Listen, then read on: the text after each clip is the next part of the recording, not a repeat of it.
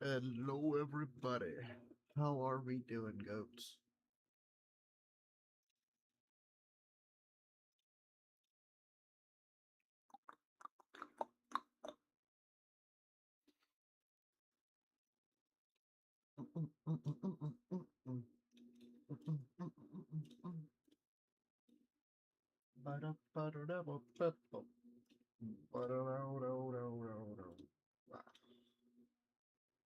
Content and clips.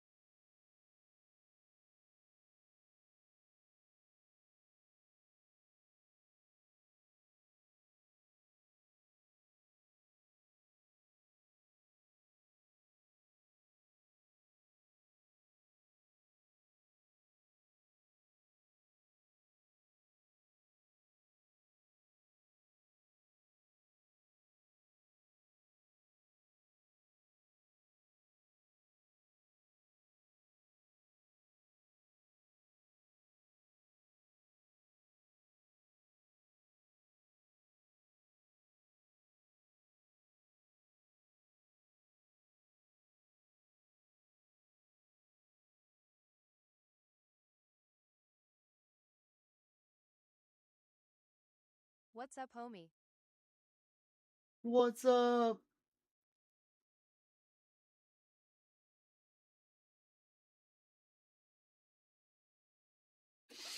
You having a fantastic one? Because, your boy just figured out of nowhere that we are, like, literally in 40 minutes fucking, uh, the new update for COD's coming out. Not the new map or anything, but the fact that I somehow didn't know the season for the game was ending and all that. I obviously finished it, but I'm excited. A bunch of new stuff.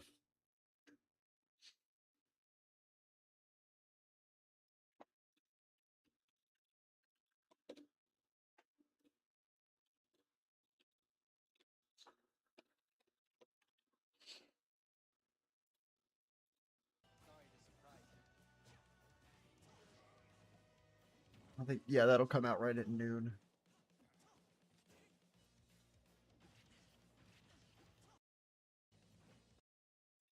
Oh my god, and dude, the setting for the new map, the new zombies map, it's in like a Japanese mountain range on like a volcano.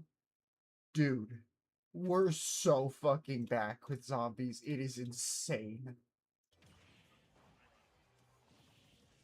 Yeah. No, I get that. Yeah.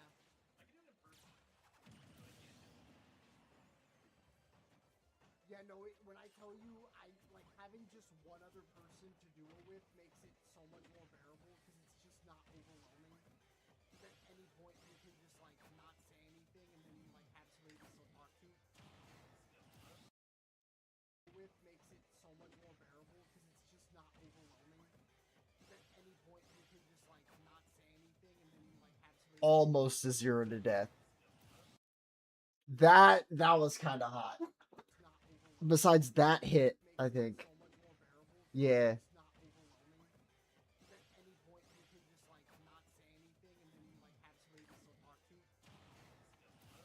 That setup was actually disgusting.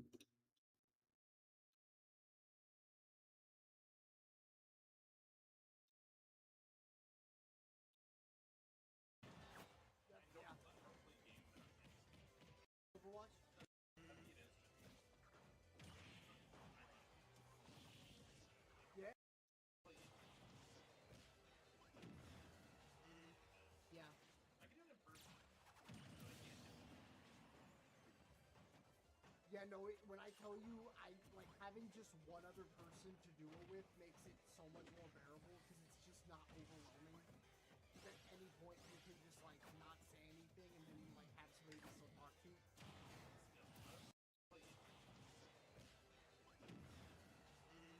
Yeah.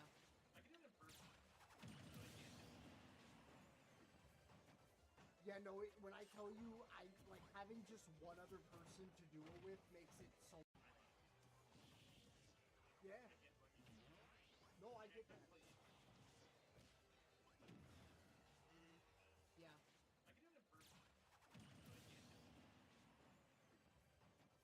Yeah, take no, your time, Clip. There you go. We got ourselves a mug of coffee. Still so fucking hot.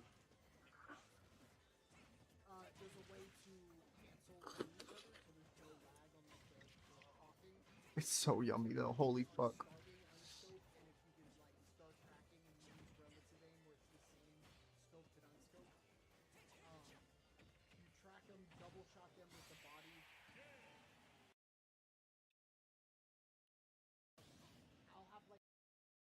Rio, welcome, welcome.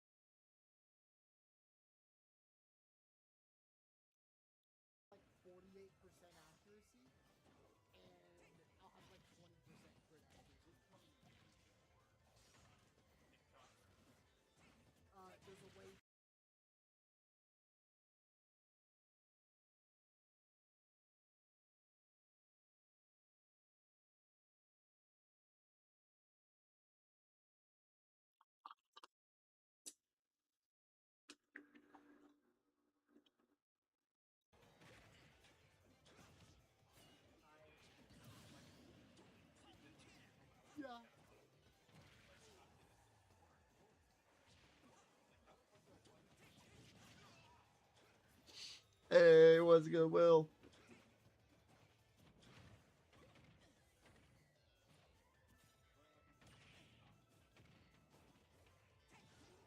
I thought I was about to do something dastardly. Oh, I'm fucking dead.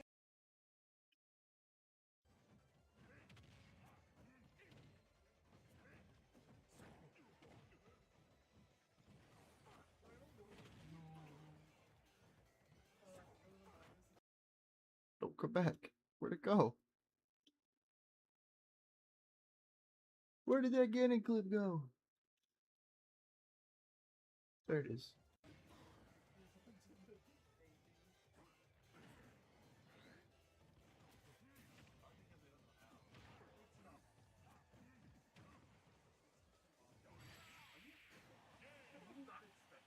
I think it was the sword being like. Albert Weasel Arlington, welcome. Wait a minute. Albert Weasel Arlington.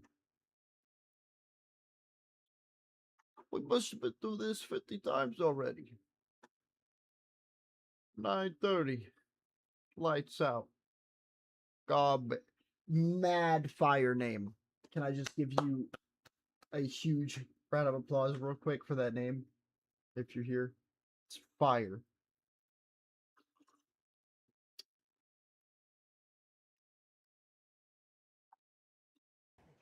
Oh, I got a bad feeling about this. They're the guys. To get me. It's so good. It's so good. We'll never have a game like that again. Oh my goodness.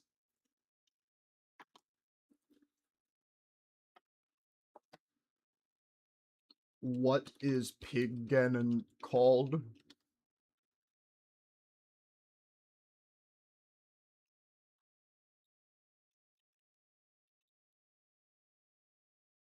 Cannon Gannon.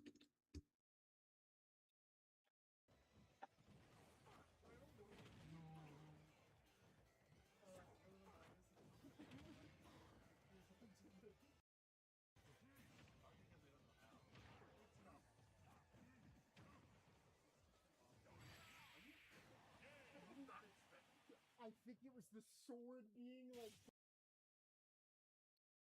four.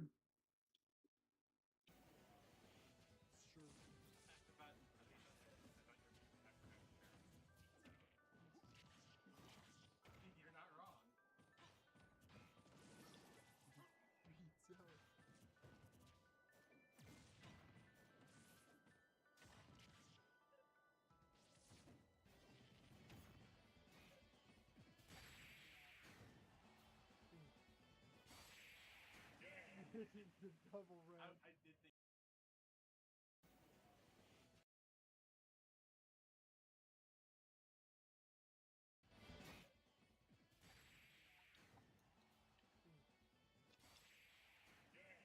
The double round.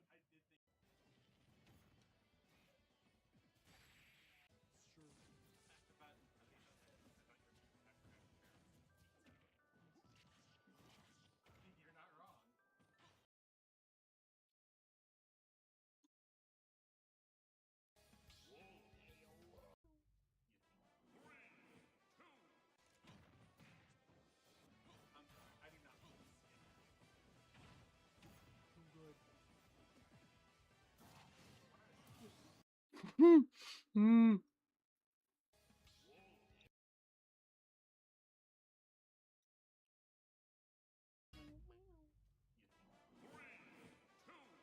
I can't help it. It's too good.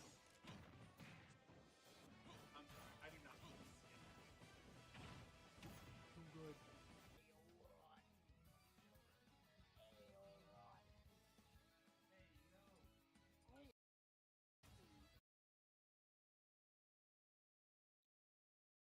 Yo, I was gone. Beyond.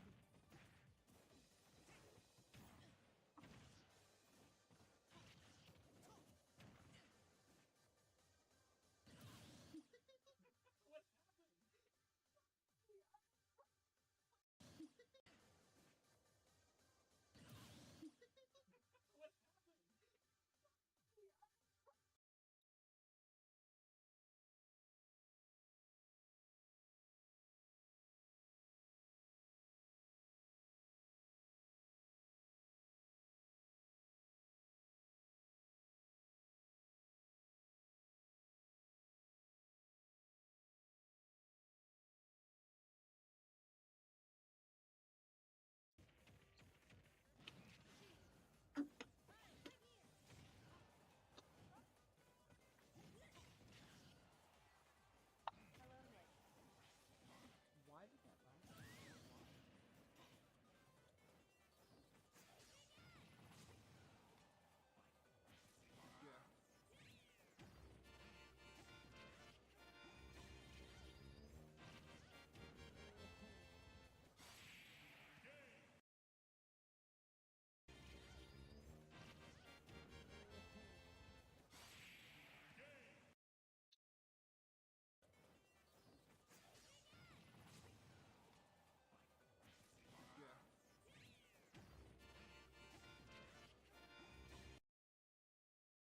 Definitely got to fix that audio.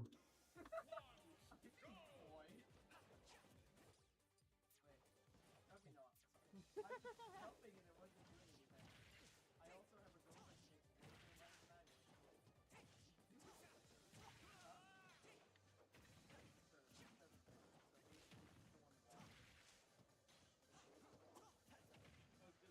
And she was, yeah, she was like, hey, what's this vacation that we're leaving? And instantly leave out of the.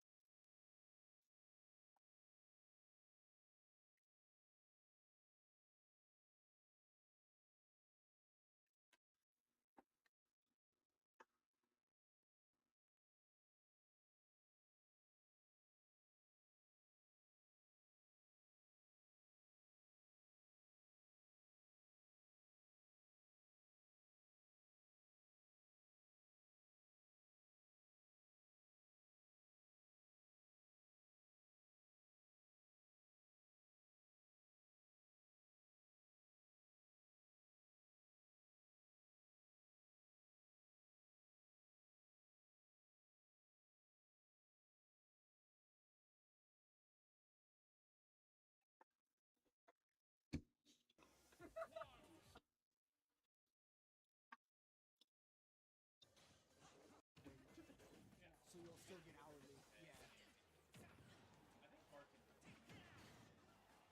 They do. Sometimes it's.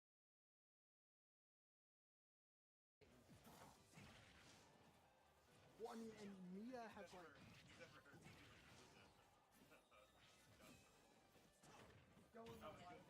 That is probably my favorite mix-up in our state when I think about it, because I'm like, oh no, I got it. And now it's literally like, all right, cool, clay pigeon just got thrown. Time to Wonder Wing. Reckless abandonment. That was insane.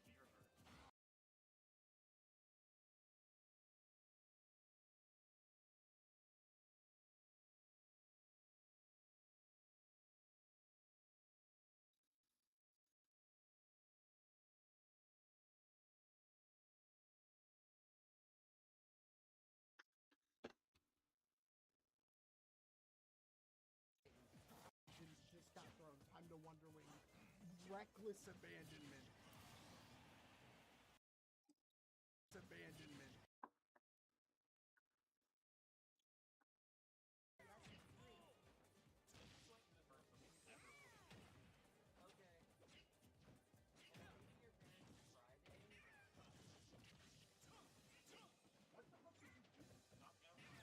Down tilt. I forgot I can double down tilt to break double jump armor. This is one of the main reasons why I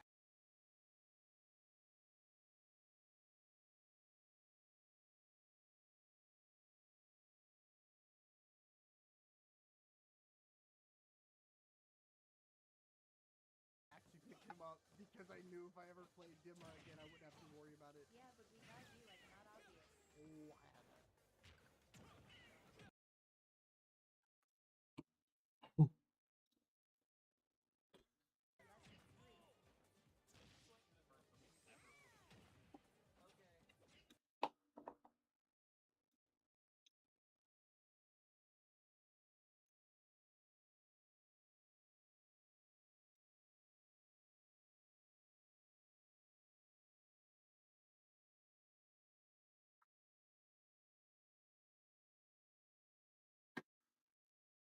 You.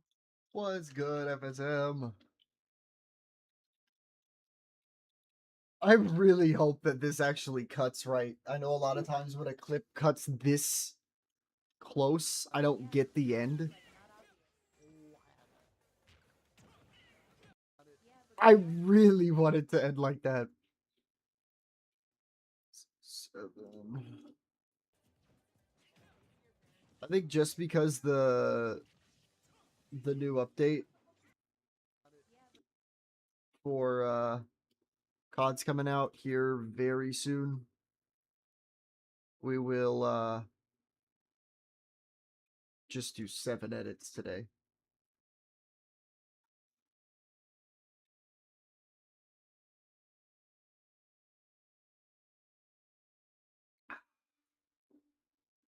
I don't know if I flexed this Unk mug to you guys, but they sent me this way back with my Winton, and the colors are faded as shit.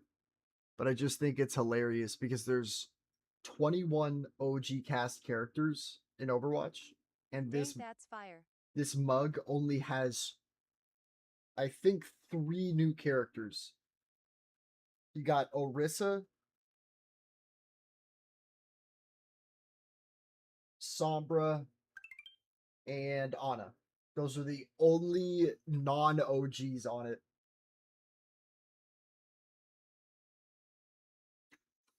The cup is fire too. It's got one of those like lipped mouth bits. The best for coffee, IMO. Doesn't get on your mustache if you have one. Or whatever this is on my face.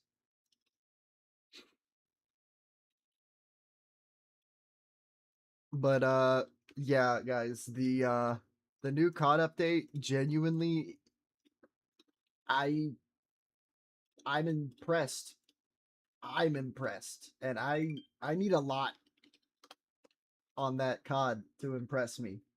But looking at what's coming through this season, yeah.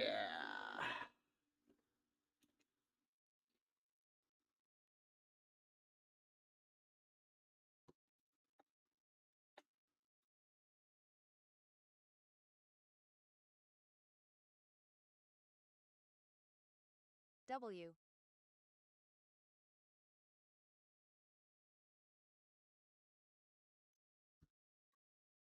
Sorry, I was sending something to a homie. Now we lock in and get these just popping out. Something in my mouse. Oh, it's dustier than a motherfucker. That's why. Oops. All right, copy, paste. New folder. 6426 YT1.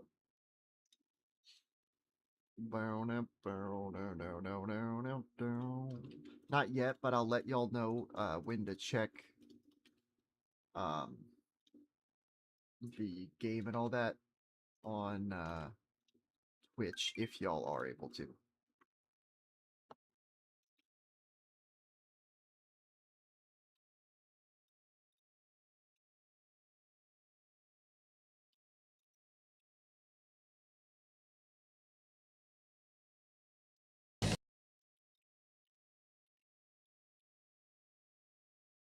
Clip 1 in the bag. Clip 2 downloaded. With the like train coming in hot, fast, and ready like Freddy.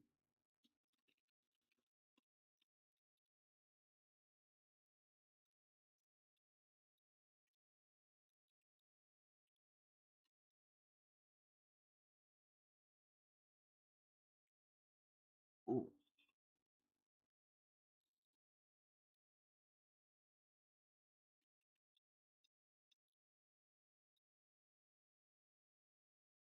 That's TikTok too. Post that one to IG. Again, very sorry about the just sudden audio like that.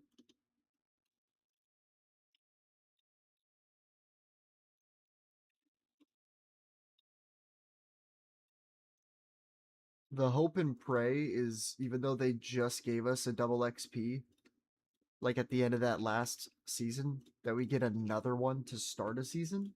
But I know more often than not they don't do that. Um, so that you can't just speed run through the battle pass. But if it is lentils and germs, we're gonna get as much of that battle pass done, if not all of it done today.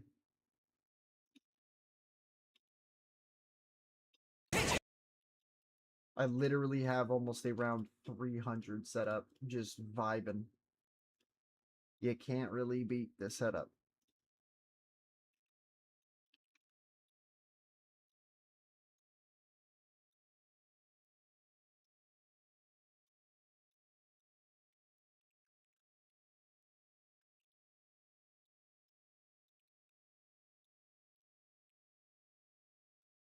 There is the fourth one.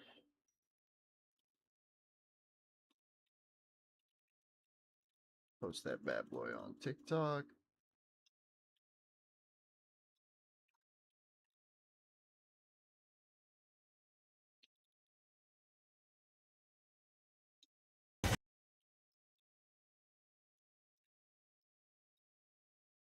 All right.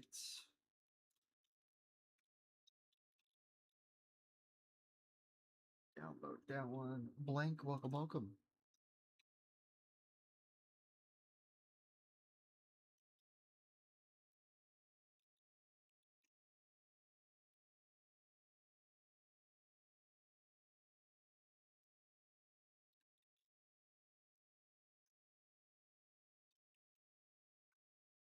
Yo, why does my mouse feel so funky?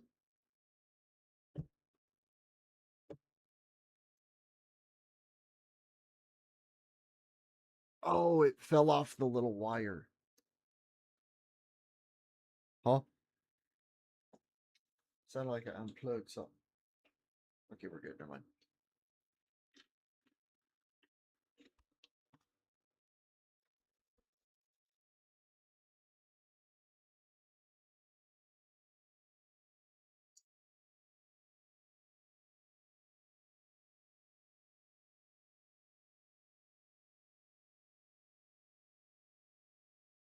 There we go. If you guys haven't used a mouse bungee before, it's very strange, but it is my lifeblood.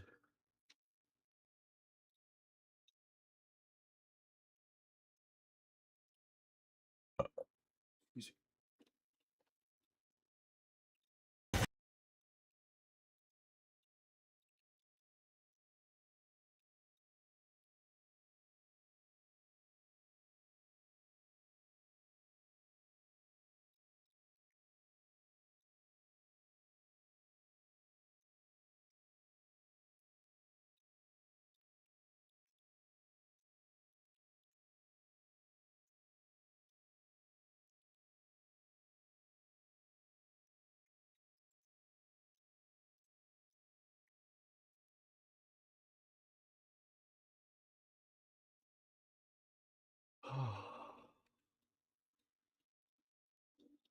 Y'all having a good Thursday so far?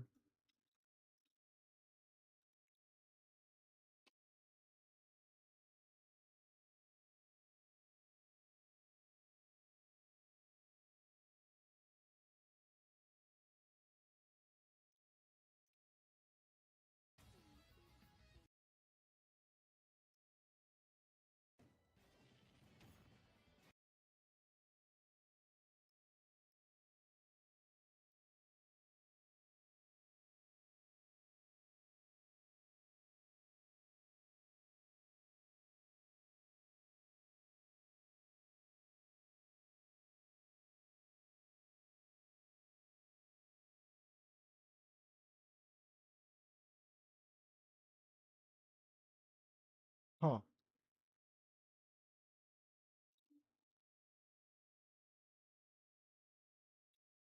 Yeah. I don't know where that last one went. I think I'm dumb, but ow.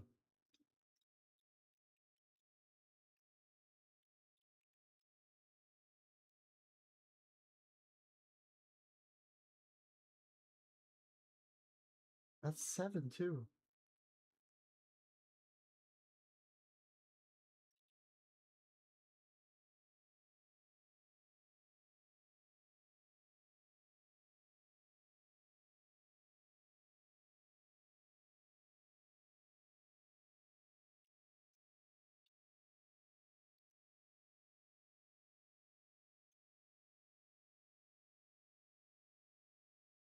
Okay, I need the double red screen one.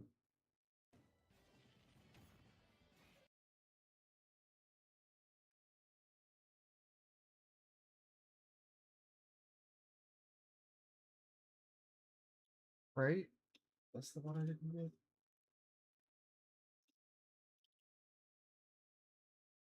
Yeah.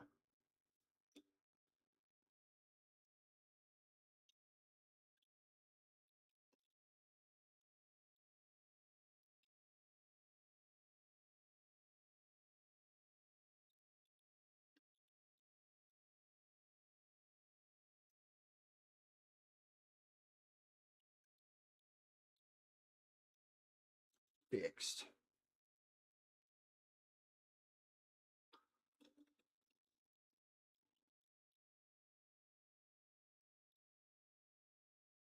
TikTok 6.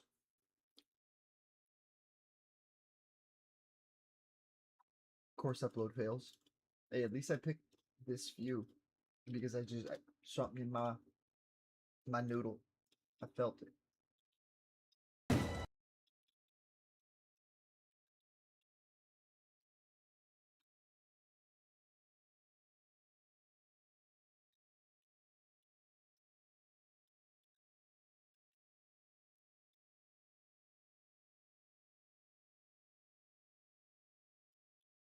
Okay. Finalmente clip.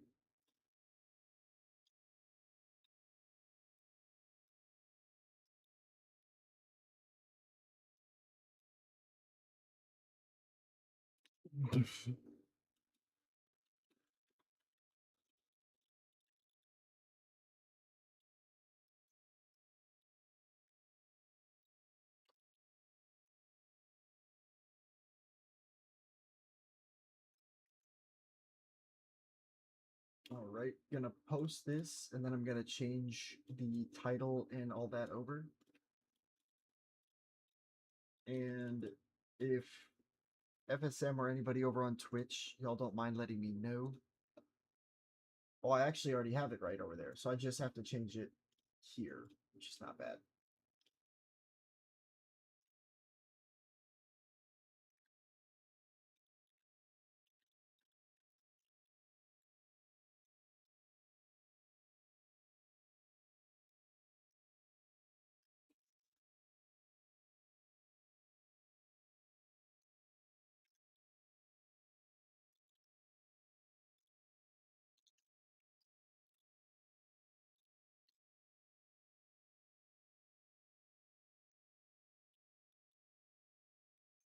All right. If you don't mind typing in chat whenever that's been updated, FSM, I'm gonna get the game launched and set up. It says pre-release content downloaded. I'm gonna check for updates to make sure. It does say up to date.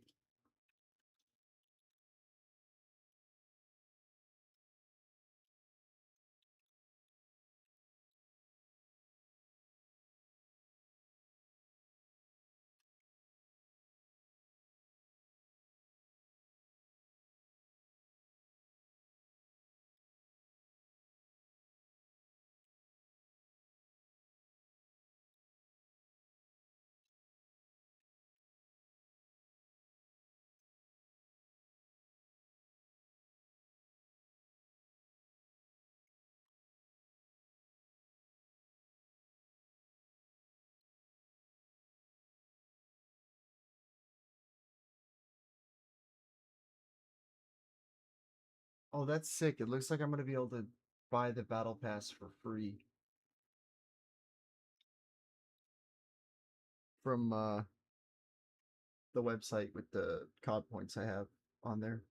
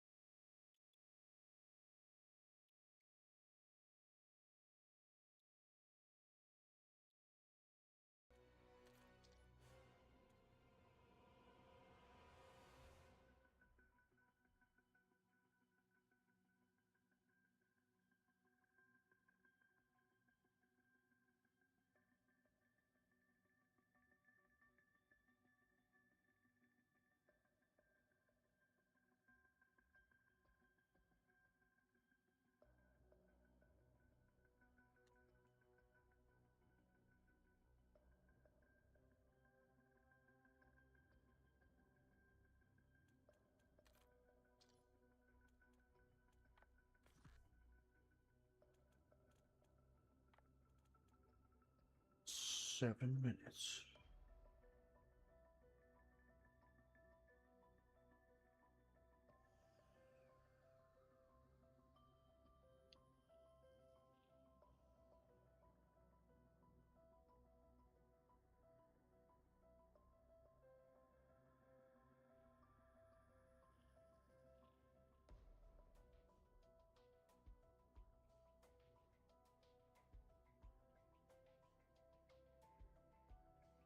All right, I'm gonna make my mom first, and I will be right back. Don't go nowhere, y'all. We're just getting started.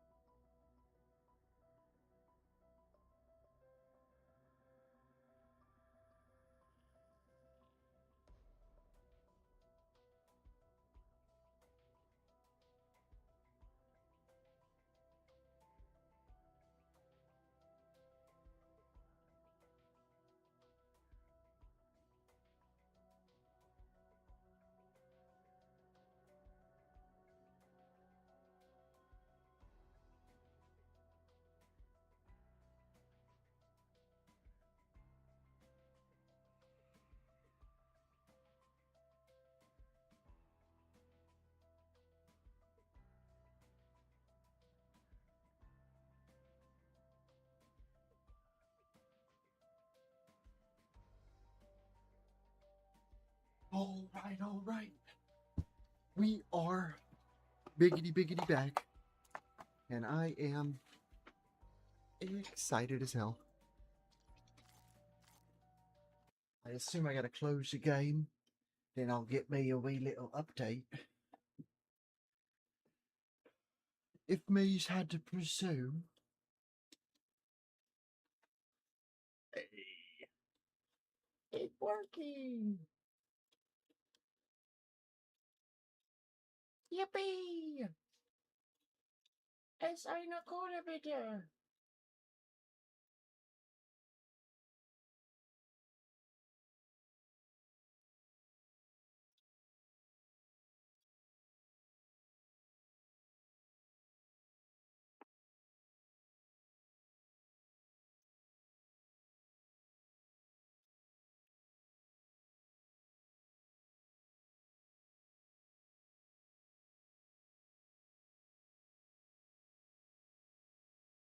Do, do, do, do, do, do, do.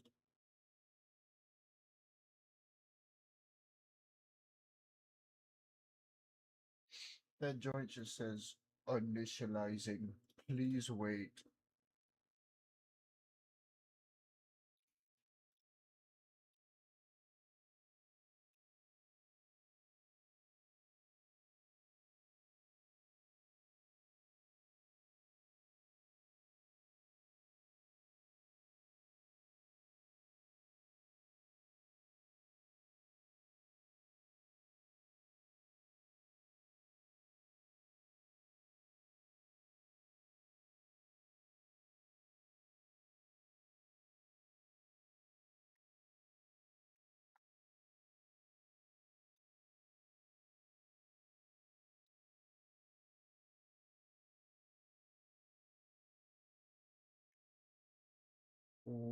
What is it actually doing?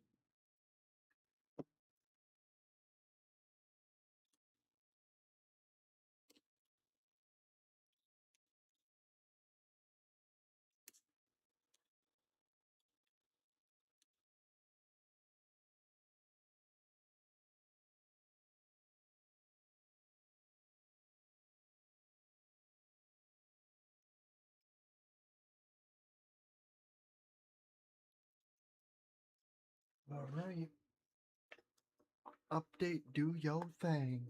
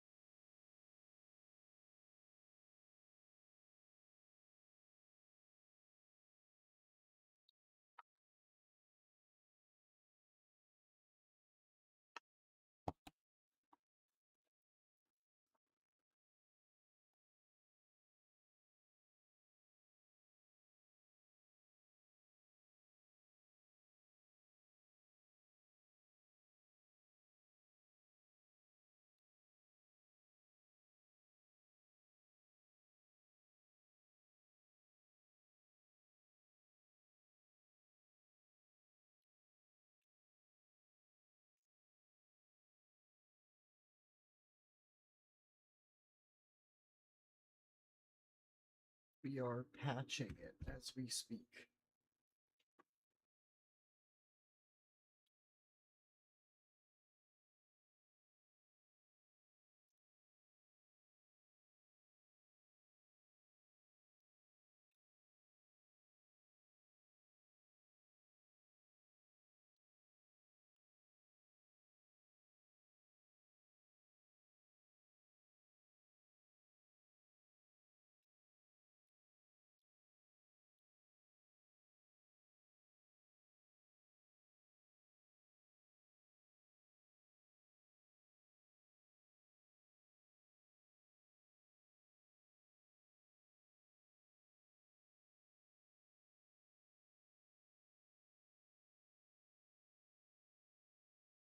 I mean, the downloads downloaded 32. It's just patching all the game right now, I think.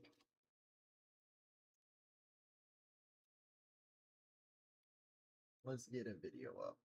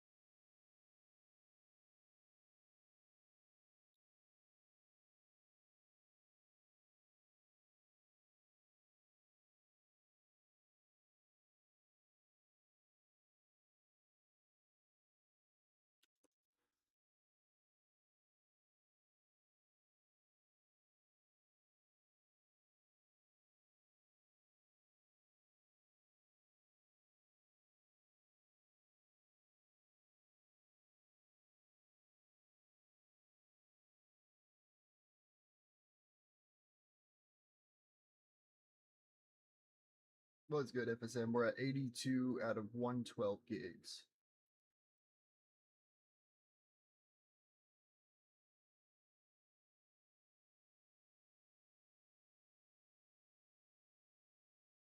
W bro. Damn, it's speedy now.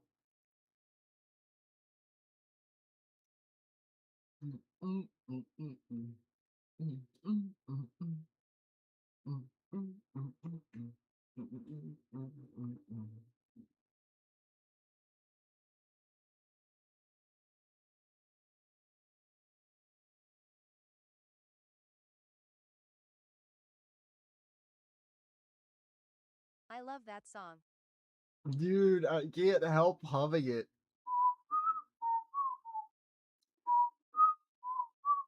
Like, I probably have heard that more than I've heard the. I don't know if it's that one or if it's the. What?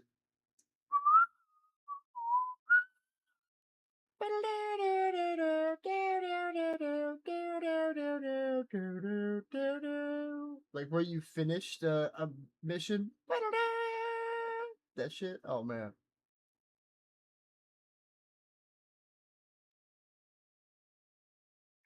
Oh, I think it's done. Lentils and troops. We era of It's music was time. peak. This is true. That Frutiger Arrow era. I genuinely, if I had a dream job, it would be. I mean, I've already said it. Nostalgic. That's got to be a title I take. It's too good.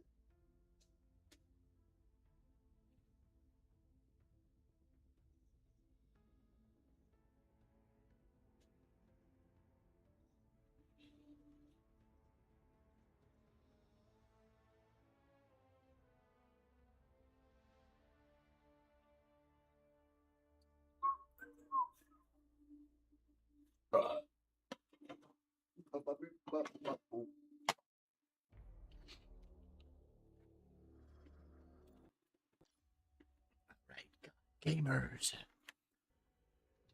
get your gaming bones ready.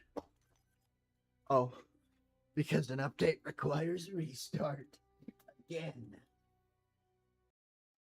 Man, that's invigorating.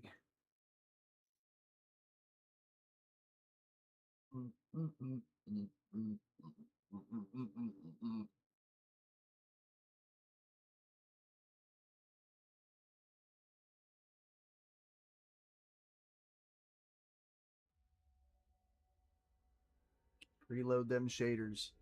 Show me this intro cutscene. I want it all, and I want it now. Oh, shit.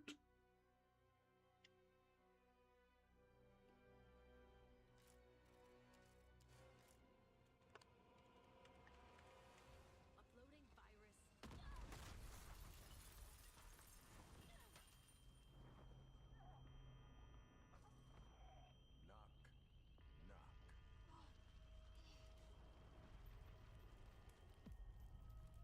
Who the fuck is that?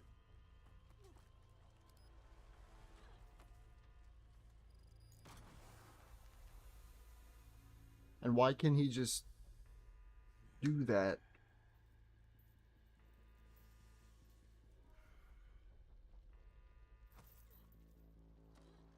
We don't have to fight, Chloe. Not when we could do so much good together. Your C-Link technology In with a huge fanboy of The Last of Us, and even though I showed respect to the series. Why? So you can turn more people into monsters like him? Atwood's breakthroughs, combined with your... No. Dude was still getting First heated link with was me. a mistake. Who comes after you? How far do they twist what I've made? They all gotta go.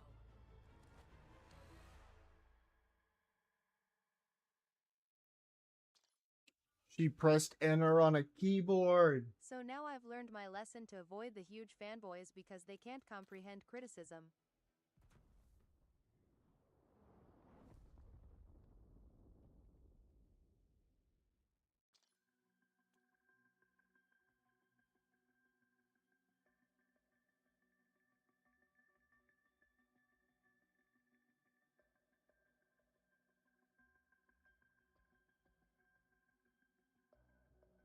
New Zimbibi event? And literally all I said was I respect the game and series, but it's just not my thing. It's really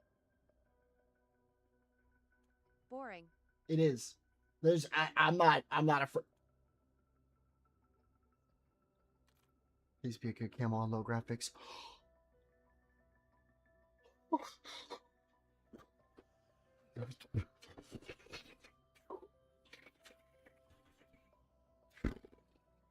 You know how I've always made the joke, right? Always been like, Fortnite Battle Pass, let your shit on my ass.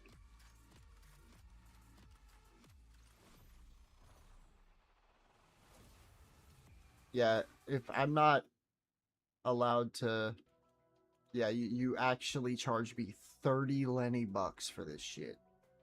Speaking of 49, did you see the Gooners bikini skin they're adding? 49. Fortnite WTF. Okay, that's my new favorite mistype. That's my new favorite mistype ever. What other number would sound that close?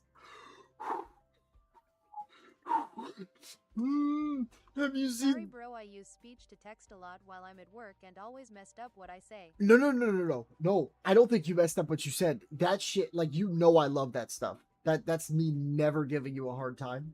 That reminded me of the Hispanic dude on the radio where he's like, "Could you guys play the Reebok or the Nike?"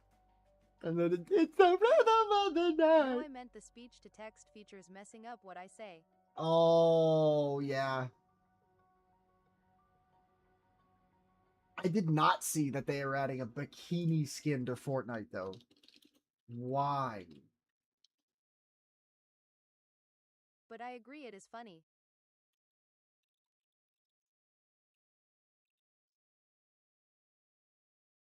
Are we dead ass?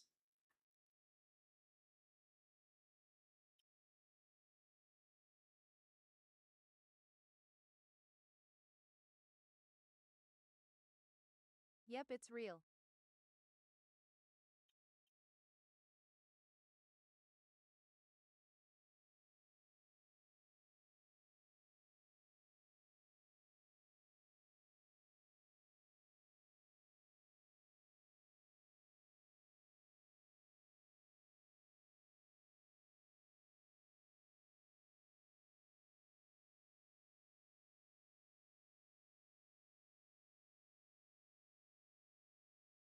And they're adding another skin with skimpy shorts. I guess they're trying to hop on the Yeah.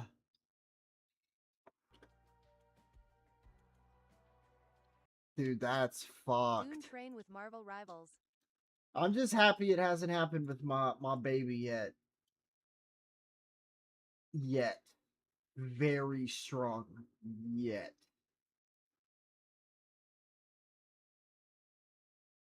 This sucks. Normally you're able to buy the battle pass on their website, and it's not there. Let's see.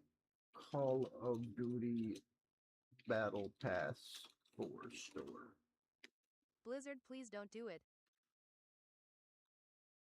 No, like legitimately. You know, for no particular reason or anything. I'd be so mad with like a chainmail series. That's how I'll call it. I won't use the sexual term.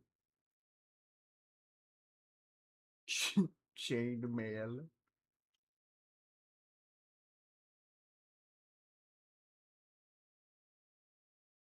The issue with me and Overwatch doing that is Now if Roadhog got a Gooner skin, I won't be mad. That's the only exception. yeah, no, if they gave him some like hella fire fucking like speedo going and he's just like cheeked up, I think I think that would be my favorite skin of all time. And then you could just make his stomach go over the front part. Boom, done.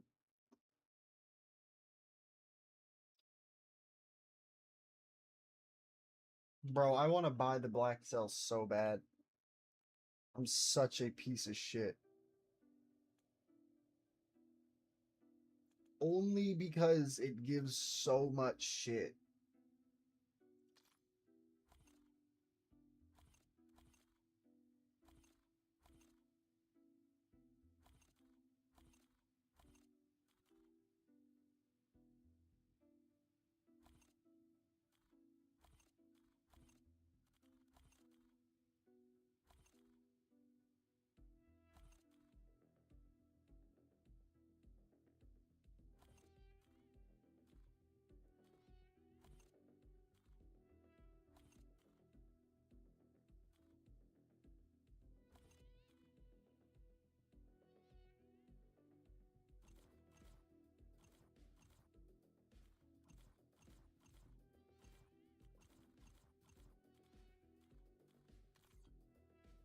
Yeah, I lied. I don't know if I actually want the black cell or not.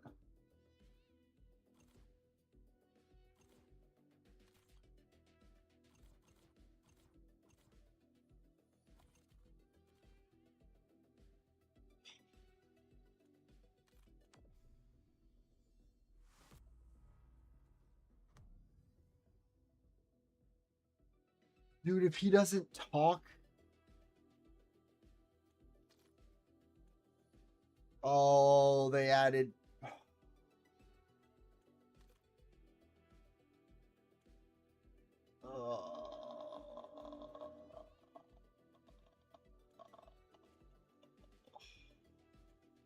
I feel like such a degen, bro.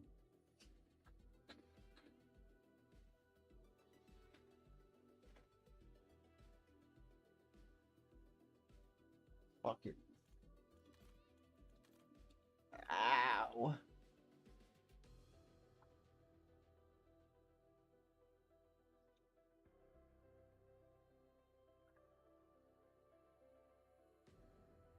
Hide.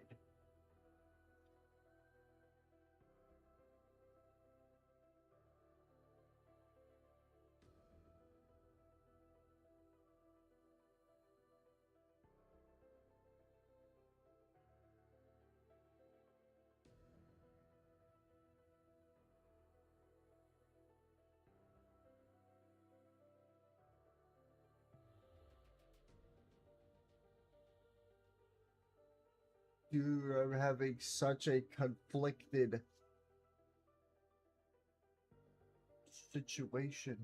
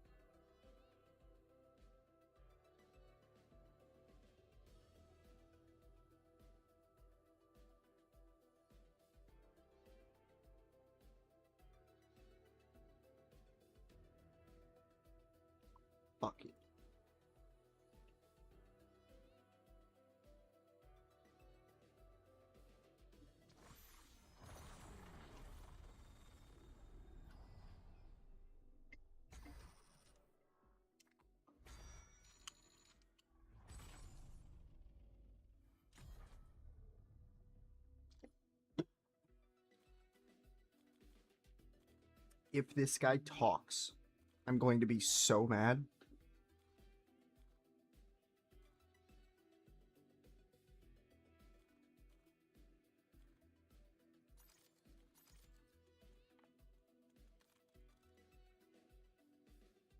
That's the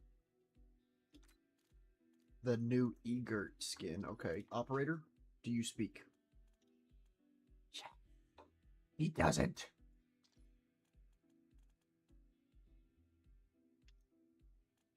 All about that action. Let's get it. It is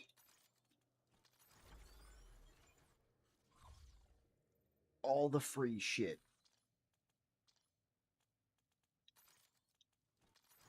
Give me all it.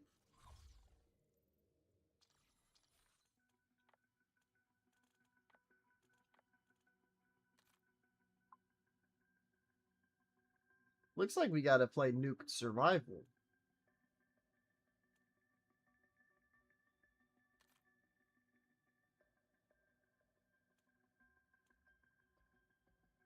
Damn, dude, they want you to play it a lot.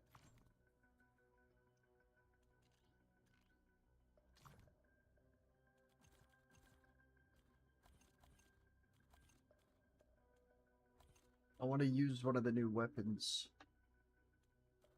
Do we use this or do we use the SMG? Because it's a little farther. I think we do this. Unless there's a page that lets me get one with a fucking bunch of attachments. Yeah.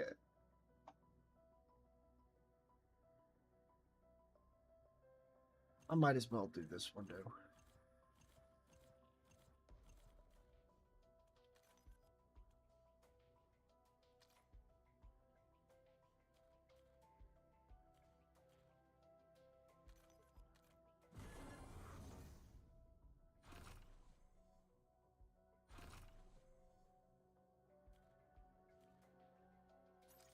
Sick, new SMG.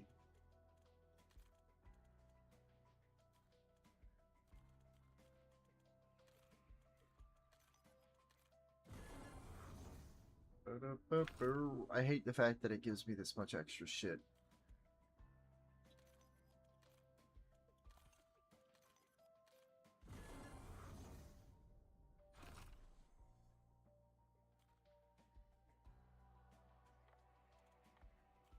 Oh, okay, the tokens weren't upgrading for a second. I was like,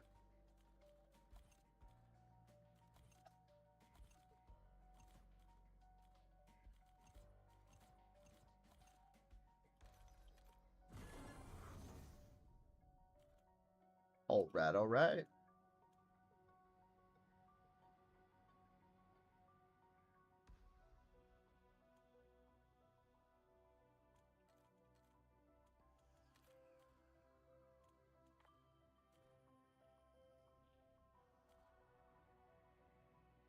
Oh my goodness. Okay.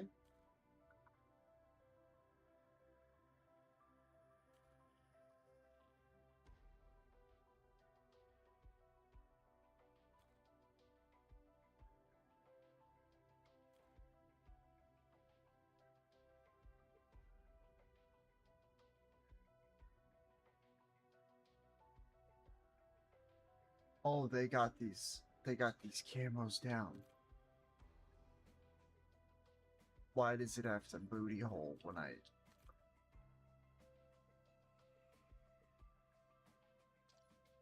Do any of them get saved in low graphics? Yes. Yes, it does. Angel of War 187, thank you so much for the likes.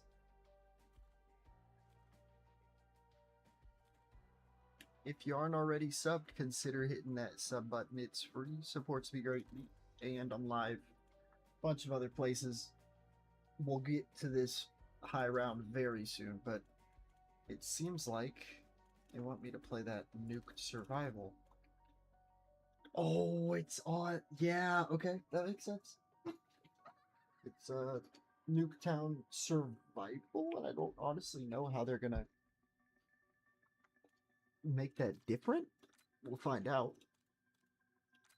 What are you, you weird looking thing? Look at you, you little strange creature of a weapon. Okay. The Gobblegum is restricted in Rogue Run. Rogue Run? Thanks for letting me know that. Guys, I think Gobblegums are restricted in that. I don't know, just a guess.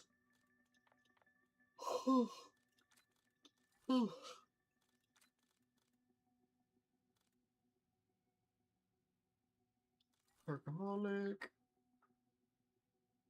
Uh,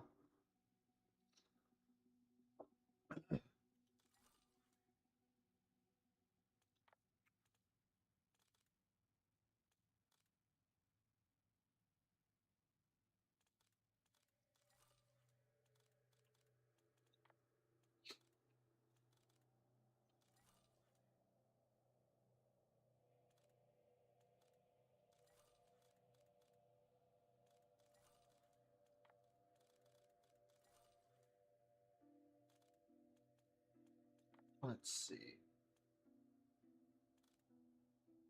It was like something with the Blundergat.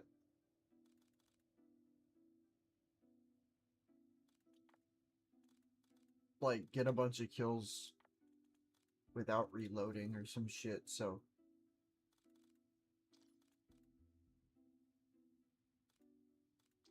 Alex got the bay.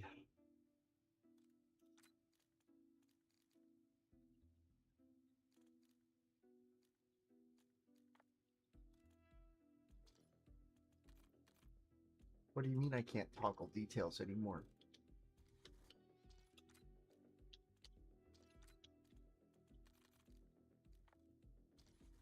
Okay.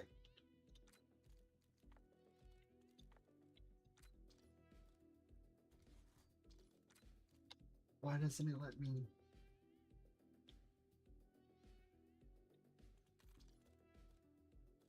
Huh?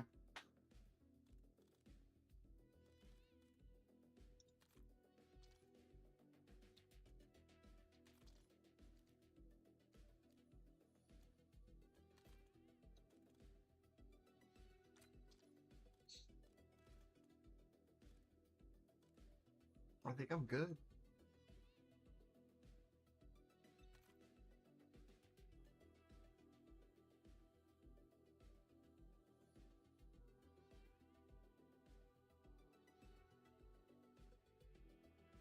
Get 500 elims with a legendary rarity SMG? Well, I think I got that covered for you.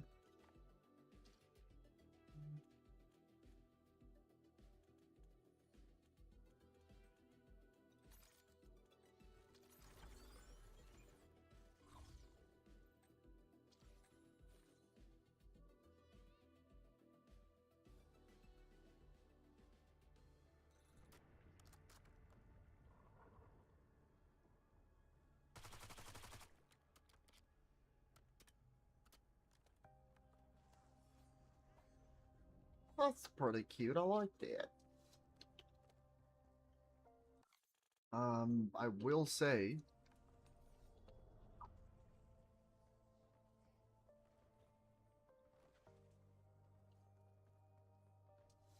this might be like the only good survival map I could think of. Let's see HUD real quick.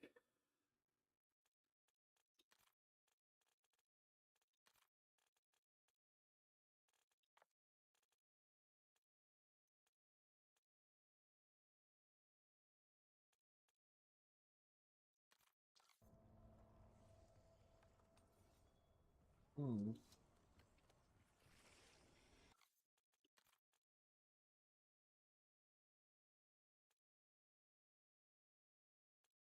What is that?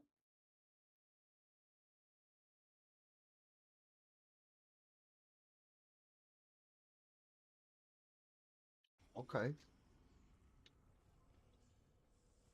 Definitely gonna go with that. Ping being 22 is the only thing that makes me sad. I'm gonna see if I can get lucky.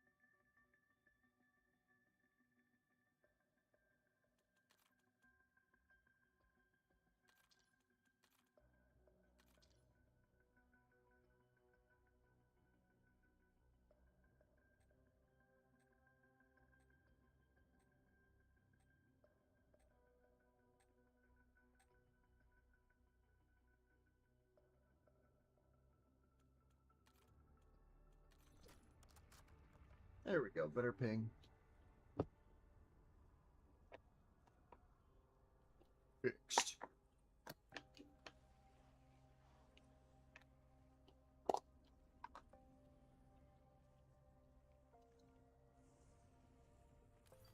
Let's speedrun this shit.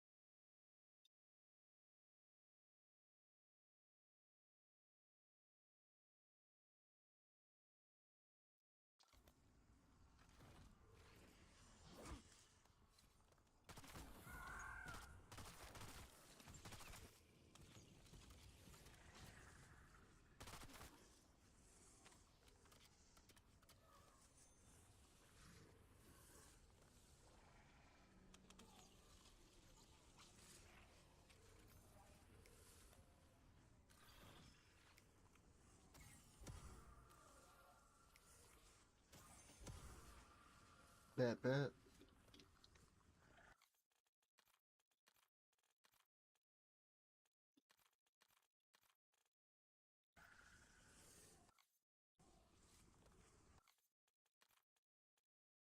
Using wall-by weapons. Okay.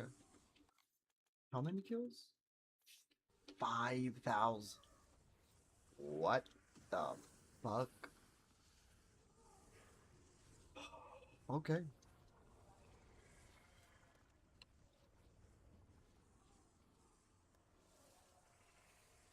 I'm trying to think what wall-bys are even good.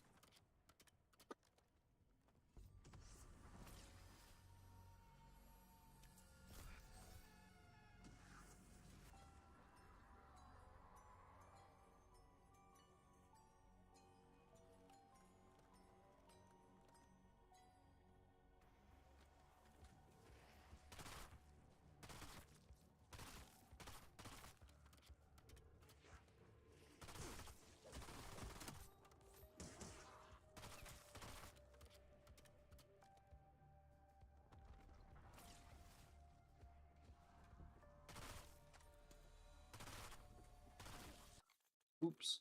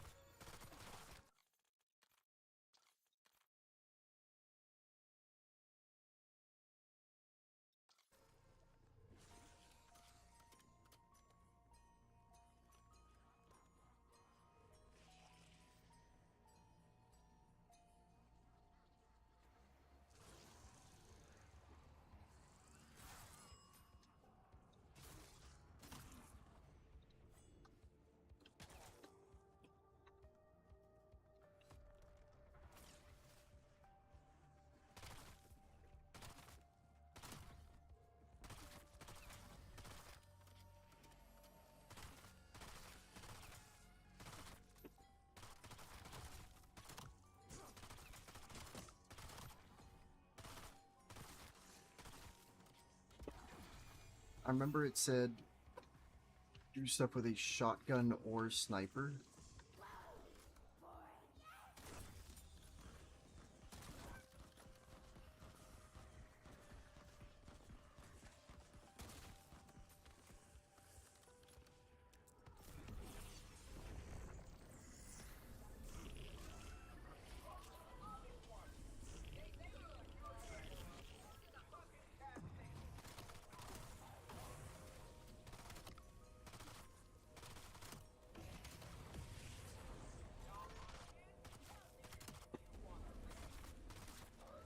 No. This is a brand new update.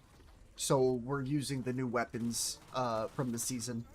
Just kind of seeing how they are, and then we're going to go back into it. We're on 270 something still.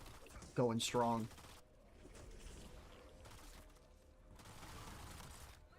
This weapon is sick, low-key. It's like a rotary SMG.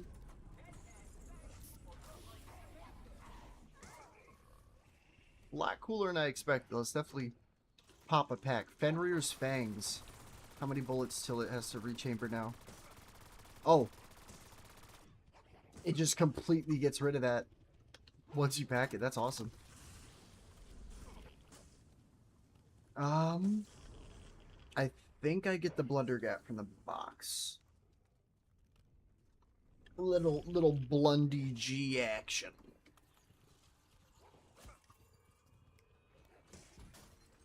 I mean, I appreciate that shotgun greatly. You better make this shit for free. So thank you.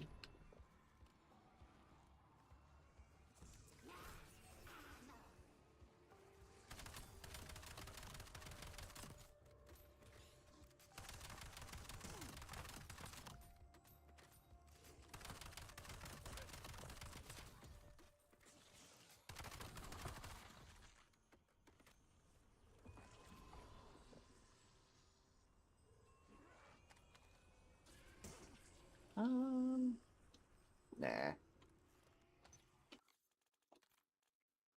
Okay, it is 10 tasks as well.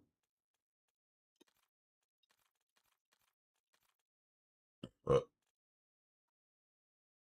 might need to look up those challenges so I don't get screwed out.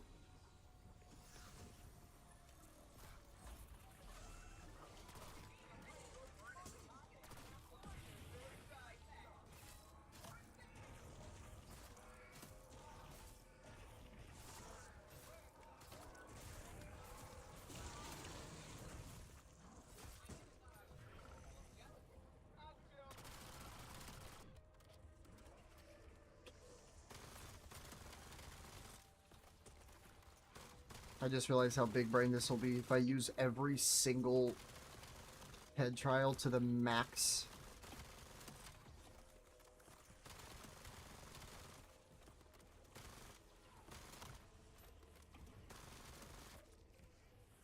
Low key, because I'm assuming this is still getting me the AR kills or a wall buy on the map, a 5,000 freaking kill one. Like, this is the strat. I bet I could go down here and just get a lineup. Yeah, that's genuinely great. I don't know how many more I need. Okay, one more now.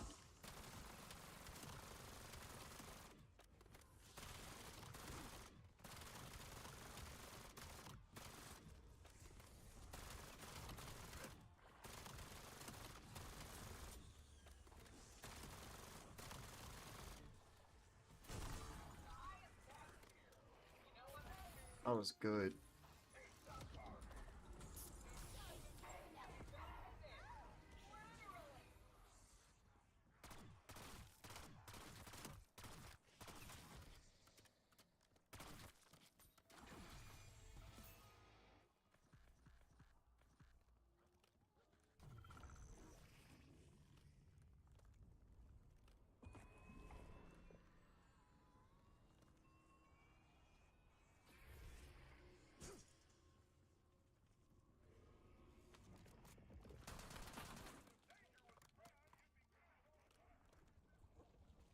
Okay, yeah, so you have to be able to get the Blunder Gap from the box if it's not there.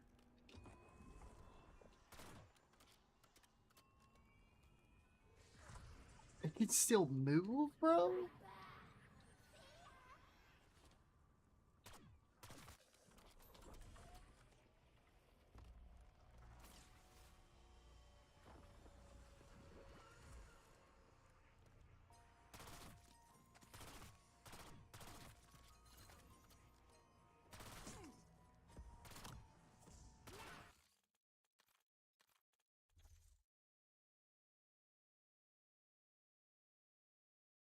Bad.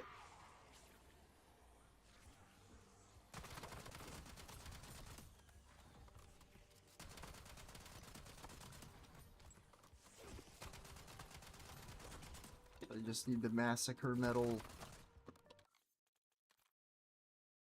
literally one more time now. Very nice.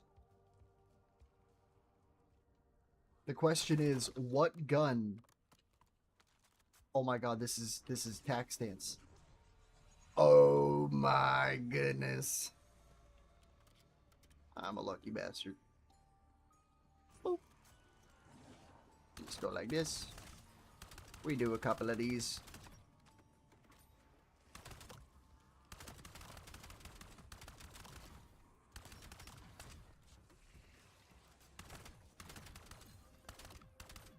Don't mind if I do.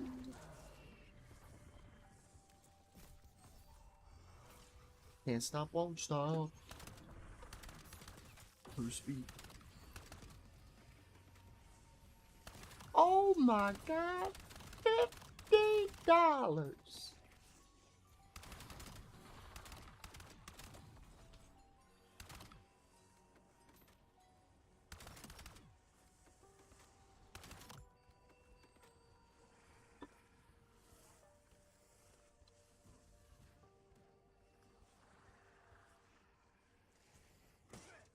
Where the box at? Over there.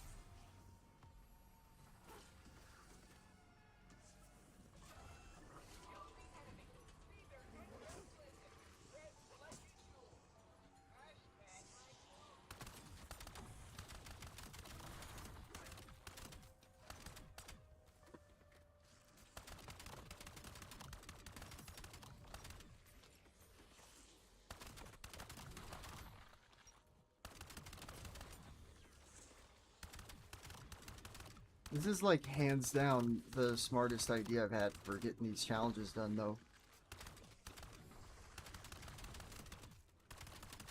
Oops. Alright, let's actually do it now.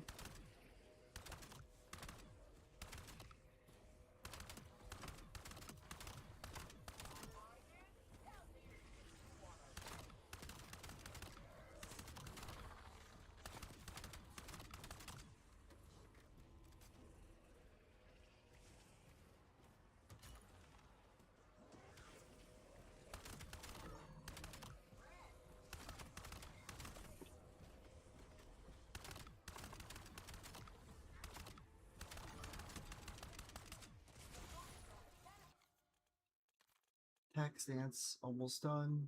Bet.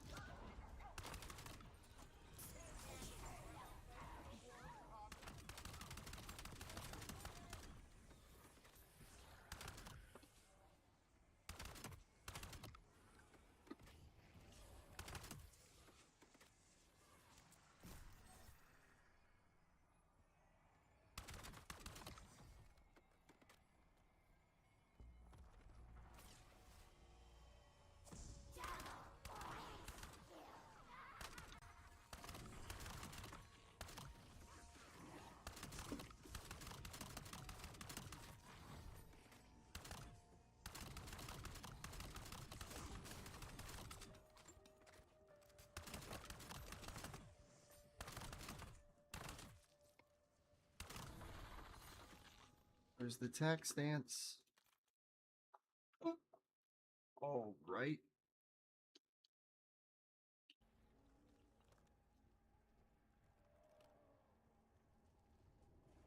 And now let's max out this AR. Or this SMG, excuse me. I don't have enough yet. But we are close.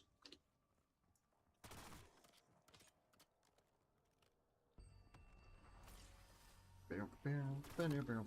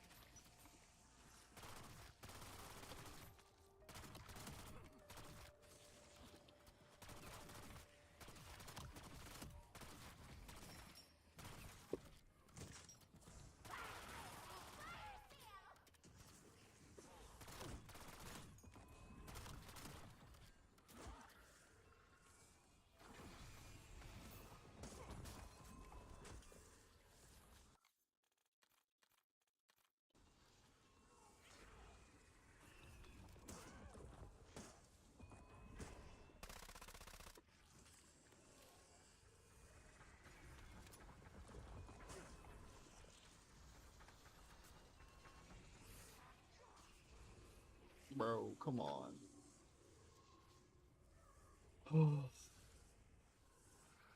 I guess I could do this, right?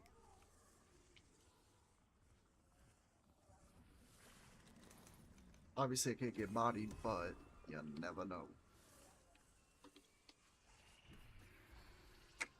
Yeah.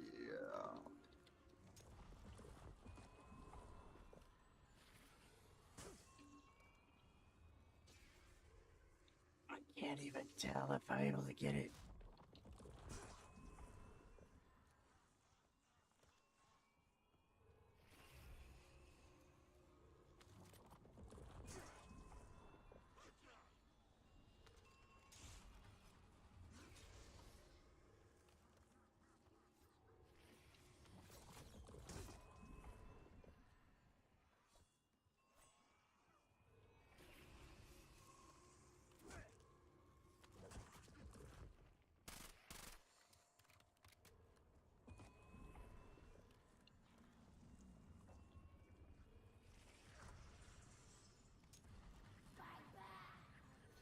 No, because I still gotta level this. Let's bring that.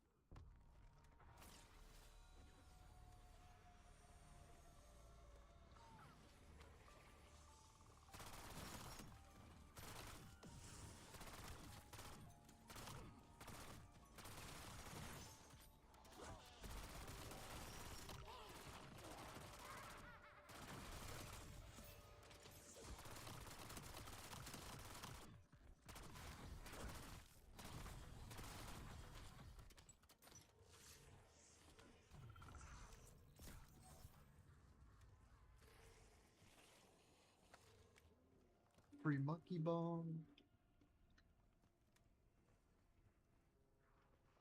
And now we can pack this up.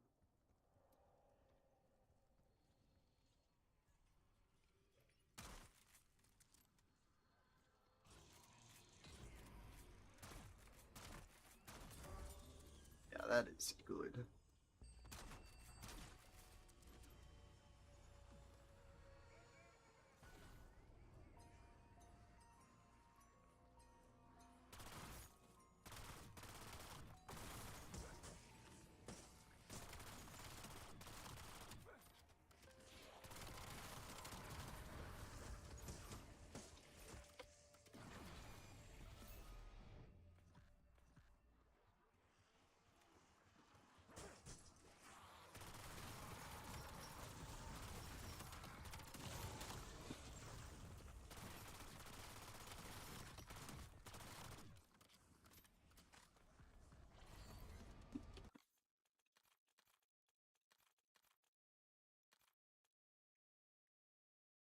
$25 rounds of each round. Dude, this is free as hell. Are you serious?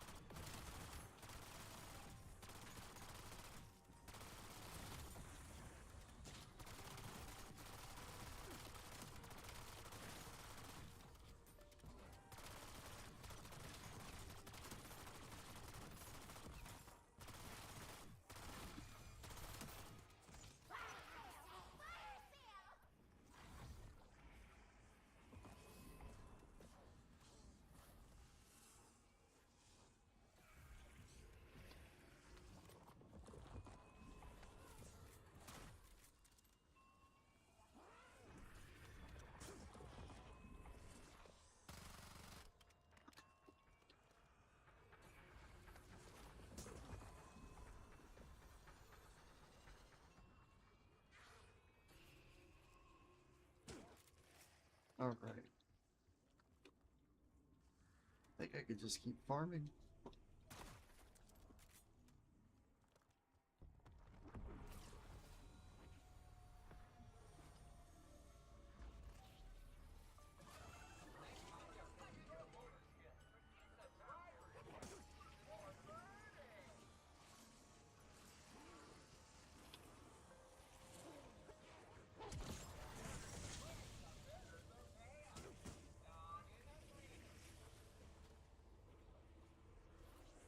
Oops.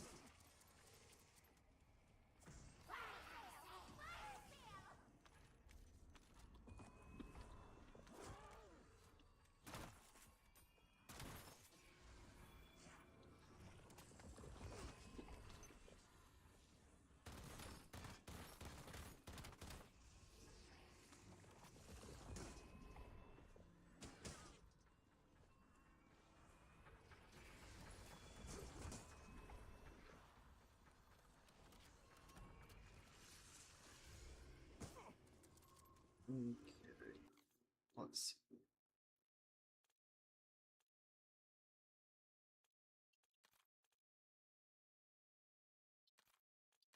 Yeah. Okay.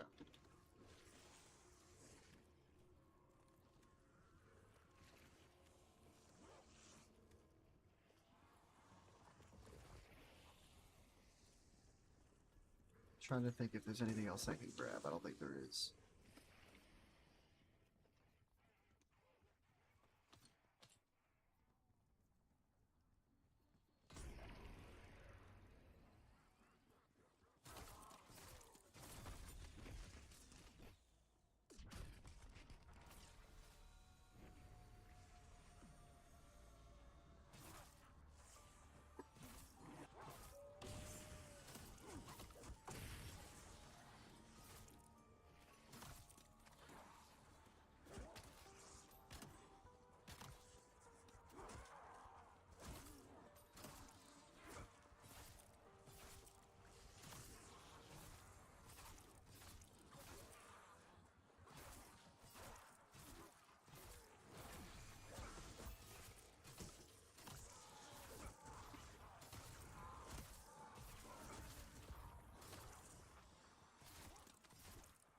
What's up, FSM?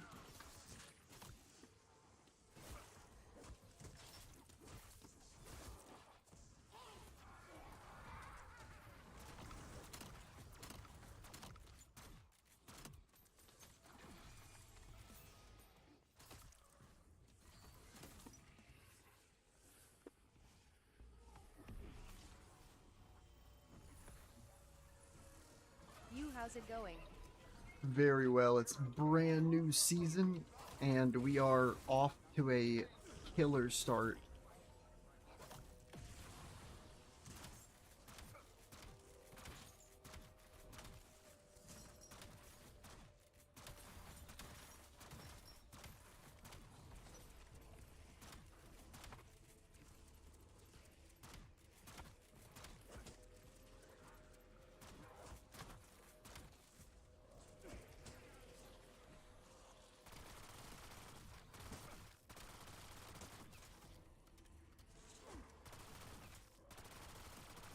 Don't mind if I do get the free headshots from this.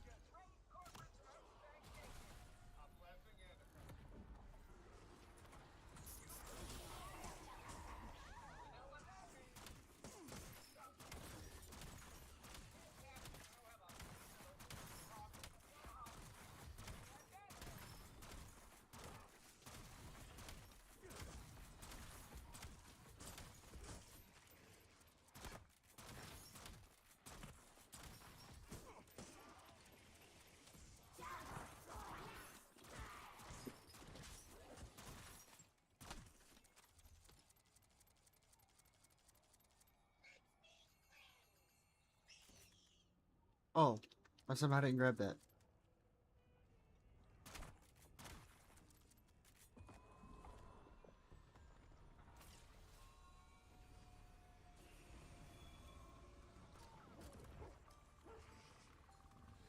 I mean, I'll take a sniper. It's just not what we were looking for, quite frankly.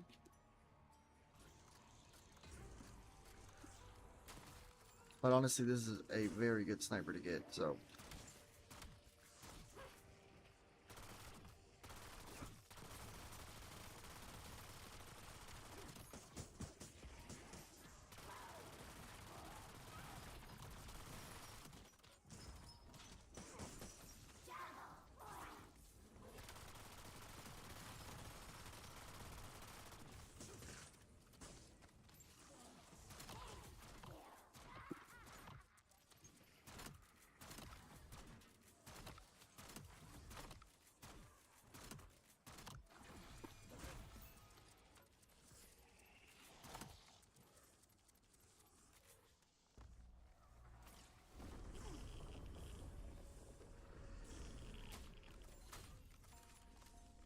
Noise.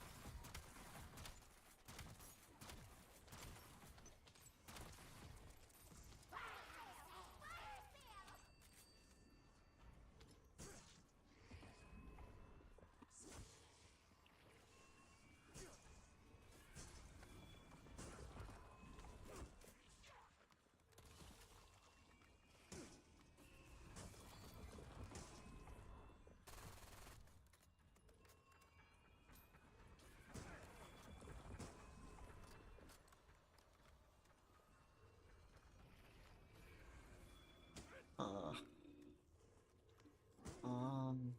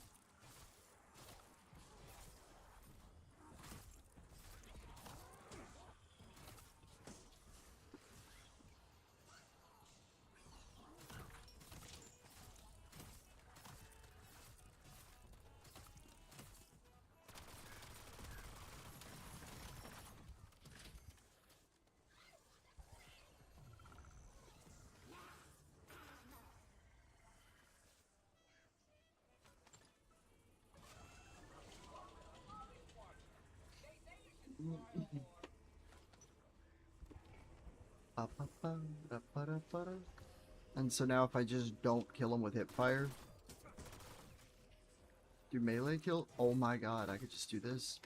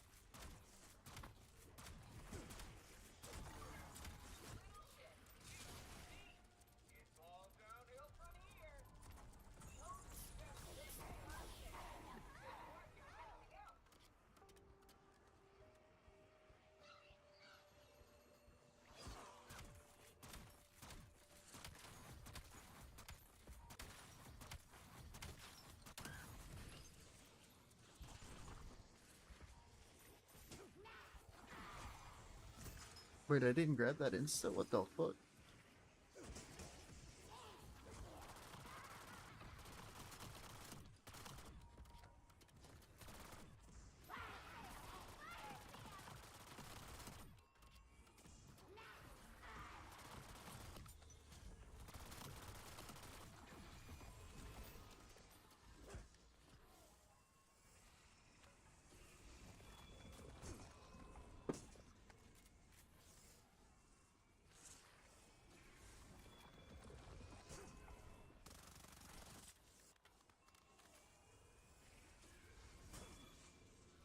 Brother.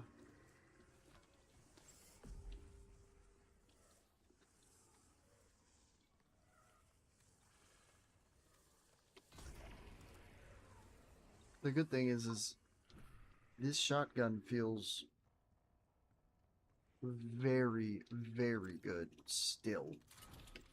Which, that's what we need.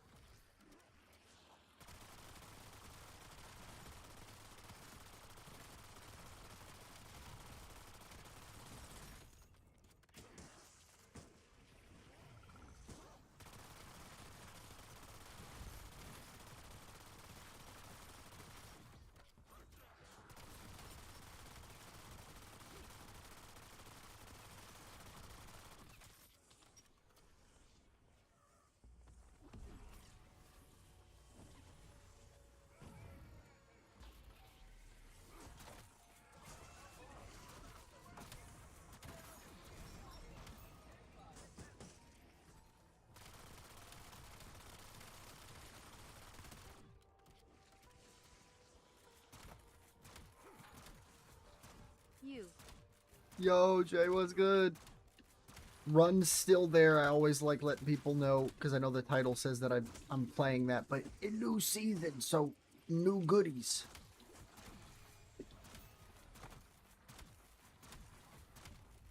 So we gotta get a fuckload of kills. This is not the Nice, nice. This is not the Nuketown you've seen recently because it doesn't swap time periods. I don't fucking know the logic, but this is a survival map, so I ain't gonna lie, this is definitely one of the best survival maps they've made. I say that because it's literally just a bigger and like kind of better polished Nuketown that we got.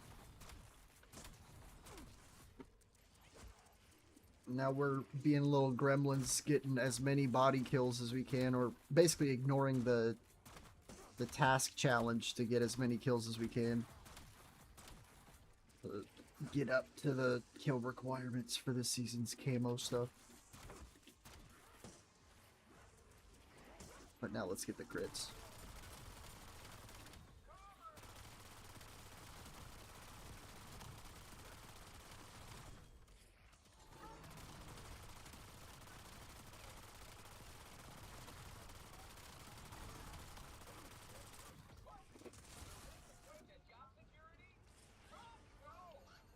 Wait. Where'd I put it? Oh, it's over there, isn't it? Exfil, kill 5 Radhounds 20 times. And then... Is that not just the fucking crossbow I have? Are we getting an attachment? Dude, if we get a Kimbo crossbows, I'm gonna cry.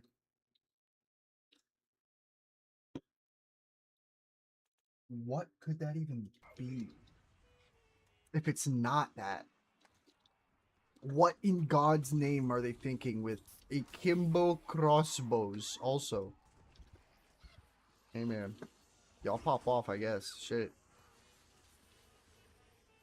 I'm afraid I don't know ball, I guess.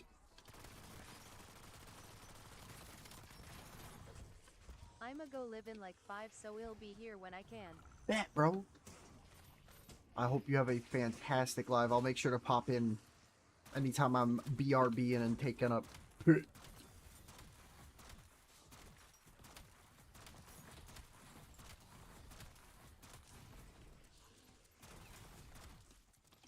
Ty, appreciate your support. Of course, my man, likewise.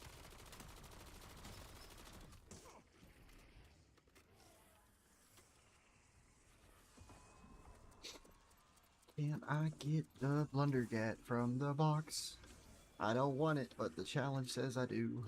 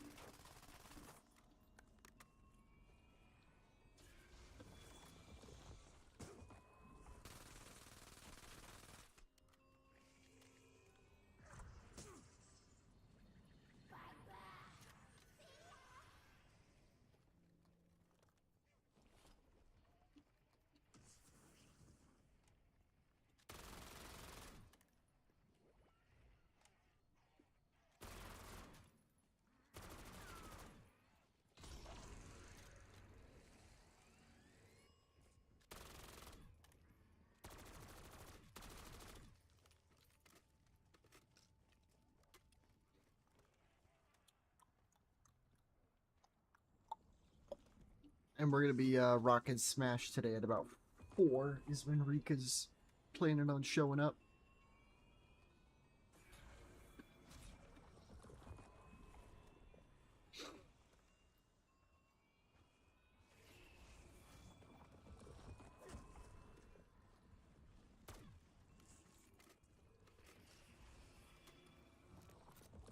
Well, when in doubt, 1911 it out.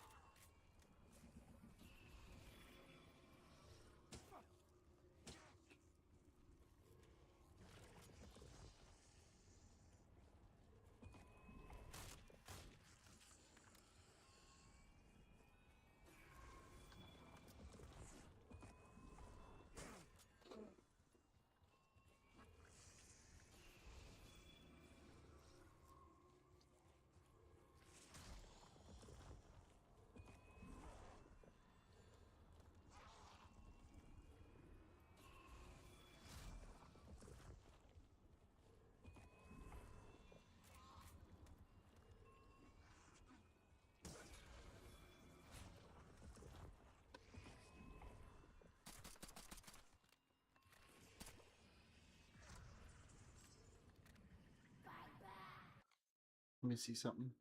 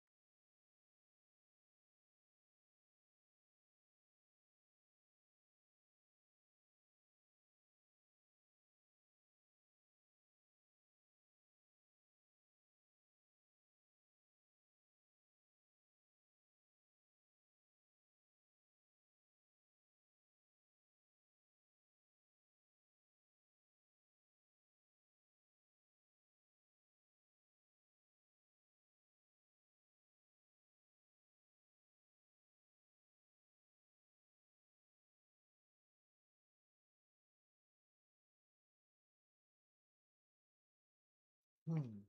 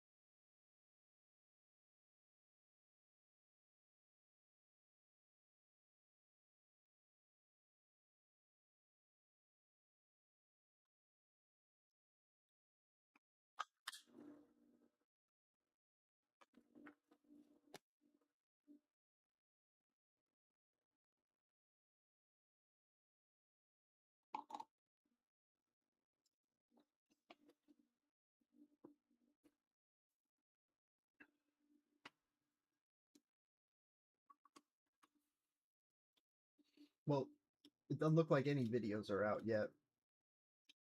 We're gonna pop this video up in the background while we're vibing.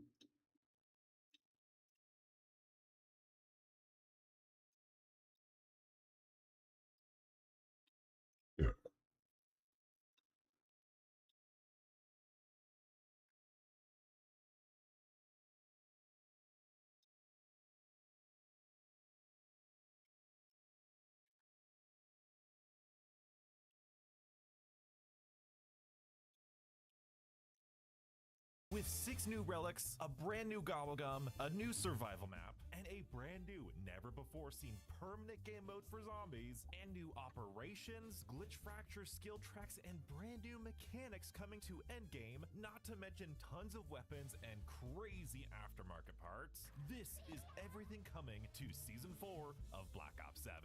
First things first, I know we're going to cover everything zombies here as I always do, but we're also going to cover all the endgame content after zombies. I've recently been playing endgame and I have been loving it because they've made tons of changes. They've basically overhauled it, so be sure to stay around for that. But of course, here is the roadmap. We've got a brand new zombies map, which I'm not going to try to pronounce because I'm sorry, but I don't speak Japanese. We have a new survival, new Gobblegum, 6 new relics, 2 new events, directed mode, and the starting room for Totenreich, as well as a brand new never-before-seen mode, Rogue Run, and this one is permanent. On top of that, we have all these weapons and aftermarket parts. My DPS spreadsheet linked in the description is going to be insane. And for endgame, we've got a couple more operations and glitch fractures, new equipment, major minor abilities, and a brand new operator prestige. Oh boy. Let's jump straight into zombies, starting with Nuke Survival. Battle enemies in the street between the iconic Yellow House and Green House. Far from their idyllic presentation in other forms of Nuketown, this neighborhood is tainted with corruption,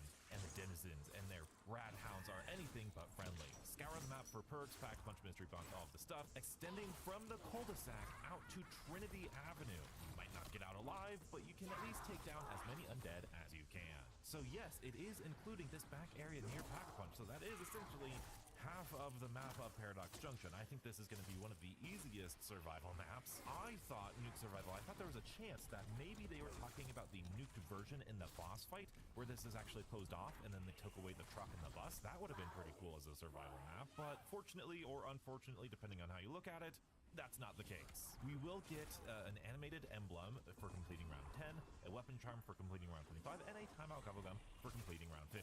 Like I said, this is probably gonna be the easiest one. Directed mode for Totenreich is here, and take a look at this with his peg leg, his little thing there, a crab claw harpoon gun, that is a weaver skin. Explore the ancient fishing village dark past under the shadow of giants while battling new enemies, including the undead Viking warrior spirit known as the Necropincer. Seek out the Jotenstar melee weapon, steal their souls, all the stuff. Players who complete Totenreich on directed mode will earn the Dead Man's Drip operator skin for Reaver, as well as a calling card and XP, and that is what that skin looks like, and that looks really, really fun. We're also getting starting room on Totenreich. This is going to include a mystery box, the Code 9 walleye, an ammo cache quick revive, a rampage inducer, and the gobblegum machine. This one is going to be so difficult. Very similar to Astra Malorum, there is no pack-a-punch, there is no crafting table, there's no arsenal station, and I don't think you can even get any fishing poles. So this one is going to be really tough to reach round 50.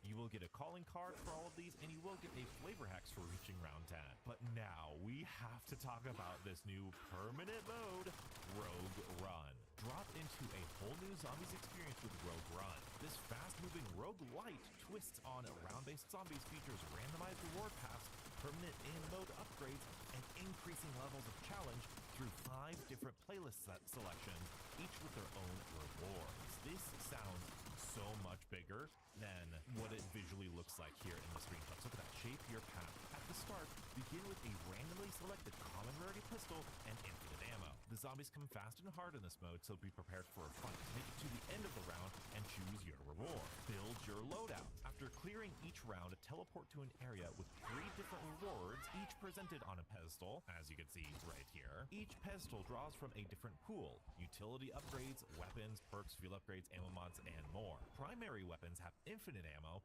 but wonder weapons and underbarrels do not. Claim your reward within the allotted time, or it will be chosen for you. Then, off to the next area. Earn permanent upgrades. Complete playlist challenges to gain permanent in-match benefits and stronger pedestal reward choices to aid you in future runs. These challenges often require hunting down powerful HVTs. Included in the possible rewards are permanent Rogue Run upgrades, such as starting with a higher rarity pistol or getting access to wonder weapons. These upgrades affect subsequent matches in every playlist within Rogue Run, making it worthwhile to progress in each one. The Rogue Run playlists are as follows. Target Lucy. Summon volatile attackers that disrupt the fight. Stay mobile or get overwhelmed. So this is an HVT target, I believe. And in this playlist, we get a Who's Keeping Score for completing round 5. We get wonder weapons as a reward for completing round 15. And I believe this is a permanent Rogue Run reward. Oh my goodness. So once you do this in this playlist, you're permanently going to get a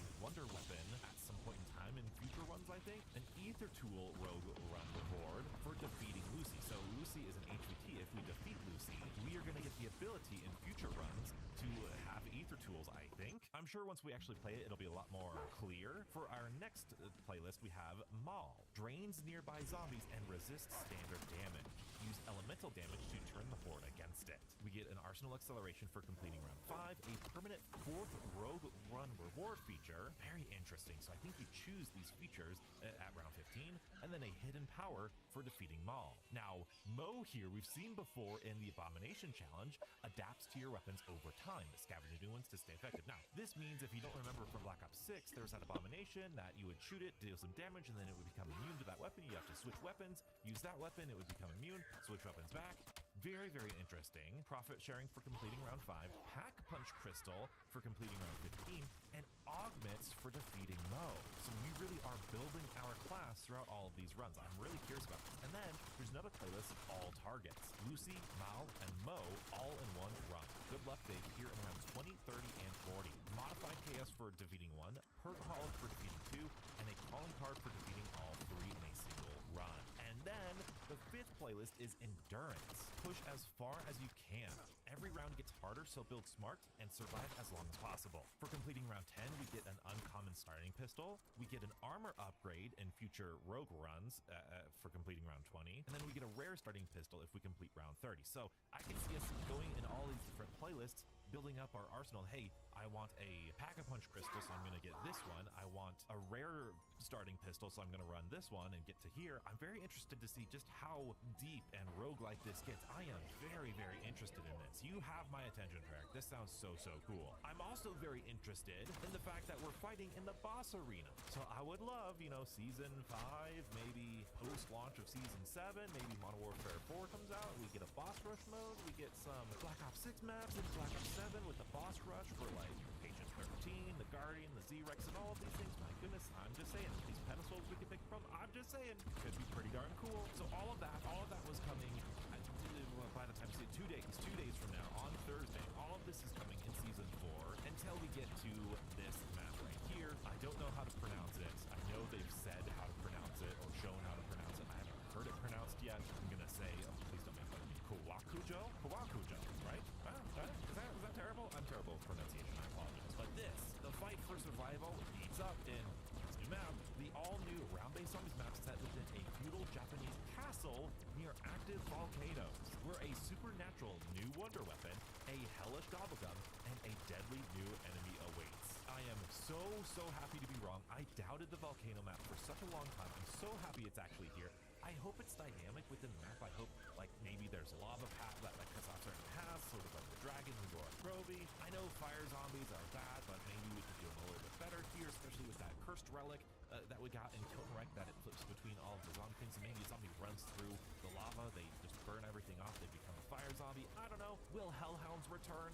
I think they might, because we have this new gobblegum, Helping Hound. I love that. Chew on a new rare gobblegum. It says rare, but it shows legendary here. I don't know what that means. In the mid-season, to face the horde with more than just your weapon. Stay tuned for the Season 4 Reloaded vlog, arriving just prior to the mid-season for more. So this looks like a Hellhound to me right in the middle, so maybe we're getting Bloodwolf Bite back in gobblegum form. I'd be pretty happy with that. That'd be pretty cool. But we're getting that. All 6 new relics with this map, all mid-season.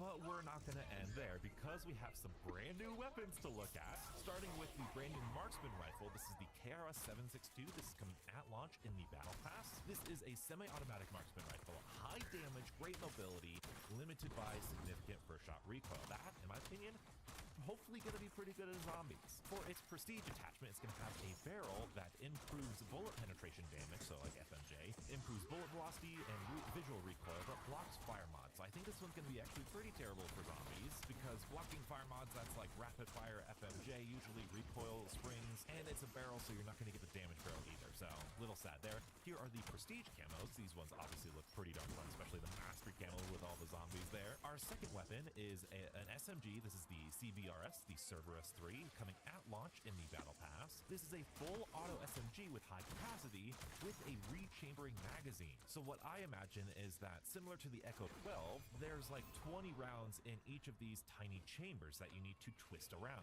You'll shoot 20 rounds, rechamber it, shoot another 20 rounds, rechamber it, shoot another 20 rounds, because it says it has a 60 round in the base model. For its prestige attachment, you get a fast mag. This is a lightweight mag magazine containing 60 rounds that rechambers Ugh. on its own to reduce the interruption to sustain fire, so it automatically spins, which is going to change its DPS for sure, and it's going to improve reloading and handling speed. So this one could be a pretty good one, especially once you pack a punch it if we get more ammo. I'm very, very curious. Here are the prestige camos. Looks pretty good. I love this blue tiger looking one. Although it says it's animated, I think. Is it animated? I don't know. This icon with its different colors makes it seem like it's actually animated and goes through the different colors. Now, all of these are coming in season. So in season means before season 4 Reloaded.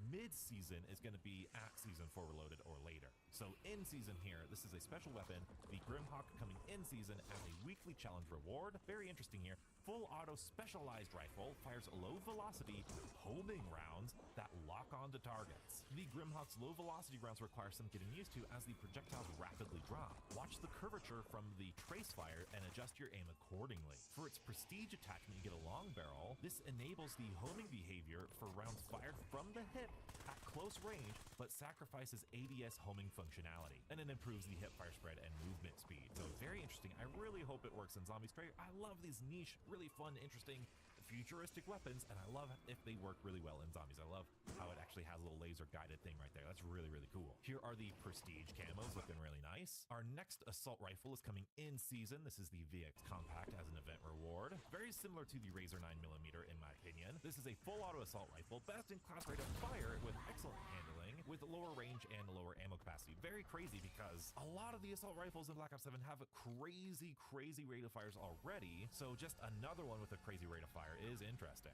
We have the Fast Mag as its prestige attachment. Fastest possible reload speed, improves bullet deviation and recoil stabilization. Nothing too crazy. Here are the prestige camos. Again, nothing too crazy. I like this one. Looks a little grimy, a little well-worn, you know. Our melee weapon is the first weapon coming mid-season, so season 4 Reloaded, and this is Executioner's Duet.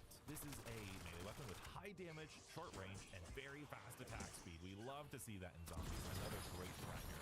Here are the camos, and we have the AN-94, even though it's not pictured here. This is a fully automatic assault rifle. The first 2 rounds fire at a faster fire rate, slower handling, and mobility, because we all know the AN-94. It comes with a prestige attachment. It is a barrel, and it does redacted. Here are the prestige camos. Not too bad. But now we have new weapon attachments. So this is coming at launch, this LTI Stentorian brake. It's a muzzle attachment coming at launch in the Battle Pass. This is a heavy muzzle device to improve horizontal recoil and bullet deviation with a slight fire rate improvement. Firing with this attachment reveals your position and direction on the minimap in real time.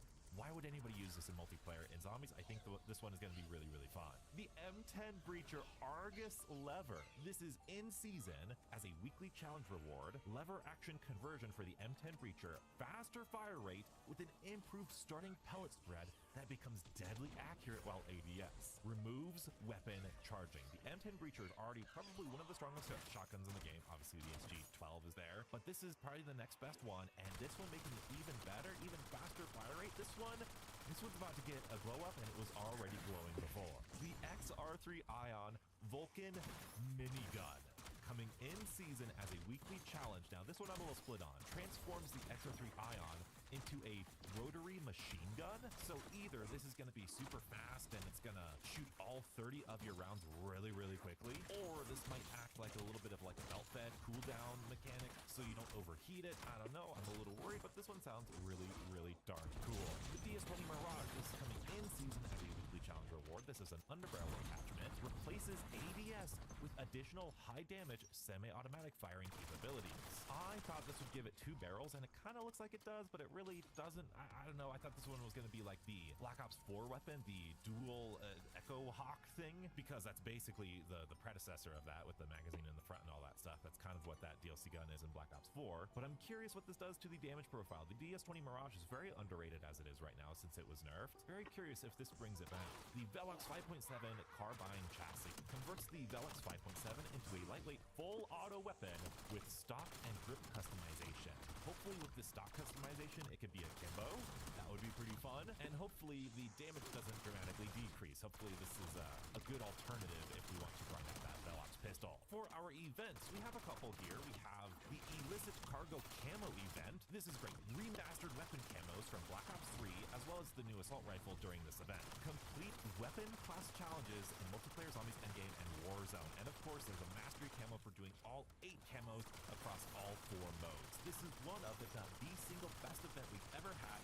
I might actually need to do this because I love those camos and I'm loving endgame, I'm loving zombies, and depending on mastery camo, I don't know, this one could be pretty darn cool. There is a nuked challenge event. There is going to be challenges based on nuke survival. This is how we're going to get a weapon blueprint and weapon camo, and there's more events coming mid-season. We know how weekly challenges work, but I did want to show you, here is the nuked event camo with the Paradox Junction time shatter thing. Here is the Warzone illicit cargo event mastery camo, the Storm. That looks so sick, doesn't it? This is a Black Cell Mastery Supernova. That looks pretty cool. Weekly challenge camo goodies. That's pretty cool. In terms of like battle pass and stuff, I usually don't say anything, but I did want to showcase this because I think you beautiful people will be interested in a bundle. There is going to be a Panzer Soldat skin. Look at that. Panzer Soldat skin with something. I don't know what weapon that is. Probably the new assault rifle. I don't know. I'm not really interested in these things, but being a zombies guy, I figure I focus on that. But now we gotta talk about Endgame. I have released a new Endgame video that you need to check out if you're still doubting Endgame. If you played it at launch, you didn't like it before,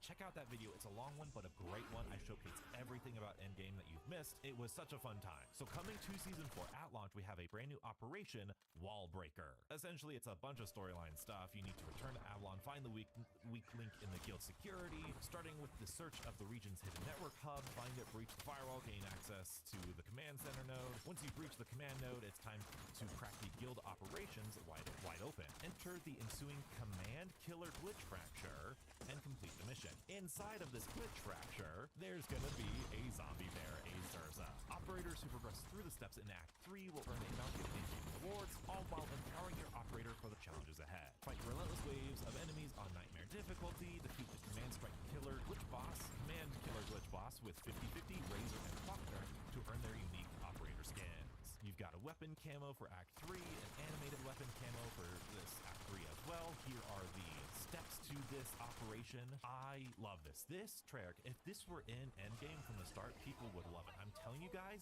I did Act 1 on camera in that video. It was wonderful. It was so good. You guys are missing out on Endgame. And then more to come mid-season. There is another Act 4 coming. Another whole Act story mission. Like, could you imagine Modern Warfare Zombies if we got Act 4? Like a real Act 4, not just the Dark Ether. My goodness.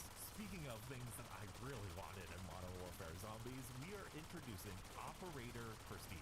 I'm not doing anything. Operator Prestige coming at launch on Thursday. Endgame operators with a maxed out combat rating will gain the option to enter Operator Prestige 1, starting a whole new leveling journey in exchange for greater power. Entering Prestige discards all equipped skills, resets the combat rating, discards field acquisitions, and resets loadout weapons to their base rarity. From this fresh state, redeploy to Avalon and start upping your combat rating again. With each Prestige, your operator will earn access to additional skill sets, including an extra exotic skill slot, an extra nightmare skill slot with Prestige 2, and with Prestige 3, equip a 4th skill track.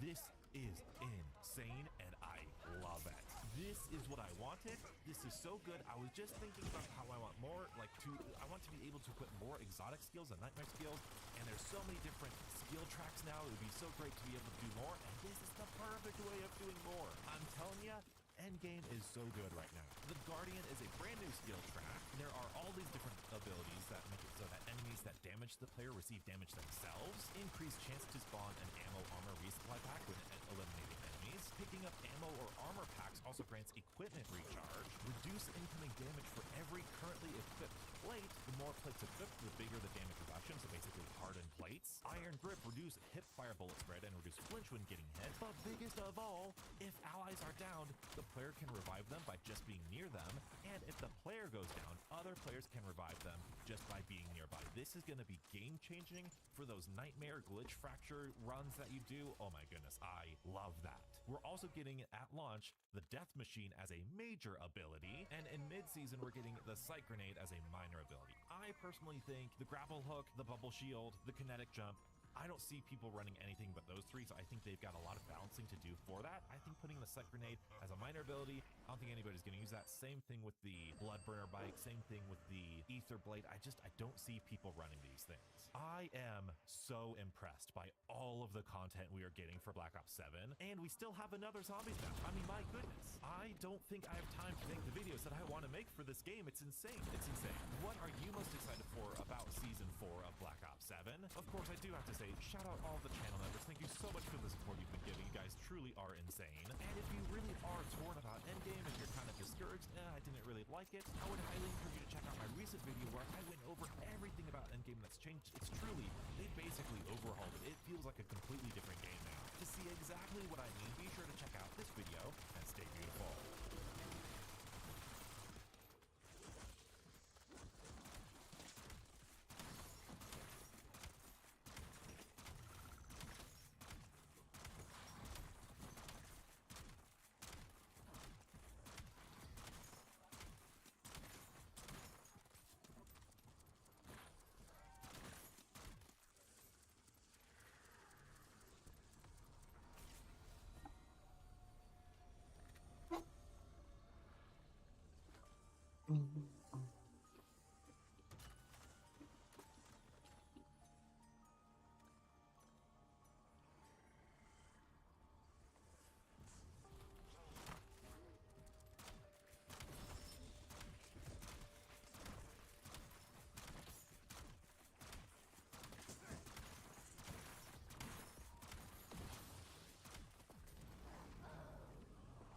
Oh, I really thought that was an insta.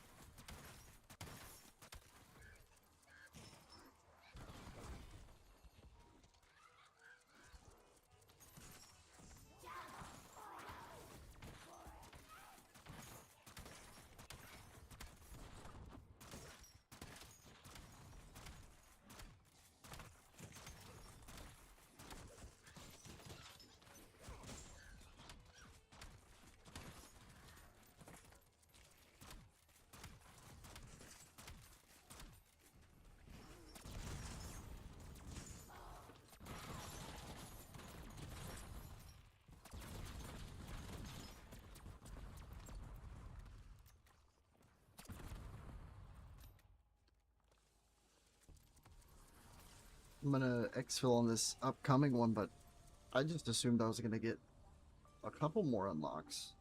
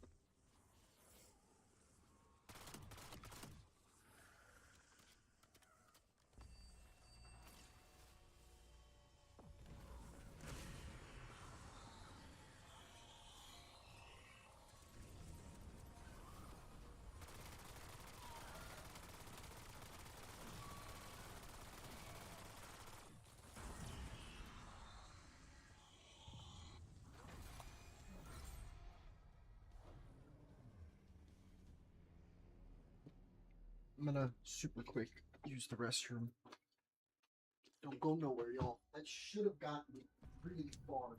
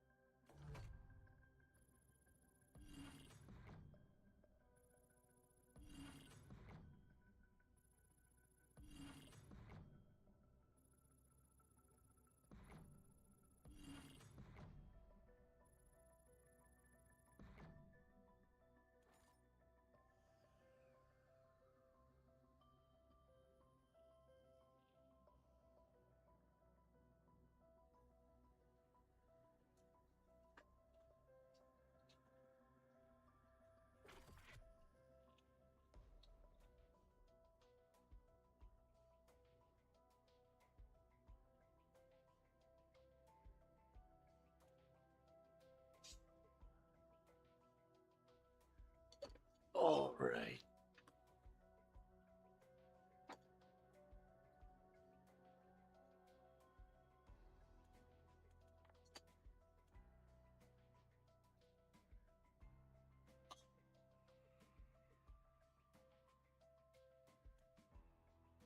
All right.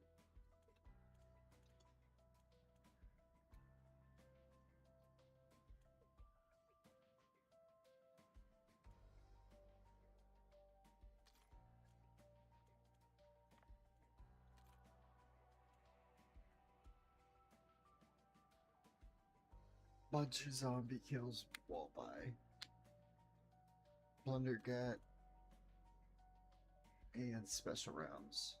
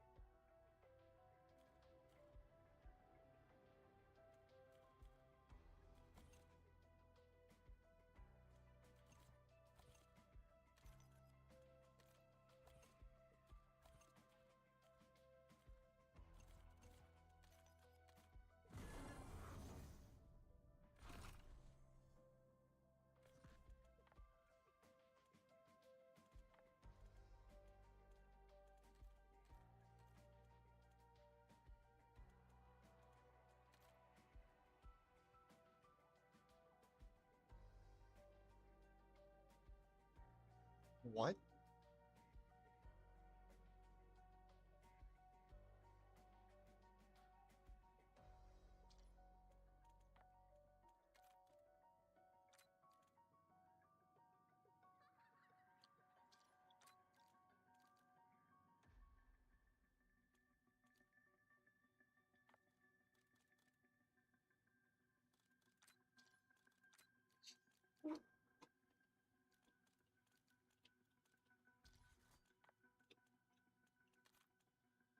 What weapon prestige is this? Ooh.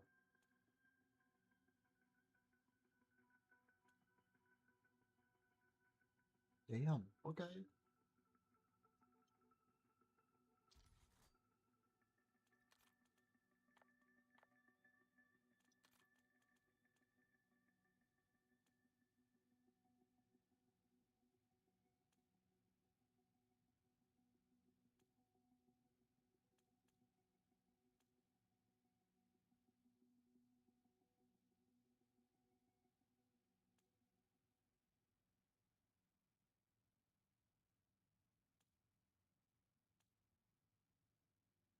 I'll definitely get that for my high round.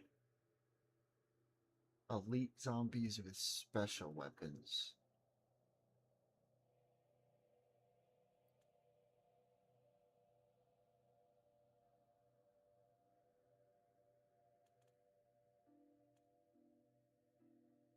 Okay.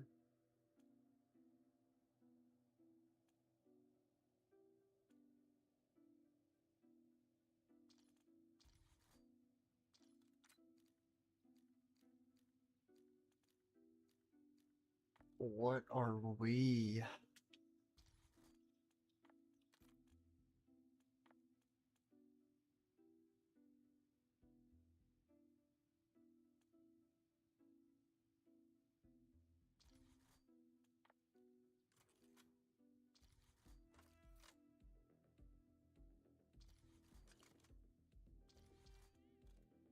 I have no idea what I'm looking at here. But that's normally a good thing.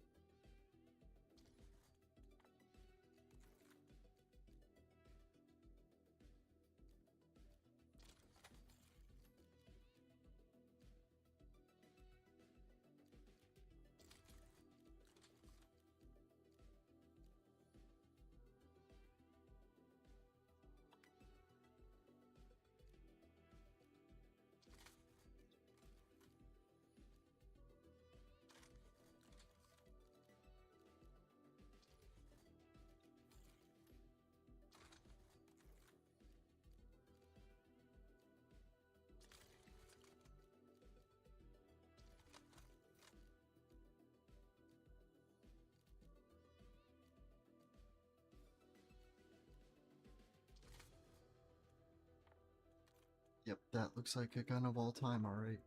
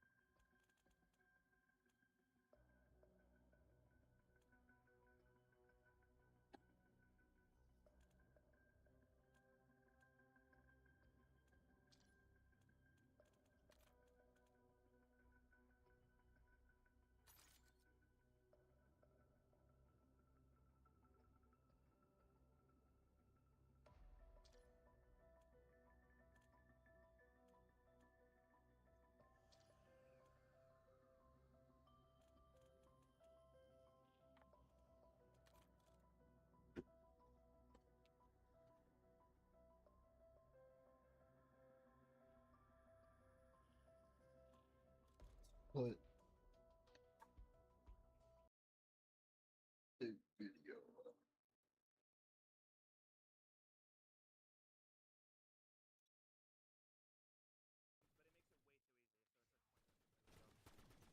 Yeah, I wouldn't play with guns on this. I play with farming is double hit something you want to do on Nags now. True. Should I just take the knife and get it over with? Fuck it, I'll just take the knife so I don't get it anymore. Wait, zombie.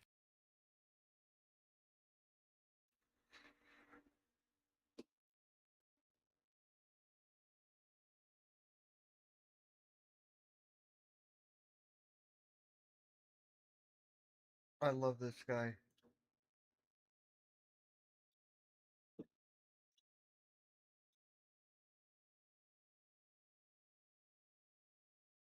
Thank you so much for attending my PowerPoint presentation on the worst and best solo queue heroes in Overwatch. Solo queue is a social experiment where you're trapped with 4 strangers who might all be playing on toasters. Some heroes here are completely useless because you can't trust your team, and others are carry gods waiting for the right player to pilot them. In today's video, we're going to go over the 2 worst and 2 best heroes for each role for climbing the ranks solo, starting with tanks.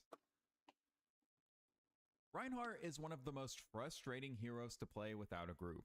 His entire kit is built around his barrier field and his rocket hammer. You're almost entirely restricted to melee combat. This means your effectiveness depends on your team standing behind your shield. If they don't move forward with you, you're just a guy holding a blue rectangle. The enemy team will just shoot your shields into dust and then you'll get mowed down. Playing Reinhardt in solo queue feels like being a kindergarten teacher where all the kids ran away. You hold up your shield and your DPS are flanking on the other side of the map. You drop your shield to swing your hammer and your team immediately dies to a sniper. You're stuck in a bad spot no matter what you do. His charge ability is also a trap. It's so telegraphed that people see you coming from a mile away. If you miss, you end up alone and flanked deep in enemy territory. If you play Reinhardt, I know you've seen Tank Diff in the chat after a game where you spent the whole match getting stunned and locked out of range. Your team blames you because you didn't make any space, but you can't make any space when you don't have any resources or help. If you're stuck playing Reinhardt alone, stop being a shield bot. Use your shield only to get from one piece of cover to the next for yourself. If you're just standing in the open, holding it up, it'll break and you'll die. You need to use your shield strategically to move from cover point to cover point so you can actually close the distance between you and the enemy team, so hopefully you can have some impact on the match.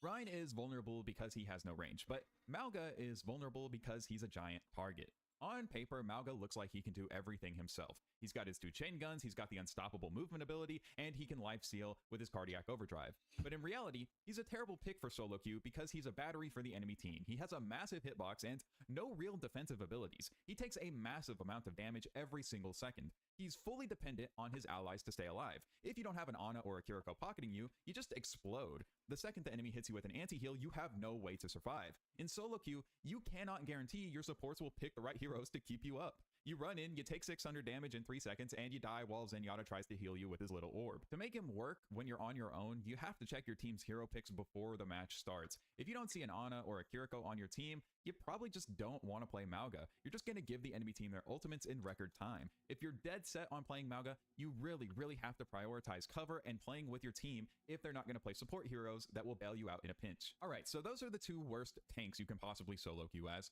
Who are the 2 best tanks? Zarya is one of the best solo queue tanks because she is self-sufficient and can carry through raw damage. At max energy, you can walk through the entire enemy team like they don't exist. You melt a Genji while he tries to deflect, and you beam down a D.Va through a defense matrix. You're basically unstoppable. Zarya works without a pre-made group because of her health pool. A huge chunk of your health is made of regenerating shields. This means you don't have to scream at your supports for healing every 5 seconds. You can just duck behind a wall and wait for your shields to kick in. Then you can get back into the fight. You can replace your teammates' lack of coordination by saving them with your barriers. You see a teammate make a massive mistake, you bubble them, and now you have more damage and they've been saved. We've all seen a Genji dash into a 5-man team alone. In a normal game, he's dead, but with a Zarya bubble, you just save his life and maybe he makes an awesome play. Even if he doesn't, now you're at 40 energy and ready to fry the enemy supports. Zarya basically turns your team's bad plays into your personal power. And another massive benefit of playing Zarya is that you can cleanse yourself. If you get antied, you just pop a bubble on yourself and now you're free of the instant death that was almost guaranteed otherwise. The number 1 tip I can give you to win more on Zarya in solo queue is to stop using your bubbles the second you see an enemy. Instead, wait until your teammates are actually doing something they shouldn't be and taking a ton of damage. Then you want to bubble them and that'll maximize the energy you gain, which in turn will let you absolutely smoke the enemy team. And now for the number 1 ultimate solo queue tank in the game, Winston is by far the best pick if you want to control the tempo of a match. And there are a bunch of reasons that Winston is just absolutely the best solo carry tank. For one, you don't even really have to aim, and that alone lets you spend all your time thinking about your decision making, which is a huge benefit when playing tank. Winston's jump pack is your most important tool. It lets you engage on your own terms. If your supports ignore you, you can jump away to find a health pack. You're back in the fight in seconds. You're a persistent menace. You can jump into the back line, drop your barrier, and suddenly 3 people have to turn around to deal with you. It makes a tremendous amount of space. Even if your team's just standing at the choke point staring at a wall, you create a numbers advantage just by existing. You can use your barrier to isolate people and get solo kills. And on top of that, you have your ultimate, which is a get out of jail free card, and has tremendous playmaking potential. However, Winston is very difficult to play. All too often, you'll see a Winston jump into the entire enemy team while their teammates are still walking from spawn. They'll get stunned and blown up instantly. To avoid this, you want to use your jump pack to get out of fights more often than you use it to get in. Walk up to the enemy, drop your bubble, keep your jump ready so you can leap back to safety the moment things get messy. You also have to learn the art of the bubble dance. This means moving in and out of your shield to survive 1v1 duels. If you can do that, you can basically stay alive forever without any healing from your supports. Winston's perk that allows his bubble to heal him is also a huge advantage to solo queue because it just lets you stay alive forever. Okay, so those are our worst and best solo queue tanks. Now let's go on to DPS. But real quick, before we do, I just want to say thank you so much for watching this video, and if you're enjoying it, consider subscribing and leaving a like. It would mean the world to me, and back to the video. Pharah is one of the worst solo queue heroes you can pick. She's on this list because she is crippled if she has to stay on the ground. Without a dedicated pocket healer like a Mercy, she's an easy target for hit scan heroes. Hell, depending on what supports your team is playing, you may not even be able to be healed while in the air. If you're playing solo and don't have the right supports, you basically can't play the game that you want to. You're forced to play some kind of weird ground Pharah thing that doesn't really work and you probably shouldn't try. Another thing to think about with Pharah is that in an uncoordinated game, your ultimate basically becomes a kill me button. The barrage leaves you essentially still in the air. Sure, you can move around a little bit now, but let's be real, you're basically in the same spot. Unless you have a shield or a bubble or a defense matrix, something, you're gonna die. So you can't really play the game you want to, and you can't really get value with your ultimate. Pharah is essentially useless without a dedicated pocket. Without a Mercy, you have to keep landing to find health packs. This takes you out of the fight and ruins your aerial advantage. Most solo queue teams will not even realize you're being shot until you're already dead. If you've tried to play Pharah on your own in solo queue, I'm sure you've had many a game where you've spent the whole match looking at the respawn timer. You feel useless because every time you fly up, you take 140 damage and have to hide. Without the Pharah Mercy duo, or at least an Ana to pocket you, your effectiveness drops through the floor. If you really want to play Pharah without a pocket, without a duo, you have to play like a flanker. Use buildings as cover, and do not just float in the middle of the sky. You have to be incredibly tricky and careful about how you take angles and where you attack from. Treat the air like a hallway with walls you need to hide behind. I feel like Pharah is a pretty obvious solo queue loser, but our next pick might be a little surprising. Ashe is a bad pick for solo queue because she's vulnerable to enemies that get too close. She has no reliable escape once her coach gun is on cooldown, and it's a long cooldown. And let's be real, even coach gun is not that good at getting enemies off of you. If an enemy gets close to you and your gun is down, you're pretty much always dead. If your team doesn't heal for you, flankers will eat you alive. Even her ultimate Bob is easily countered in solo queue. An enemy can just sleep him or hack him, or they can all just look at him and shoot him and burn him instantly. Your ultimate very often is not going to get value on Ashe. You rely on your team to protect you while you take shots from the back line. If you're not hitting near perfect shots, you will feel outclassed in every situation. It's very similar to Pharah. Without constant support, you can't play your game, and your ultimate is practically useless. When you play Ashe and don't have any support from your team, you're throwing your dynamite out, missing your shot because you're under pressure, so you don't even detonate it. Then you get jumped by a Winston while you're still reloading, and you end up feeling like the enemies are moving too fast for your mouse to track. If you're determined to play Ashe in solo queue, you have to be more careful with your coach gun. If you can walk to get to high ground, take the stairs. You have to save coach gun specifically for when a Genji or a Winston jumps on you so you can knock them away and hopefully get to safety. Be very aware of where your supports are playing and try and play close to them, even in front of them if you can. Sometimes you're going to need to play in weird spots just to make sure you can get some healing and won't get killed instantly. If you can protect your support from being jumped even a single time, they'll remember that and help you a little bit more. Alright, so those are the worst DPS. Now let's talk about the best DPS for solo queue. Soldier 76 is without a doubt the gold standard for self-sufficiency. Your entire kit was basically built for solo queue players, and the most important part of that kit is obviously Biotic Field, with the sprint being a close second. The healing station that you deploy at your feet will save you more times than I can possibly count. Just having it means you don't need a healer to stay in the fight. You can take duels, drop your healing, and keep shooting while other people have to run away. Soldier is pretty effective at any range. You can pressure a bar in the sky, shoot a tank on the ground, or burst down a support with your Helix rocket. His kit is so well-rounded that he fits into almost any team. If your team's uncoordinated, it doesn't matter. You just find a piece of high ground and do your own thing. If you feel like that's not working, you can always sprint around the map and sort of act as a pseudo flanker. That same sprint will also allow you to get to health packs faster than almost anyone else, meaning you're way more self-sufficient than the rest of the cast. Everyone's had a game where all the supports do is shoot the tank and ignore the DPS.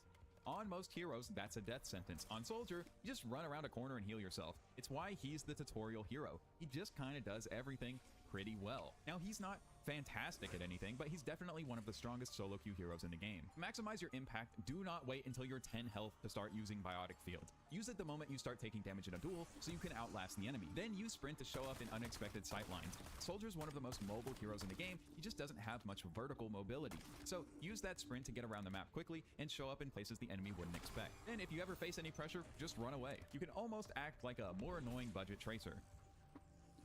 Speaking of Tracer, she is still, without a doubt, the #1 carry hero in the game. She might have the lowest health, but she has the highest carry potential because she does not need team resources.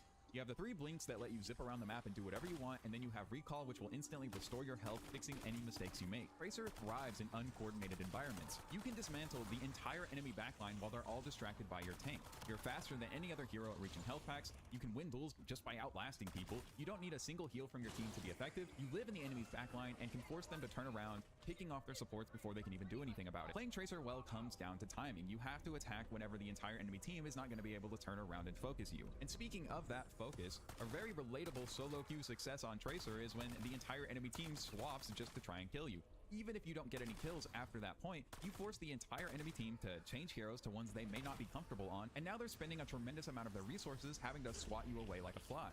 That's huge value for your team. You're keeping the entire enemy team busy all by yourself. As long as you don't die, you're winning the game. So if you want to get better at her in solo queue, focus on staying alive over getting kills. If you can stay in the enemy backline for 30 seconds without dying, you help your team more than a DPS who gets 1 kill and dies immediately. Okay, so Tracer is still without a doubt the #1 carry hero in the game, but now let's move on to the worst solo queue support.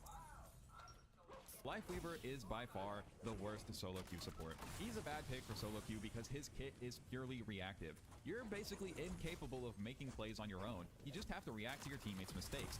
Life Grip is his most famous ability, but in solo queue it often causes more harm than good. If you don't communicate, you might pull a teammate as they were about to win a fight. He's a main healer with very low damage output. This means you're dependent on your teammates to actually kill things. If they can't, you're just heal botting while your team slowly loses the game. If a flanker decides to hunt you down, you can survive, but it's definitely not going to be easy. You don't have that much power to fight back like a Kiriko or Ana. You just have to jump on your pedal and stay out of reach and hope for the best. And yes, Life Grip can certainly be a very impactful ability, but that doesn't take away from the fact that you can use it over and over again to save a teammate, and they just die anyway. This leads to moments where you're playing Lifeweaver and feel powerless, like you have no agency in the match. And on the other end of the spectrum, I've seen plenty of times where Lifeweaver pulls someone at the exact wrong time and loses a game because of it. It's really tough to play Lifeweaver in solo queue. You just very often wind up standing in the back and watching your team's health bars go down despite your best efforts. To be more useful in solo queue, use your Tree of Life to block doors and sight lines. Use it as a physical wall to stop enemies from pushing through a choke or trying to flank your team. Better Lifeweavers will use Tree in more creative ways, and it's one of the best ways you can actually have impact on this hero. Lifeweaver pulls you when you don't want to be pulled, but Brig just stands there and watches you die. Brigida heals by hitting people with her rocket flail. She's a bad pick for solo queue because she's a niche bodyguard. She requires her team to stay grouped up to be effective. If your team's playing spread out, or if they're playing a dive composition, you're basically useless. You have no way to hurt enemies at range, so you just stand there waiting for someone to come to you. If you get focused by a hero like Junkrat or Bastion, you just explode. Your shield is tiny and will not save you from sustained fire. You rely on your team to create a brawl where you can actually hit things to trigger your healing. Without that coordination, you're just padding your stats with healing that doesn't prevent any deaths. You often get soft countered by popular solo queue heroes as well. So picks like Soldier 76 or Cassidy will often just destroy you from range before you can have any impact. And the worst thing is, you know you're not having any impact. You stand there trying to hit someone desperately, but you just can't, and you're watching your team's health bars plummet before your eyes, and in that panic, you make the most common mistake that a Brig player can make. You run at the enemy team just to try and trigger your healing. You get hacked by a Sombra and deleted instantly. You can't reach people shooting at you, and you feel like you brought a shield to a gunfight. There are two main things you can do to really have success with Brig and solo queue. Number one, don't play Brig if it's very obvious none of your team has any intention of playing near you. You can't heal them if they're not going to play near you, and you can't heal them if you can't get in range. And number two is your job is not to be a frontline tank. Your job is to be a personal bodyguard for your other support. Often, it doesn't matter if you're healing the entire team as long as you're keeping the Ana alive. Stay in the backline and keep flankers off your other support or the DPS that's trying to get picks. Alright, so those are the two worst supports. Who are the two best supports? Listen, I don't think these two are going to be surprising to anyone. Kiriko might just be the best solo queue support in the entire game because she has the highest carry potential. Her Swift Step allows you to teleport through walls to an ally, basically a get out of jail free card. You can escape almost any bad situation without any help. She also has Protection Suzu, which makes you invulnerable and cleanses debuffs. This can save you from basically anything in the game without you needing your team to do anything. Unlike other supports, Kiriko can solo carry just by killing people. Her kunai have no damage fall off and do massive headshot damage. You follow a flanker, you help them get a kill, and then you teleport back to your tank, and you don't need a babysitter to do all of that. You get to play aggressive, pick off a sniper, and still be there to heal your team. I'm sure you've played against a Kiriko on the enemy team who felt impossible to kill. Every time you think you have her, she just teleports away. She can negate an entire Ana anti-nade with a single button press. She can completely nullify enemy ultimates with a single ability. If you want to climb with her more, stop heal botting. This is the #1 mistake I see low-ranked Kirikos make. Use your kunai more. Even if you're not a pro aimer, just spamming them at head height into a crowd will eventually get you a kill. Like I said, Kiriko does everything, but Ana honestly can do even more. Ana is a lethal hero, and sure, your teammates may walk out of your sightlines sometimes and die, but that doesn't really matter whenever there's almost always something you can be doing. If they do walk out of your sightline, you can just start doing damage and put real pressure on the enemy team. The #1 thing you can do to be a better solo queue Ana is to be very, very intentional with your abilities. If you take a little bit of damage, do not throw your nade at your feet. Duck behind a wall and wait for your self-healing passive to kick in. Her abilities are some of the most powerful in the game. Do not waste them on silly things like throwing your sleep dart into a shield. Hold on to your abilities more than any other hero in the game. Both of them have very long cooldowns, but like I've said many times, they both have some of the highest impact in all of Overwatch. If you don't use your sleep dart for the entire match, but sleep the nano boosted ulting Genji at the right time, you can single-handedly win the game for your team. That doesn't mean you should never use your abilities, just be a lot more intentional with them and you'll climb in no time. Oh yeah, and don't stand out in the open, okay? You're not a frontline character, you're a sniper. Thanks for watching, and subscribe.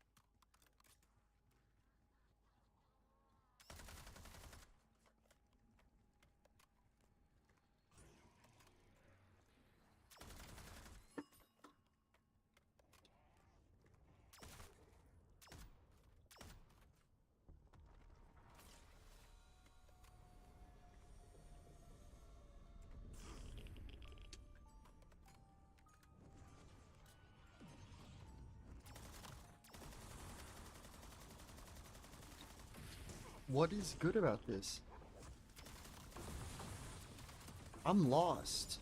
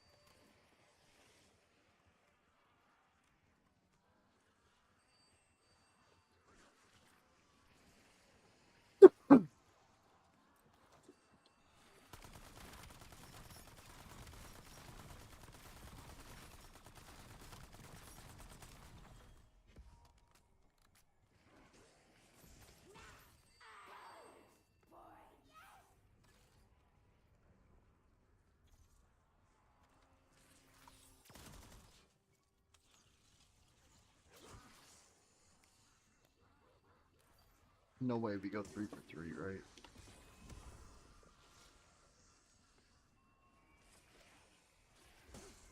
Yep. Oh my god.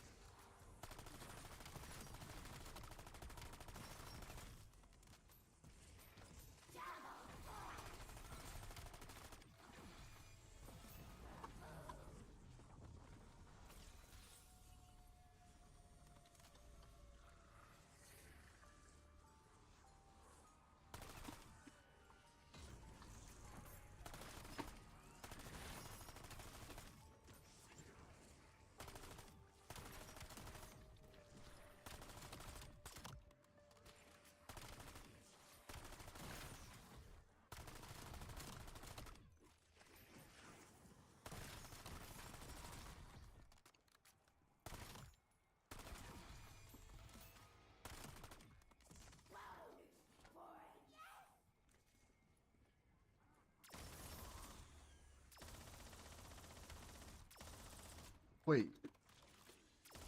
Oh, I thought it was like homing.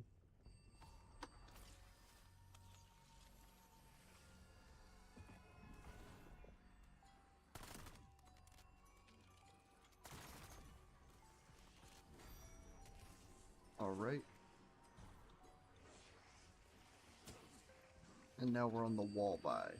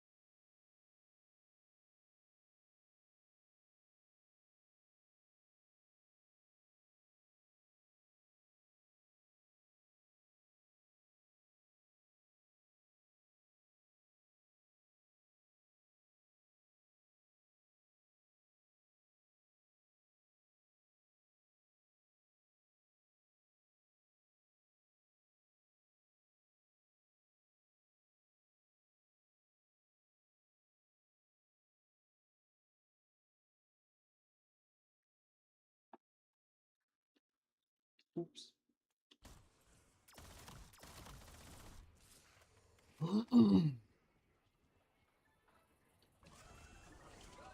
Oh man, I'll hold the.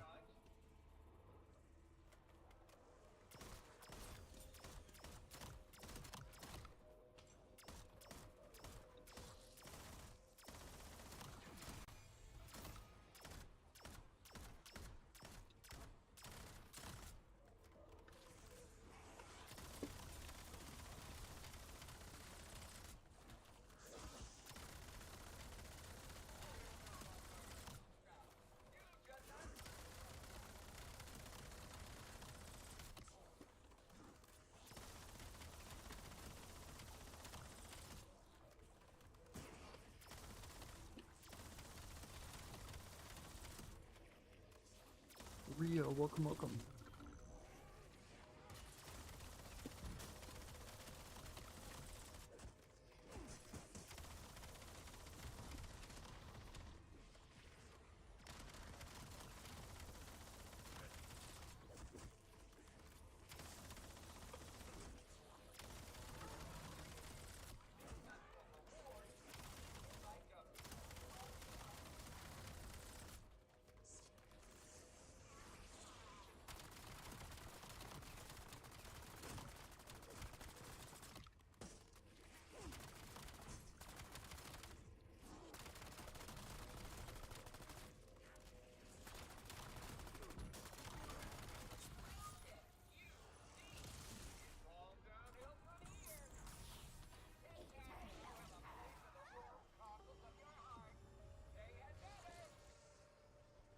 Where is armor on this map? I already forgot.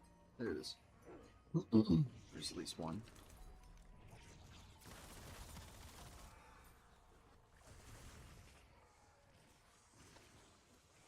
This new weapon is interesting right now. That's all I can really say. I don't know what else unique there is yet, and I am curious.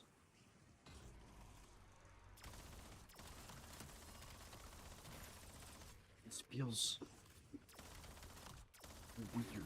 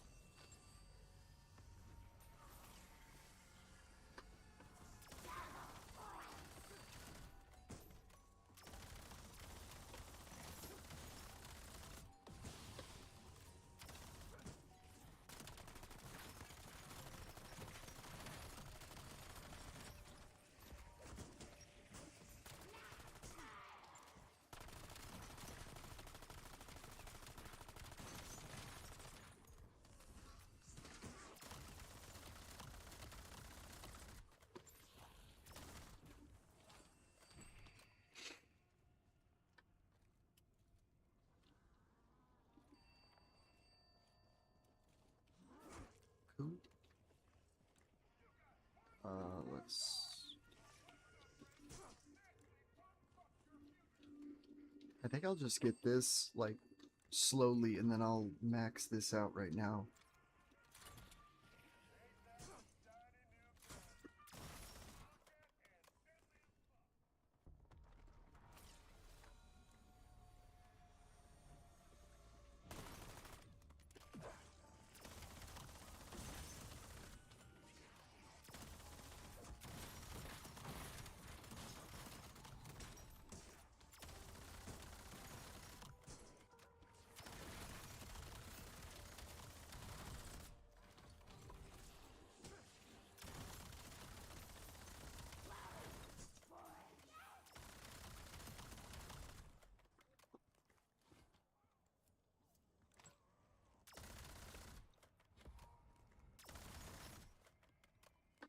That's what we were looking for. Not on a dog ground, ideally, but...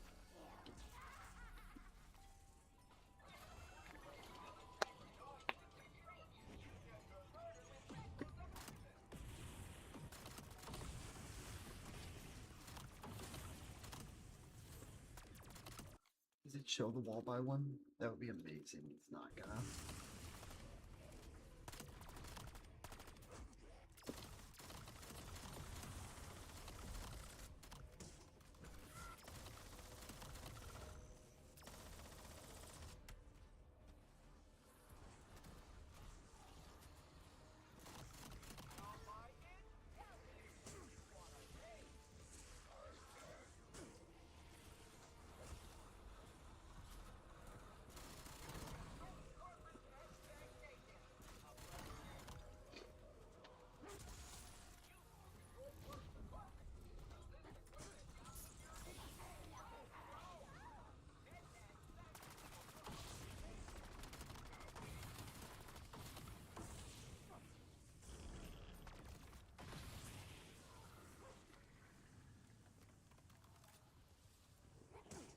Probably the knife, because it's...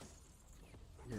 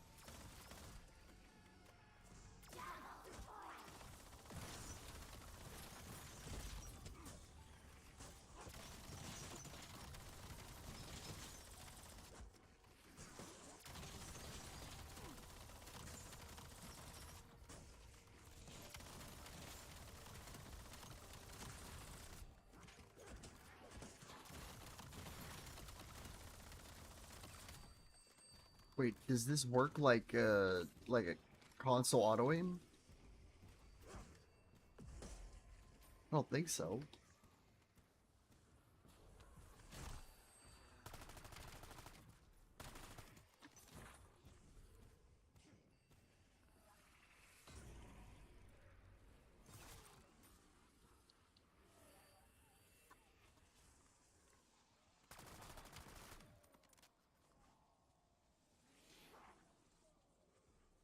What I'm gonna do also is I'm gonna wait till that turns gold, and then I'm gonna use that to knock out the last two that I don't have.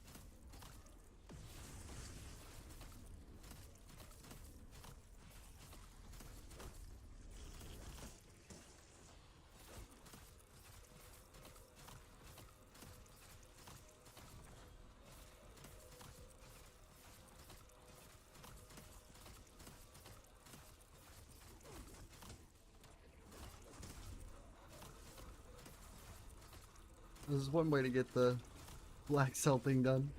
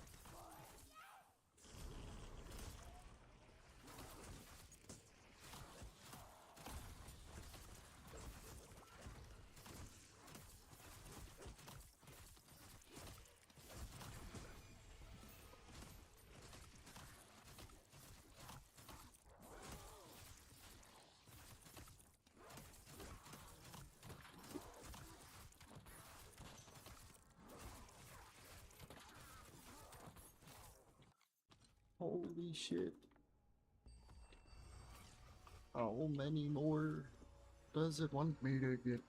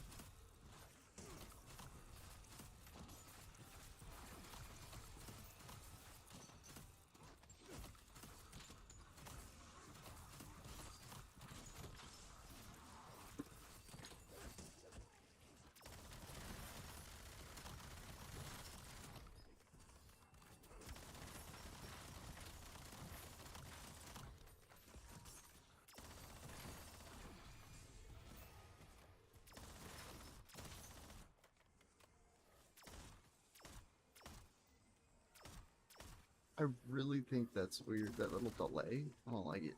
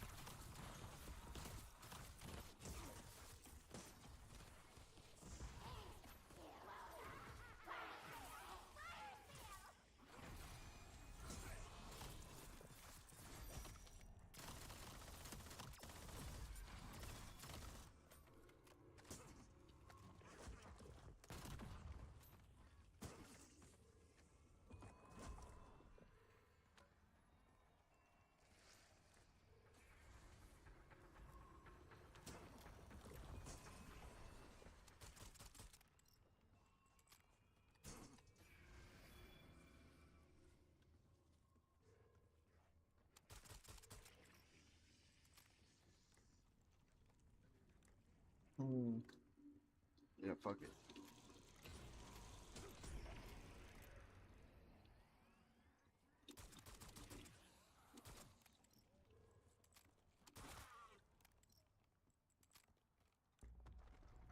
Well, what do I do now that it doesn't even headshot kill?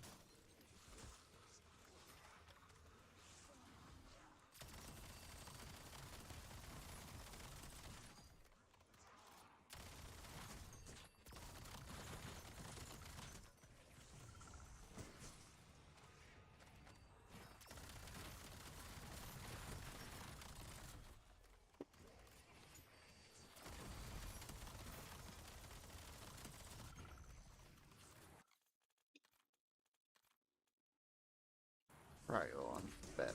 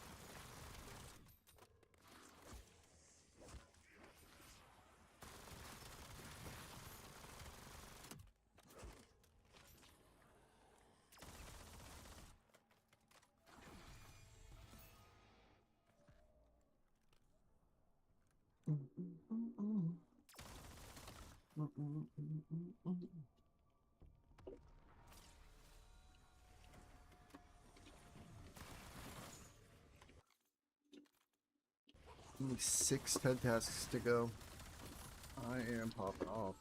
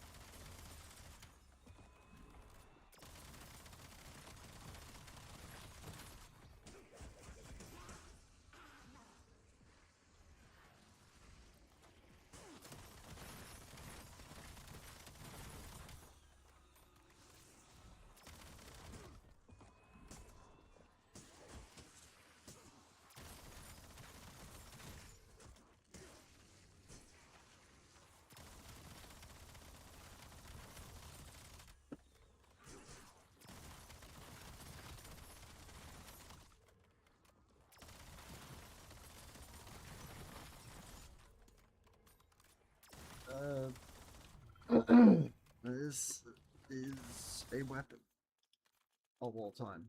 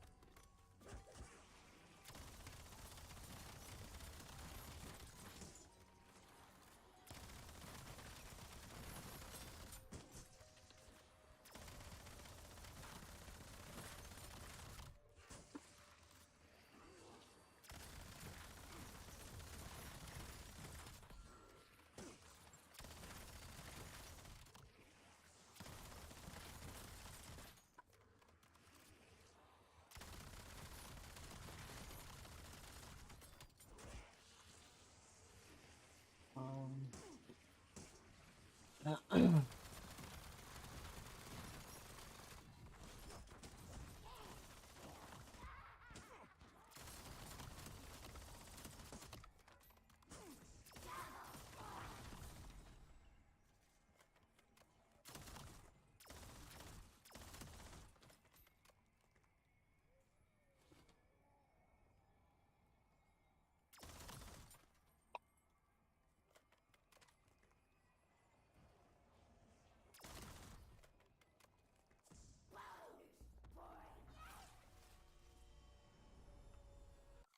me 1 sec. I'm gonna go use the restroom. Don't go nowhere, y'all.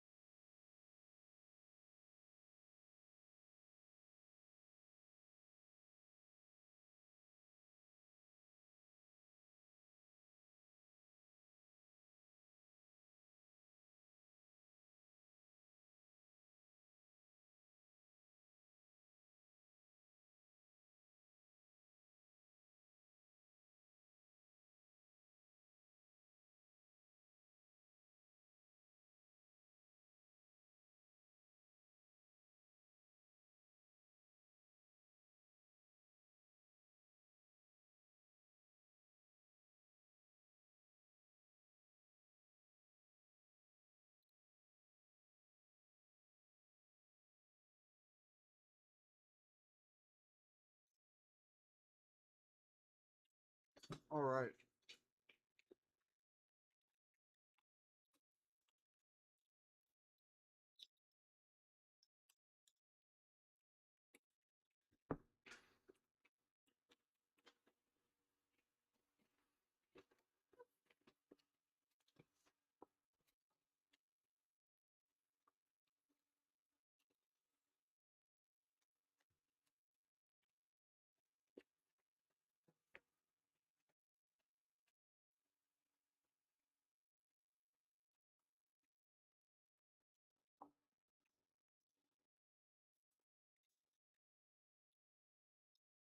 Thank you so much for attending my PowerPoint presentation on the worst abilities in Overwatch. Overwatch has over 150 abilities, but they aren't all created equal. Some are so bad they can make you regret even using them. In today's video, we're going to go over the 10 worst abilities in the game. I'll explain what makes them so bad and offer a crazy buff that we could give to each ability to hopefully make them a little less worthless. Junkrat Steel Trap feels much more powerful when it happens to you than it does for the Junkrat player. You're playing Wrecking Ball and hitting top speed, then you're suddenly stuck in a death situation because you hit a trap you couldn't see. But if you look at it from the Junkrat's perspective, this trap is weak. It has giant metal teeth and a huge pedal that stick out of the ground. People in higher ranks just look at their screens and walk around it or destroy it. It actively gets worse as the player base gets better. It doesn't deal insane damage and it roots you for about 3 to 4 seconds. That only happens though if the enemy team is blind. Most of the time it's just a wasted cooldown.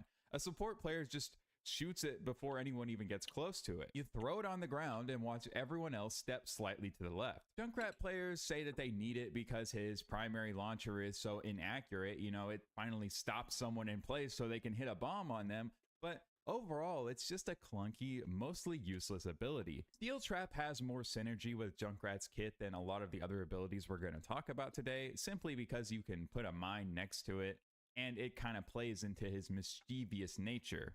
But overall, Steel Trap is not very impactful. It does feel great to trap somebody, but that rarely happens. For a chaotic buff, I think maybe we could replace the root and the trap itself with 5 mini traps that apply a slow effect. So they'd be more like mouse traps and you wouldn't be able to destroy them. Then the whole floor becomes a sticky mess where no one can move. This would actually give Junkrat the area denial that the trap is supposed to give him. Shadow Step is supposed to be Reaper's way of getting behind you. You select a destination and you teleport there after a short delay. You're supposed to appear out of thin air. In reality, it normally just gets you killed. The ability is loud, and then Reaper's always making some quip about his teleport when he does it, letting the enemy team know exactly where you are. You aren't sneaking up on anyone, you're just telling a Widowmaker exactly where to aim. You're immobile while you're teleporting, you can't use your weapons for a significant window, you're just inviting the enemy team to shoot you. It's also basically useless in the middle of a fight. It's only good for moving between fights when no one's paying attention. Teleporting in as Reaper and not immediately getting killed is an art in and of itself. Shadow Step has received a ton of buffs and quality of life improvements just to make it a viable ability. It sucks now, but it used to suck so much worse before. The fact that it still sucks after all of those buffs and very often gets you killed even whenever you use it as best you can makes it one of the most useless abilities in the entire game. So for a chaotic buff, I actually like the idea of bringing in the Death Step power from Stadium. Reaper would automatically cast a 1.5 second Death Blossom after finishing his teleport. You'd actually be scared whenever you hear him teleporting because you know you're about to get hit with a mini Reaper ult. It could do less damage or maybe let him move more freely than his normal Death Blossom. That way it doesn't wind up killing him every time he uses it. When Reaper teleports, everyone should be running away from him, not lining up the perfect headshot that has been dropped in their lap. In any other shooter, giving somebody wall hacks would completely break the game. In Call of Duty, when you get a UAV, you can run the lobby. But Hanzo's Sonic Arrow is one of the most useless abilities in all of Overwatch. Hanzo's Sonic Arrow is a mini wall hack on a cooldown. You fire an arrow and it sends out a sonar pulse, and it reveals enemies in red for 6 seconds. The problem is that it has a very distinct sonar visual and a loud audio cue. You hear the arrow hit the wall and you see the pulse come out from it, and you just don't walk into it. You just wait the 6 seconds or take a different route. The radius is very small and it tells you exactly where it is. You don't even have to move that far away from it to be safe. Even if you do get spotted by the arrow, you can just choose to not walk around the corner where the Hanzo's waiting for you to peek. The utility is also completely wasted if you accidentally shoot a Reinhardt shield or it gets caught on some other piece of geometry. Widowmaker's ultimate is much better because it covers the entire map. High-level players find Hanzo's Sonic Arrow inconsistent. Most Hanzos just fire it into shields for no reason or hit the tank with it. I mean, it's just not a very useful ability in the grand scheme of Overwatch. Now, I'm not saying that knowing exactly where the enemy team isn't valuable. It certainly is in a shooter game.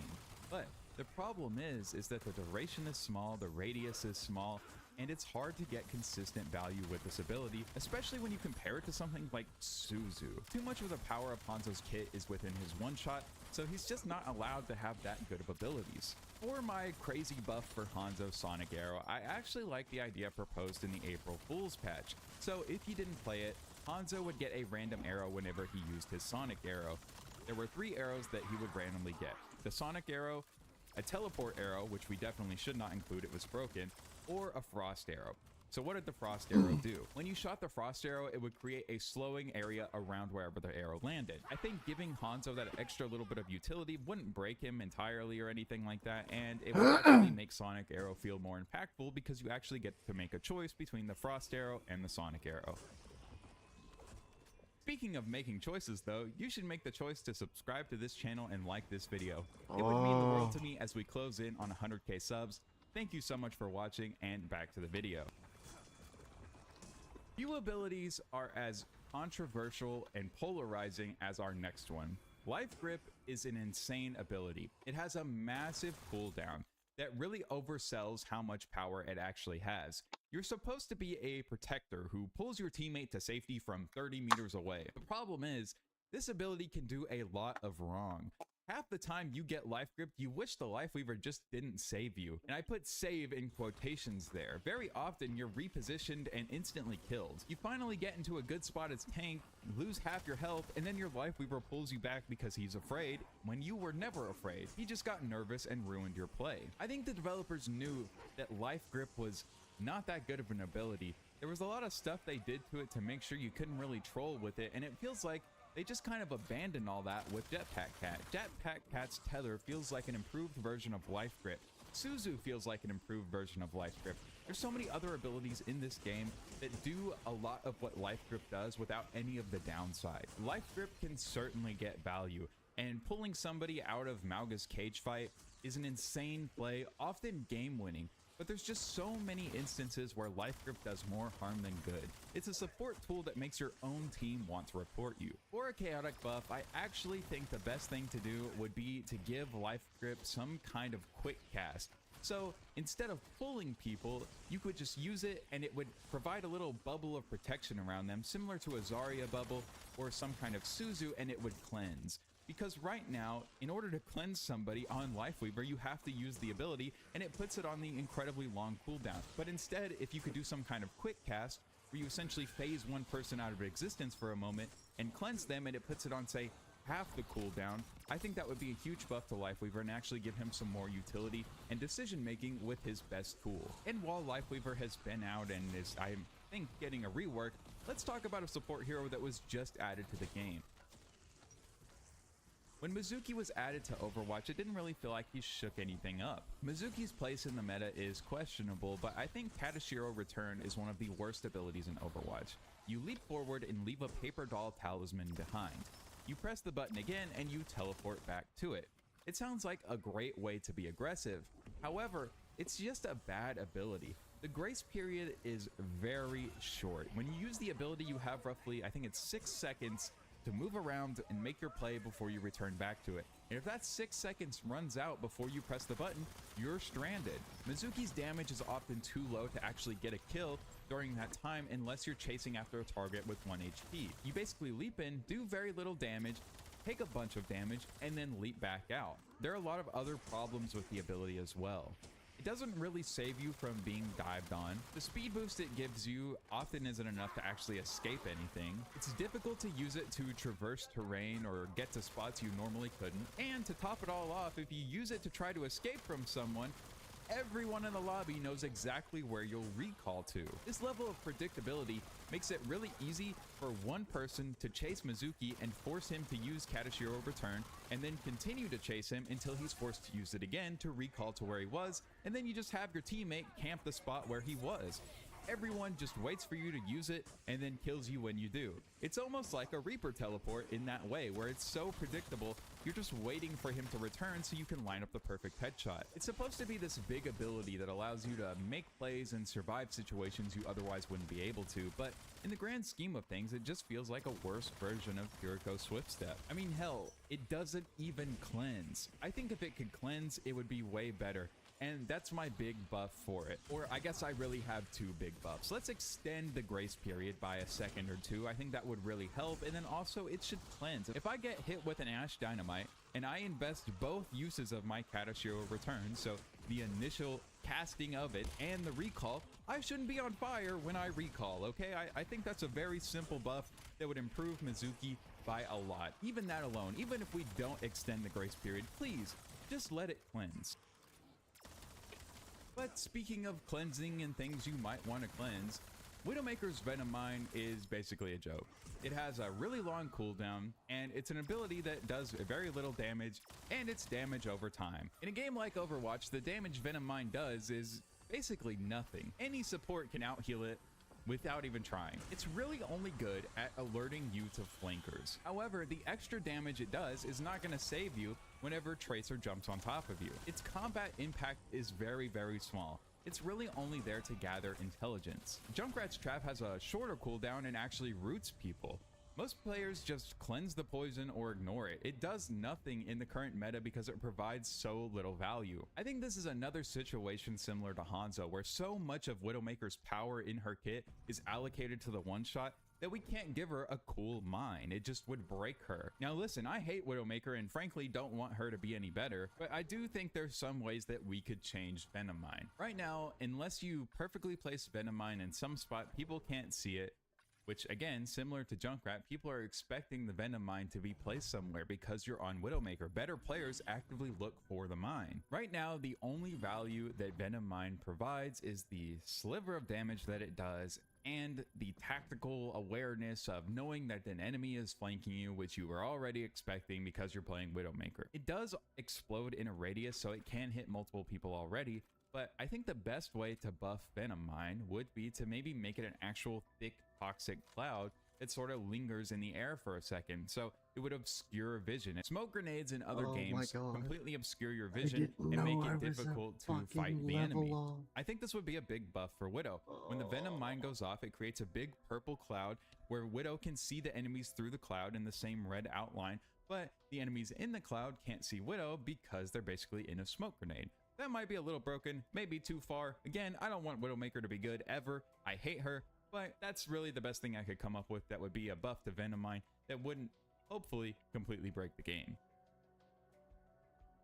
Alright, this next one is personal. I had to include it though. I truly think it's one of the worst abilities in the game. Not because the idea is bad, but because the execution is just so poor. Wall Climb is a movement passive for Hanzo, Genji, Kiriko, and Hazard. I think that's all of them.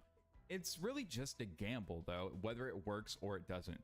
It's essential for how these heroes play, but it fails all of the time. You go to scale a flat wall, you hold jump, and you just kind of slide horizontally along it instead.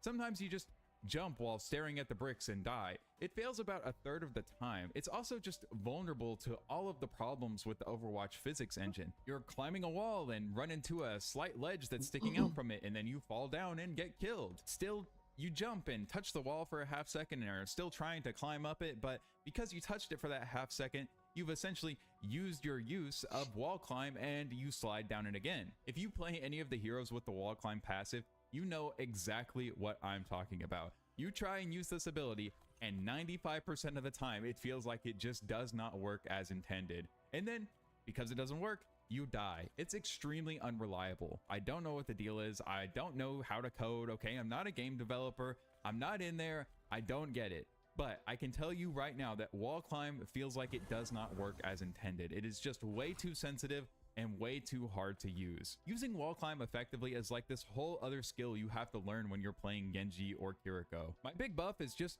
let's go back and maybe fix some of the bugs or clean it up or give it a little more grace period or whatever. I don't know what is causing the problems with wall climb, but it just feels like this ability does not function like it's supposed to. So let's divert a little dev attention to fixing it and improving the way that it works. That's my big buff. Let's just get wall climb to work a little more consistently. That would be a huge quality of life improvement for all the characters with the passive.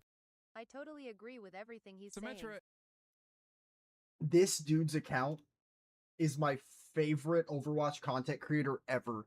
If someone didn't already make this style where he literally does PowerPoints, Asterisk, I have no idea what he's talking about.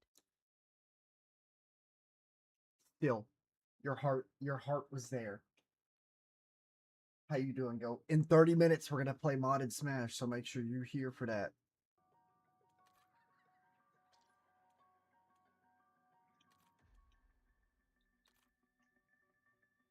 Look at that. Look at that. Oh. Oh. Bro, they added... Hell yeah, I should be here until about 6. Fuck yeah. Let me count something, because they added a lot of shit. And I just now realized this might be 40 total weapons now. Which means Coldsnap is in the game, but no one's gotten it yet.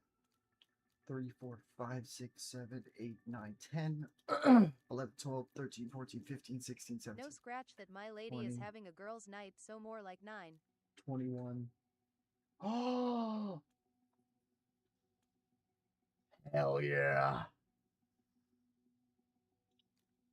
10, 11, 12, 13, 14, 15, 16, 17, 18, 19, 20, 21, 22, 23, 24, 25, 26, 27, 28, 29, 30, 31, 32, 33, 34, 35, 36, 37, 38. Yep. 39, Told her to 40, get the fuck out, I need to watch the stream. 41, 42, 43, 44, 45, 46, 47, 48. Coldsnap requires 40 max weapons. Jesus, help me.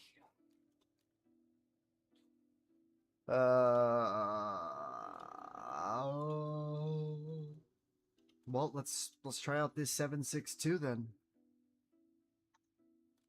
The only gun I haven't used yet, unless I want to use this weird. It looks so pretty with the Lotus skin. That's easy.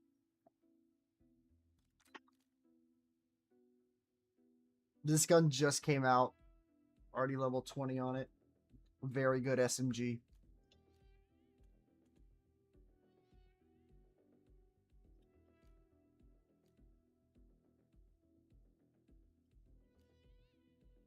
This thing looks I already so maxed good. level it, bro. Where you been? I knew you would have too. I was like, bro, don't tell me the Trin Toppler tech's about to come out, and it did. You're lucky I don't have an extra desk, because I'd just nuke that shit.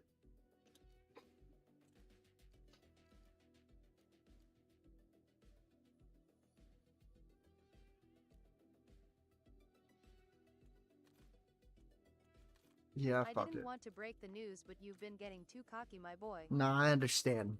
I understand. I need to get bumped down a little bit.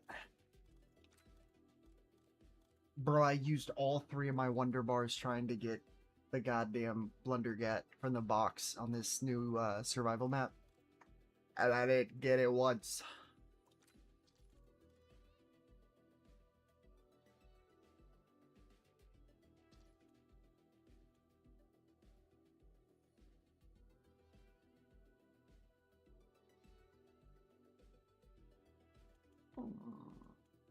The game was rigged from the start. It really was.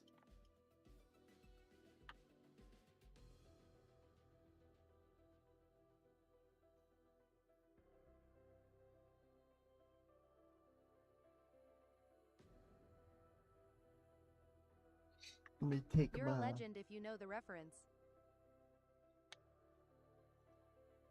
Oh, I've heard it.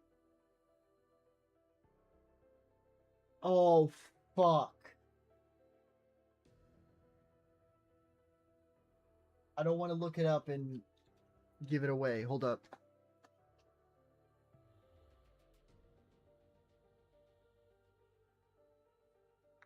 Oh, dude, it's not clicking.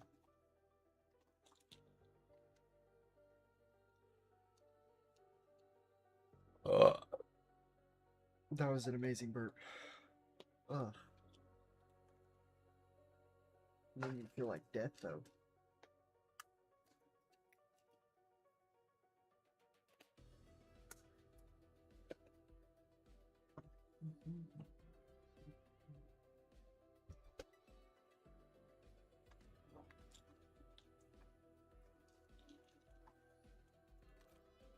Ugh.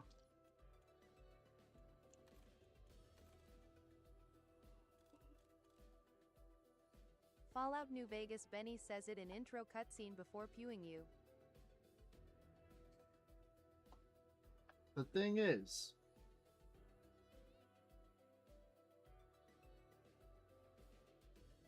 dude, it's so good. It's so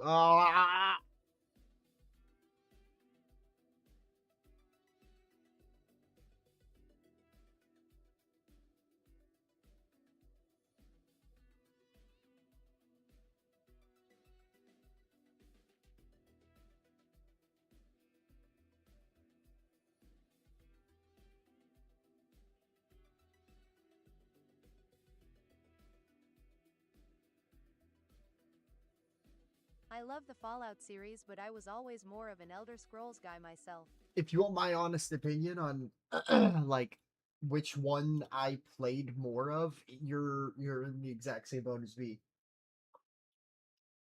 Oh, I like New Vegas. I can't. I don't know. Games that are that open ended. Skyrim is, yes, but it's not. I don't even know how to explain it.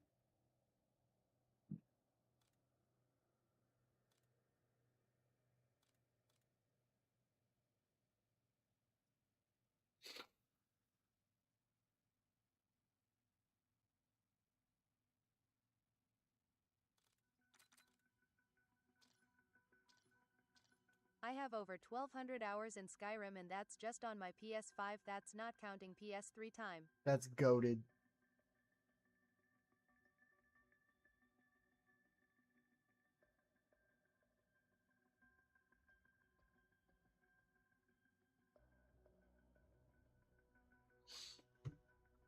Alright. Oh, ugh.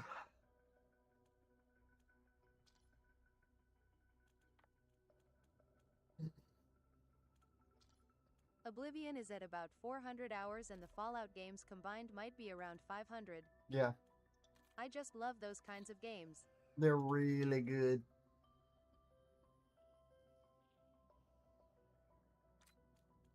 Dude, I low-key need to max this weapon out because it doesn't make sense. It literally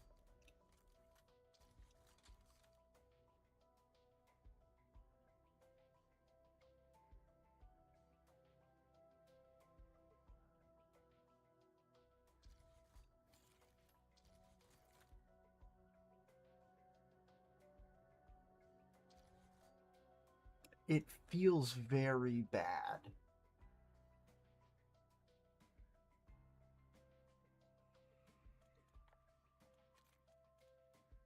Like, yes, we're already up to here, which makes me a happy camper, but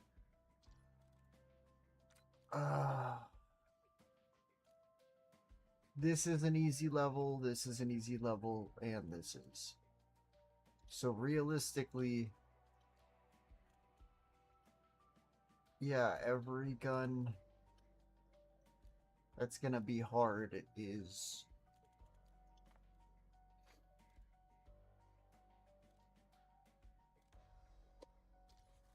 kind of right there.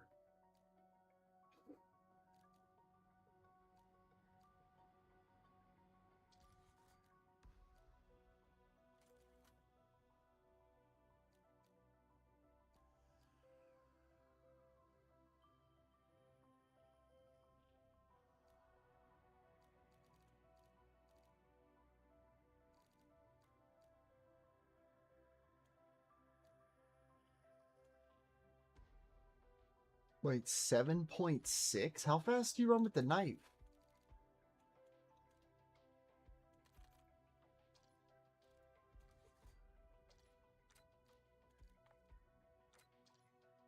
One of the residents at my job just made banana bread, dude. Hell yeah. Oh. Do you believe in magic?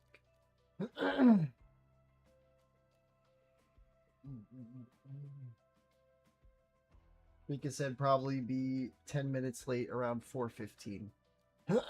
Money.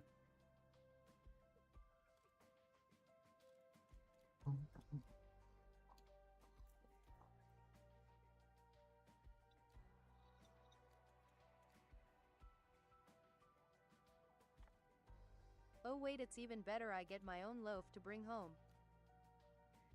Oh my god, it just keeps getting better.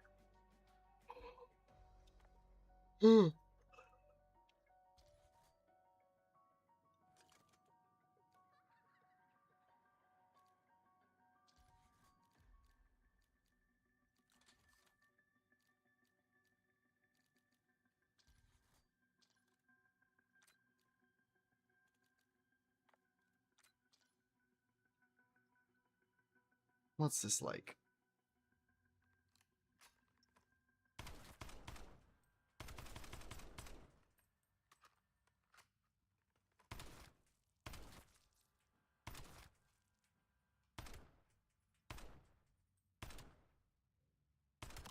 Hold up.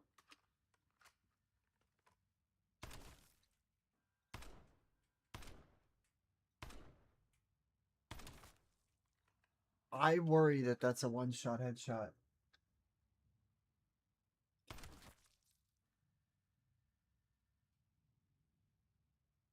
What?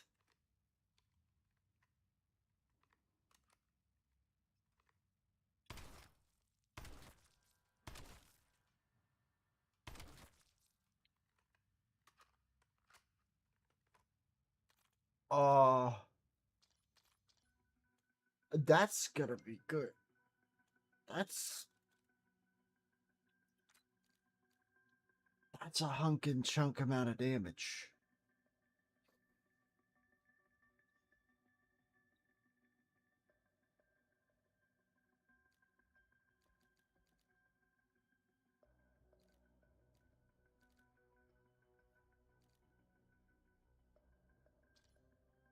See, I want to load in and get a little bit. I mean, if Rika says that she'll be a little late, I do have time.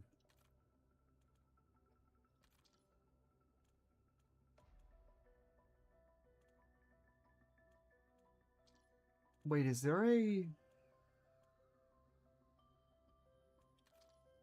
like a black cell thing for each event?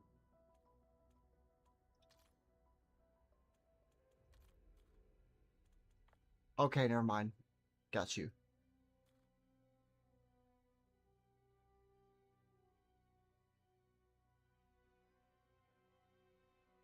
Get 5 rapid kills 5 times.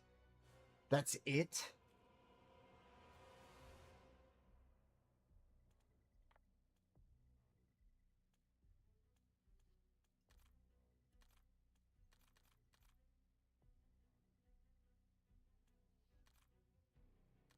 Of course, I don't have special. Raw.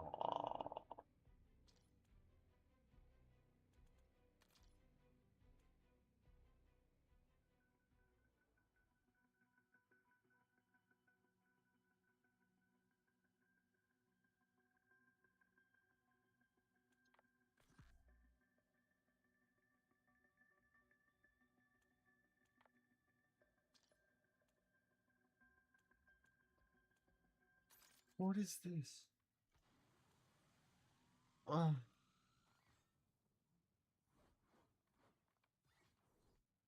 uh.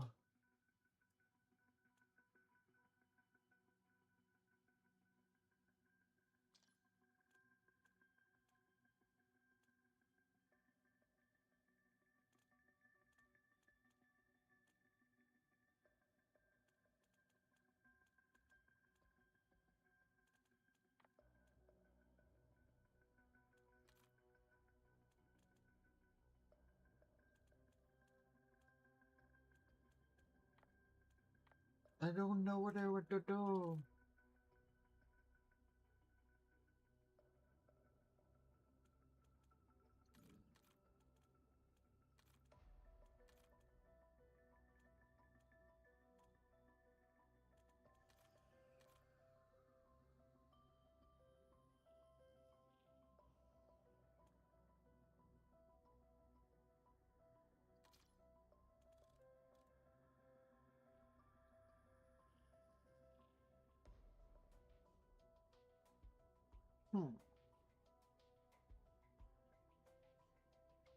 Yeah, I'm gonna do this when I get back. I'm gonna take a piss. And then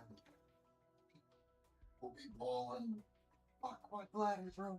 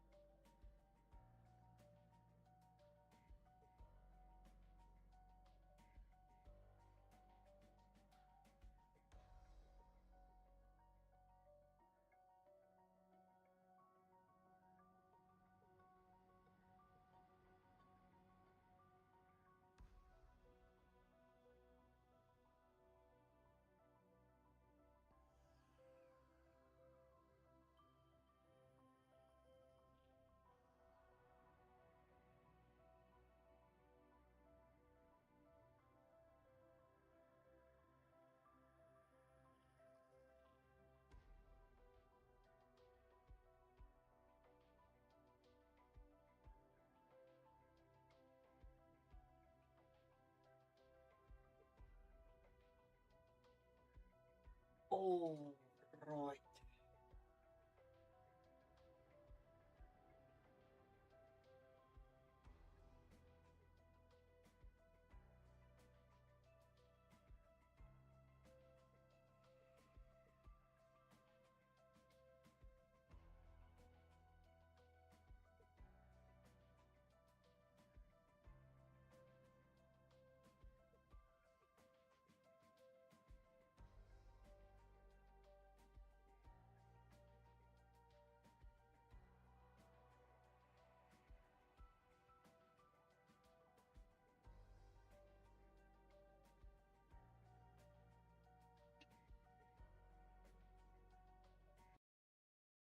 All right, I'm gonna close out of this and swap over to Smash.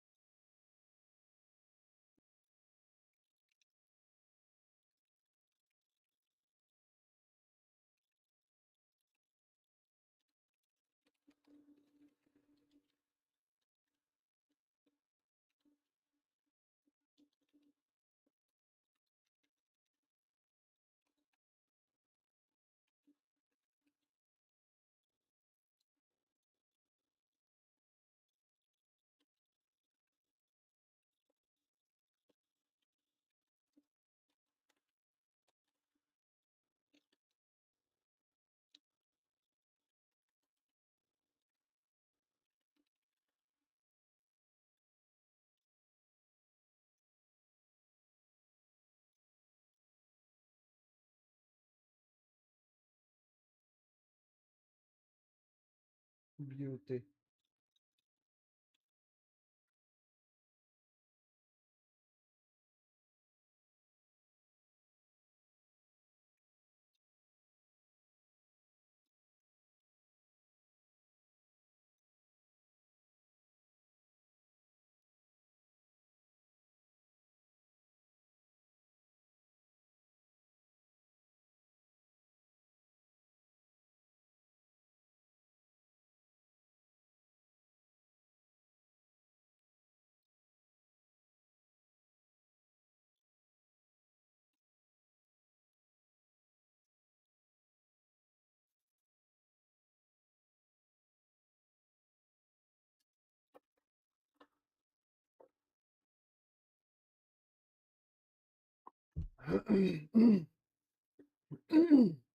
Goodness.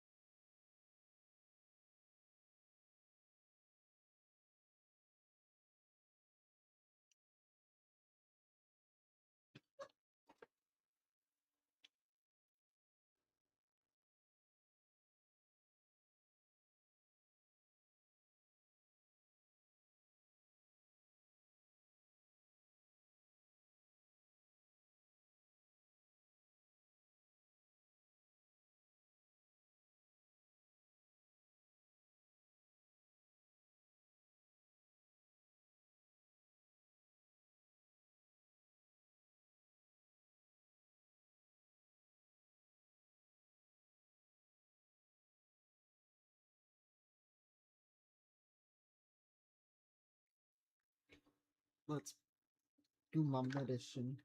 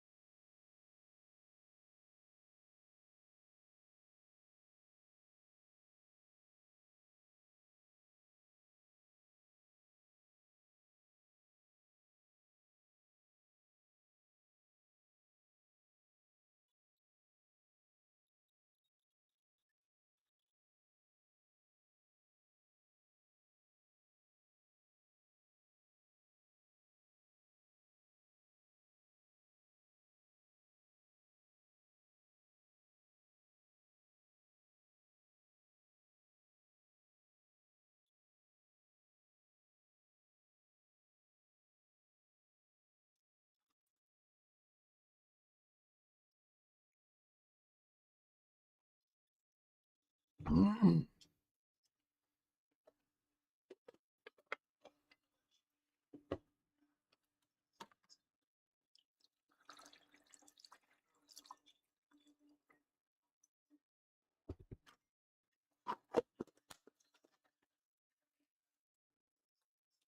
right, final BRB.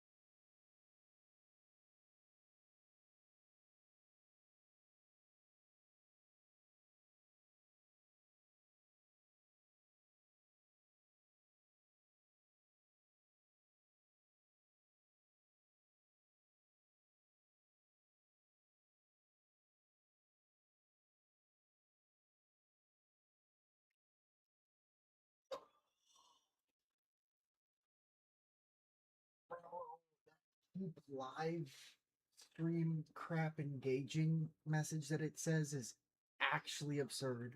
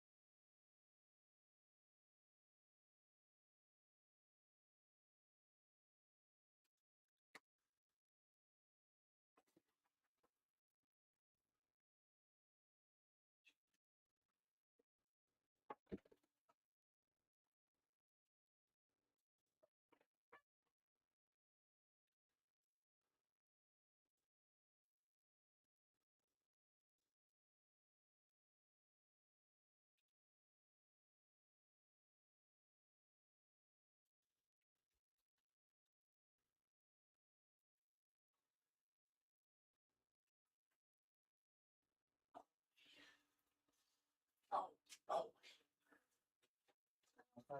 If I left any shit on that chair, it's on me. No, you're good. I got it. Let's oh, it didn't get mad at me and ban me either. Let's go. It literally was like, you need to make sure that there's no static imagery up because that's not an engaging stream. And it was like getting on my ass. I'm wondering, does it like soft ban you when it happens? I'm curious. Because it won't be hard to read live on there, but I don't want to if I don't got it. Oh yeah, do we need to charge up the? It's already got it. Oh Your hell charger. yeah, hell yeah. Let me. Where? Oh, do you have your own charger? No, I'm plugging it into this. That. Oh, money. No, I just got spooked because I remember last time when it was plugged in, it wasn't like actually full plugged in. I just wanted to make sure we were balling.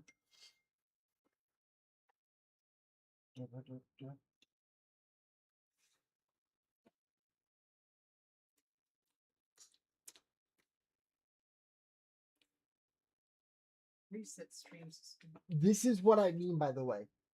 They just force closed my stream. And if I go to details, I bet you anything, it's going to tell me that it's over already because they were able to end my stream.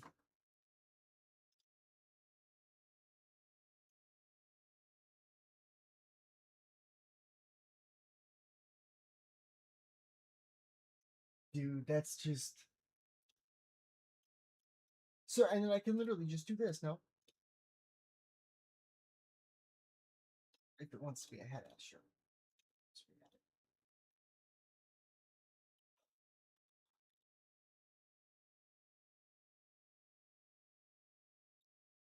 ahead. It literally just said there was a problem with it, though, so why would that work?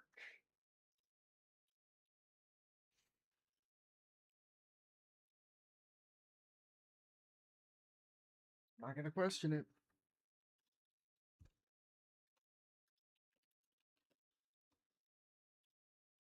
I don't know what Smash Rome is.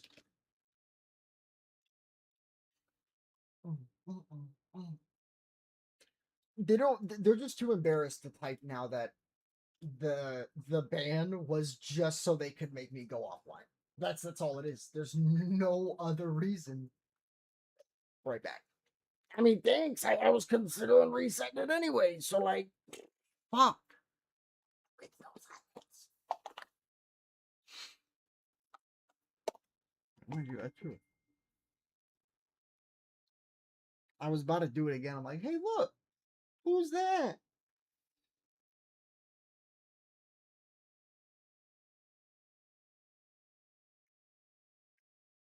Mm, mm, mm, mm, mm. Welcome. I feel disgraceful. May okay. Because I only remembered Roman's name when I saw it enough times. I was like, yeah, I remember.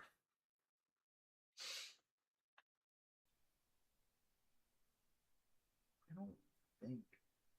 Oh yeah, you're right. Well, I am now. Oh wait, yeah. Hold up.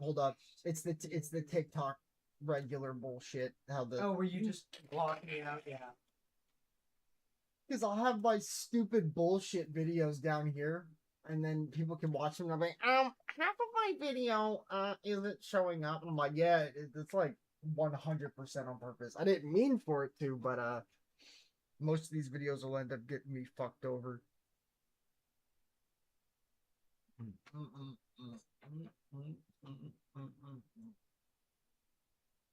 I think it's hilarious how DeFran could still just post shit about Overwatch. The exact same kind of videos, too. And yet, I mean, it's because he's a fucking cheater. Not literally, I'm joking. He's very... CP out. We can scale our team, actually. Tracer has pay to win. Pay to win because there's an emote that's full of heals. Dude, I miss him on Tracer. That's the only reason why. Got him, dude. You disable it. Red. Okay, so we have a couple of people who wants to kill the Tracer. Oh, damn. No, real. See his fucking aimbot. It's so unfair. Curious if he's gonna do what he normally does, which is just stay in your point as long as he fucking feels like it. There's a Interesting. Tracer has that's called like, What, man? Oh my god, it took so long for... Yeah, that really every fucking melee sucked. hit that connects grants you 20 Oh, nice, rounds cool. back. And I thought it was just to cancel it. it's to do 30 damage normally, but they thought it was a good idea to also give one of the best dive Oh my characters God. in the game a perk that makes their dive even better. Like, I think the only comparison is, like, Genji's melee reduces the cooldown of his dash by, like, 3 seconds, but, like, right now he doesn't have the first yet, he's about to. And when he does, you will notice how he just never has to lose a fight, ever. That's literally unlucky, bro. He's just doing the melee to do the melee. He's just built it. Okay, oh god. Nice. You'll see it just keep popping up. 8 minutes random. Her little sticky bomb.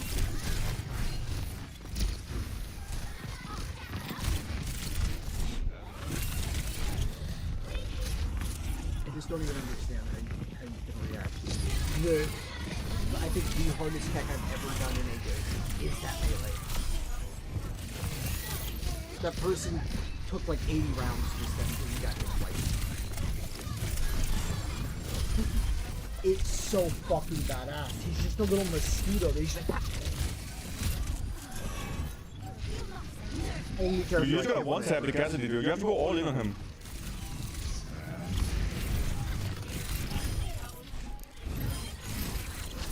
Is that melee one of the most fun things ever? Yes.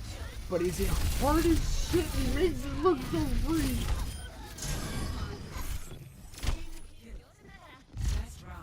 Just, I guess, if he's alone, you just gotta fucking go in.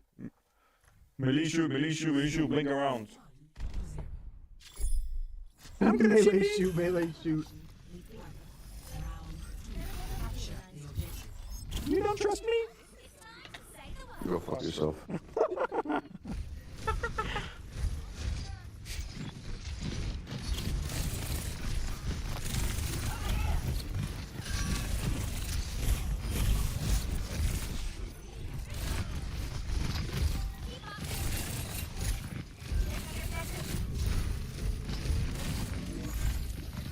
I think Tag is probably the most problematically good that he's had in a while. Wow, that's fucking crazy. No, he hit it, fuck! That combo is fucking crazy.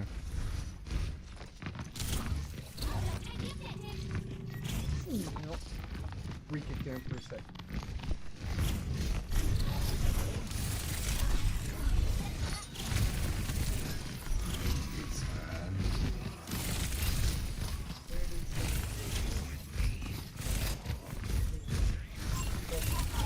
Wait, you're gonna dollar play the leader. Oh my god, man. It's so fucking tight, Metal Blade. Oh my god.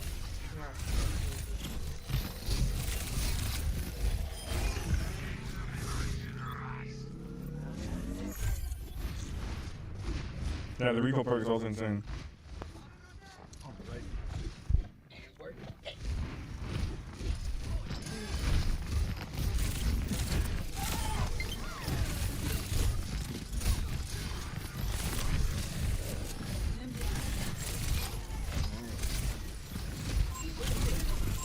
Oh no. Let's go. One more.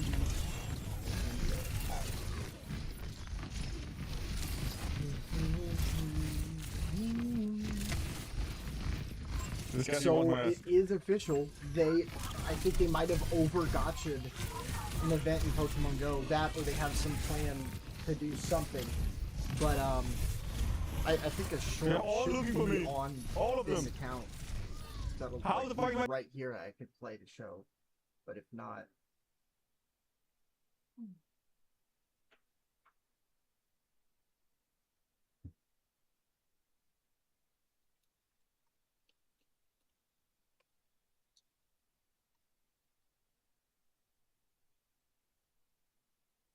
Only if I could find this short.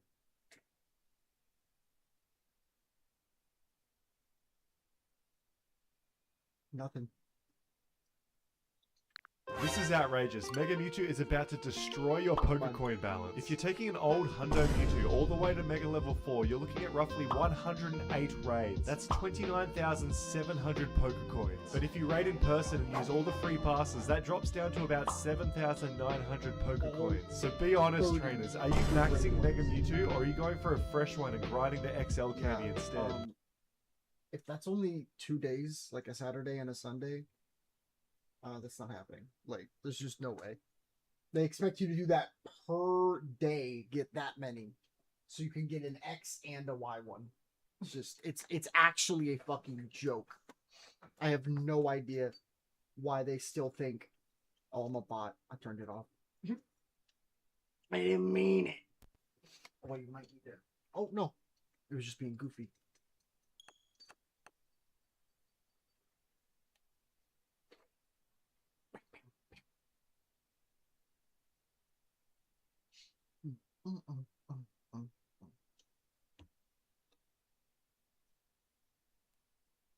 Don't call me Goner. Goner. I don't know what else you wanted.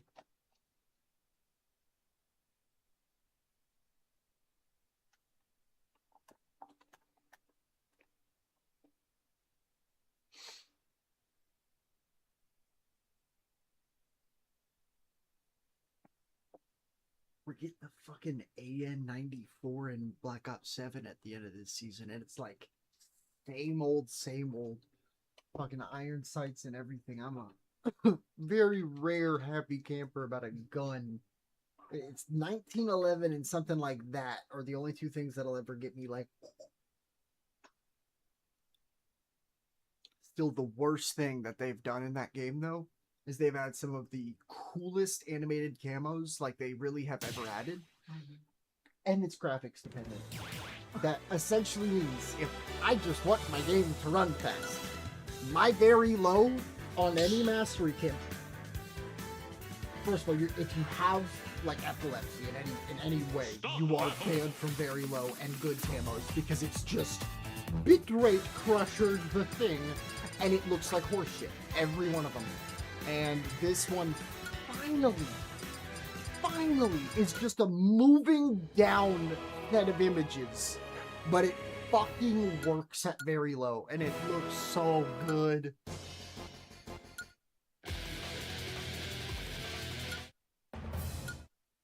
Testing. So yeah, we just need to hear it more.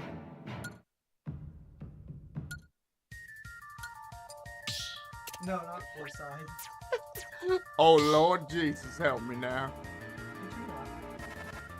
Start battle. We're bowling.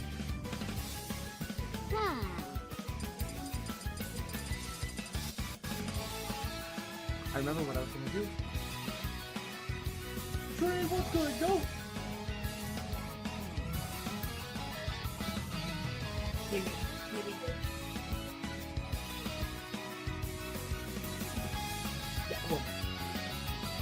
So I can still pick the skin. If it fucking, oh! You know, sometimes they just want you to make it a little easy. I could 100. You want to make Game watch Sands instead? Because I don't think you'll be able to get Sands in the option. I don't know if you want to play against Sands. Oh my god, wait! That actually, I like the Min Min one a lot. If I'm gonna be completely honest, I think I like Game & Watch more as a character than Min Min. I don't know a soul who I'm gonna invite to my place to play modded, and I'm gonna be like, yep, you can play Min Min.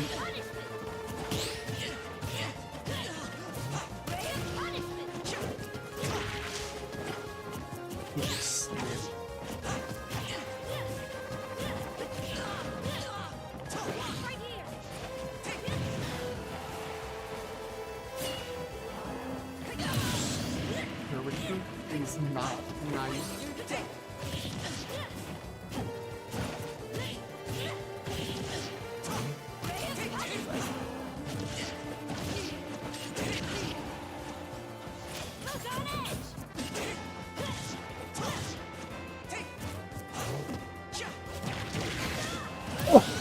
Oh god, yo, I love the double nair.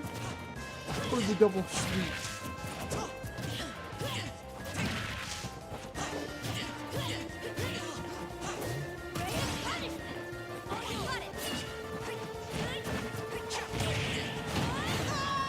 even wait to tech check. It just worked.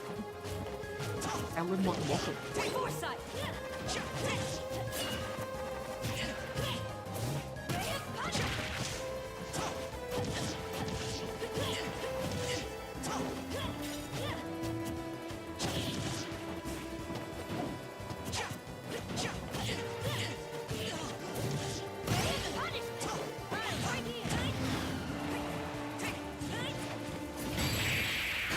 This character. Go where you belong, Walt. Go down. I think unironically, probably besides like the only one I could think of that's like a whole lot more too good is like an Olimar or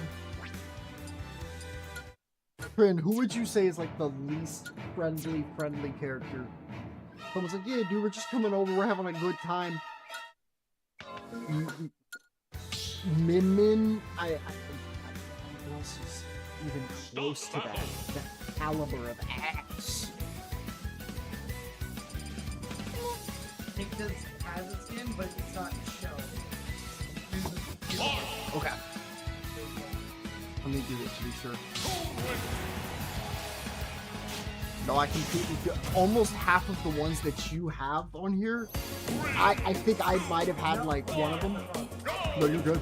I remember what you're talking about too, because I think Zago got it on fucking random or something. It's wild.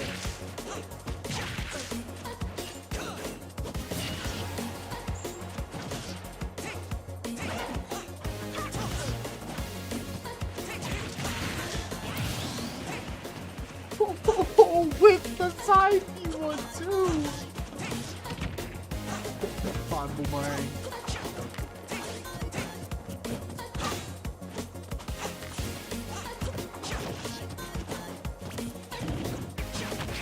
My boomerang.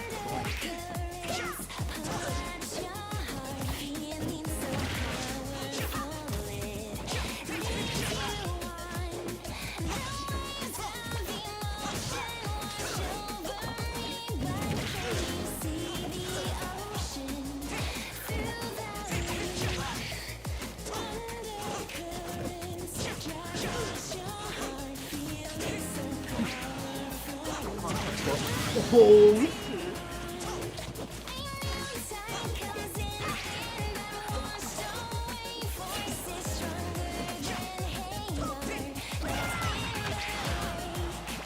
Nick, welcome. Let me know if any of the audio could be higher or lower.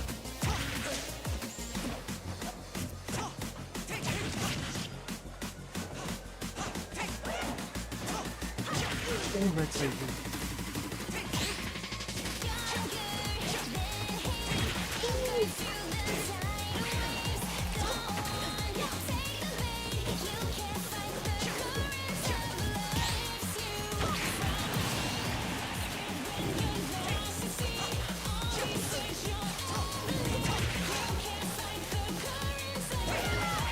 I am just really what this is.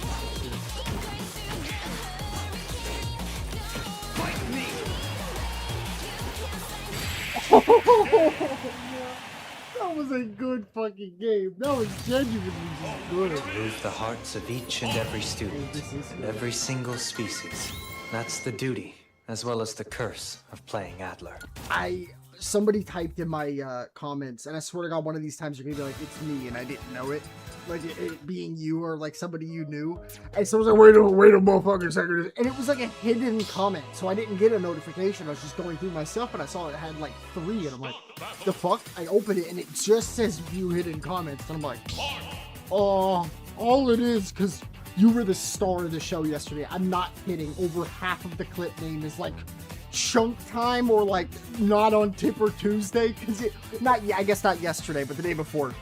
And the amount of clips that just had like 1 or 2 comments on it about it being something like that, and then somebody saying what this, I guess, outfit is on him. You said it before, I don't remember. And they're like, is that the motherfucking from Beastars? He's like, niche, and I fucks with it. I'm like, I'm glad you do. I'm glad I remembered the name from when she said it. I don't got good niche taste. I don't know. I have no knowledge. Better multi-chat that's not always opening all of my OBS. This skin goes hard, I forgot.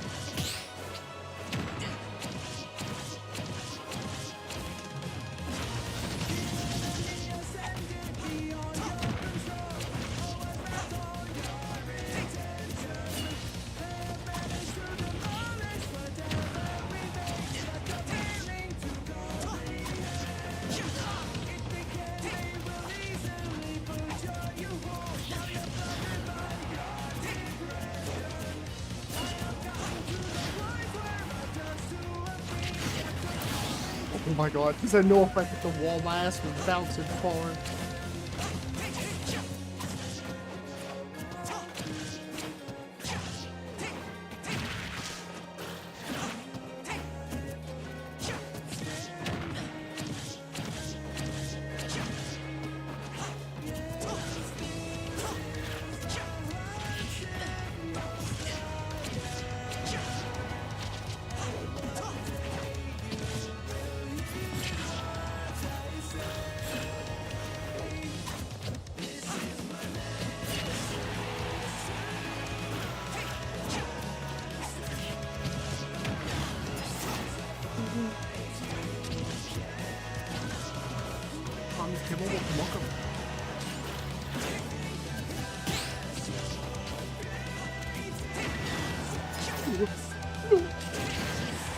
Okay, if they didn't kill, I was gonna be pissed.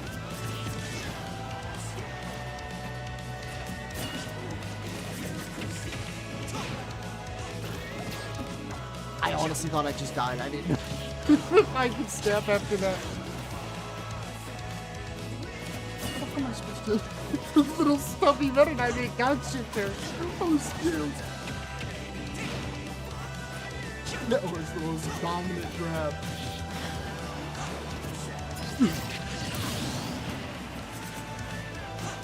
Conquest, welcome.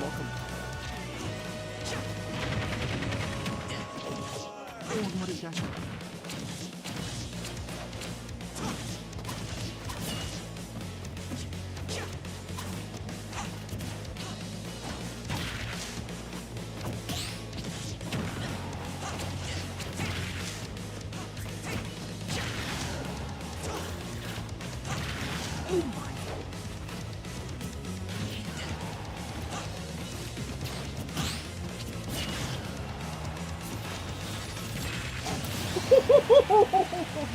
Don't bring a lance to a sword fight, now. Don't do that.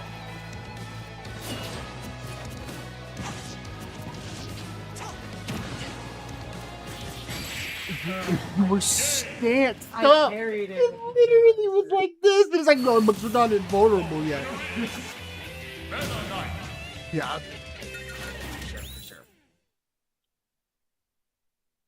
Hugo 4 mil. Welcome. Oh no. Oh no. Let me see.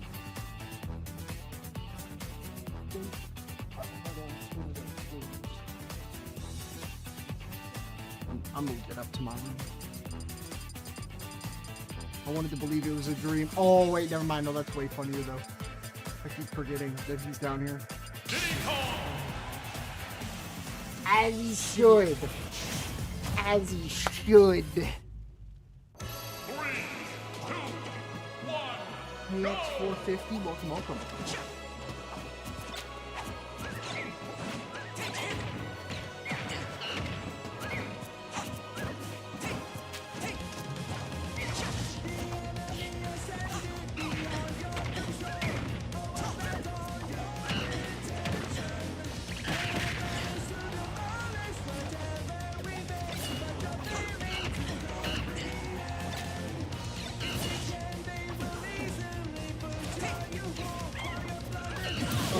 Look at your legs. Look how beautiful it is. Look how beautiful. Lick all the way down it.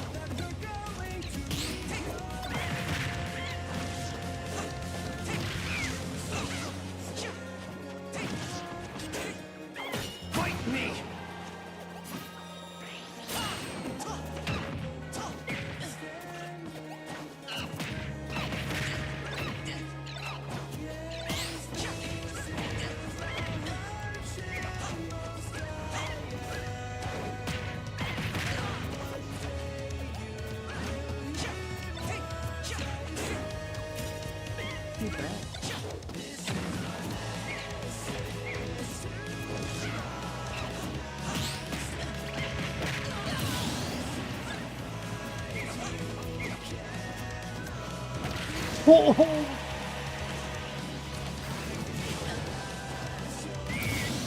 Went down with his ship.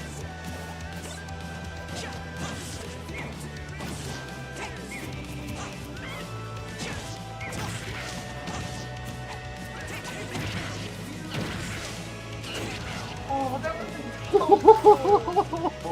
The double tip trade.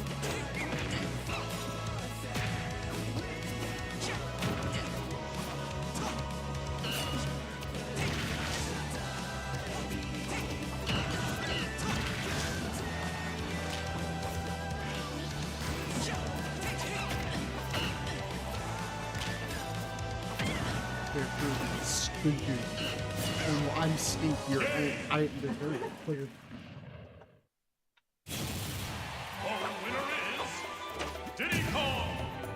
Mr. Kong. Me text Karen about stream. It'll still be a little bit, but whenever I do BRB, I might be just a little longer because I'm changing my shit up on my thing.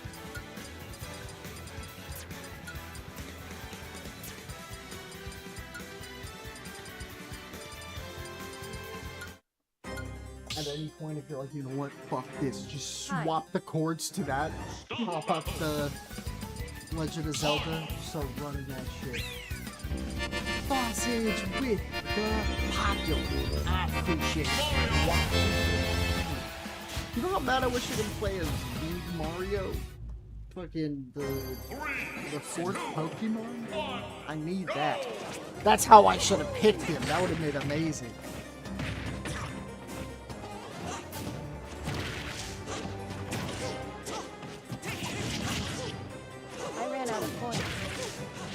No!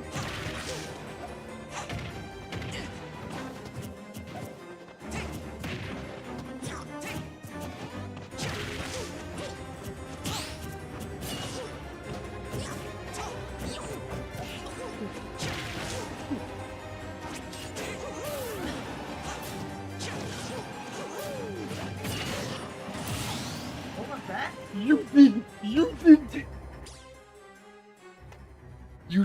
You did the meme. Like, can I just look this up and will it come up?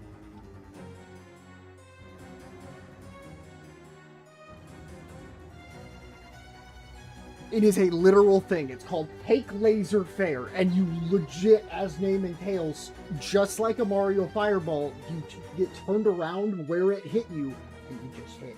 And that's exactly what you did. I got Take Fireball Faired in Ultimate. Oh, dude, the Melee audience is gonna geek. They're gonna geek. Because I've already had people ask, like, so is this just Slippy? I'm like, no, dog, this ain't Slippy. I don't know what lagless Melee you've been playing, but, or what, like, HD+++ Melee you playing, but that shit don't look this good, I promise.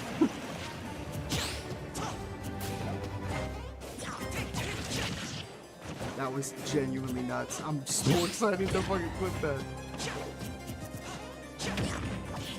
Because there's probably like a ton of matchups where that works in.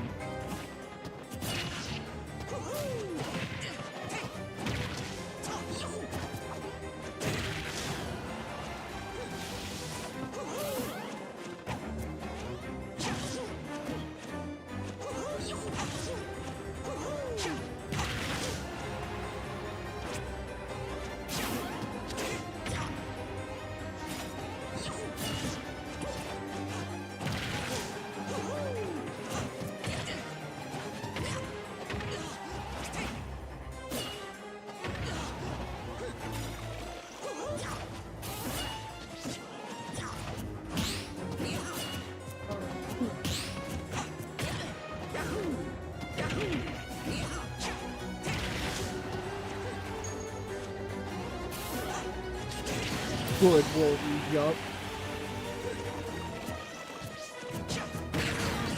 You even read it, this game sucks.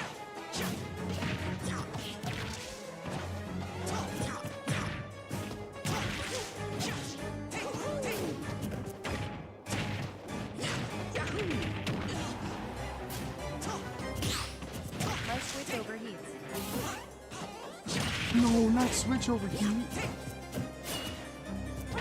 Oh, I guess. Yeah, I really couldn't tell you why that missed.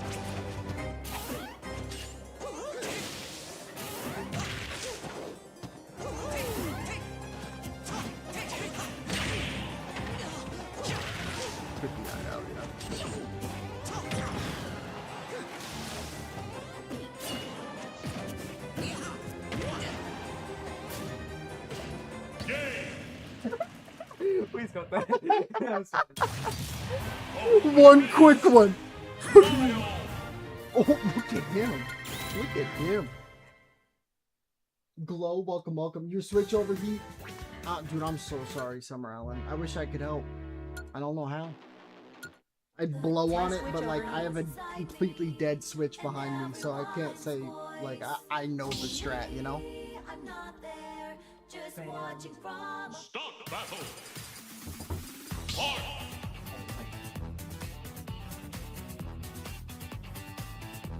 You. What's good, FSM? We're picking. Oh my God! Wait, Nick plays Samus. play I Samus. will play Samus. I was gonna say let the goat play Samus. She reigns. Is Dark Samus even like a humanoid thing, or is it like I don't know whether to call. I've been on that shit trying to see if I can know like everybody's fucking pronouns in this game for no goddamn reason, just so it's like nice, Nick, where you're already shit at like saying them in the proper tense, even when you're just told them. Let's do it against people that can't get offended. Big brain. That's the tech, because if I'm already and eventually I stop feeling bad, because you know if it's just me that feels awkward, I'm okay with that. But if I'm making somebody else feel awkward about it, oh I can't help. Oh I can't.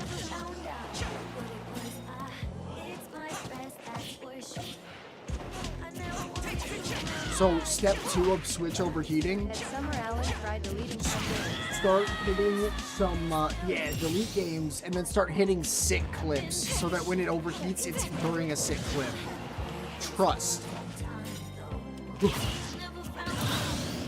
What? That looks so stupid.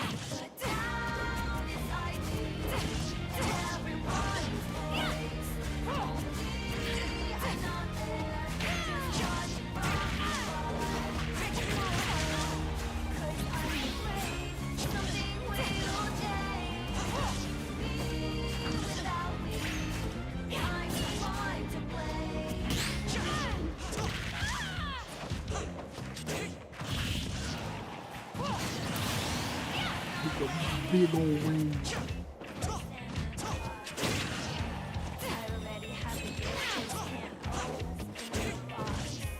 Fight me!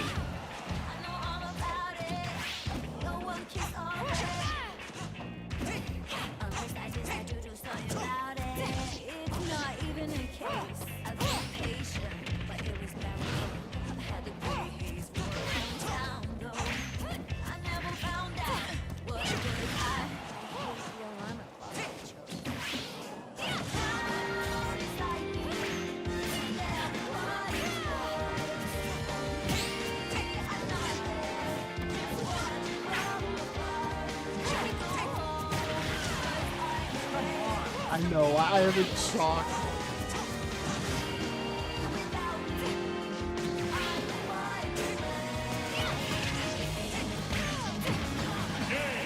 But that does. Oh. I can't stand moves that sound like that, where you're just supposed to know out of fucking nowhere that the guy's down and out.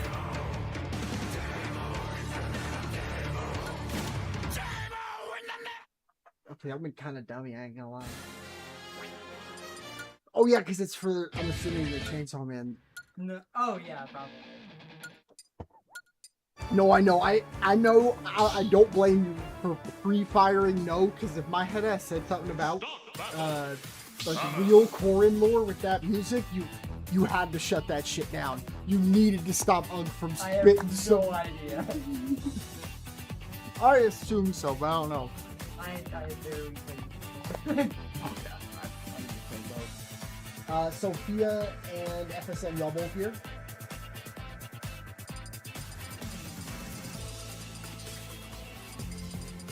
Yay. I know FSM is, so I can Pika, but I'm gonna honor or. Oh. Pikachu! It's too I good. know, It's right? too good. It's too good. Do I get to play? Oh yeah, whatever No, you I win. know. Oh yeah. WLMAON I don't know, bro. Did they 64 follow? Pika. That's the thing. Oh, Sophia already is. Okay, but okay. she doesn't. I thought she was gonna. She'll probably not back in though. It's just so good. It's so good. 3, 2, 1, The little bastard.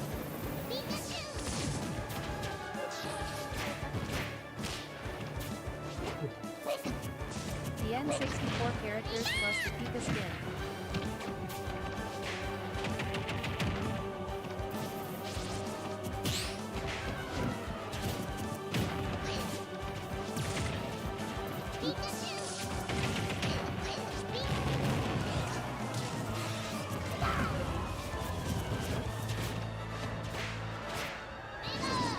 Oh yep, that's the one.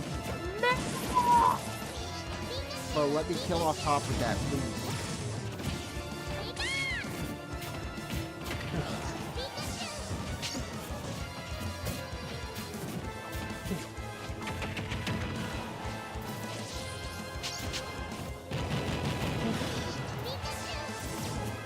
Oh.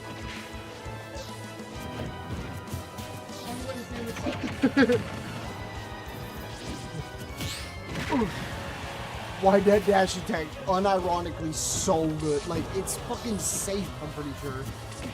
Oh, what was I doing? Am I going to space? Ooh.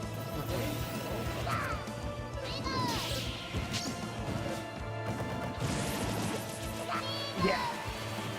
I couldn't tell which way it was going, so I was shimmying both ways, but I did get it the time I needed to. Oh, man.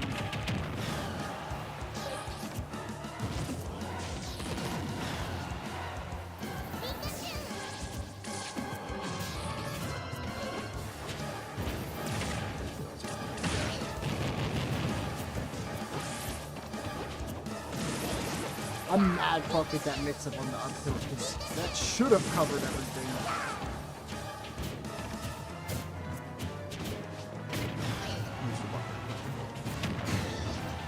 Shoot. You hit me! No! Little pixel rat.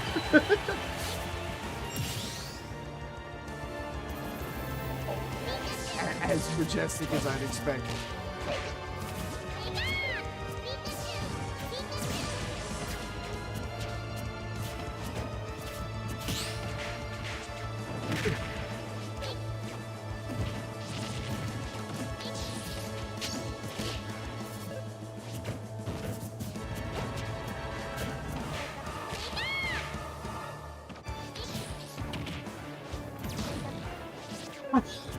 No, like, this is stupidest.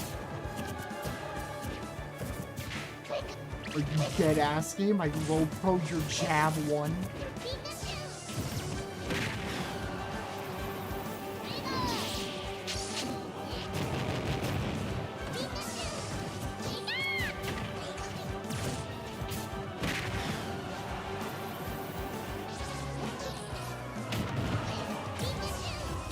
Dude, this mod is amazing. I know. The audio, everything. Oh my god, I gave you a haircut.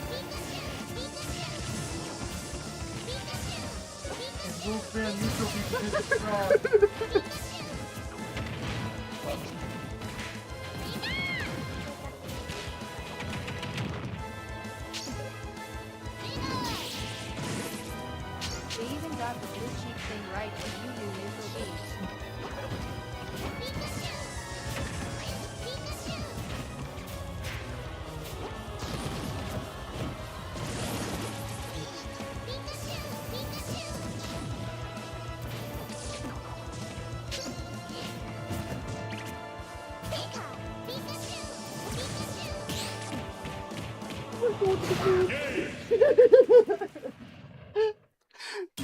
The amount of robbery that happened to her that game was genuinely insane. Run up, jab one, misses. It's upward. Are you kidding? That seems like one of those matchups that you like game and watch. That's when you dart.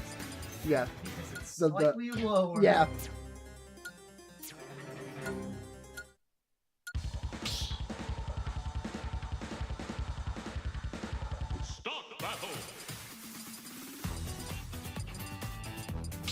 Yeah, I know. Where it like lights up the cheeks in the game. Very nice.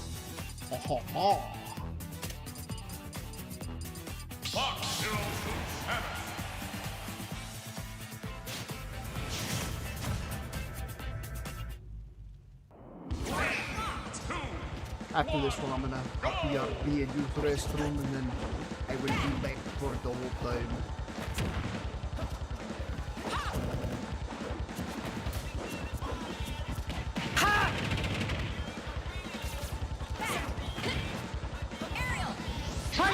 I needed to hear that. Good luck.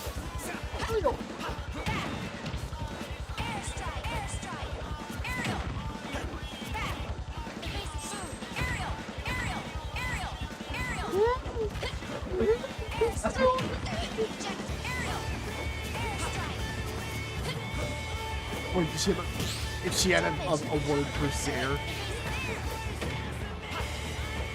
Yeah! Damage! Yeah! Yeah! Yeah! Yeah! Yeah! Yeah! Of course.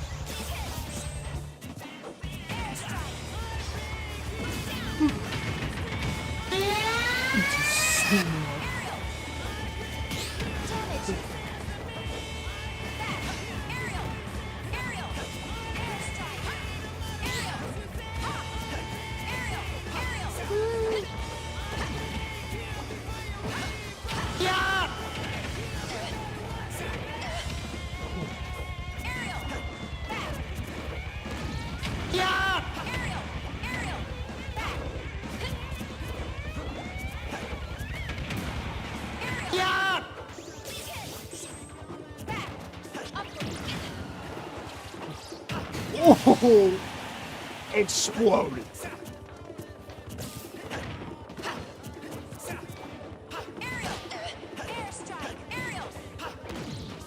Oh, no.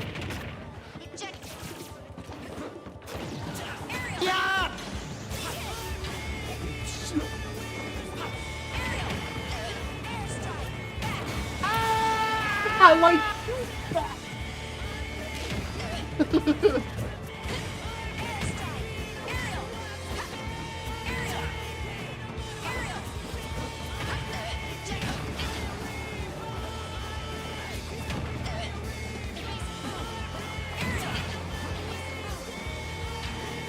Ooh, very fucking clean.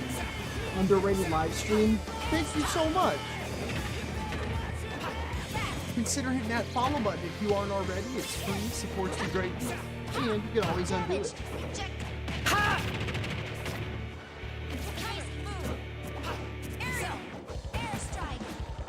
What's up, dude? How have you been? You've been doing good, Nick. How you doing, man? Invasive move! Oh, we good.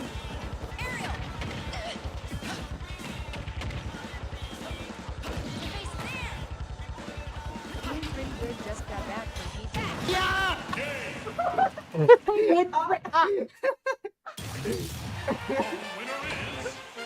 Combat results satisfactory. Hey, thank you so much for the underrated live stream comment and the share. Oh, sorry. I will be right back. Could be quick. Fingers fucking crossed. And then we'll get back to it.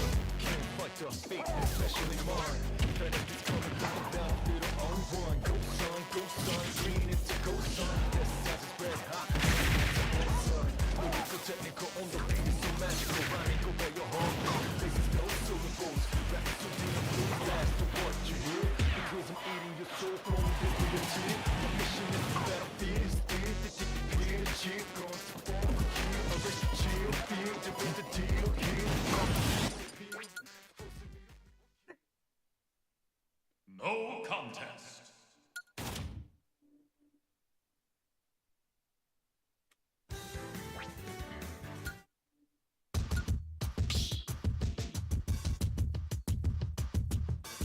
Start battle.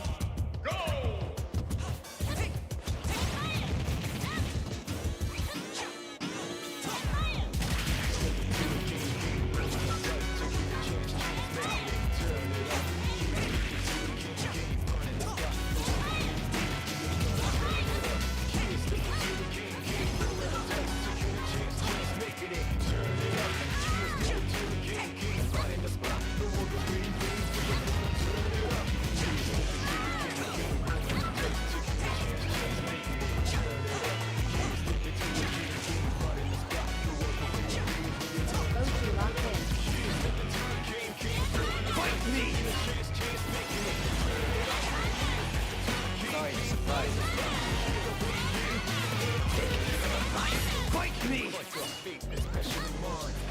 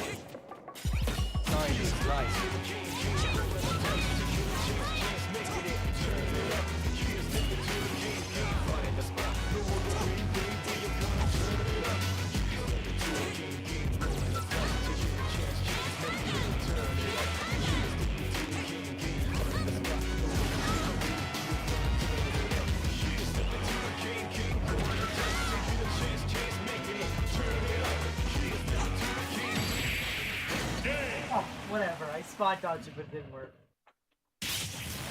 Oh, the winner is Beth. There it is.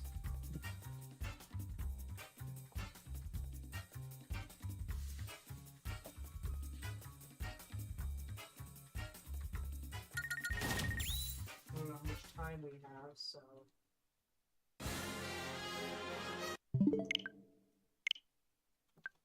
We'll just see.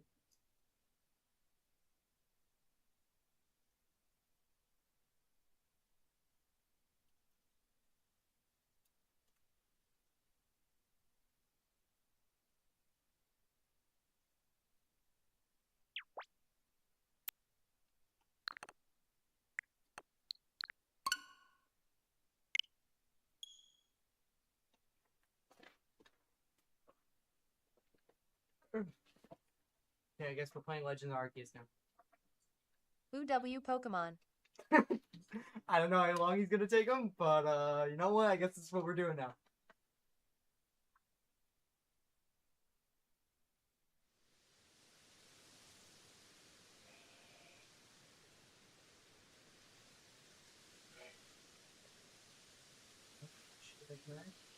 We're hijacking the stream, I love it. Alright. Never seen before GameCube playthrough of Pokemon Legends of Arceus. How well does it do on the GameCube? I have no idea.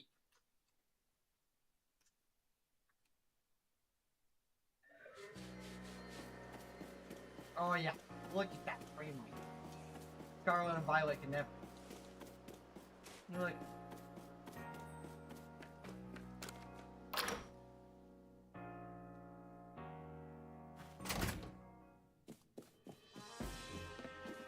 alright.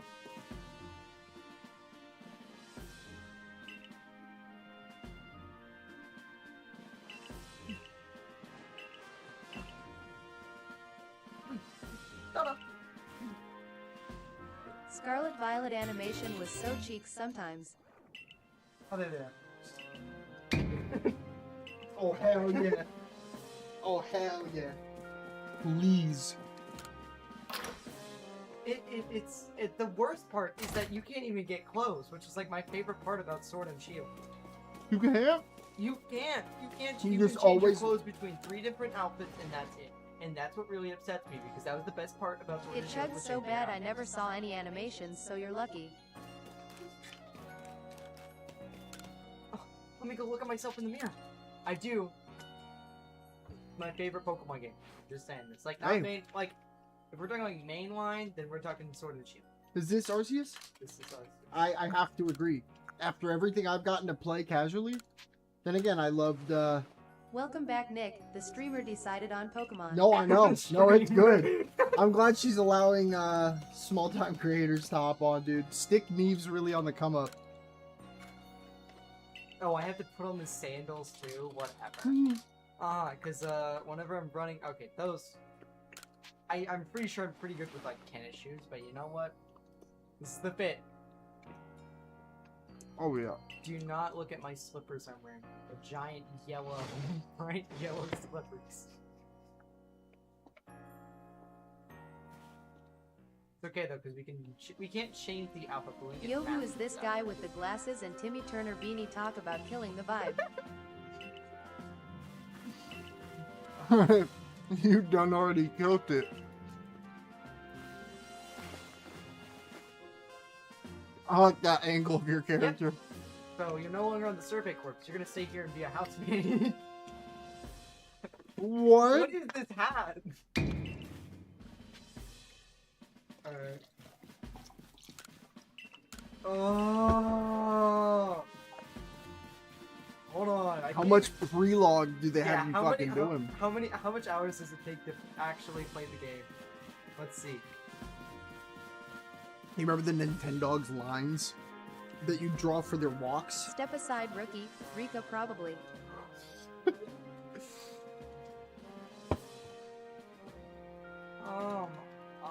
That's insane. It's all just that long. No, I just want to play the game. I'm just complaining for no reason. Well, if this was like a lot of games that are like RPG focused, or no, a lot of RPGs, it's like they're really bad on the replay through because it's like now I have to sit here and wait for all of that. I wish they should. Okay, sure. If you want to fight, we can fight. Did you get your ass kicked? How?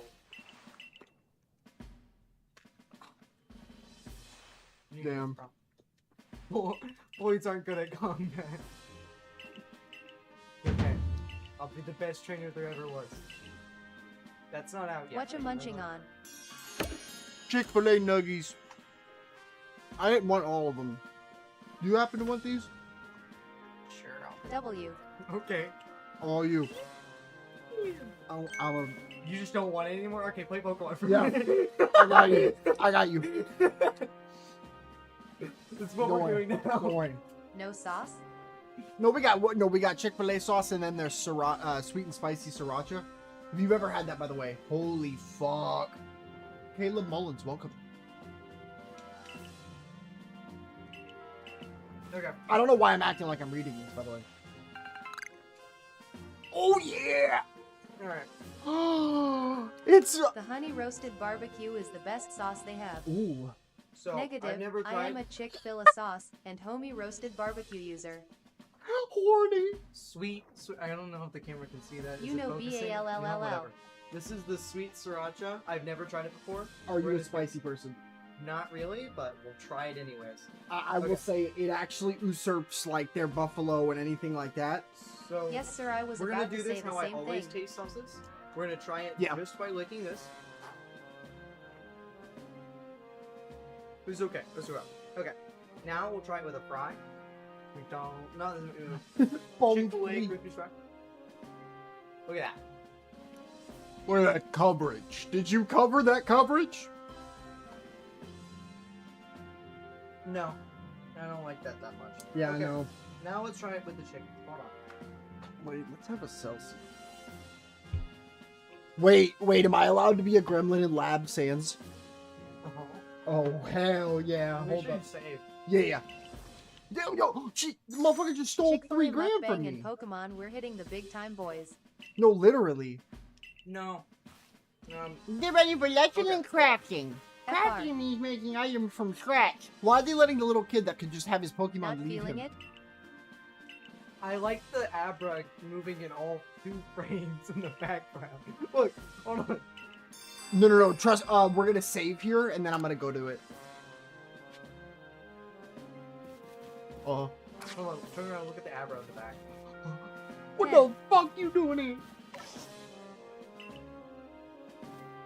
It kind of hit. No, I am a big fan of this. I don't even. Is it Paul? What? Oh. Try hitting random buttons. No, we might have to do this on Joy-Con. Hold on. Reaper out of 10, what you thinking? No. I think, what I ever ordered again? No. Is it better than plain?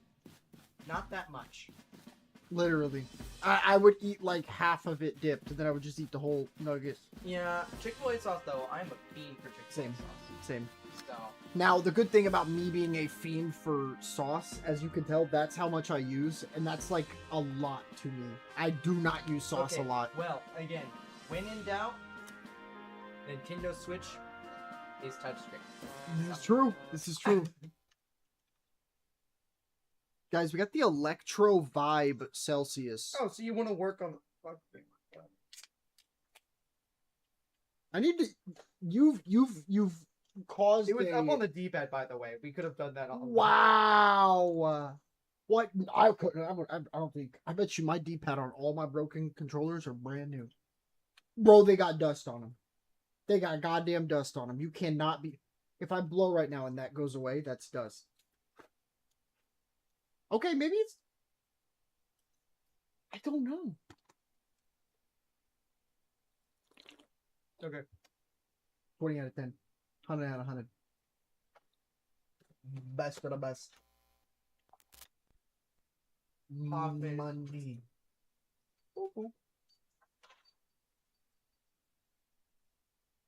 I think the biggest L for me is that I do not have a goddamn person that has like 5 out of 10. controller tech. That's pretty fair. That's pretty fair.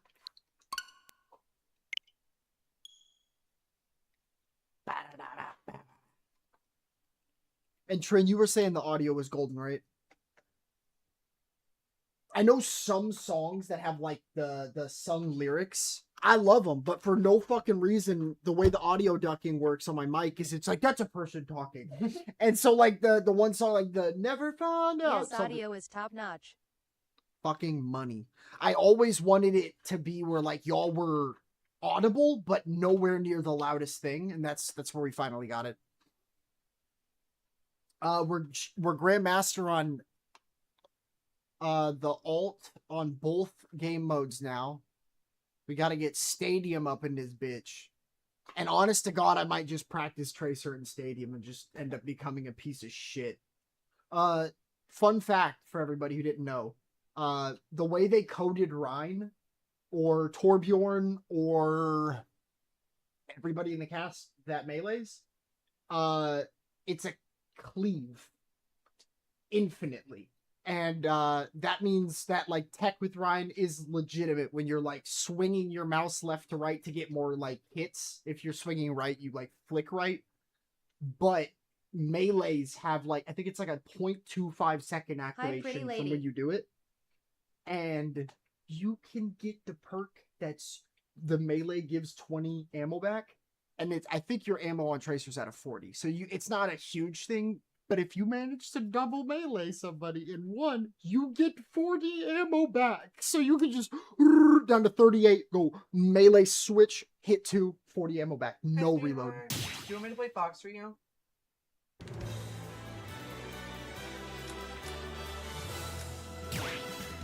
Oh, this was the wrong place. Always. What?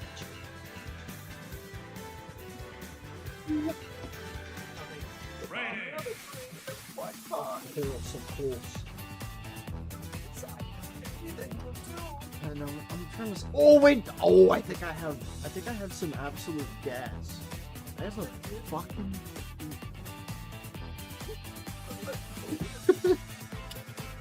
From a forgotten age.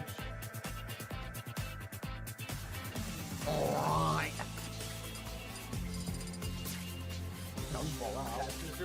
I'll bring us into it. I still gotta make card key and then we're golden.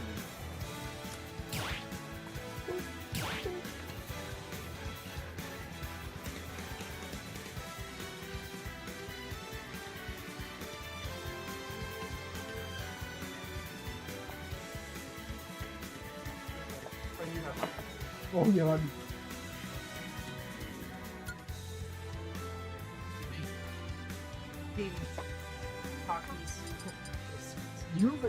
That slogan has made me want to get Takis more times recently than I really? I don't even like Takis. I just think of the ninja. I can't help it. Sometimes that with like a soft taco, like put some crushed up Takis in like a just basic soft taco. Holy shit! So yummy.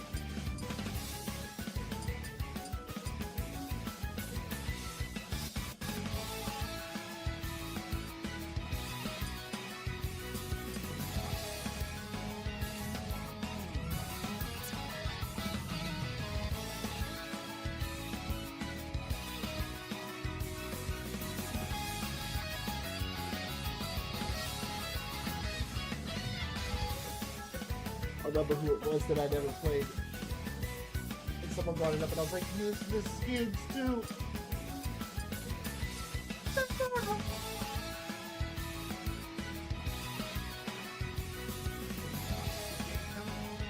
Sadly not.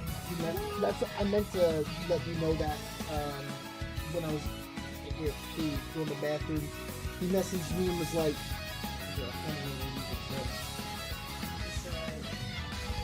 your friend back, pay $500,000 by this number, and I'm just like, dude, I don't know. Company event today at 4 that's going on for 3 hours, so I'm gonna fill up. The exact reason why I even if I'm doing it. Where it's like perfect. Like a way to go one. Yeah. Too good. It's too good. 3, 2, 1. Domingo, welcome.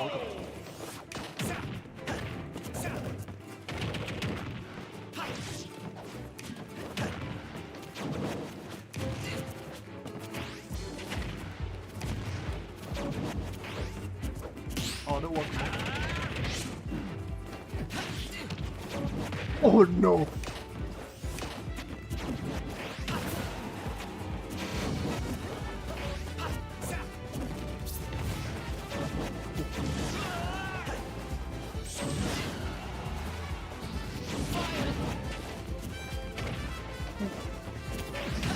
Oh yeah. Oh yeah.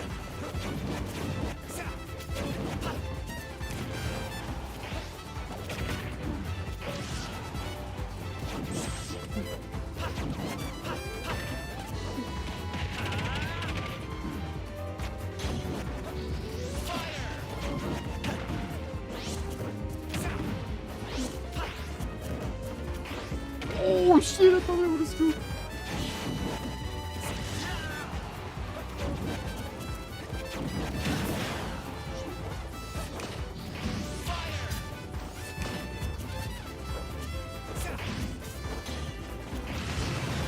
No way! It's over. Oh my god, that was good.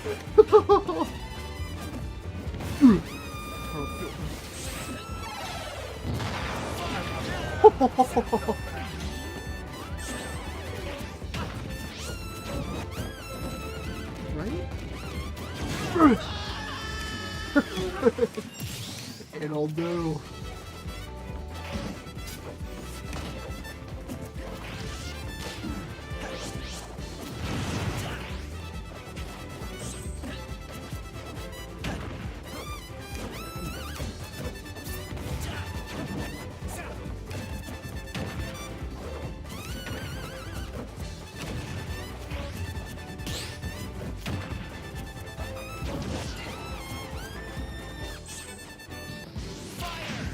No! Villain Devil 5, Jeffrey Jackson, welcome.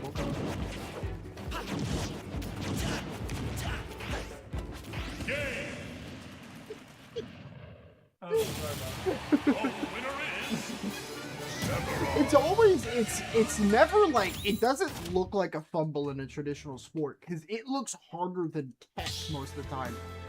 The way we, or like all of us as a friendly conglomerate SD during matches, it is insane.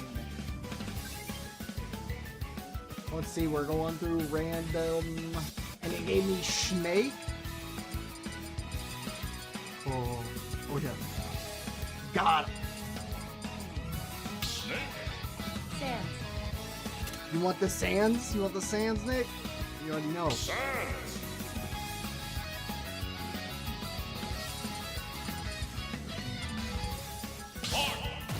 Burn loaded. I got you again.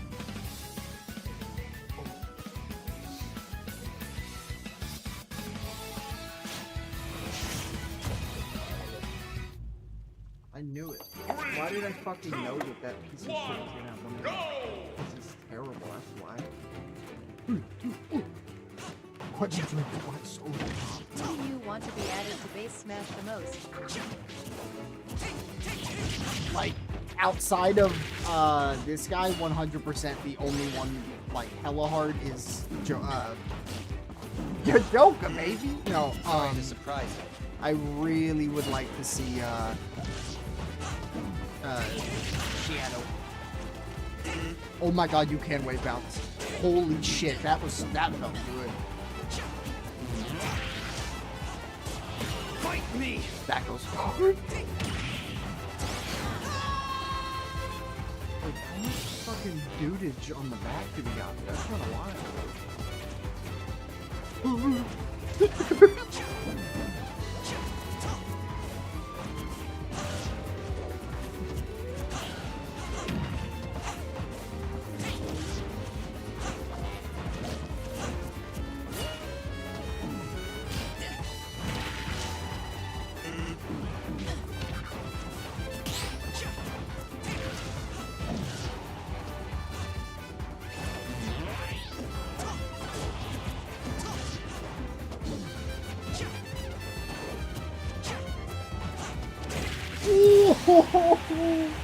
Beheaded.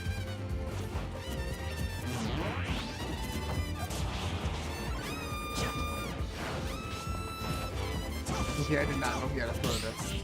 That fucking move mini. I wonder if that like is in somewhere weird.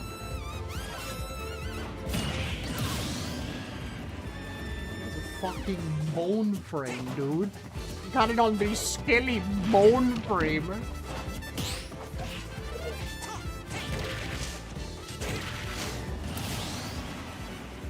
Okay, I was kind of upset about the bone hitting me for the face. That makes up for it, I guess. Wow. Oh, oh, fucking shit.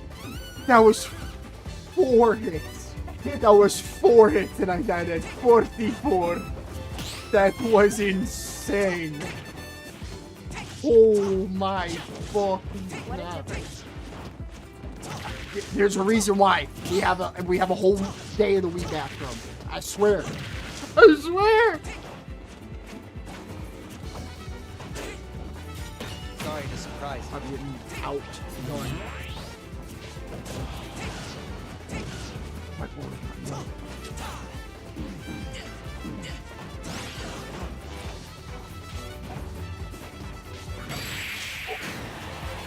No.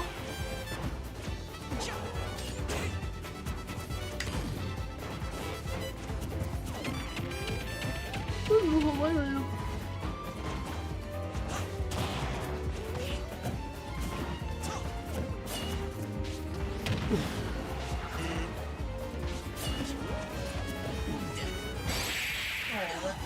Yeah, the dumb jab up air. I shouldn't have won that. I won that. That fucking back air on the right side, not It killing. made me upset because it showed you going out and then it popped off and it was no longer on the screen anymore. And then you pop back in with a little bubble. And I'm like, I think he has the same weird bug that Mewtwo does, where when they both air dodge near magnifying, the game's like, he's not there anymore, guys. I can't magnify nothing. And that was not like that in base game. So they did something with those, where that actually means 41 goats? Dude, you are insane. what am I supposed to do with all these goats? There's so many straight. I don't know what I know. Carrots are for pig. Wheats for cow. What is goat? You're just giving me all goats. I can't breed them. It's a bad time. It's a bad time, dude. I can't afford to move to Greenland again. The second time. Just to Greenland. Don't even get me started. Yeah. Back to state. I'm even playing the easy game. I know. It is. It's kind of do better too.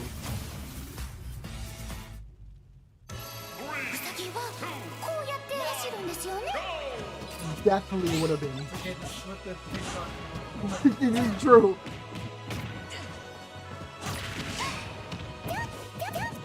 Little monkey snake kinda cute.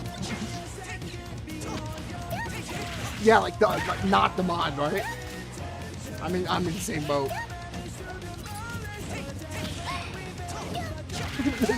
This is the one time that it for a minute felt like my I was having the PC version's first like 10 games each day felt. And you just had to go through every laggy like blow up, and then it was finally good.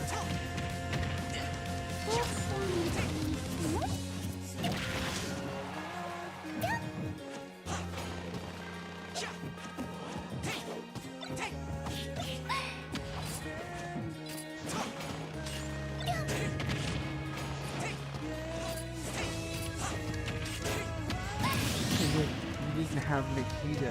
You didn't have Uppy no more. You had to go back. Chose to not go home.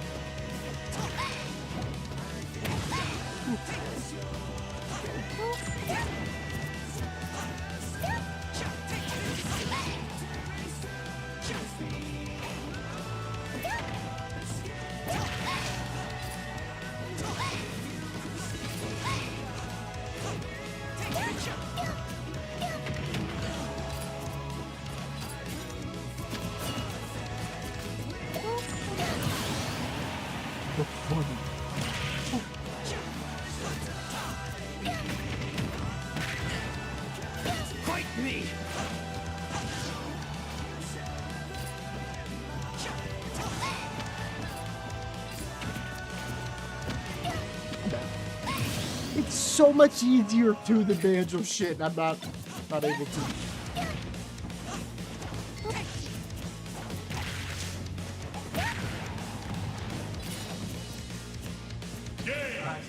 I thought you did too.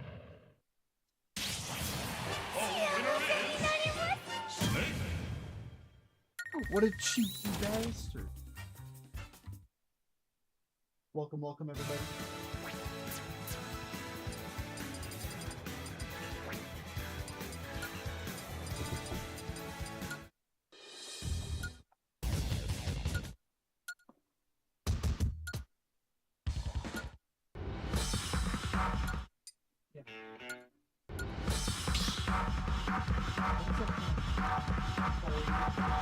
Okay, no, I thought it'll be different. Stupid ass area. If that shit, that's some Angry Birds level dumb. Is that was that shit the hooker? No, that shit had turtles. I actually don't know if it did or not. Kind of fogged that whole game out. I think for good reason. I don't know. Perhaps. Randy, ice.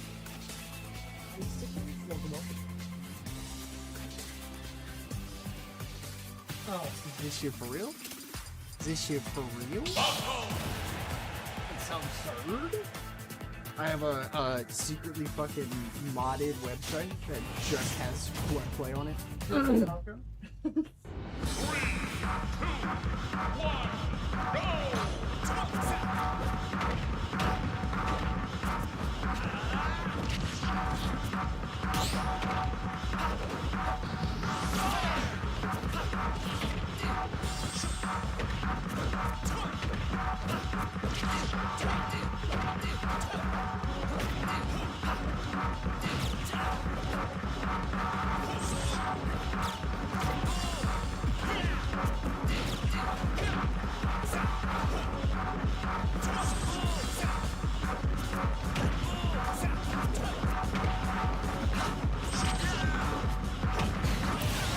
So fucking dumb.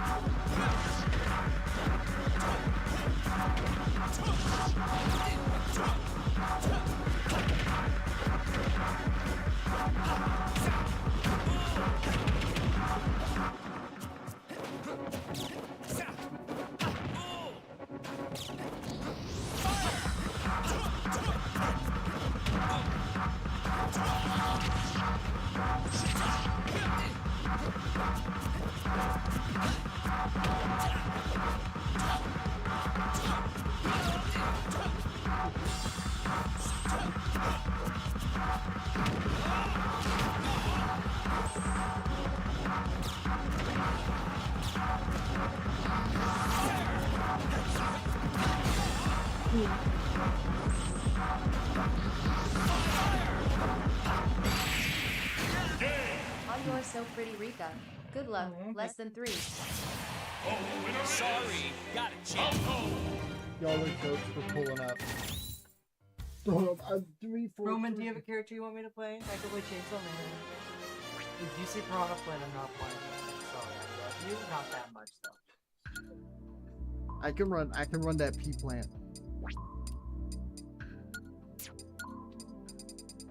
Unironically, until I went quadruple Dare Falco, I never had beaten 1,000 formerly known fan. And then I just said down there, and it just fucking worked. Oh.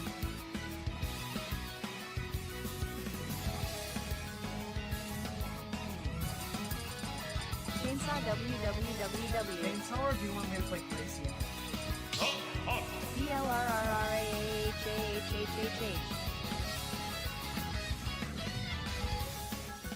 Gracie or Chainsaw? Chainsaw Man Honey. Okay.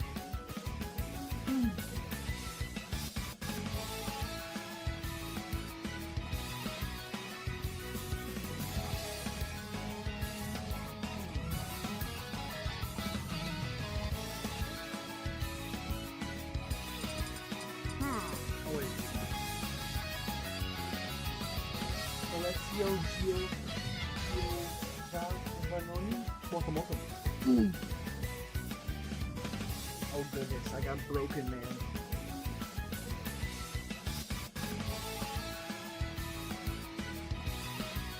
So, people can see that.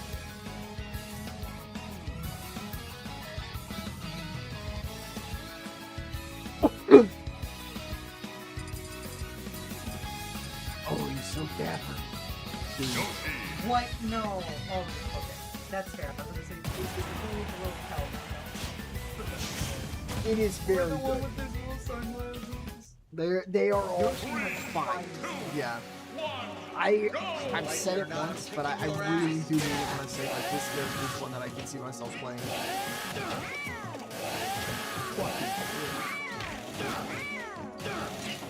Oh my god, I pushed them. Oh fuck. Yeah.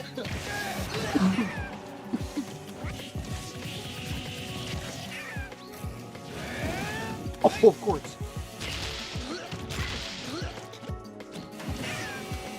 Alright, gotta get back to work. Less than 3. I love you. Bye bye. TY out.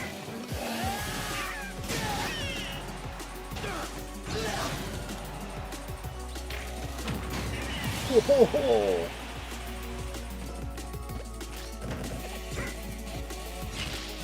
I love like just how random of things cause their initial lag.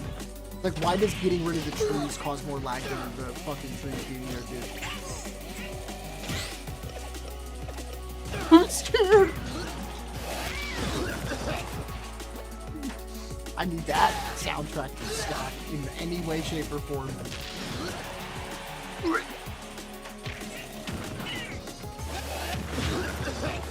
That one.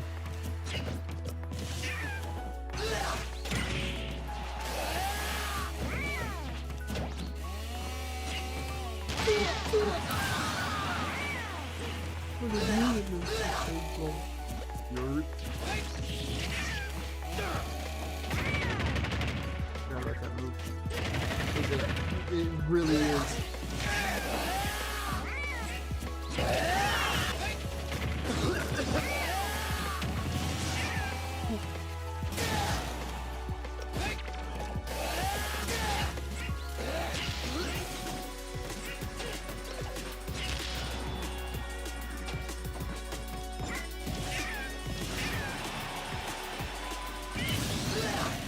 I held it too long. Oh.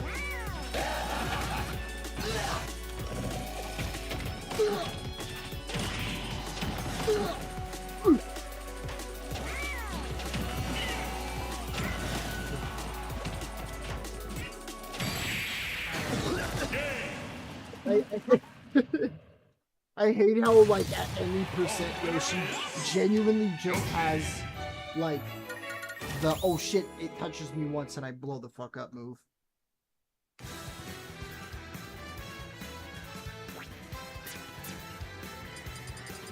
What did you see where this is not vicious.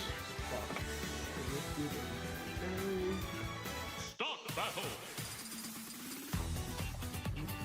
It doesn't save my old checks, right? Yeah, that's the whole cast. Don't check that one. For a second, I was like, if I saw more than that. That's just because the time. Captain Falcon! Frankly.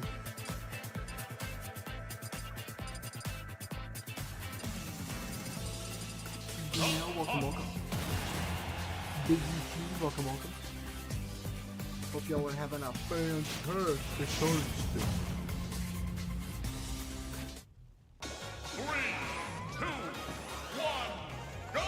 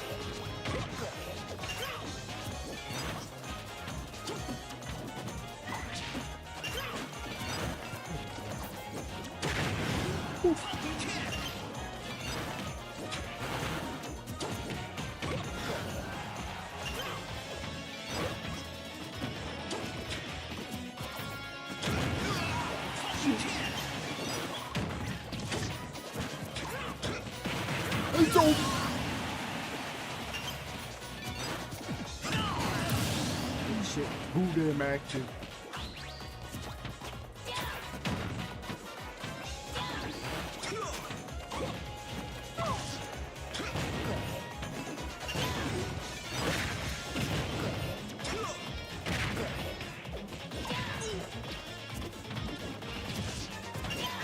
Yeah, thank you so much for sharing the live. If you aren't already, consider hitting that follow button as well. It's free, support you greatly. You can always undo it. I did a quick turn on it. This shit is fucked.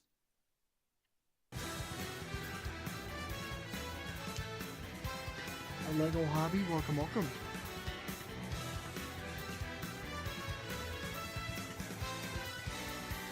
Who we got next? Dude, this everything gets vetoes. I'm gonna say that right now.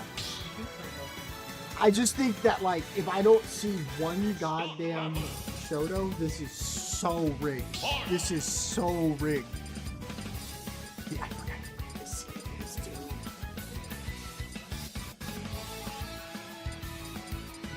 I used that last time. This is great.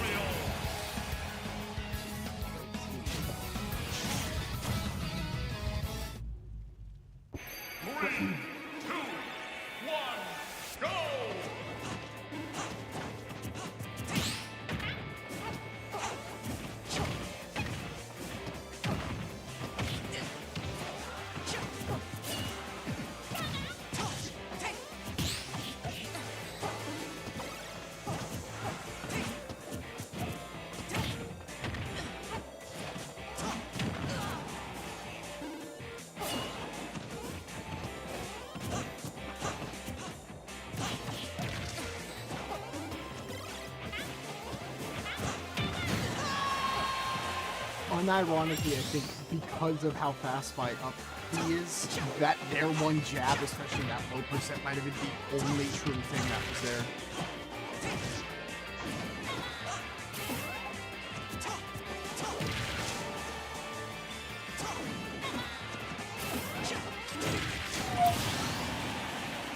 Gone. Gone. That was fucking clean.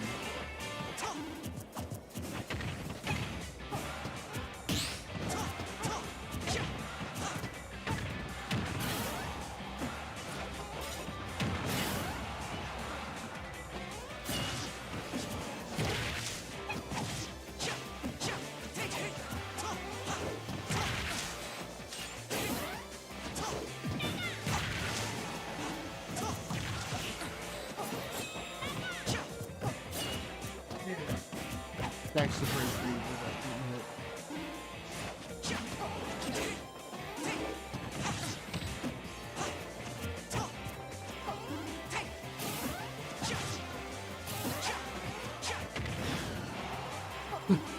Powerful merit. It's so fucking good.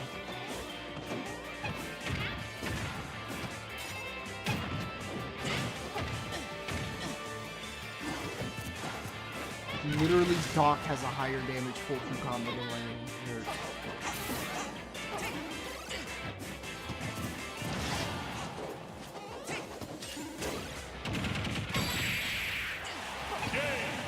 Perknado!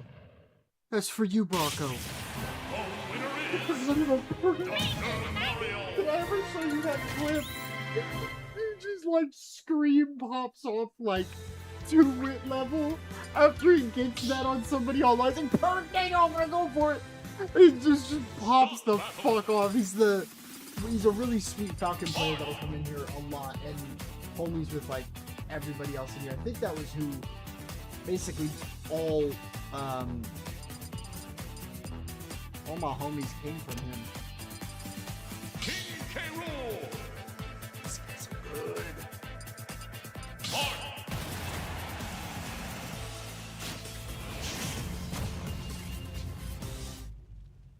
Three, 2, 1, go!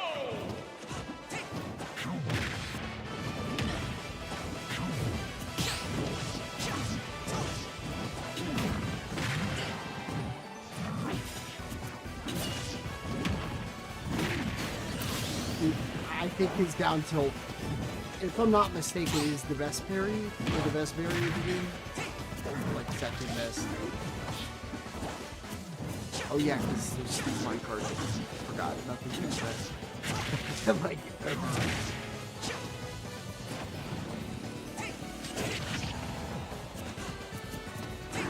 stupid idiot, welcome.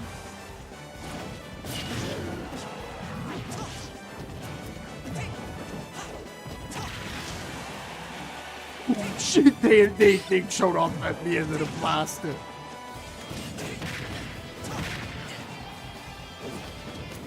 Oh!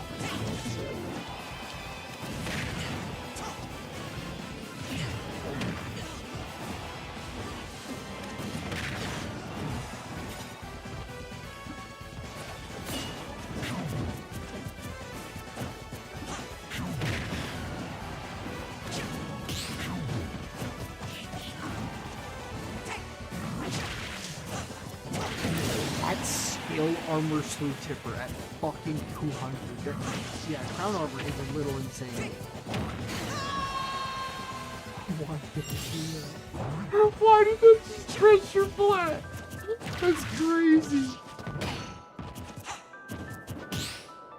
He genuinely just feels stinky to do the armor moves, at least on purpose, because it's like you're literally better in this game.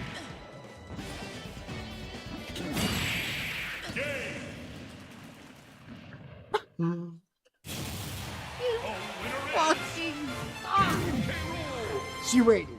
She double jumped. That fuck stood up there. I'm gonna get this, I think. Yeah, I'm gonna. I just win. There's no downside.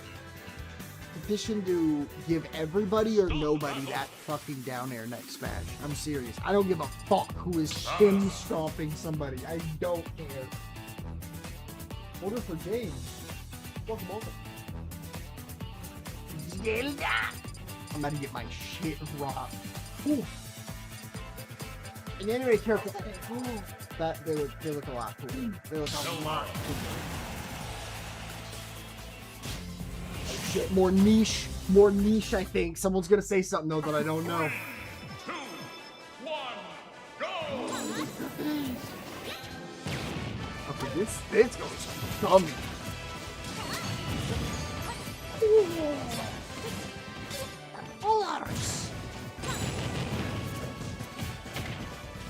Oh my god, it literally looks like a rival skin. This is fucking great looking.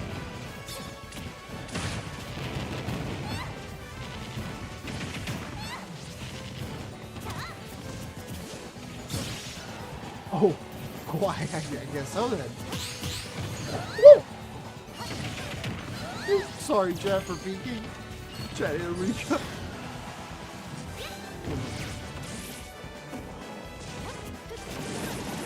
We went too far.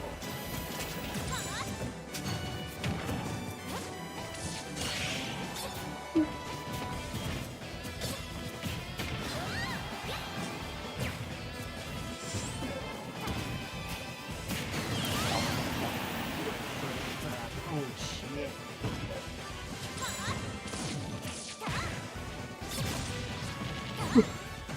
The twinkle toe fucking. That's crazy. Crazy that they thought that move needed a buff that strong. That shit was very late, I'm pretty sure.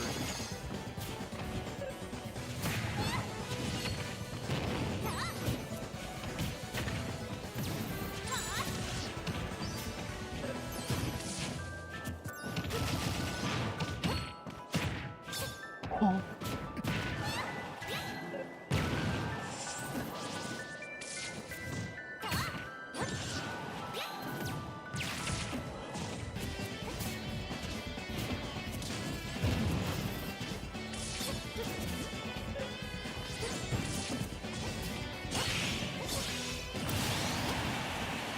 The fact that that is just, that quite literally is one truth. Buckle the shoe.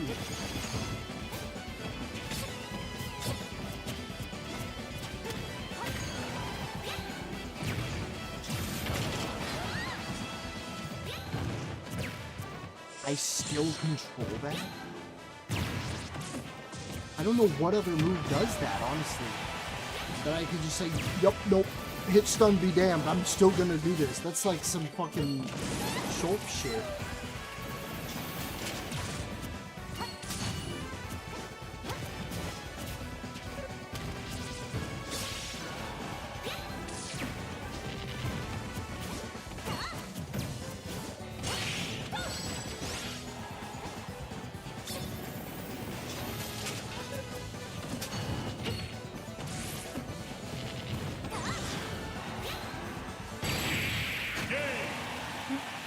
Character's fucking stupid.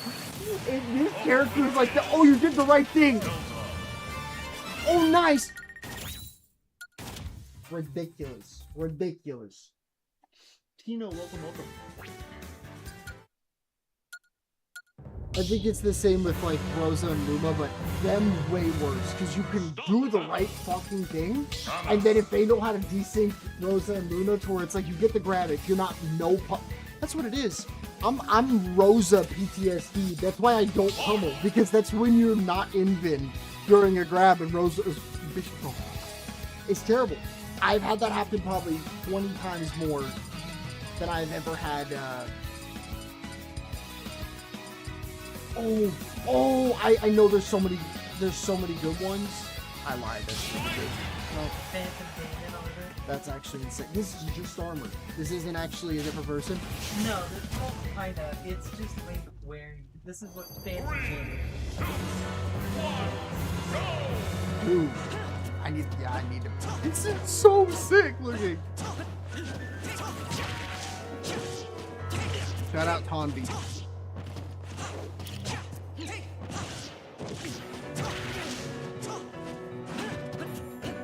Maybe don't shout him out right now. I'm not.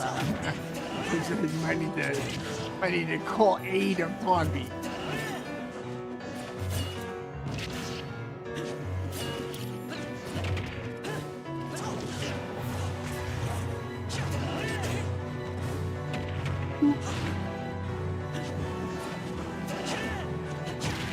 Oh, outspaced the Master Sword.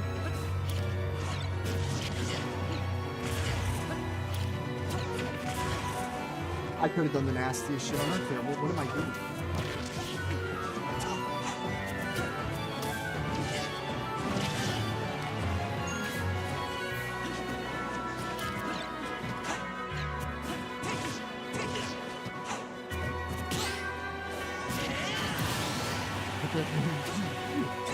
Dropping more. But I didn't even mean it like that. I meant like that.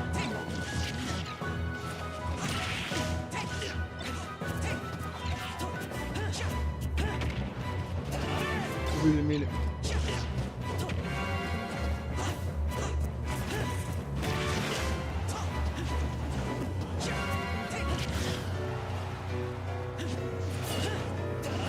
Surely, okay, yeah. I was like, if I can live after doing boomerang wave bounce and then fucking forward air, this game is oh.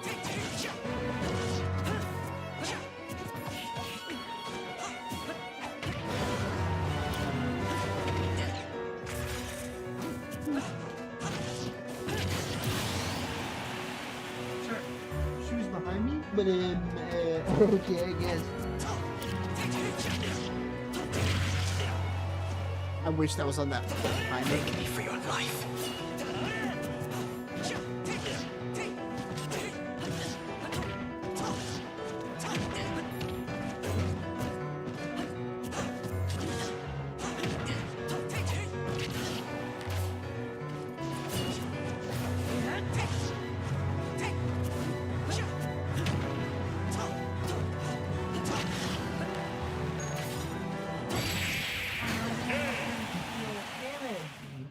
What the one-of-one use kit? That's like getting a fucking mini kit in Lego Star Wars where it's like, you got it! You looked buttfuck everywhere here, and you found the one time Link dash attack was applicable.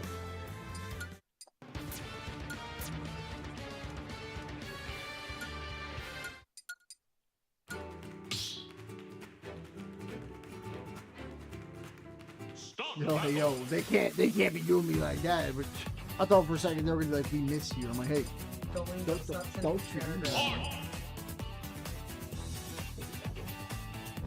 And because you get here early most of the time, if 7 works for you, Yeah.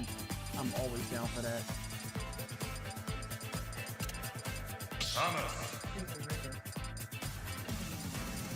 I swear it's all because of the one mix-up. I swear. But does that even move anybody? Oh, that's stupid. The Diddy Kong being there, does that move the roster at all? I don't think it does. I don't know. There's a couple. 3, 2, 1, go! I did not mean to play the blend into PS2 character. What the fuck? Yo, who the fuck Sam is fighting? This clip. This is the ultimate bitrate tester clip. If this shit is complete just mashed potatoes, then we gotta turn that bitrate up, fellas.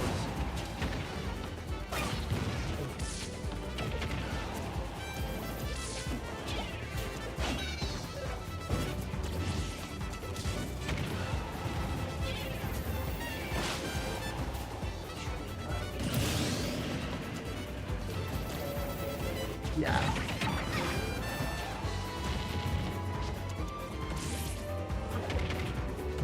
Yeah. Yeah.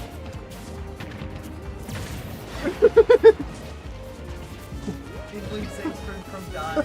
It is shot. Dead.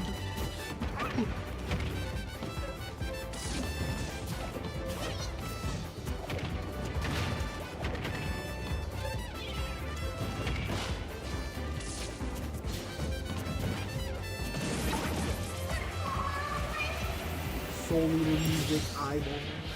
Frito clicking, maka maka.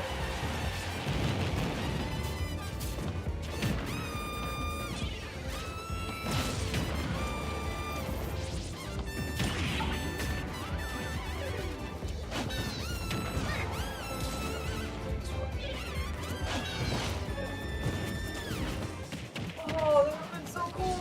I genuinely just think you got robbed due to how small Inkling is too.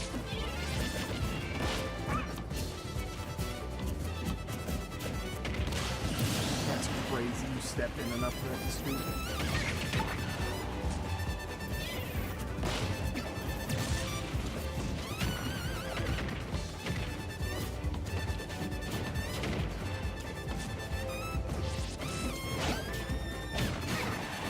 Ooh, Phantom dead.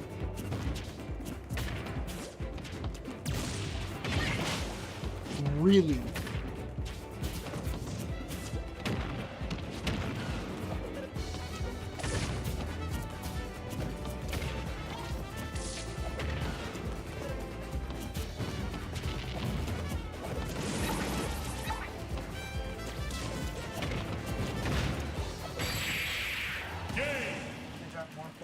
Oh, I don't know. I didn't do anything. I couldn't tell if that was true or not. I Was did it? downbeat it while you were hitting my Yeah. up air. While you were hitting up air, and it didn't do anything. It made the noise, and I know your air dodge. I know up air 1 on Inkling is like unironically like Diddy Kong level, like annoying on shield. I think it's actually -2 also. And because you have that stupid fucking neutral beat that you can just sit on shield, I think Inkling has like the most degenerate shield break, or like, I guess shield minimizer in the game, by just hitting a bunch of up airs like that, and then I think you just neutral leash, just sit on them. Oh. Oh. Please somehow, I think tomorrow I'm gonna get to the incredible gassy clip. We're just now catching up. 3, 2, Yo, he's thin.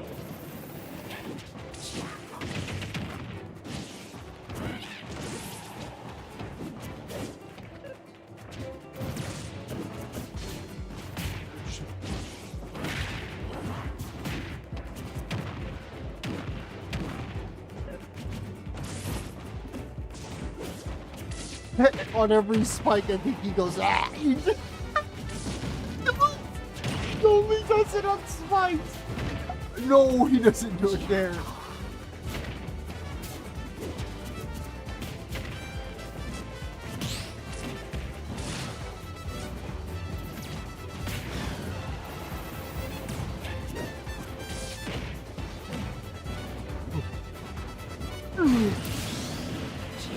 The napping.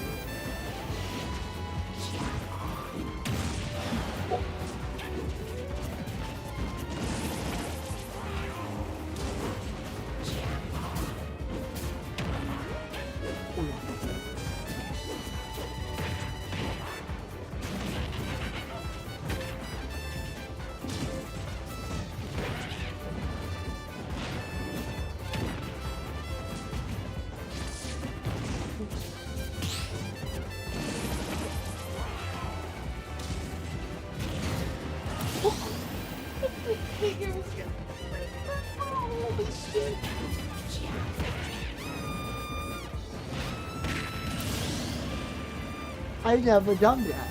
I know that's like the lamest shit ever to everybody, but like unironically, I have actually never done that. There's no way she could have she could have gotten out of that. That shit was finally true.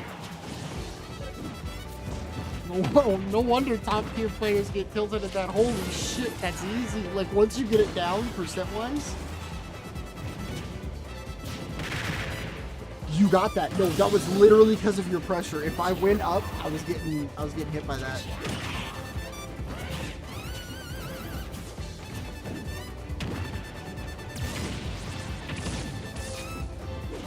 Game, just let it grab lock once.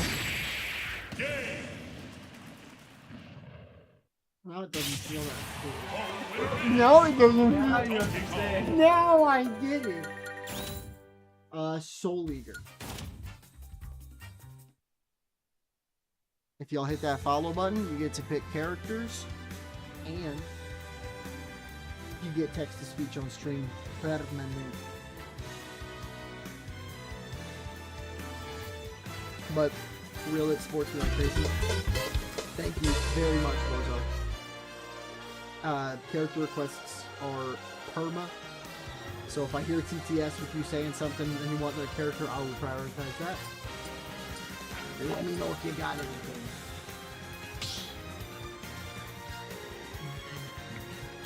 Stop battle! What was that song called again? How spell it? Which one? The last one. Trumpet? It's called Blitz from Soul Eater. Blitz from Soul Eater. Literally none of my videos have been flagged either. Like all of these videos get so many rewatches. It's actually kind of crazy. Blitz from Soul Eater? Appreciate it. Yeah. Bet. I'm impressed that TTS knew how to say appreciate. I was ready to hear the most. Yeah, right? If I ever get somebody I don't want, then I get to play somebody I want. See, now I'm at a conundrum here, because, ain't no fucking, ain't no way I'm not gonna little funny guy here. Oh, yep. 3, 2, 1, You're, go! oh my god, my nails.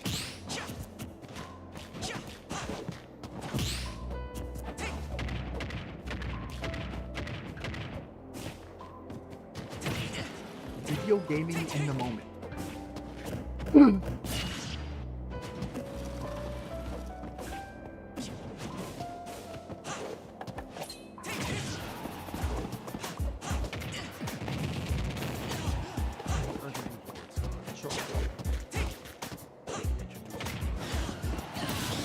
Someone needs to call this character fucking home.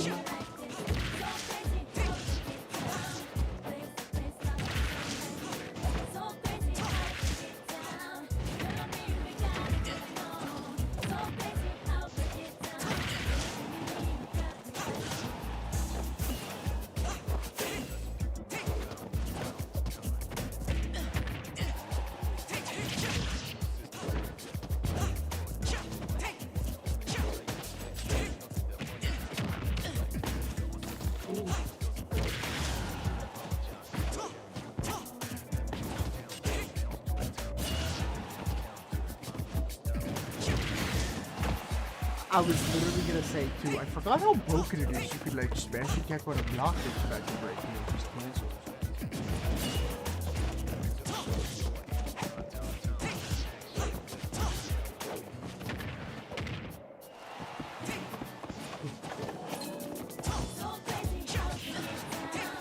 I played trumpet, so I was impressed. Oh hell yeah! Debut cool game YT, welcome. Funny.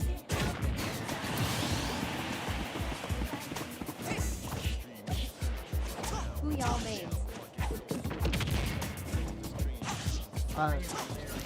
Samus Aran on her behalf, Banjo Kazooie on my behalf. Top 74 Global. Oh.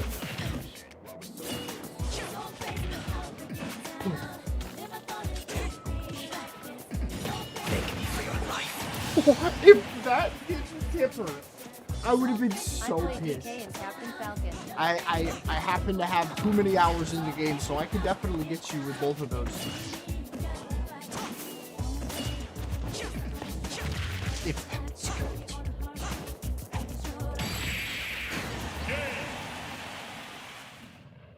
Welcome everybody. I hope y'all are having a great one. As always, if you have a character request, How make many sure- hours? A lot. like say a number. Both random. It doesn't work like that.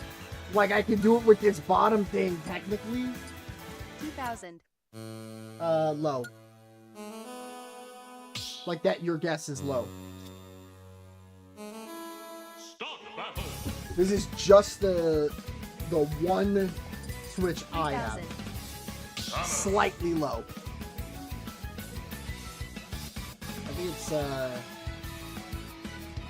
this point 3.5. you might as well have got it. It's like 3.4 something. We're on her modded Switch, so it's not gonna show up. But as a matter of fact, let me select real quick.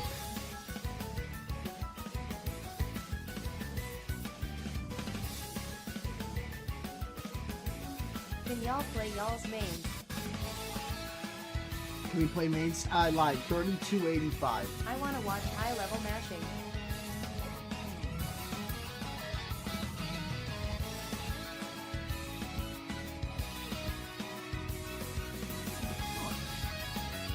You.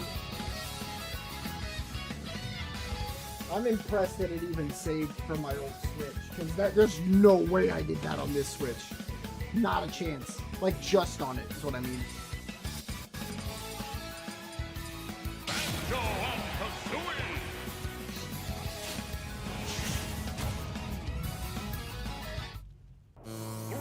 Don't fail me now, Trigger.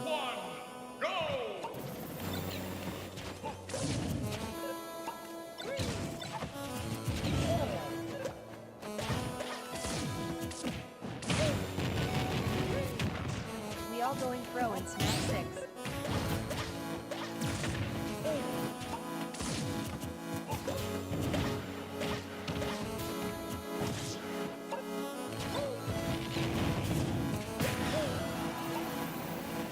You guys Wow. have the logos?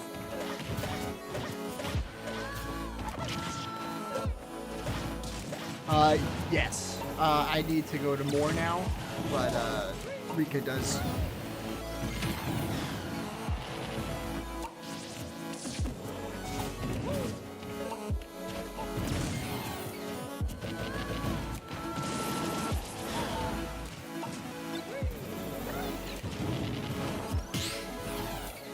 Are y'all PR?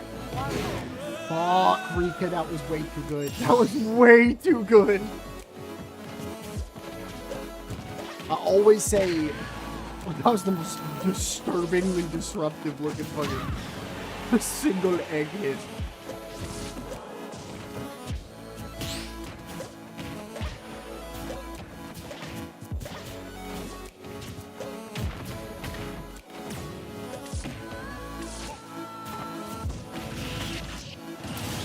That's so fucking crazy.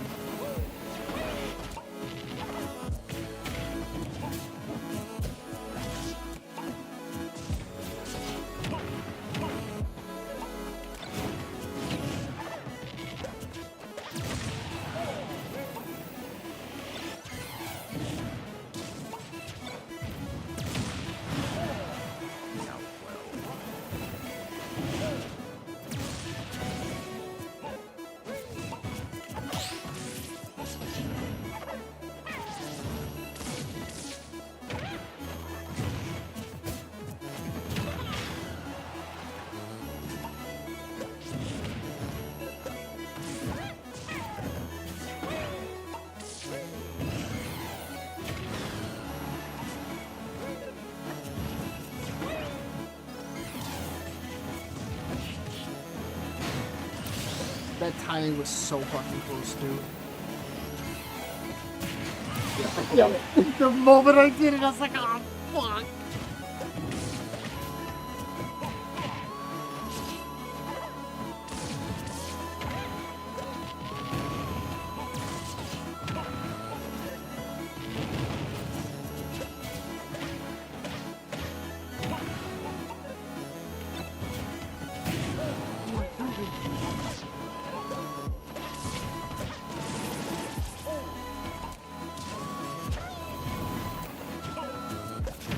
Oh, fuck.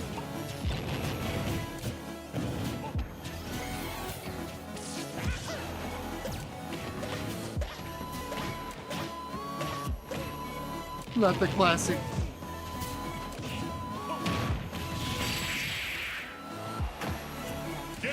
My most embarrassing shit ever. Do the hardest tech in the game, and then instead of just press side B, press reverse B.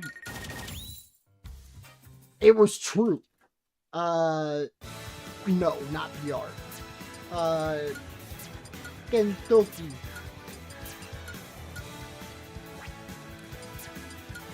Very What name strong. do I search in Supermajor to see your stats? Nick Steve. Stop battle!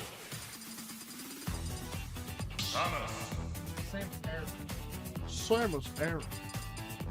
Uniquesty?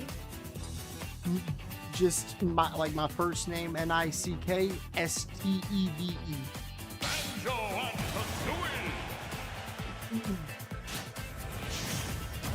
Nick C. 3, 2, 1, go! Nick, and then the character from Minecraft. No space. No spaces, that's it. That's the whole shebang. Nick Steve. Money.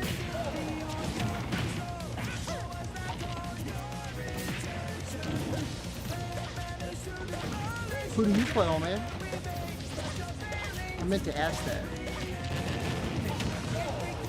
Yeah, was it Falcon?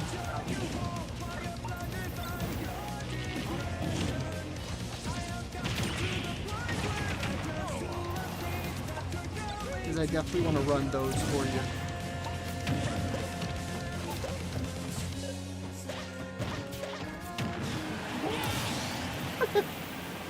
The backwards.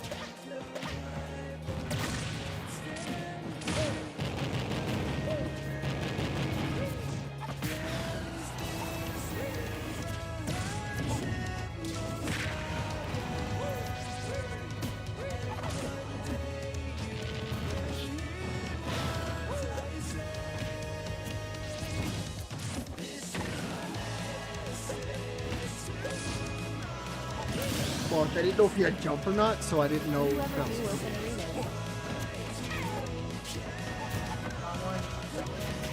We're actually on. Might as well be, dude. Like, very, very rarely. Hey, so it's very rarely. You should join that the Discord so you can be True. updated on when you do it. This is true. Make sure you also follow and turn on notifications. This is very true. If you do all these things, the likelihood of you not missing out doesn't exist. I'm so good.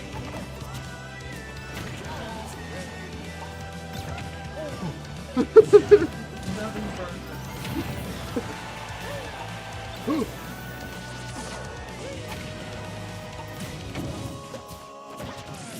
Come on. That's fucked. Never mind. I take it back. I take it back.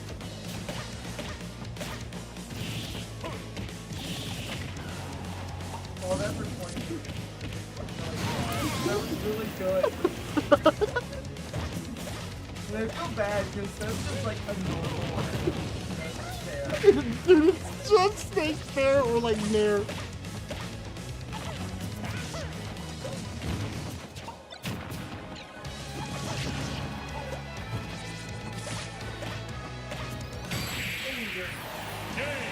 almost didn't It would, work. no, I know. It literally almost didn't kill. Oh.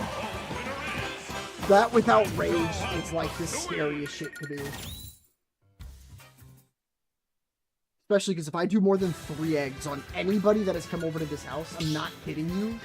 I am not hitting them. They are behind me. It is insane how fast. Bozo, if you're still here, I can run that funny fast.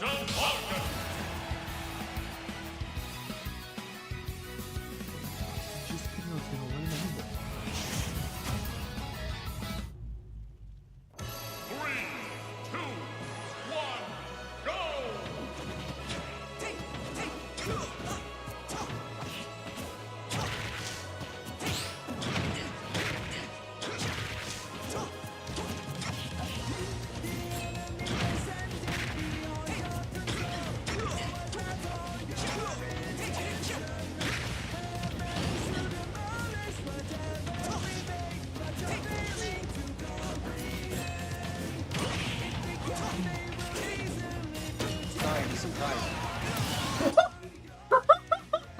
What is in that leg? Is that a fucking cannon you shot point blank at me? Why is my reflex that strong?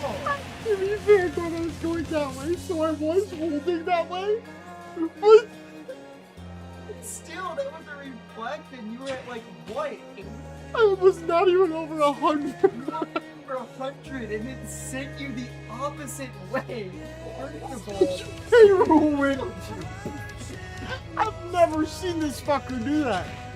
Yo, he used to have that all the time. That was fucking amazing. Like, that's not normal, is it? No, I don't have never seen it that strong. Unless it's different and I didn't hear it. what I don't think it was. What confused me is I didn't know you could turn it. I didn't. It snapped in your direction. Shoto countered me. Yes. Like, Shoot.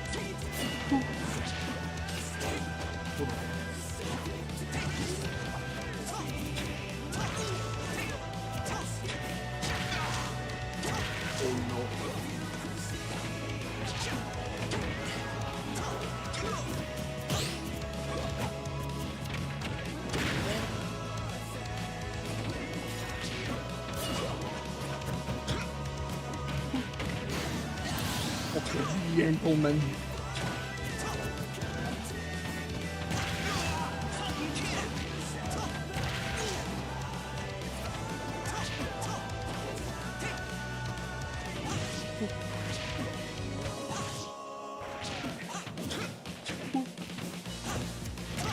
Oh my god! What? Oh. What? Oh.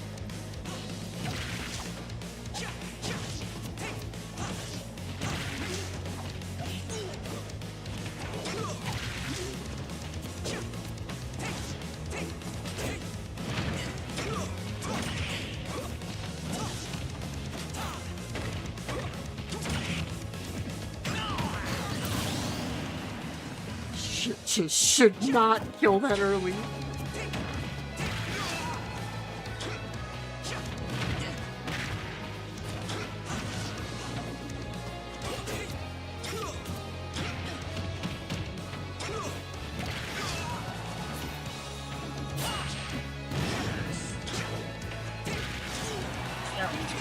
It was.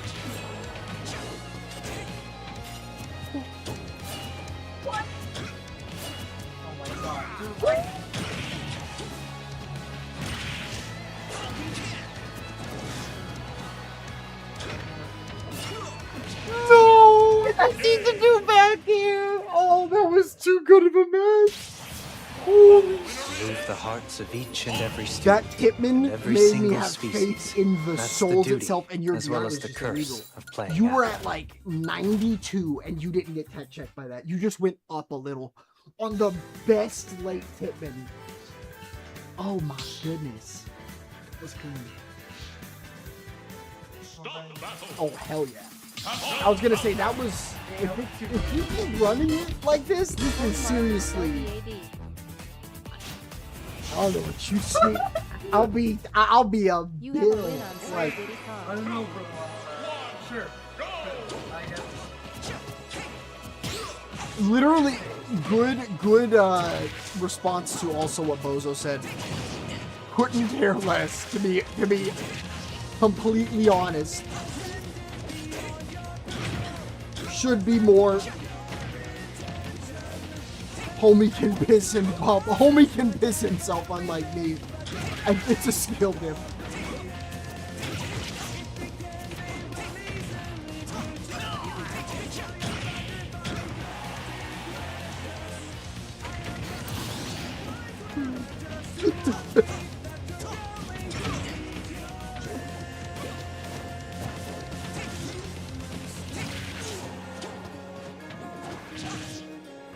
Literally, bro, got hit twice and you didn't die until like 140.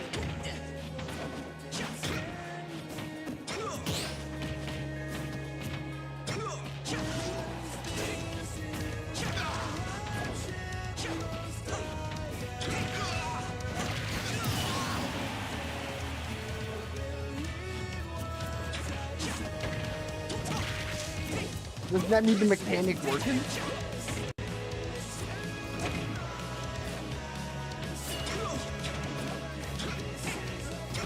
Heck me. Me.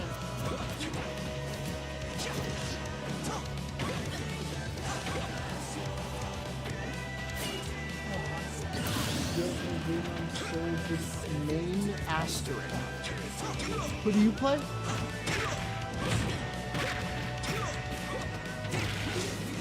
That's what you meant? Oh, bet.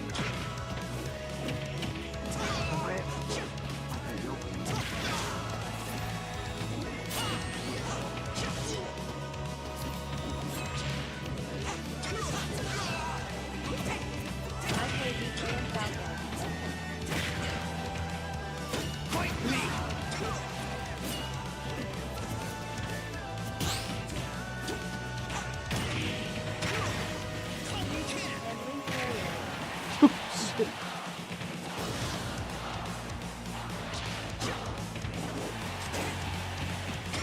Right?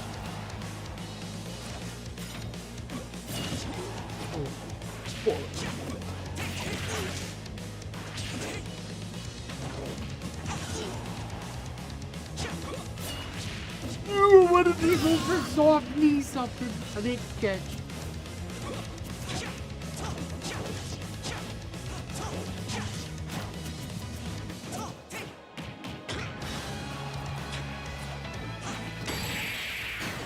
Oh my god. Okay.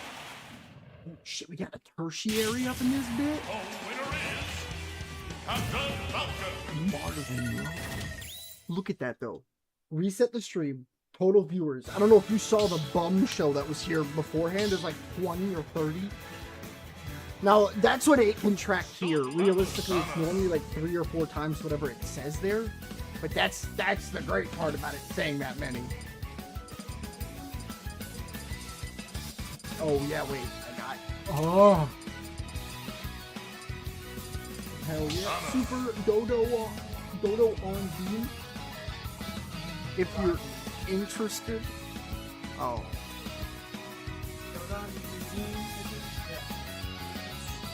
Familiar. I'm a bot. If you have a character request, consider hitting that follow button. It's free, supports you greatly, and you can always undo it. Plus, you get text-to-speech. I'm playing somebody's name right now. I got Link Tertiary. I don't think my Link, like, partially existed. The worst trade of all time. This. What the? I was ready for you to die offensive, hell. It just bounced you off.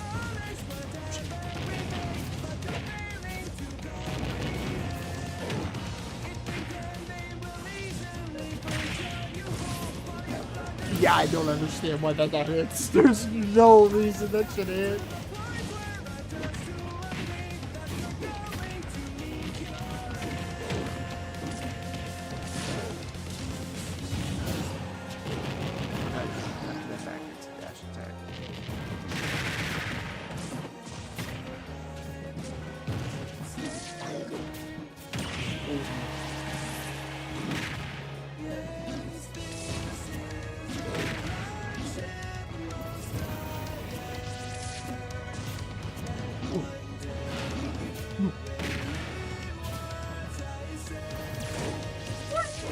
fucking damn still mount for bullshit.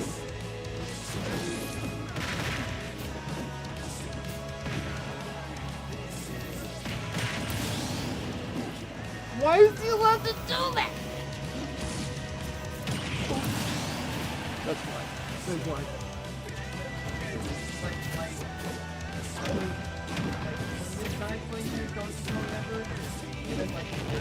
I can't stand them. They're so annoying. They're unbelievably powerful for such little move activity. It's crazy.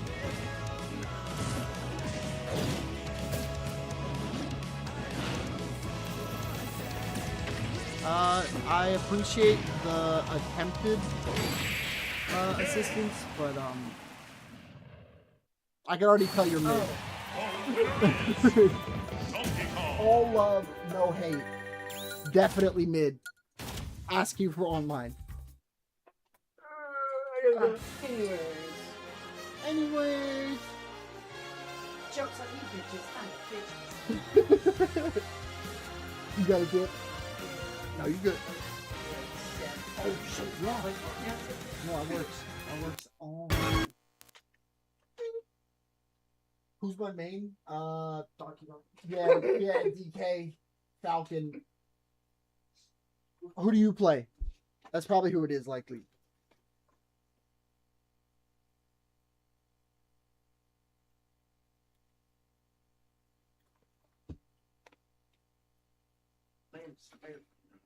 I lied. I couldn't do that. Okay, have fun. Thank you.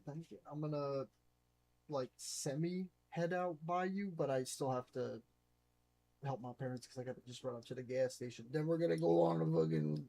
I'm gonna semi go out behind you. I'm just gonna douse the house with gas. Hell yeah! Some light. You know these. Banjo. 74th Global. We've been live for 2.5 hours of it. We're going to be rocking some other games here very shortly. FSM was good. WMJ.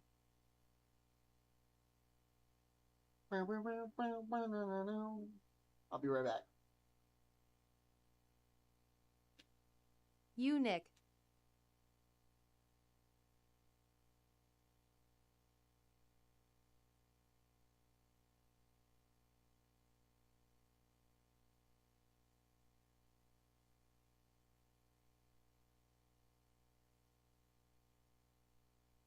At Super Dodon Beam, who does?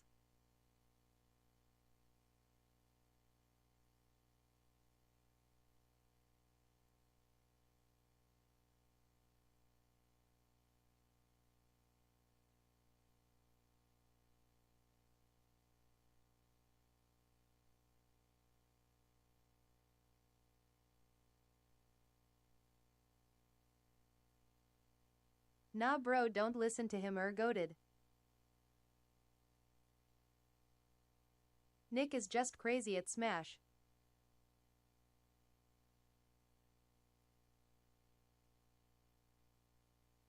I think he's the 74th best banjo.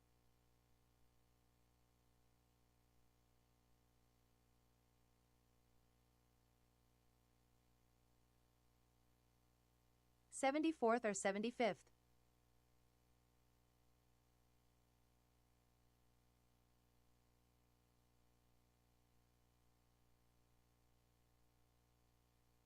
At Super Dodon Beam, I saw that game between you and Flows in bracket. Out of 20 banjos total.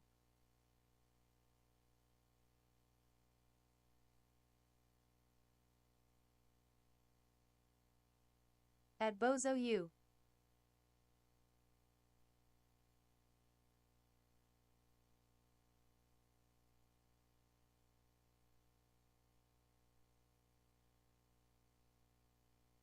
At Super Dodon Beam Facts, you were doing really well.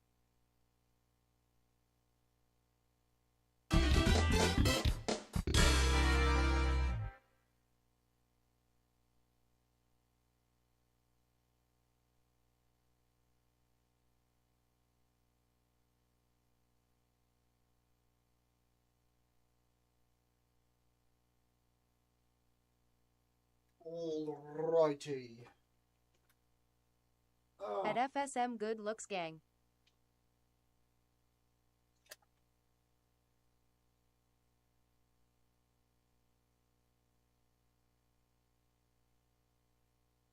Alright. At Super Dodon Beam FS Bro, when's the next stream? Thank you for the follow, dude. Appreciate. Twirtle, welcome.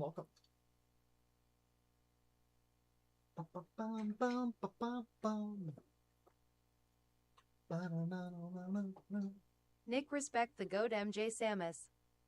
At FSM next year. No, I wasn't trying to not respect him. He was like, let me do justice to my girl, like talking bad about someone that I was playing with offline. Like, I can't say anything about that.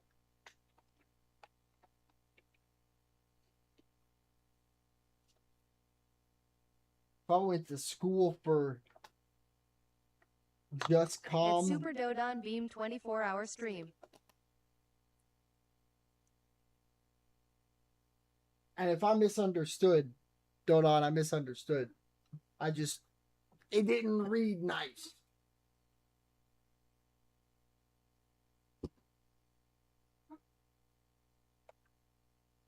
Nah, you straight main lol.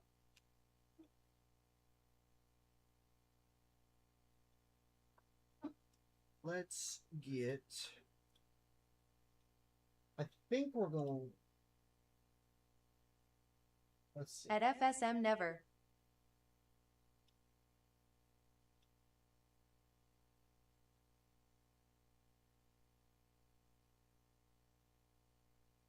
Didn't know you were ranked Banjo. Yes, sir. I am 250 Samus too. Hell yeah, dude. Good stuff. At Super Dodon Beam, no, you are not MJ.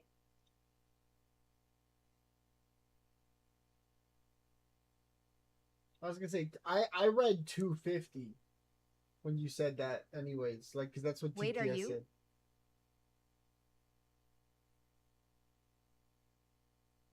At FSM I am close. What's your? He's ranked first out of all 5 Banjos.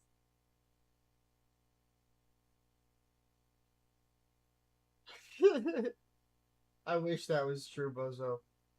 I wish that was true. At Super Dodon Beam, oh dang, I didn't know that, man. Sheesh, good stuff. I am like top 100 Samus. Do you In know? Cali. Do you know if you are like on shoe stats or not? Oh. I am trying to get like you guys. I might be. Well, I mean, if you have a Twitter and you've never been like added about it, I'll check for you real quick.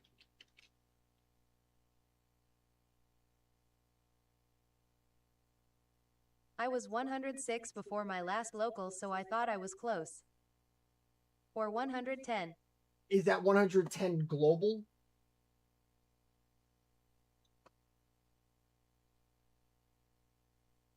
Or is that just you in your region?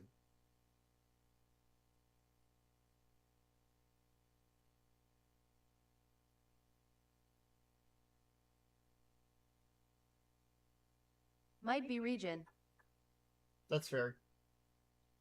Yeah, I think I'm like 30th or something, if we're talking region. Muse Beast.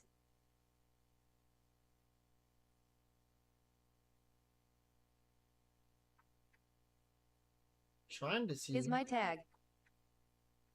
Bet.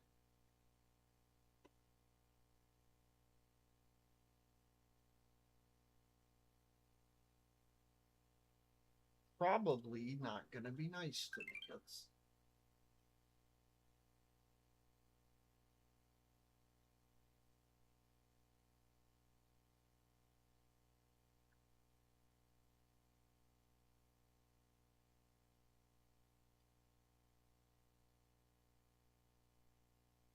Those are for states.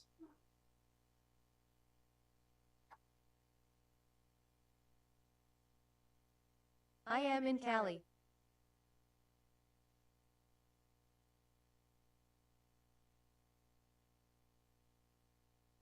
Well, I'm just looking to see if I can find a Samus chart for you real quick.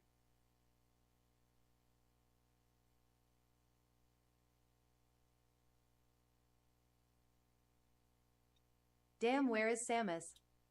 Yeah, what the fuck is this? Do you see what I'm talking about? It just skips over her. What the hell? The fuck?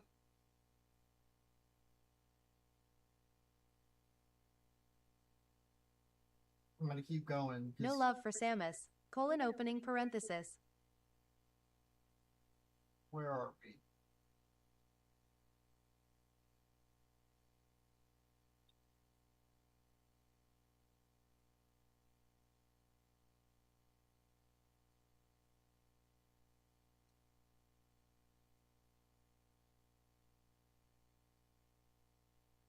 We love Samus, not Falco. Maybe I'm blind.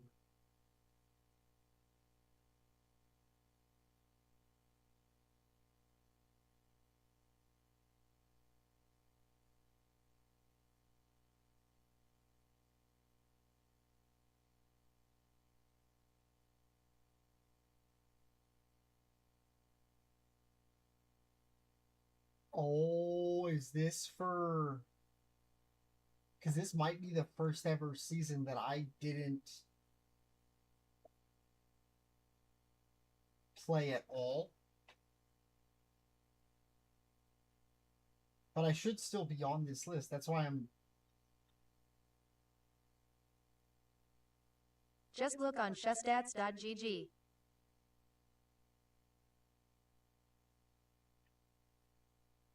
I didn't see you on the recent one. Does it have to do with, like, if I did not show up to anything for a whole season, I'm not on it? Because if not, I was right in between where Pearly and... You have to do 6 in 6 months. Yeah, that sounds right. Yes, that's what it is. Yeah.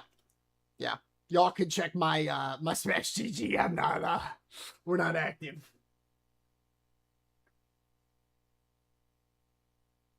Good to know though.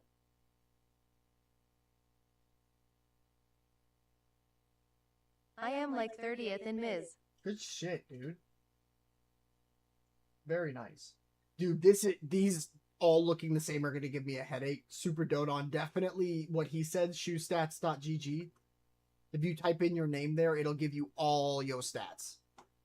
But that is a lot of shit. Oh my goodness.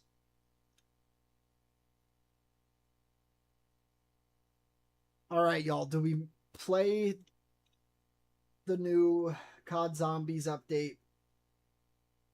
Or do we play... or like the COD Zombies update and my round 270 game of zombies? Or do I run some Overwatch Grandmaster / Stadium ranked? What we thinking? Jaden Berry, it says no signal because we're currently swapping games. Oh. OW, I was thinking the same. I've been feeling it.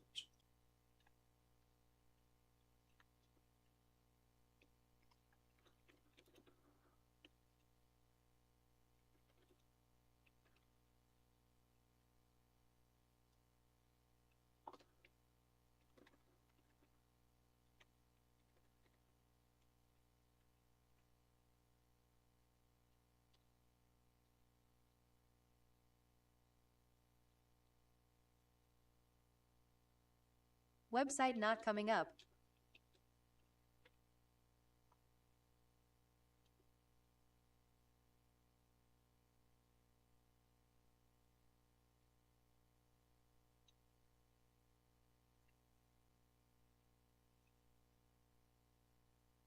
Shoestats.gg. That people have actually, Moath. and it cracks me up a lot. Somebody would come in and be like, "Bro, you let us down tonight," and I'm like, "What are you talking about?" And they're like, "Bro, Sammy, don't you try to play coy with me. You did us dirty." I'm like, "What are you talking about, bro?"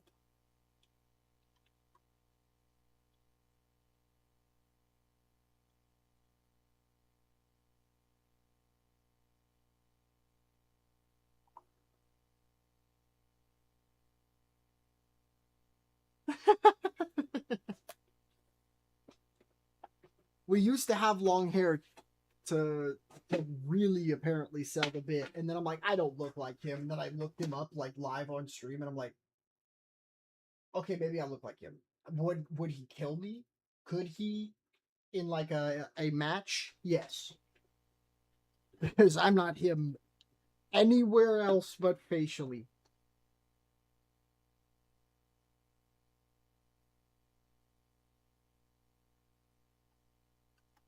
Maybe I'm the same height as him or some shit because I'm semi-tall, but it's not a lot. 6'1". Holy dude, wait, what? Dude, right? If you haven't seen that guy before, FSM, because you've seen me with long hair, that is why did in an alternate You timeline. actually do look like Sami Zayn. That's what I'm saying. Like I'll openly admit that I'm an idiot and I didn't know, like new age, That's crazy. wrestlers. But that actually, I was like, okay, what stupid motherfucker that is gonna look like Hunchback of Notre Dame? Oh my god, that's just me. What the fuck? It's hilarious. I swear to God, if you all make joke on the Hunchback of Notre Dame, now that I said it, I'm gonna scream. I've lived it out. Please, we could do this a different way. Sami Zayn plays Smash, guys.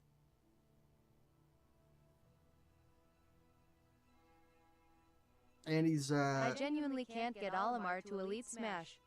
You're not being lame enough. You're having too much fun. That's the ish. You're not F smashing over and over, up smashing over and over. I swear, dude. Don't approach until you get 2 perps, and even then, your best friend is side B with purples. I got like 15 meters with everyone and 6 meters with Olimar. That's rough. That is rough. Meters for sure. Trust me. That is nowhere near the worst thing that it has done before. Chat-wise, if you type FR randomly, and it'll just say father. I'm saying that ahead of time so y'all aren't like, hey, yo, what the fuck? Actually, FR? See, it doesn't work there. I don't think we have ever made that work when, like, intended. That's the only one we haven't been able to. I miss my FR. That would have been nuts if that worked.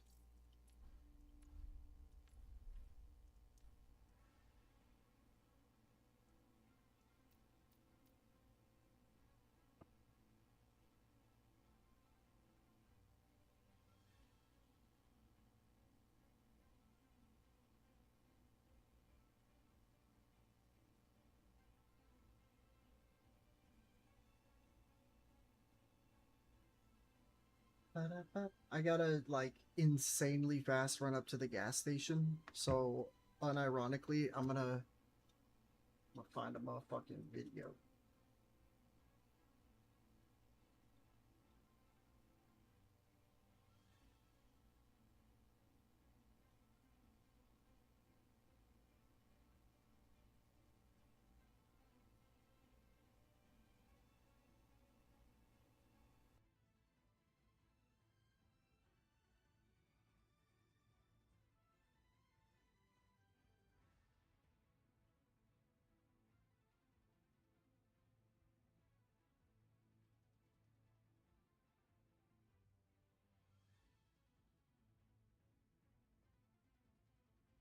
Trying to think. I shouldn't take longer than a 23-minute video. That would blow my mind, low key. Thank you so much for attending my PowerPoint presentation explaining 12 uncomfortable truths about ranking up in Overwatch. According to the rank distribution data, about half of the entire competitive player base is clustered in just 2 ranks. I am Gold going to and platinum. speed This run means that your feeling of being stuck there is shared and by back literally like thousands it's and nobody's thousands of business. players, all Love y'all. fighting to cross the Obviously, I same understand if you invisible don't want to wait barriers. around, In today's video, but we're gonna go over y'all are the goats if you do, and reasons we're you're about to not have some climbing. From fire the psychological games. traps you're setting for yourself to the fundamental misunderstandings of how the game even works.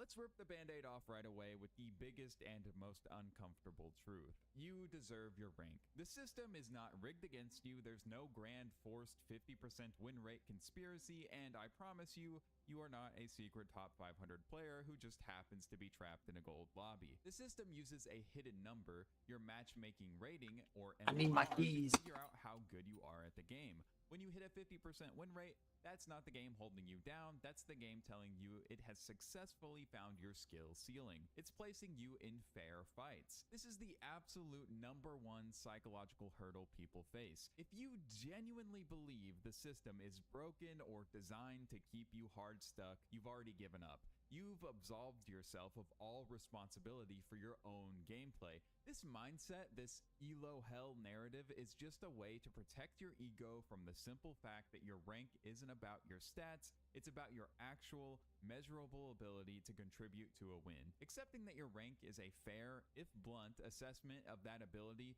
is the first step to getting better. Of course, the community is completely torn on this. For every high-level coach on r/Overwatch University explaining that a 50% win rate is a sign of accurate matchmaking, there are thousands of posts on Reddit about how the game is designed to keep you stuck forever. Players describe these wild win streaks followed by horrific loss streaks as proof that the game is intentionally sabotaging them with brain-dead teammates to enforce that 50% average. It's a much easier pill to swallow than admitting you might just be a gold-level player. The developers have openly confirmed this to be the case as well. In blog posts, they've stated that the matchmaker's only goal is to create a fair 50-50 match, which naturally leads to 50% win rates for players at their correct rank. It's also important to know that the icon you see, your gold 1 or whatever, isn't even what the game uses for matchmaking. It's all based on your hidden MMR. Now, your hidden MMR and your rank icon should roughly match up to one another, but you'll still sometimes see a diamond player in a plat lobby.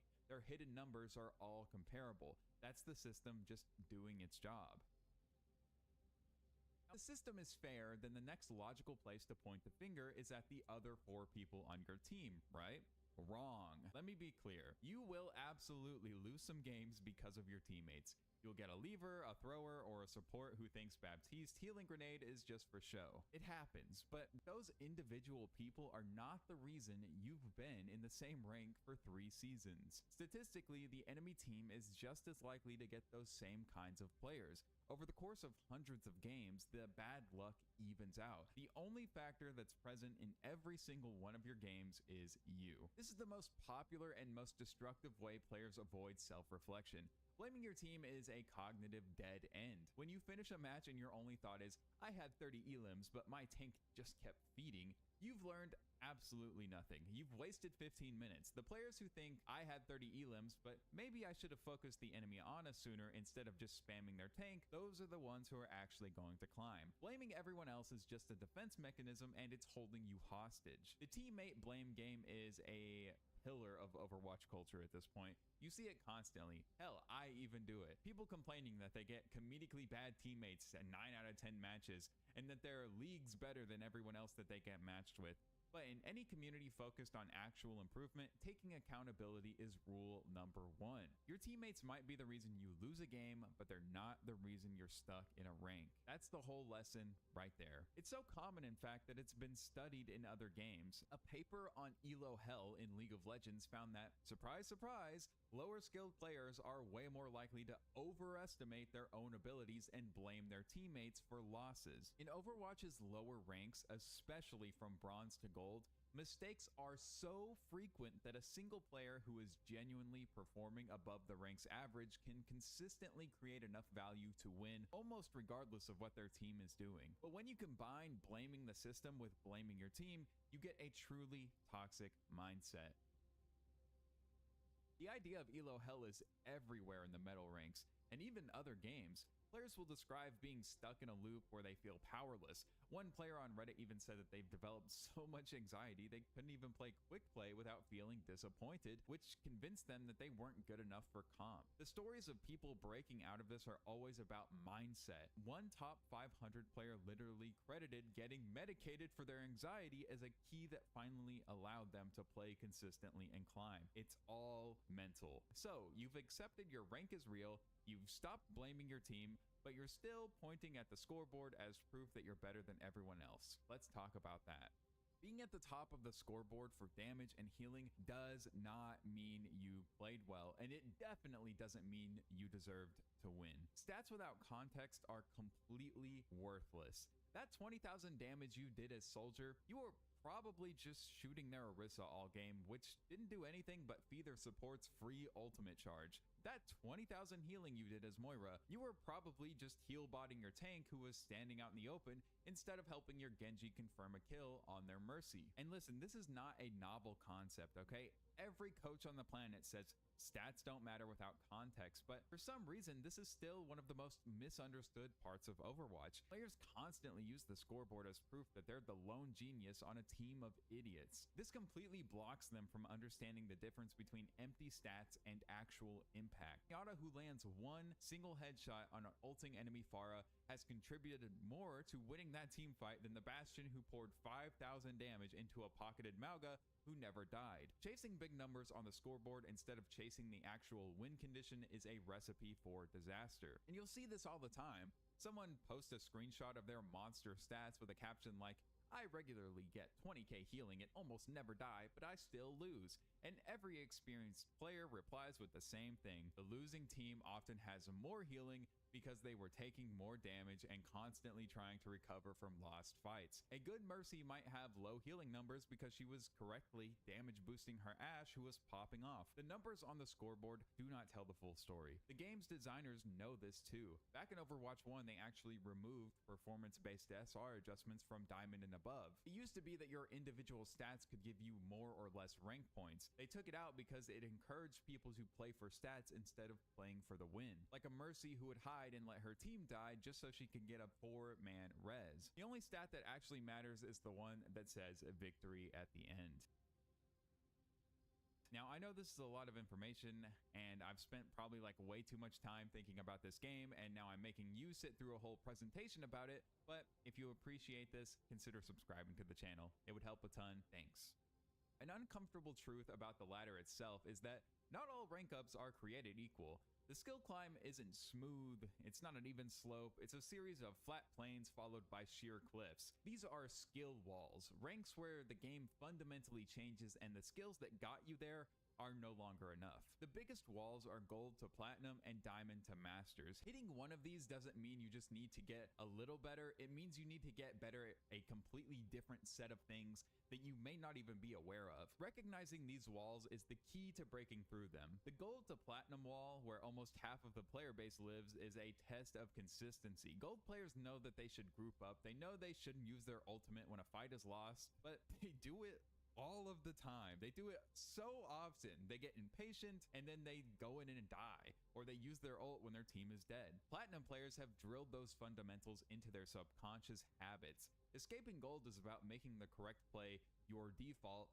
not just a suggestion. The diamond to master wall, on the other hand, is about becoming proactive. Diamond players often have great aim, but they react to things. A master player may anticipate things instead. They track ults to protect the enemy's next move and control the pace of the game with that in mind. It's the difference between a good soldier and a good general. The community knows this though. The gold plat boundary is what most people mean when they talk about Elo Hell because the games are just a coin flip of player consistency. Diamond is infamous for being full of aim, no brain players who can click heads but have zero strategic awareness. Breaking into masters is when the community starts to see you as genuinely good at the game, while Grandmaster and Champion are for the top few percent who have mastered everything and are now just optimizing to punish the tiniest mistakes. And the data backs this up as well. Rank distribution numbers show Gold and Plat as these huge bloated ranks where everyone gets stuck. After that, the player base thins out dramatically.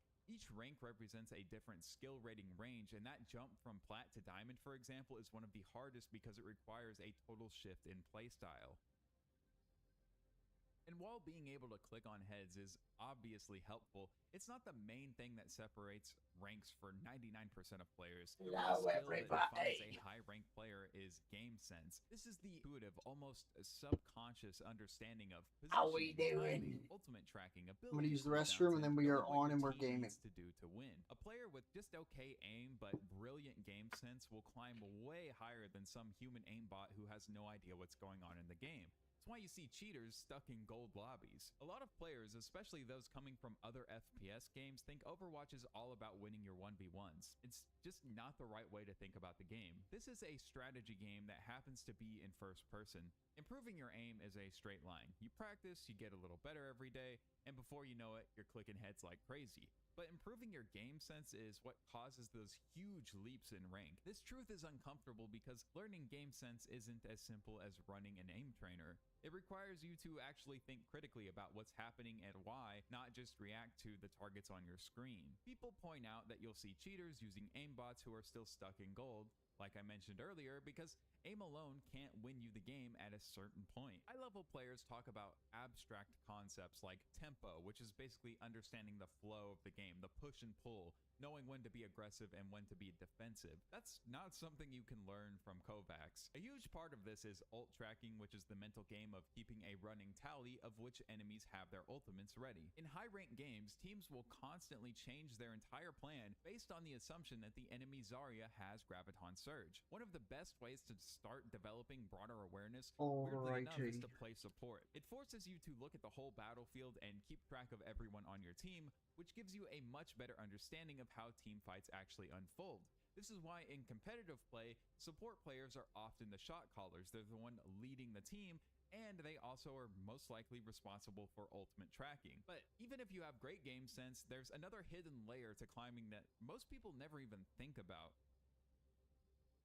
Here's a harsh reality check. Just getting better at Overwatch is not enough to rank up. The entire active player base is, on average, also getting better over time. To actually climb the ladder, you have to improve at a faster rate than all other players who are currently at your rank. If you and every other silver player are all improving at the same slow pace, congrats! You're all just gonna stay in silver together. This is why so many players hit a skill plateau. They feel like they're spinning their wheels. You might feel like you're improving, your mechanics feel sharper, your decisions feel smarter, but your rank icon isn't budging. That's because all your peers are improving right alongside you. The Overwatch player base has gotten better as time has gone on. The ranked ladder is a zero-sum game. For you to move up, you have to be good enough to push someone else down. This reframes the whole idea of ranking up. It's not a single player journey to clear a certain skill threshold, it's a direct active competition against everyone else at your level. This concept comes up a lot when people ask why they're hard stuck. Rank is your relative skill compared to others, so to gain rank, you actually have to improve faster than the other people in your rank. Not understanding this is a huge source of frustration because it feels like your effort isn't paying off. In reality, your effort is just helping you keep pace with the rest of the herd. And this isn't just a theory. Like I said, the overall skill of the average player has gone up massively since Overwatch launched in 2016. A diamond player from back then would probably get demolished in today's platinum lobbies because the strategies and general player skill have evolved so much. Every time a new hero comes out or the game gets a major update, like the switch to 5v5, it creates a big shakeup. These moments are huge opportunities for players who can learn and adapt quickly to shoot up the ranks. Now, let's talk about one of the most misunderstood parts of that climb, the dreaded loss streak. We've all been there. You go on an incredible 10-game win streak. You feel like This is God. true.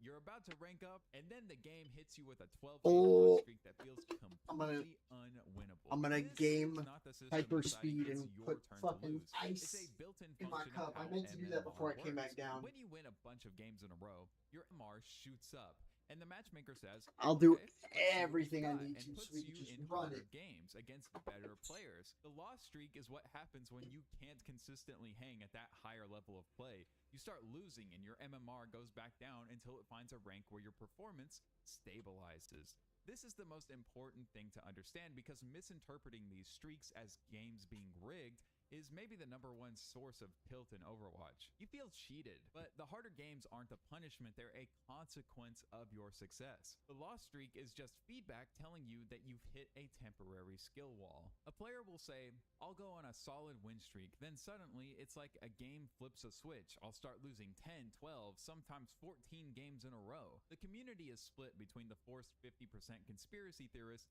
and the people who understand it's just the MMR system doing its job. The universal advice from good players is simple. If you lose 2 or 3 games in a row, just stop playing. Take a break, reset your mental, and don't let a normal MMR correction turn into a massive tilt-fueled slide. The game even tells you this is happening now. Since Season 9, they added the rank modifiers that pop up after a match, and one of them is literally for being on a win streak. The system is openly admitting that it is accelerating your rank changes to get you to where you belong faster. Developer blogs have also confirmed that the system has a confidence level in your rank. If you're on a big win streak, its confidence is lower, so your MMR changes are bigger and more volatile. It's all just math. So if you want to climb faster and avoid these streaks, what's the best strategy? The answer might surprise you.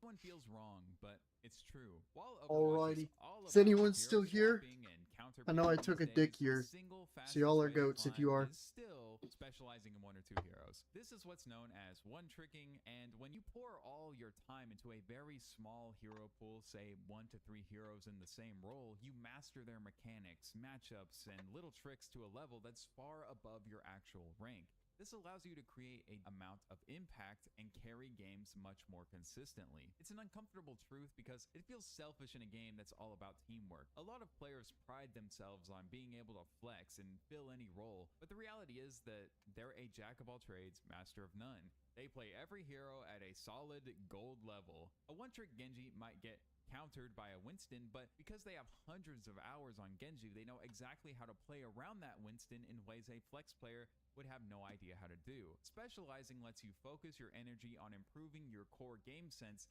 since the hero mechanics have become second nature. The one trick versus flex debate has been going on since this game came out, and probably a bajillion games before it that were also competitive PvP based. People love to complain about the one trick on their team who won't swap off their hero into 4 counters. But if you look for advice from pretty much any high-level coach, they'll all tell you to narrow your hero pool down to just 2 or 3 heroes if you seriously want to improve. But specializing in a hero isn't enough. You also have to specialize your time. Ranking up isn't something you do in a couple of weekends. It requires a serious, significant time commitment. Meaningful improvement in any skill requires hundreds and hundreds of hours of focused practice. And the system itself needs a large volume of games to get an accurate read on your MMR and adjust it appropriately. If you're someone who only plays 10 or 20 comp games a season, your rank is going to bounce around all over the place and you'll likely make 0 net progress. This is a tough pill to swallow because many players have totally unrealistic expectations about how quickly they should be climbing. And when it comes to success in general, we often have very unrealistic timelines on how quickly we should get that success. You'll have 1 or 2 bad sessions, get frustrated, and then stop playing for a month. You don't realize that progress in a competitive game like this is measured over seasons and hundreds, if not thousands of games. There are no shortcuts. It's a grind for sure. For people with busy lives, jobs, schools, families, it can be a hard truth to accept that you might just not have the time required to reach the highest ranks. Before you can even play ranked, a new account has to win 20 quick play matches. This is designed to make sure you have a basic grasp of the game, but it also serves as the very beginning of the system's long process of calibrating your skill. And if you look at the pros, it's their full-time job. They're playing Overwatch for 8 to 10 hours a day, mixing team practice with solo queue grinding to keep their skills sharp. So if you're putting in all those hours, you should probably be in voice chat coordinating, right? Well, maybe not.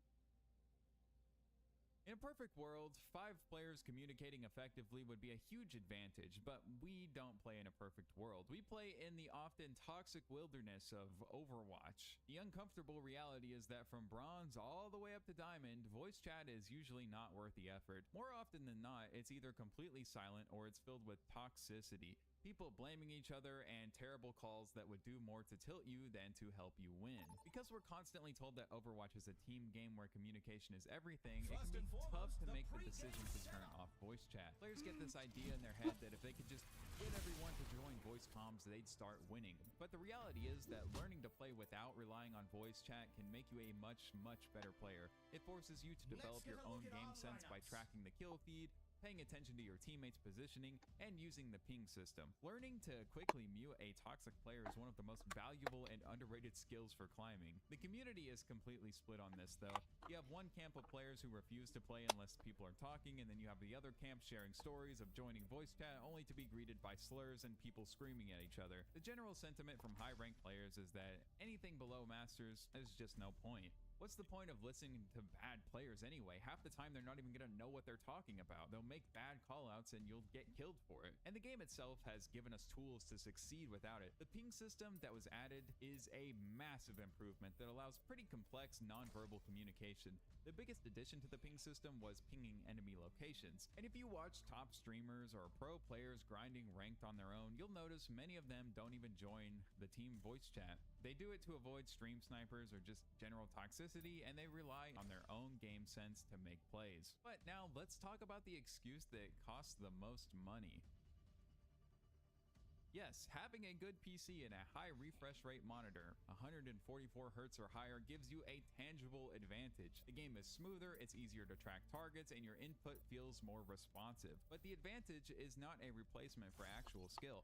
The difference between a 60Hz monitor and a 144Hz monitor is huge. The difference between 144Hz and 240Hz is a lot smaller. Buying better gear will not magically fix your bad positioning or your terrible ultimate usage. This is an uncomfortable truth for anyone who uses their equipment as a scapegoat. It's much easier on the ego to say, I'd be in Diamond if I just had a better monitor or a better mouse or a better PC, than to sit down and review your gameplay and confront the dozens and dozens of mistakes you're making every single game. Now, a genuinely bad setup like playing on spotty Wi-Fi or on a PC that can't hold a stable 60 frames per second will absolutely hold you back, okay? Listen, I used to play on a laptop and it got like 40 frames a second. The game is much better on my new computer. But dropping a ton of money on the top of the line gear will only give you a tiny edge if your fundamentals are already strong. The improvement is definitely real, but it's a multiplier on skill you already have, not a substitute for it. No bronze player is gonna get to diamond just because they bought a new graphics card. It's just not how it works.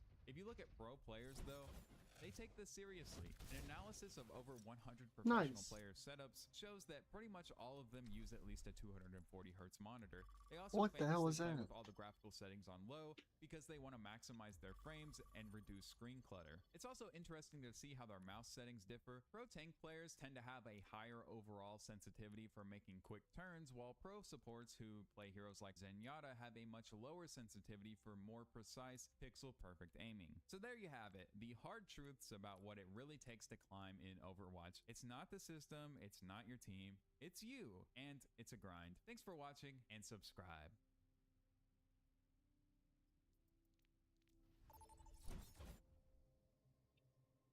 We're kicking off with a pre-game setup.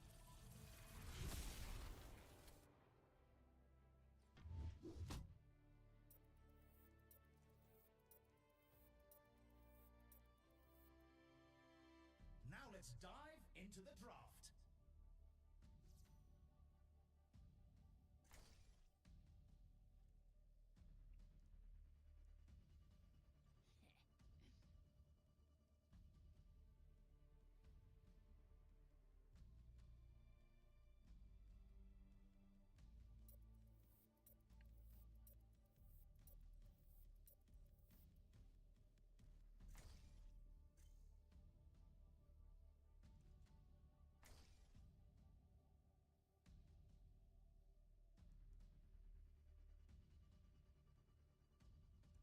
Jay, what's good, go?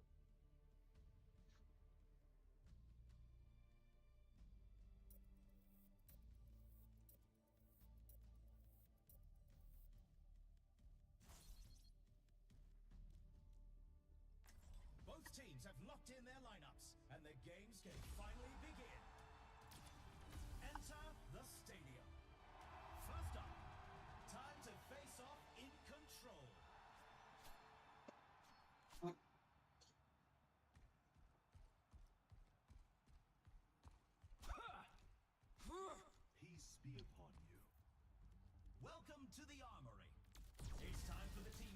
consult their playbooks.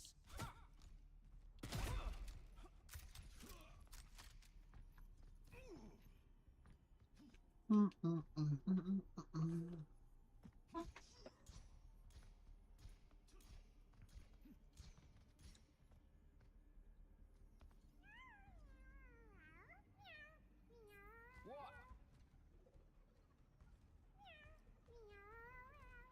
The arena is calling. Our teams have 20 seconds left.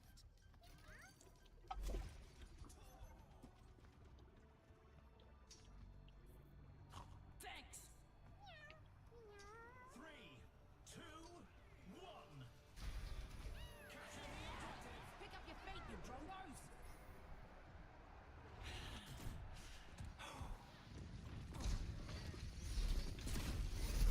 There's one! Stop them! Hello? Okay. I know I fed pretty hard there, but our catches said, I'm gonna pick her up and I'm gonna dip.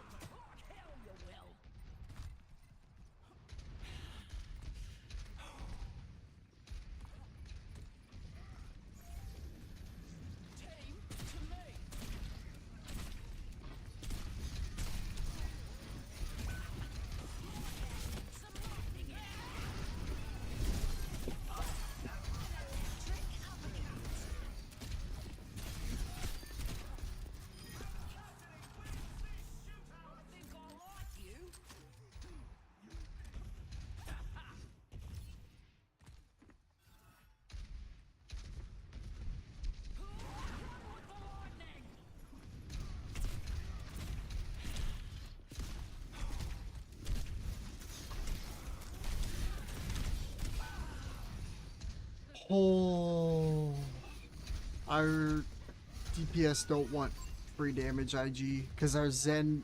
Oh man, I gotta play very slow. Gotta play a lot slower.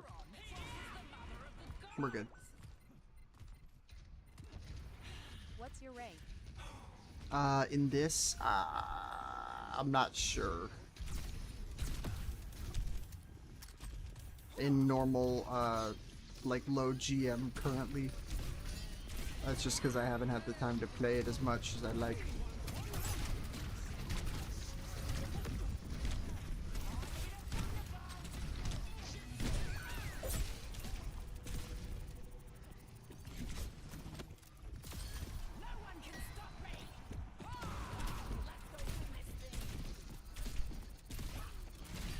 How did I miss that? Nah, that was a feed.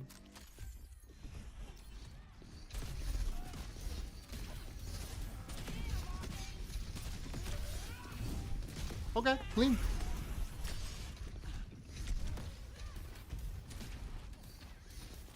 My ultimate's almost ready. Over here!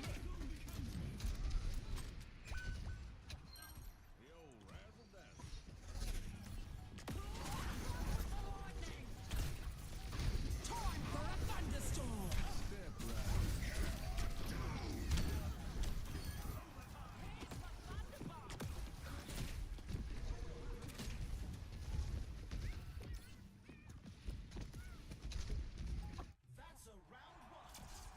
That was probably the best pin I've ever seen.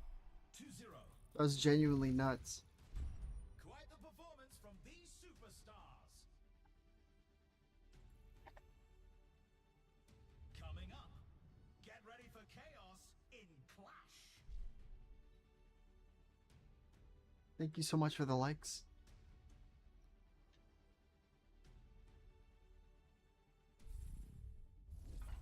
What tactics will the teams come up with this round?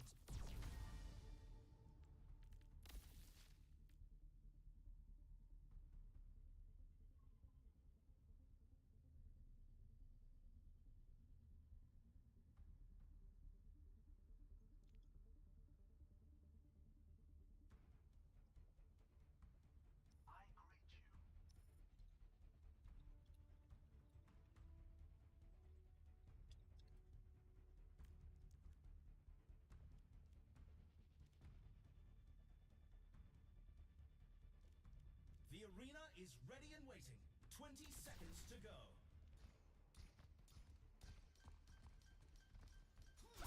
Morph, welcome, welcome. Hope you're having a terrific Thursday. 3, 2, 1. Commencing attack on objective B.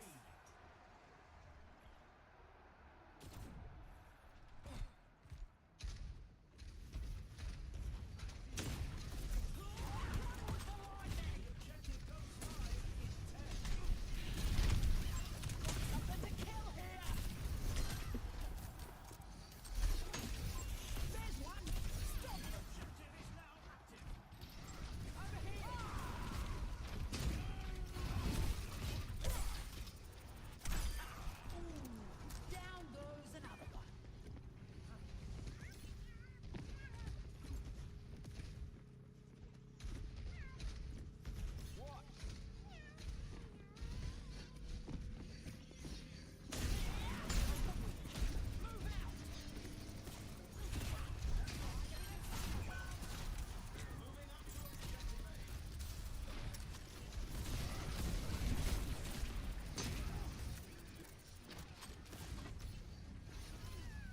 The objective unlocks in 10 seconds. Pick up your feet, Drongo.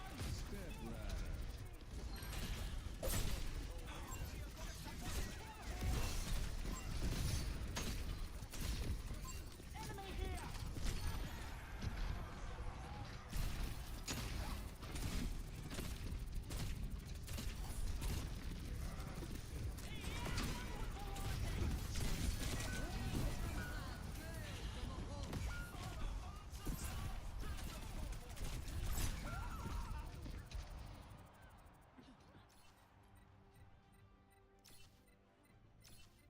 I'll pay attention to that far more. Like hell you will. Hey, hey, fall back or die. They lost the objective.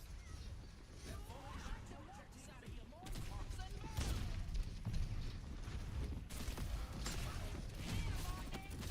There's one. Stop them.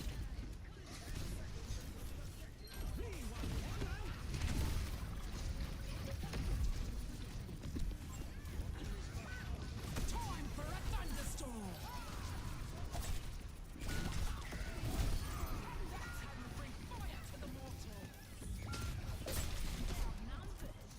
They finally got up there and fought.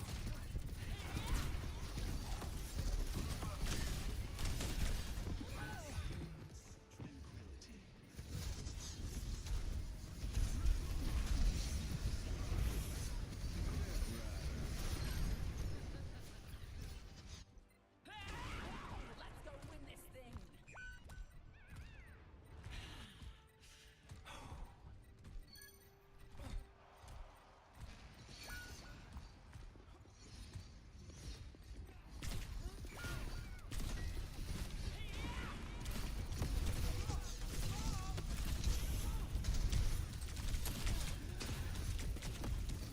Why is she just a constant barrage?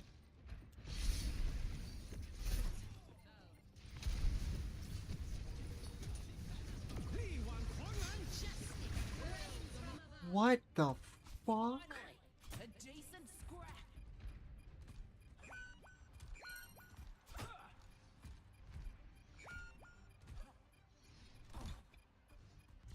It was a hard fight, but they lose this round. Let's check the standings. 1-1. Some intense competition this round. Up next, we're picking up speed with a payload race.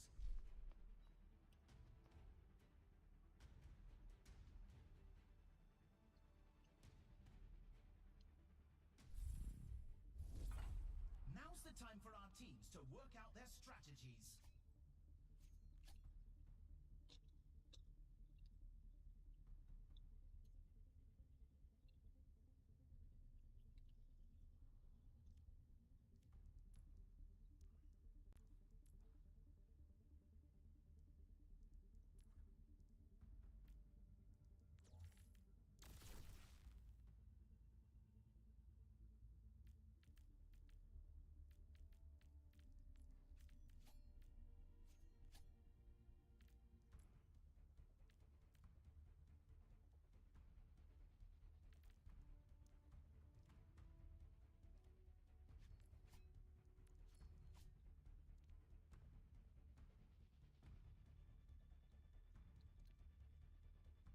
20 seconds remain before the action begins.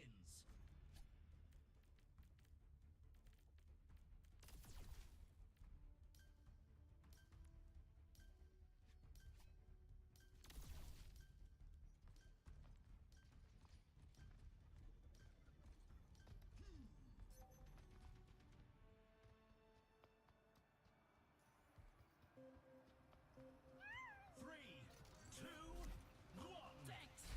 And we're diving right in. Shake the rocks out of your loincloths and move.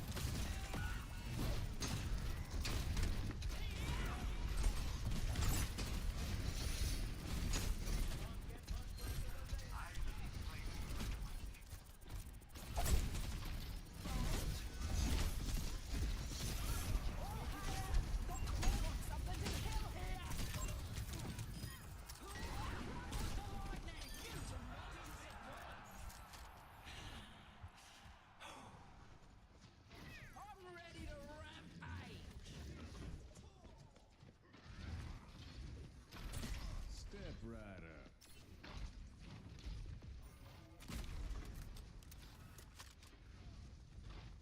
We're absolutely pulling away from this race. To go on a ramp team to me.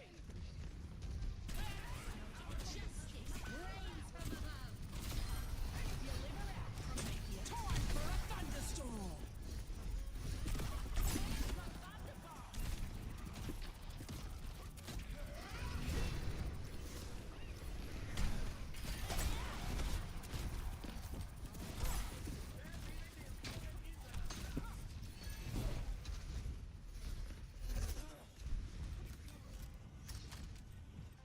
Our team's flying into the final stretch.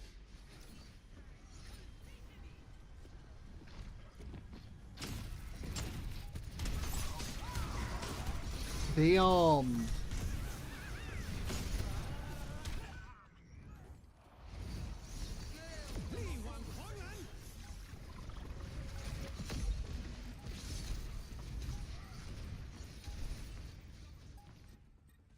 I fed that.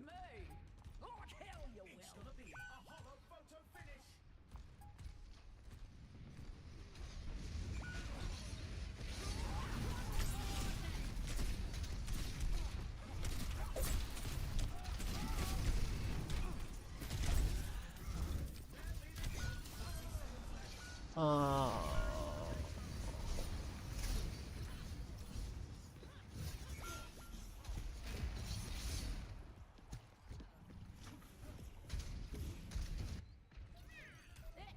I've got plenty of teeth left.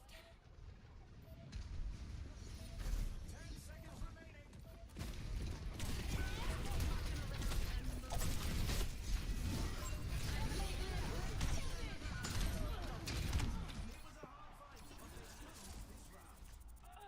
Here's our score.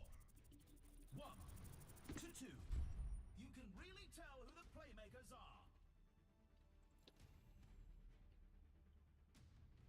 Next up, let's push.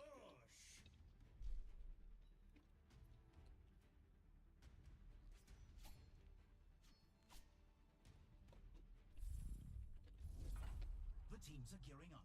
Every choice is crucial.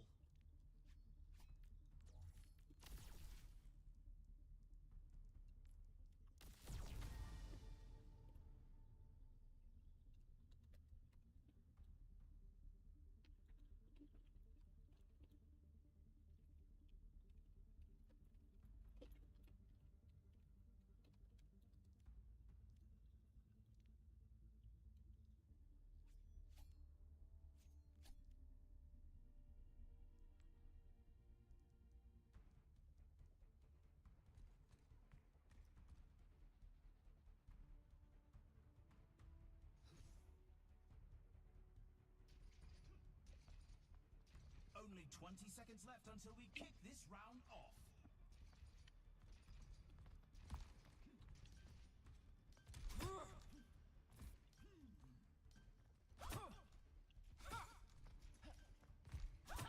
Had some pretty rough rampages today. That's alright.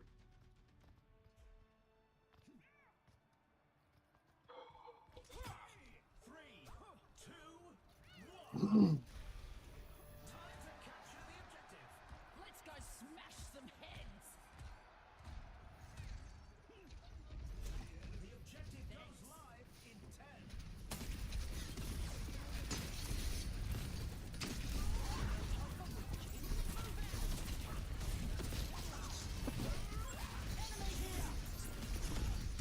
Don't tell me they just left me.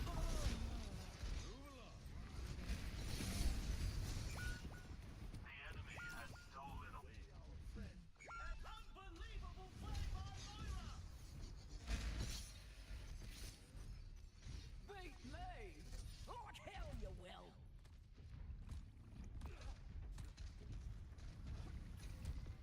They have the lead!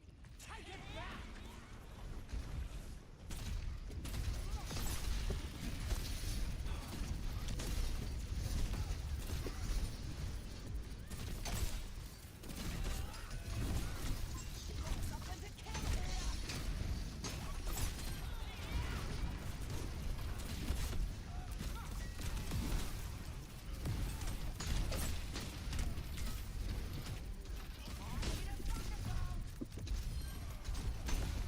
Time for a thunderstorm!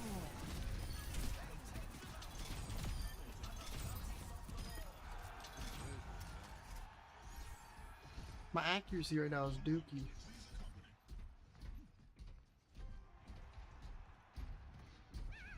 Robots moving the barricade.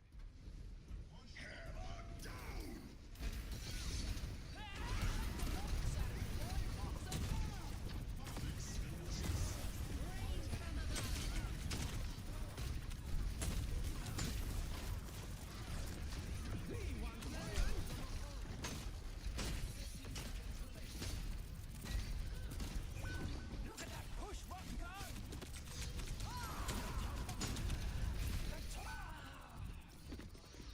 It's crazy. Both DPS on me too. What kind of moron crosses the mother of the gods?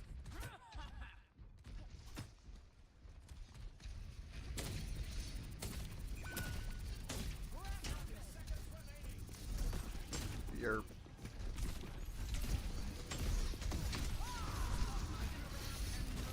Yeah.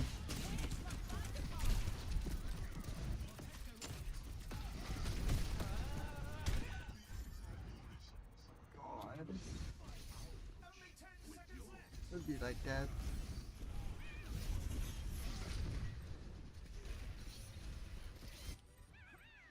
Finally! A decent scrap! Let's go win this thing! Arriva la punizione!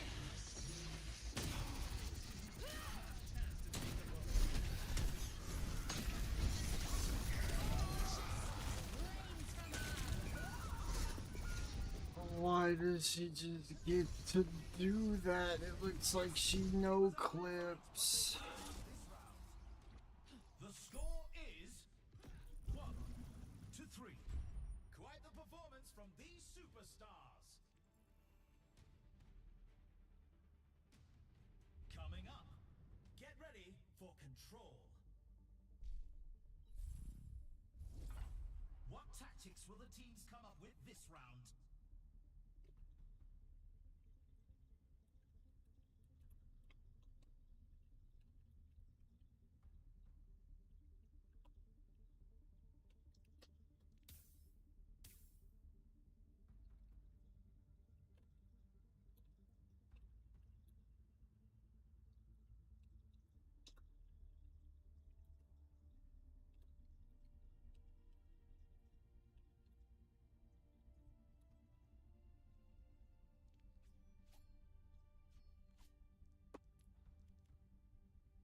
I'm begging.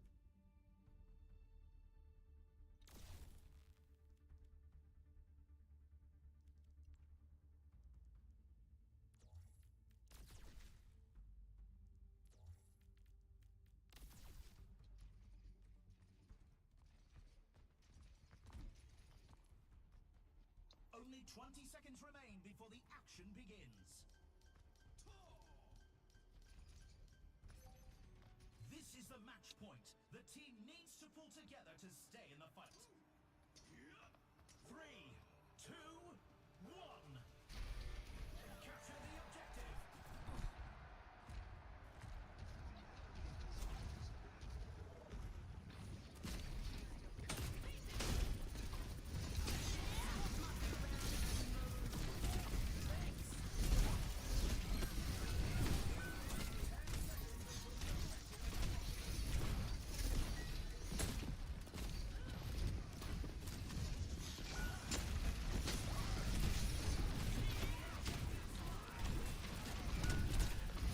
Yeah.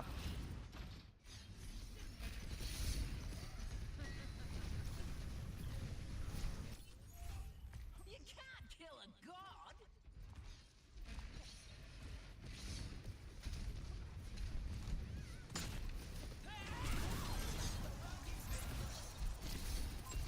Something to kill here.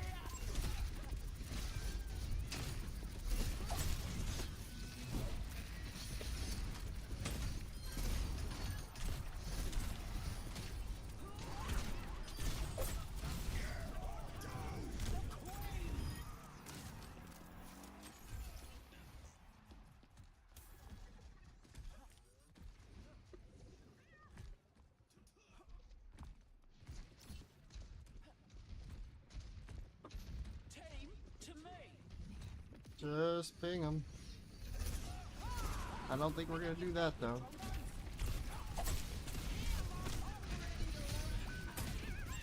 Yep. Stop them. Time for a thunderstorm.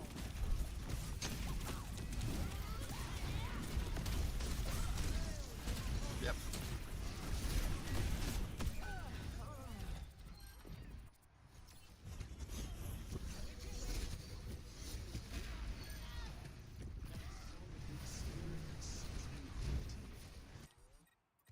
I'm getting back in there. Oh, please. Li Wang Kuanglan.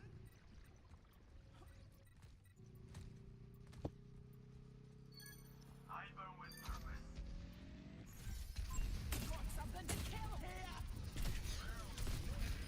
Stop mucking around and move. And Cassidy wins this shootout.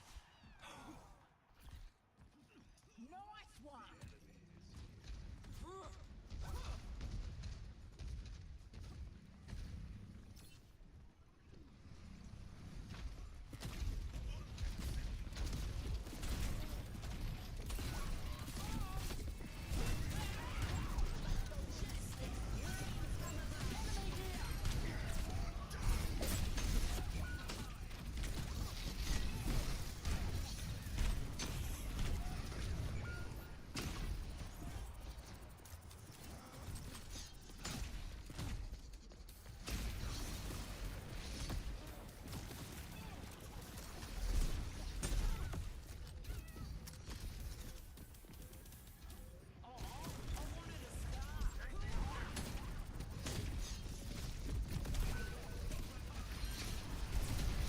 Time for a thunderstorm.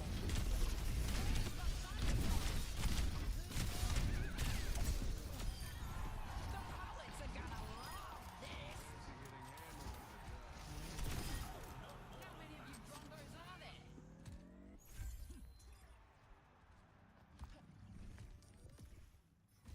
The round is in the bag.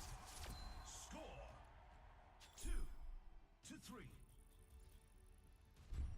Let's have a look at our MVPs. Up next, it's time for Clash.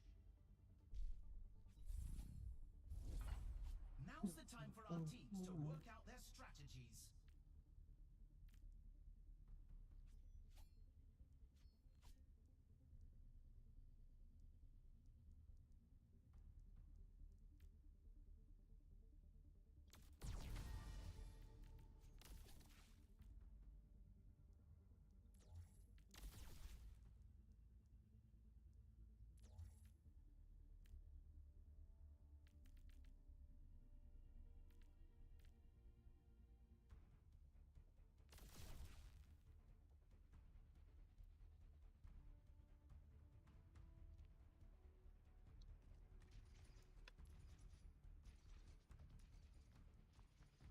Only 20 seconds left until we kick this round off. It's the match point. Can the team turn it around? I understand. 3, 2, 1. Commencing attack on objective B.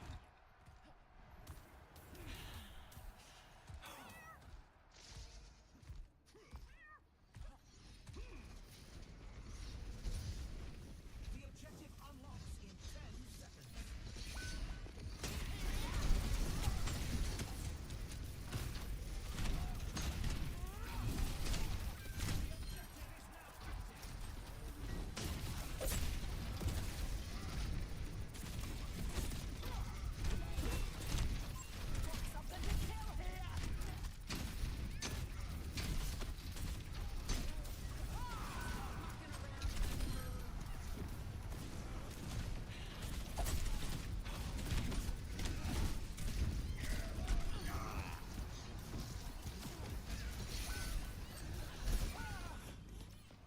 What? Oh, it doesn't give anybody kill credit.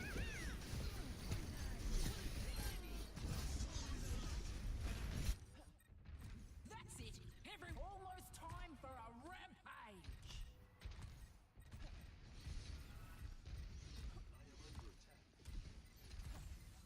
Time to go on a rampage. Time for a thunderstorm. This sucks. Oh, and he's on me.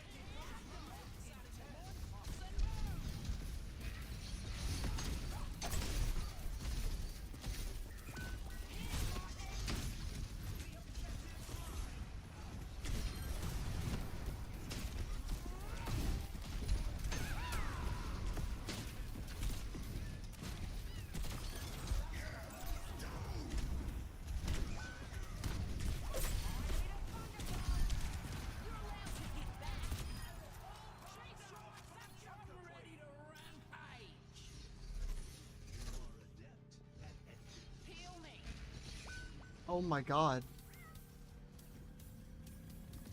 I owe you one. And they take the objective. We're advancing to objective B. Time to go on a rampage. Time for a thunderstorm.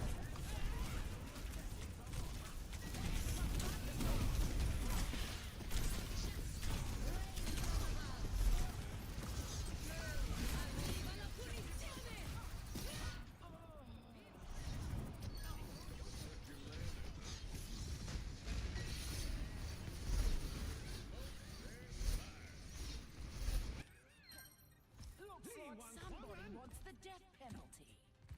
My ultimate ability is ready. Experience tranquility.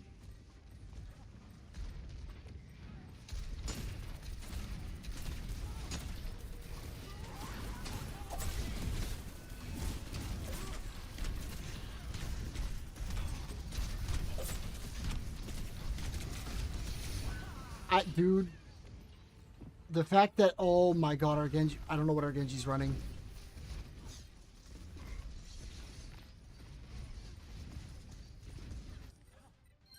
Finally, a decent scrap. Ultimate shutdown.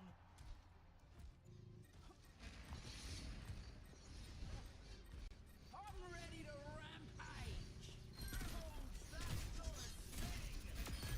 Shocking, eh?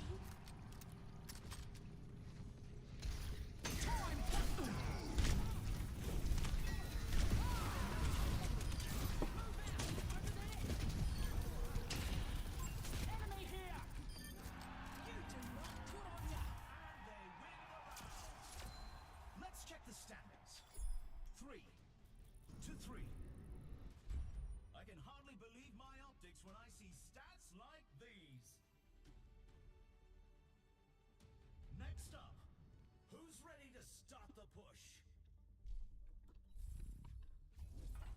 The teams are gearing up. Every choice is crucial.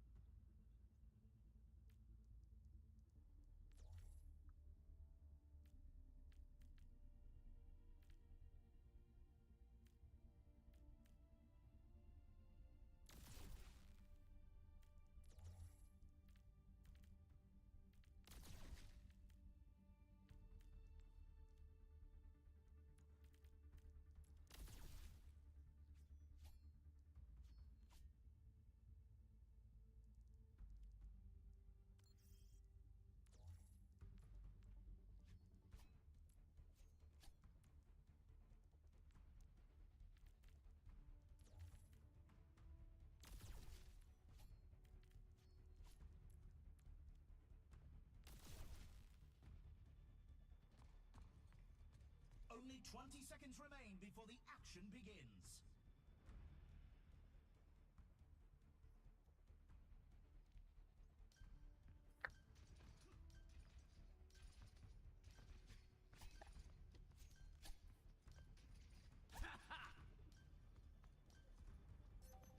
Almost time for the final round.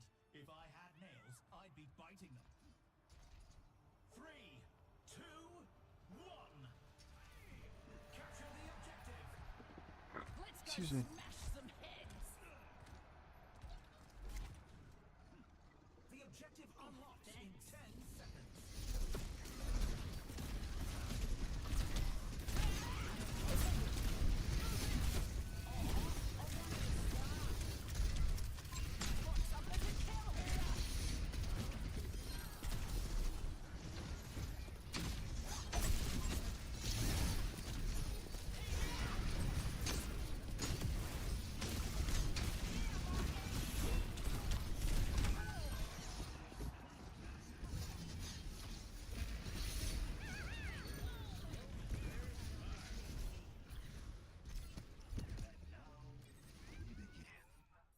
Nice one! Run with the lightning!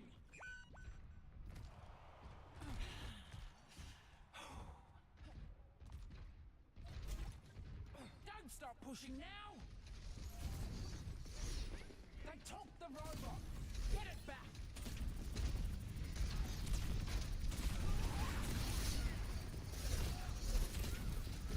Time for a thunderstorm!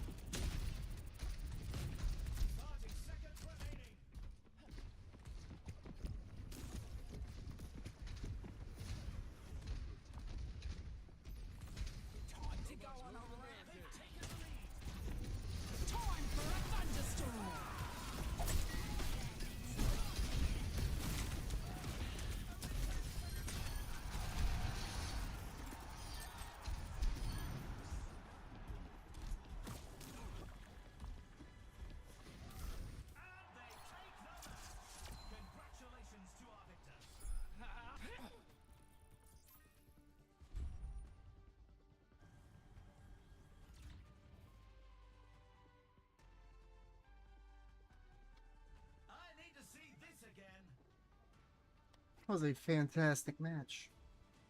Sophia, welcome, welcome.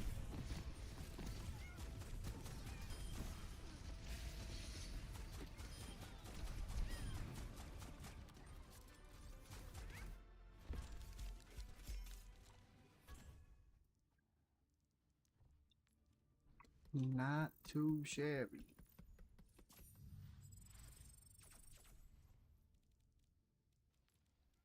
I'm really tempted to just get back into GM before I...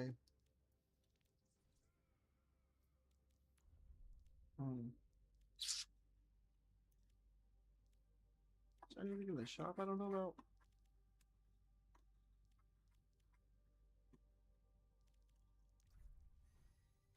I don't think so.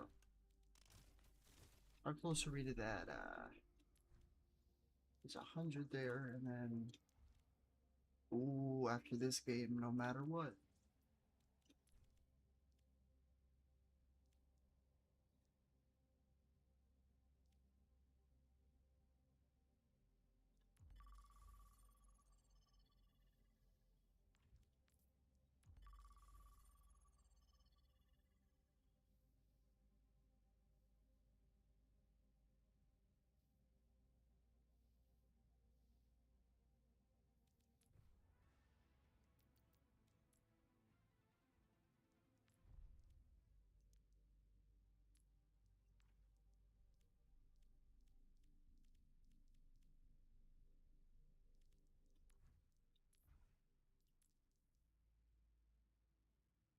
Yo, Phil13!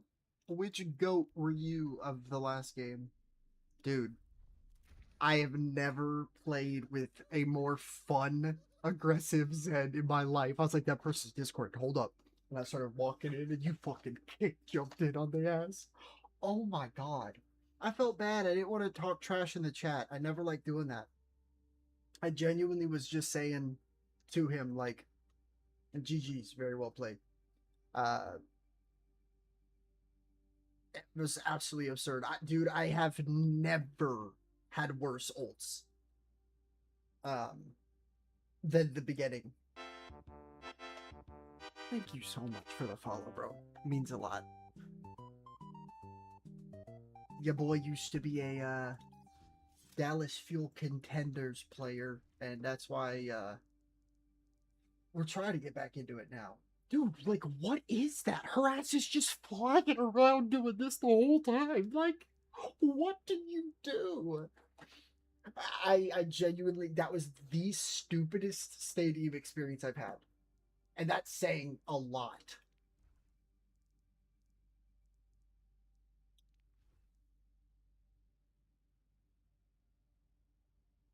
Disgusting.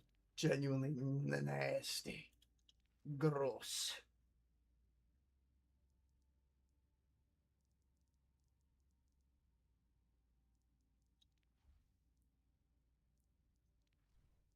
I didn't know I got this. Apparently.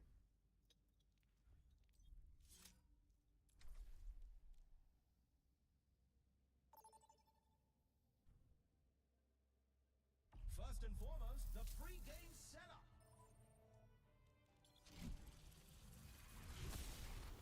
We really, really did. It was nearly a full reverse. I would argue it is, because it's not technically possible to get a harder reverse unless you get, like, Mercy Rule, like, exempt at 0-3. I feel like this one was a lot more defeating of one, because it was like, I think we won round 1, and then we lost 3. That is so fucking hot. Like, ugh.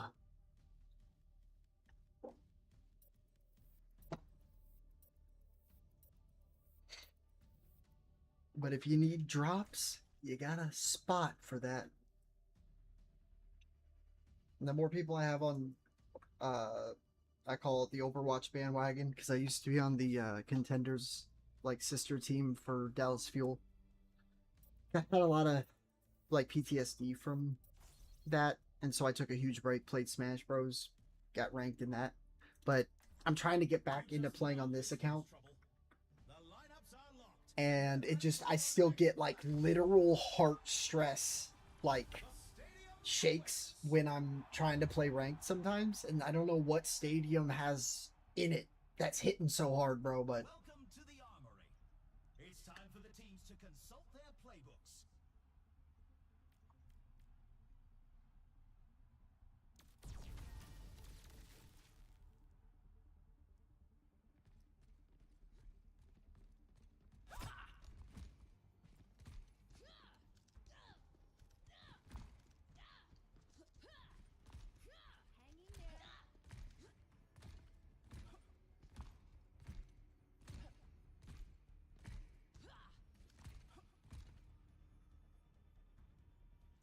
The teams have 20 seconds left to prepare for the round.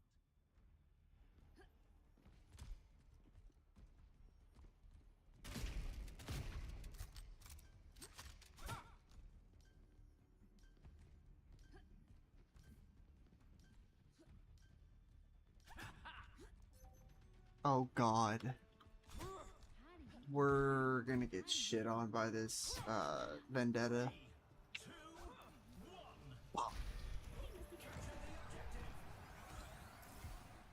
Alright, team to me. Hey, hey, fall back or die.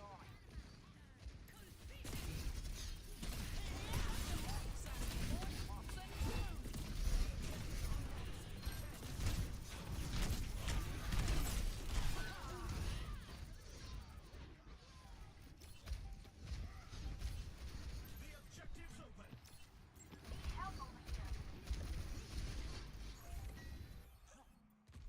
Finally, a Hey, Ted. decent scrap. I just wish we went left side. I should have said something though, I guess.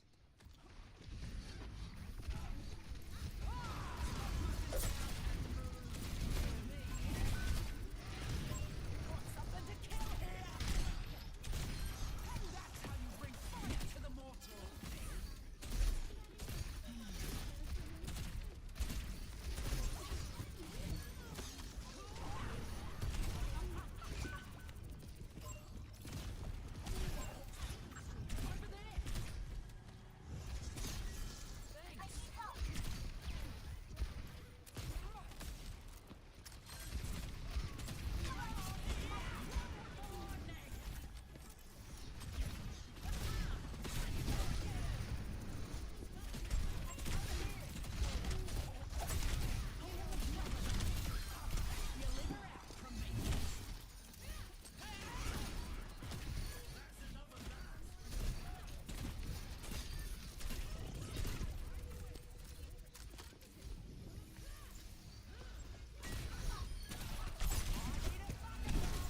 Look out, Ares! There's a new god of war! Yeah! Time to go on a rampage! Fine.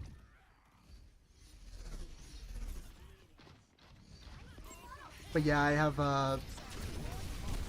I got pretty bad PTSD from people like harassing me on this account if I didn't play like perfect. And so I lost a lot of rank on it, and I want to get it back up because I have alts at high ranks, but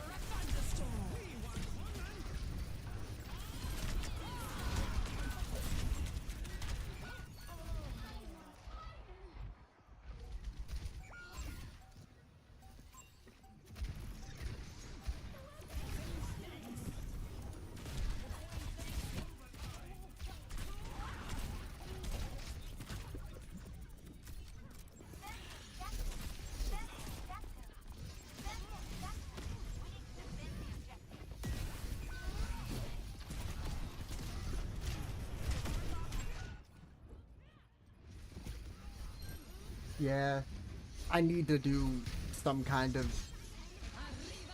I don't know why we're not just dying on point right now. There we go. There we go. Please don't die right now, though.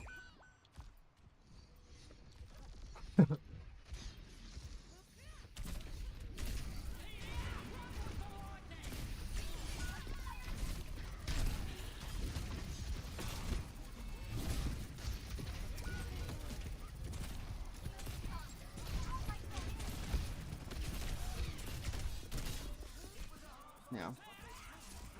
That's wild. I know I could touch, but I get blown up. I don't want to give Ryan more. Coming up next, put those hands together. It's time for push. What tactics will the teams come up with this round?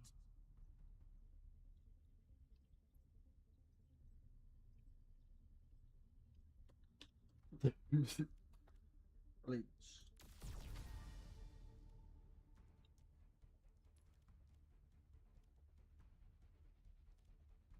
Nah, there's no point in that. If I can actually hit my headshots, we are cooking.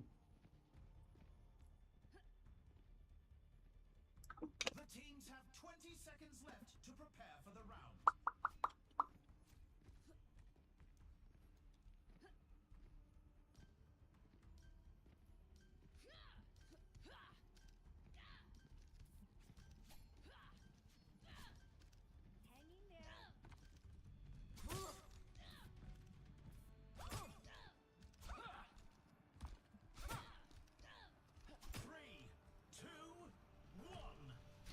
The fuck? Let's go smash some heads. Oh yeah, they don't know what I was referring to.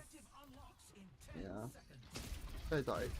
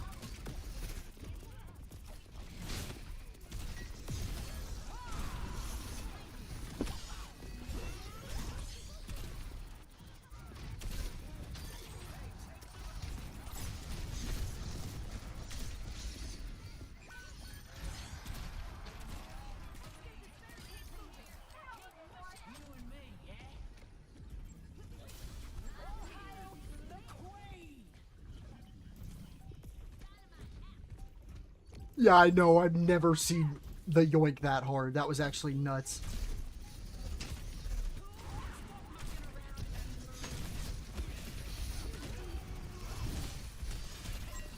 Time for a thunderstorm.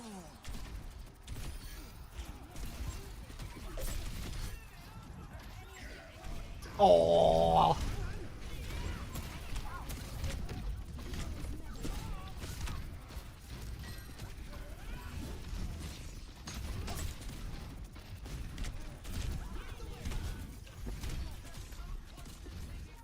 Oops.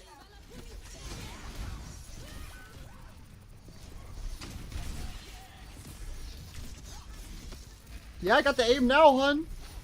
Especially if you're gonna play the same character.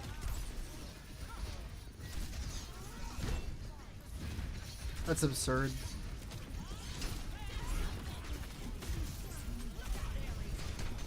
No, please, God. Oh, May, what are we shooting?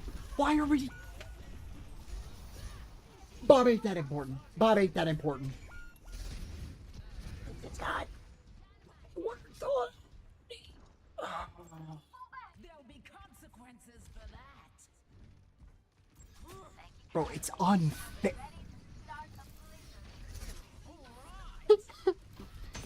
Right in front of me in broad daylight, bro. Right when we just said it.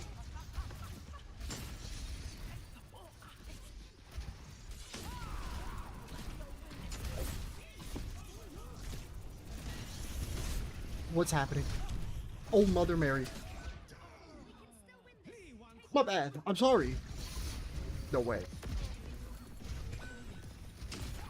Y'all done fucked up. Why does that work that much?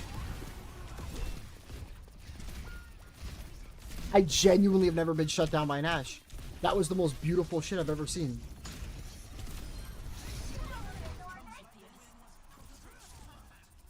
Let's check the standings. 0 to 2. they don't understand that if I play the point and Ven and Rein are then on point. The teams are facing off in And clash. Time for the teams to gear up. I have to play like that because I don't have anything here that helps them on point. Should I have done that? Probably. I fed that. But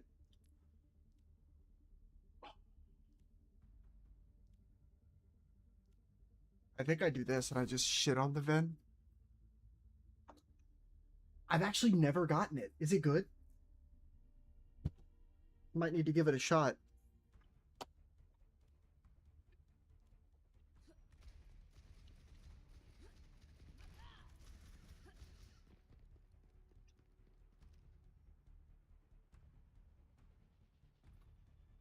It sounds really fun, actually. I remember seeing it too. I don't know why I haven't used it. Teams have 20 seconds left.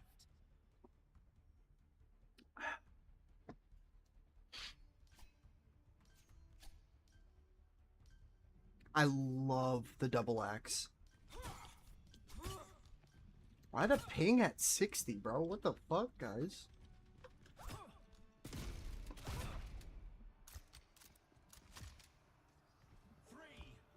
Bro, that against a Vendetta, too, is like the most ass feeling thing I've ever experienced, now that I realize. Yeah, the rocket boots.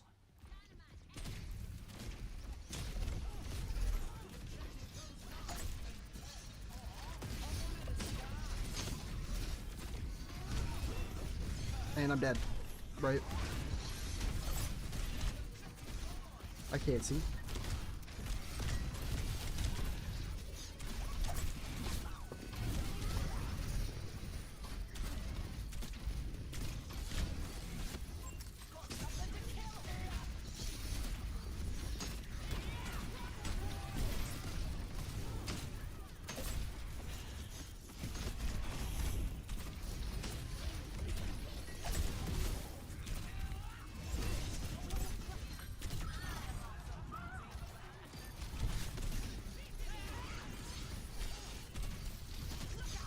She's just a gnat flying everywhere.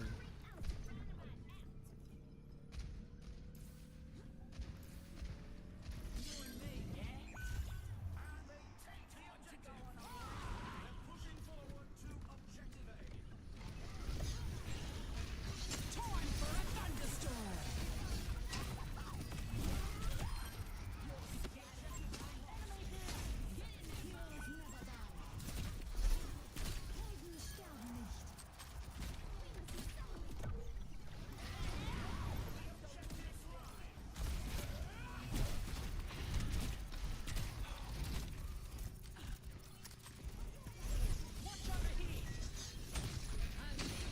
I'm just dead. Oh my god.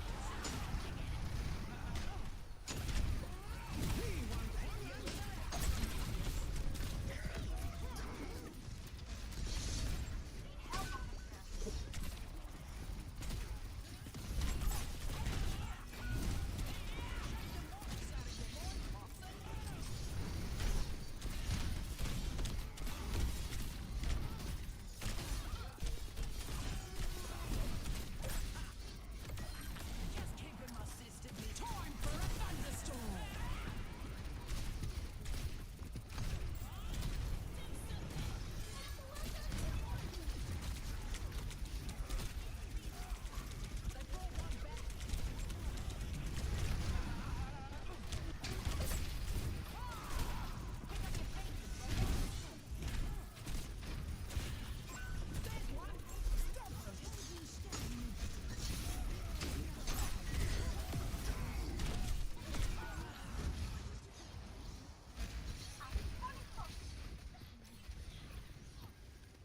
That May didn't kill the Mercy.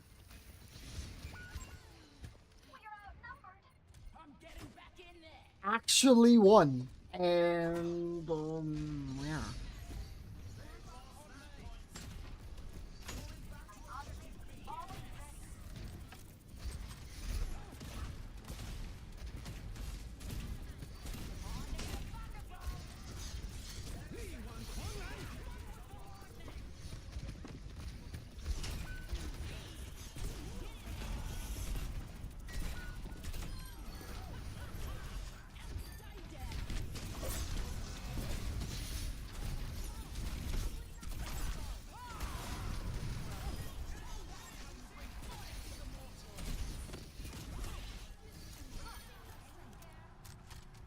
He did it! Alright! I'm ready to rampage!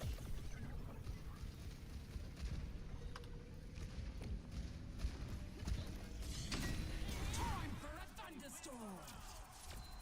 Here's our score. They do, dude. They're so fucking painful. Look at our MVPs. I really hope he types something right now. Those are my favorite people. The like tab waiters. But like this tells you you were the most specialist one. He didn't, so Every choice is crucial. mad props.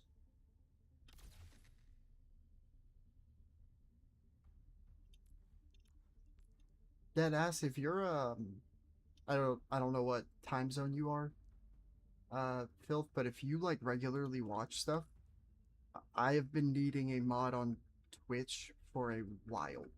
Because my brother's full-time YouTuber, so he'll do like giveaway streams every month for a PC.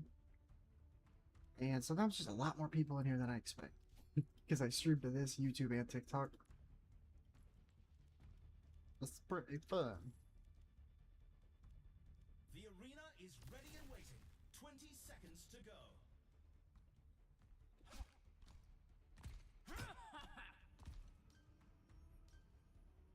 Your East Coast bet. Same. Awesome.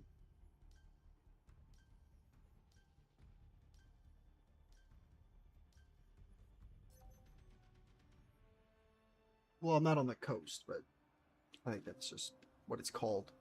3, 2, 1. I am geographically challenged as all get out. Oh, no, very fair. Very fair.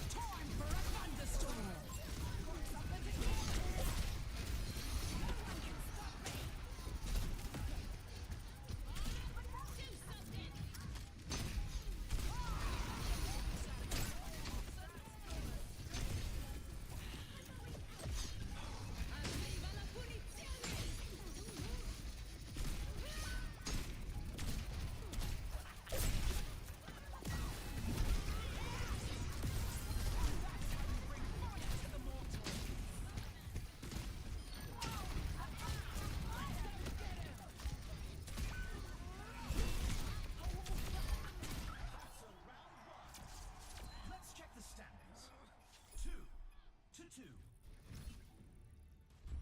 You can really tell who the playmakers are. God dang Coming it. up next, time to face off in control. That was just a great round. Now's the time I don't think I could lose now because I just run this and I don't know what the fuck they can do.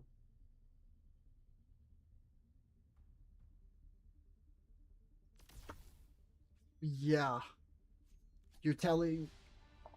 Absolutely. You're telling me I can fucking run something that makes Ryan swing slower? Holy shit. Brother's pissed as hell.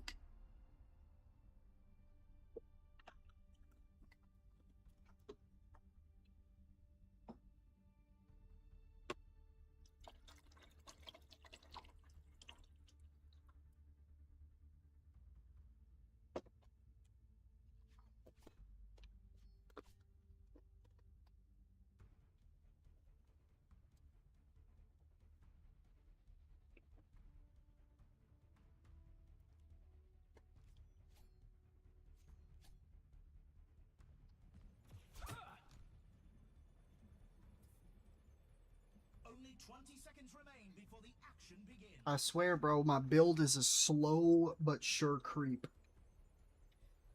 Hell yeah, I got you. I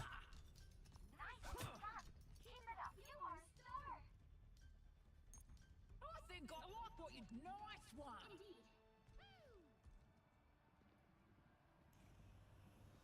Three, two, one. Capture the objective. Let's go get him!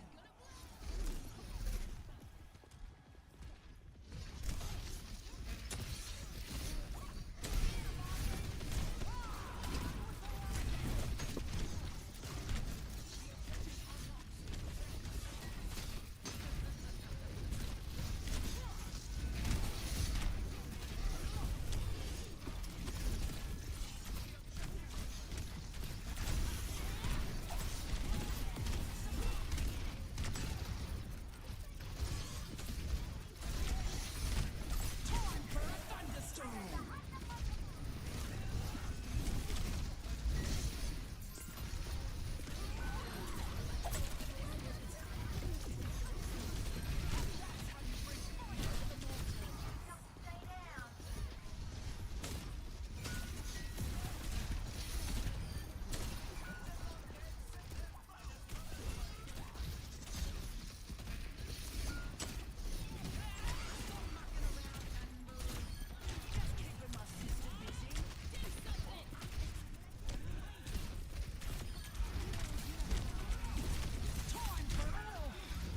Oh, I didn't need to do that. That was a feed.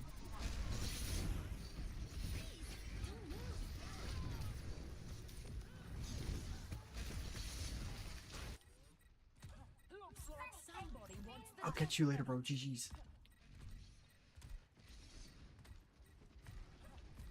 Team to me! Get in there, Bob!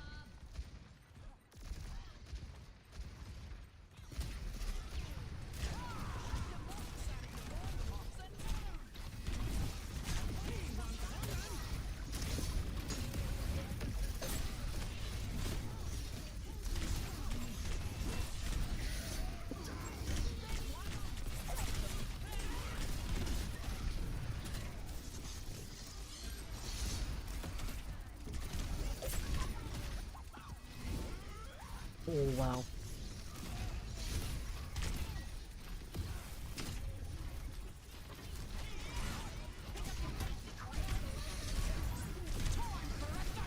Why does that do that?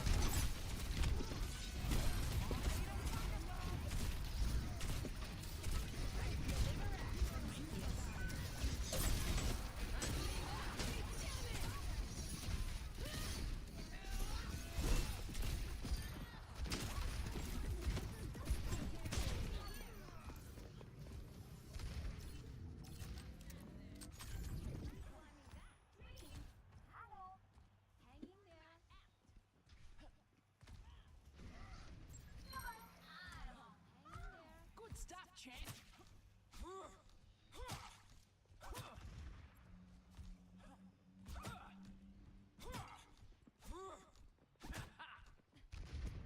Enemy here.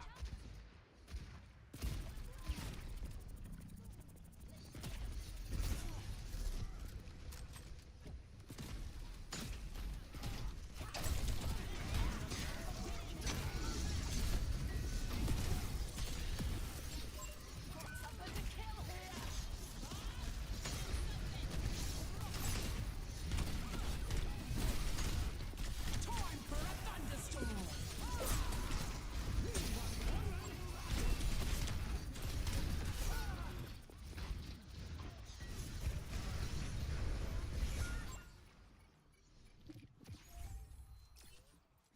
That's no way to treat your queen.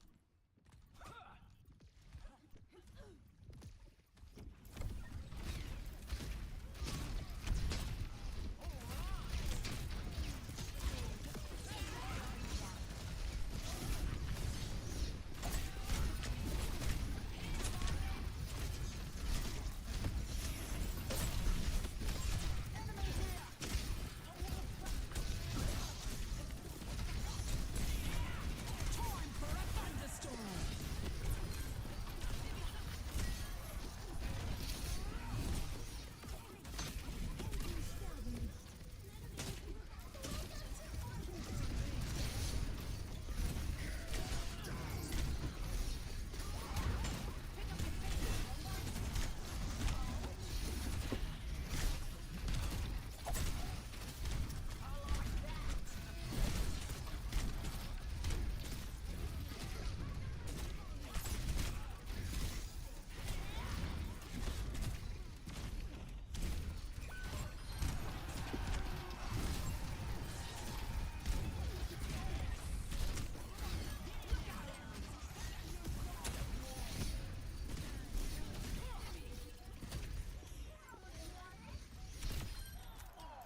So I'm ready to rampage.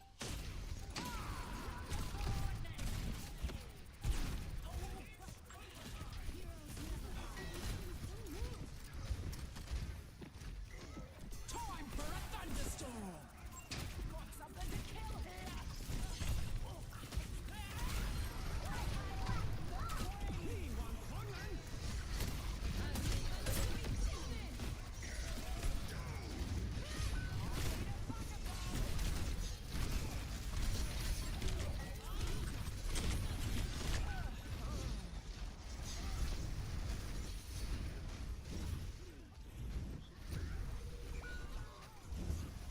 What is he blaming it? Lucky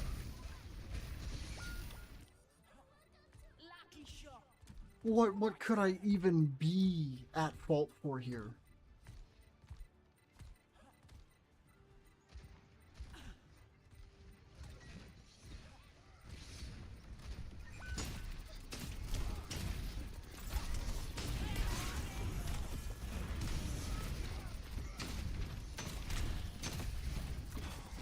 It was a hard fight, but they lose this round. Score 2-3. I can hardly believe my optics when I see stats like these. Coming up, who's ready to start the push? It's time for the teams to consult their playbooks.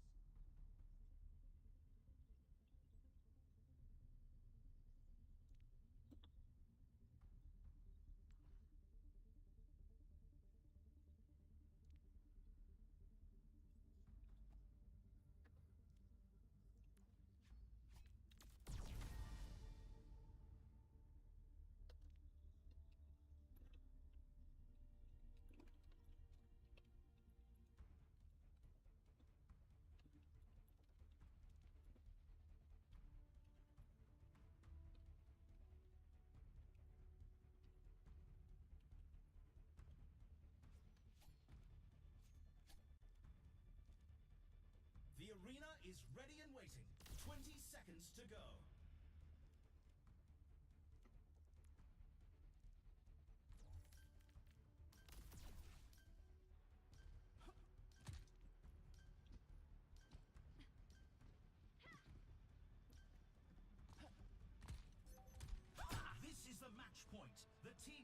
to pull together to stay in the fight.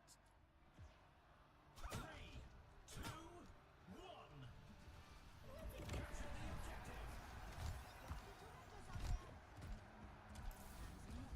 Let's go get him! The objective unlocked in 10 seconds.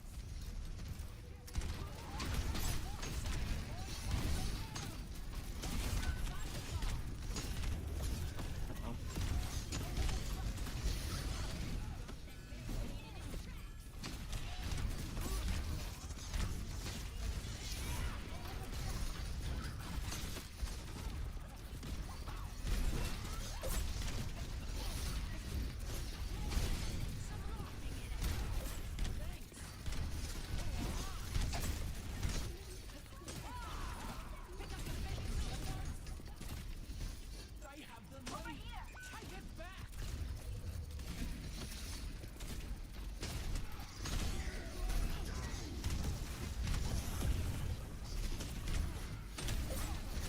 Time for a thunderstorm!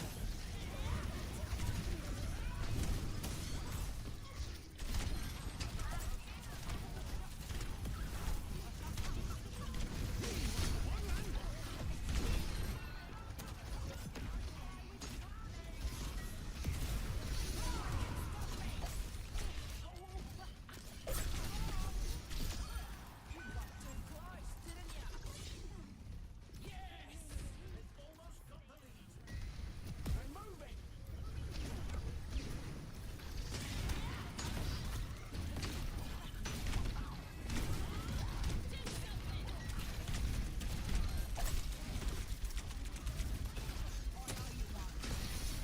Time for a thunderstorm!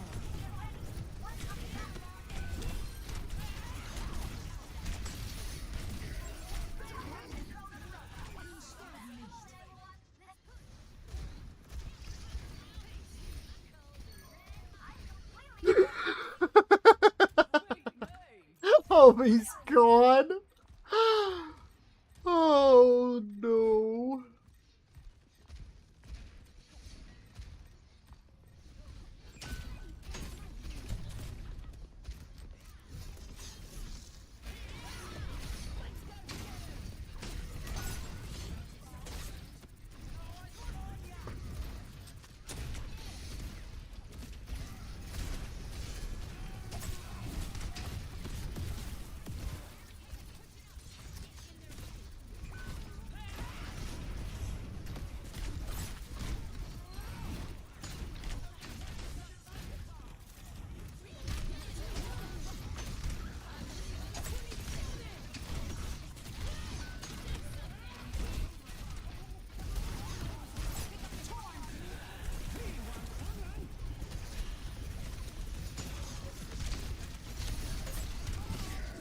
Yeah. It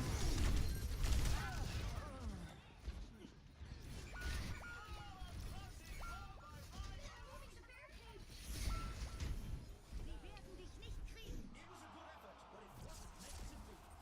Wishing this team all the best in the next match.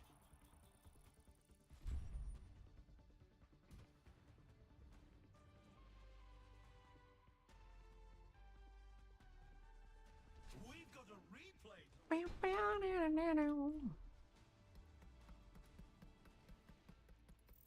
Do I run another stadium? Hmm.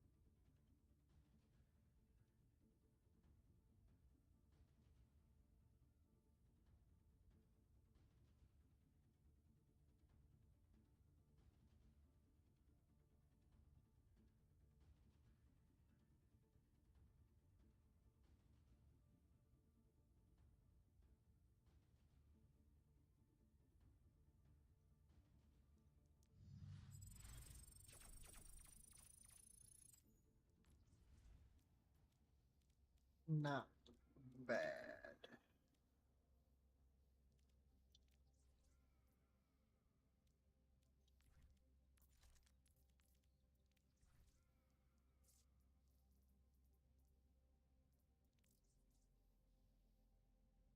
I'm gonna use the restroom and then we will resume play. Be right back.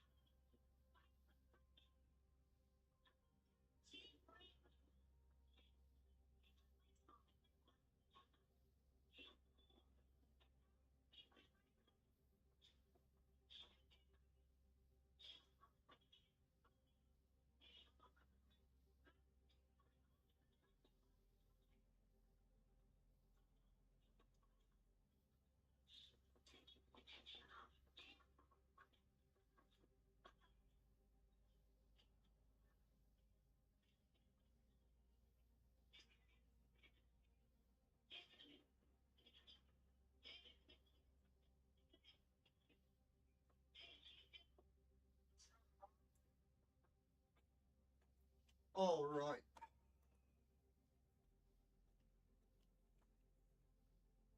I'm back.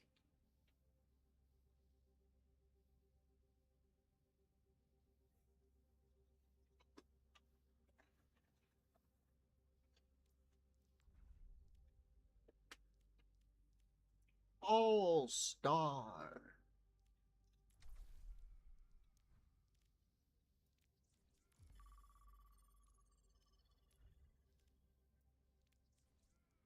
Wait, how quick is this? 5 minutes, bro. What the fuck?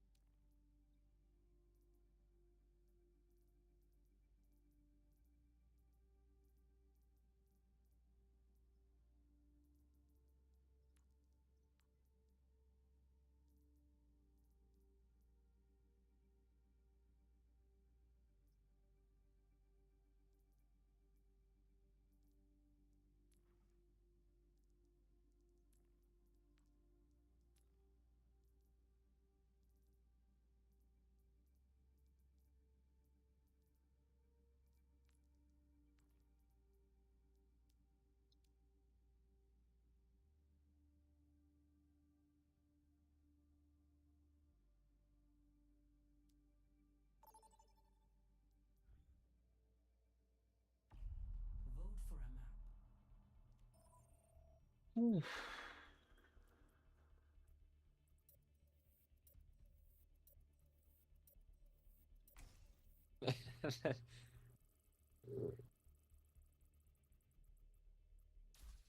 Yeah, real. I gotta take a poop. Select your hero.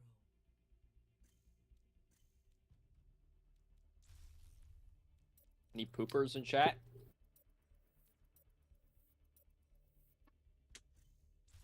Choose hero bands.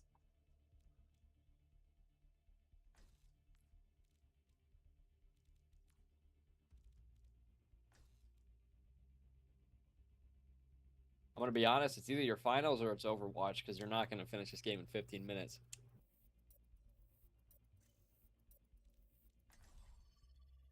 Unless we wipe the floor and win both games.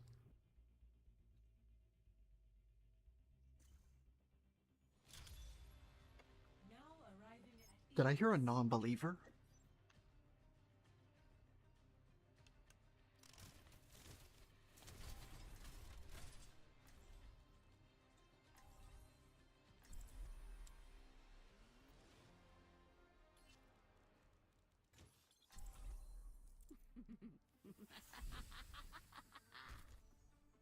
Yo, guys, we need another tank. I'm the last empress you'll ever cross. Nice. I can Zara if you want to echo. Where you're from? Our fish might be a little big for you. Completely up to you, Tritz. There's nothing. Hey, he says you haven't seen him on Czar. No, I trust Echo's brokenness more than my aim. So if she's feeling the Echo, What's so great about Echo right now? Is it just her duplicate? unlimited damage. Her second perk, it like gives you, I think 50% more right click shots. It like maxes at like 225 damage if all the orbs stick. It's fucking outrageous.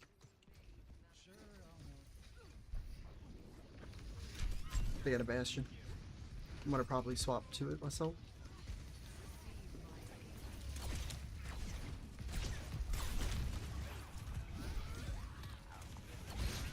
Ball behind. Echo 1.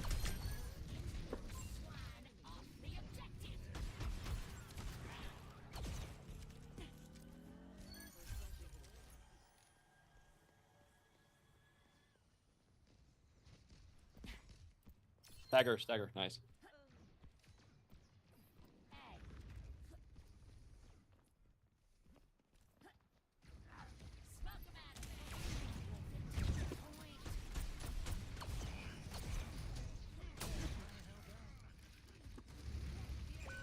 Oh, my bad.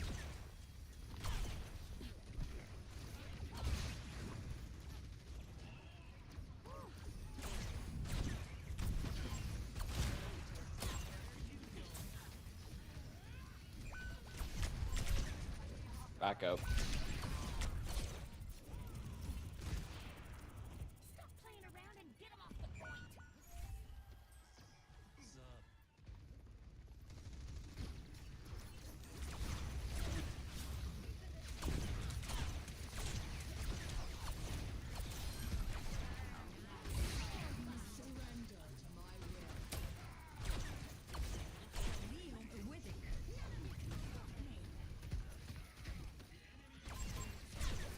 Echo half.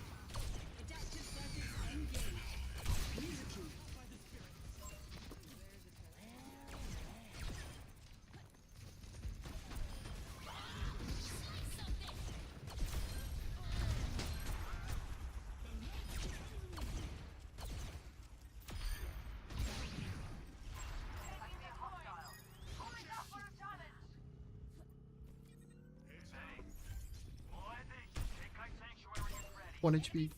All very low.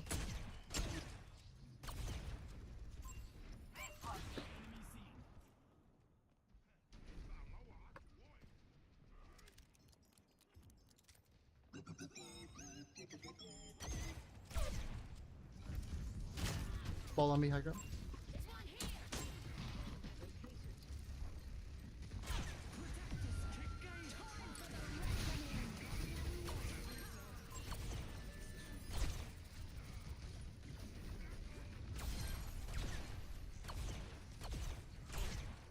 Like a one in the back.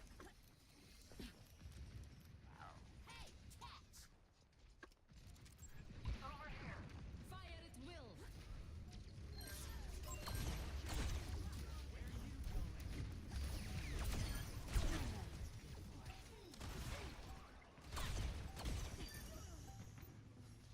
Ball top right. Surrender to my will. I'll worry about ball. You guys focus up top.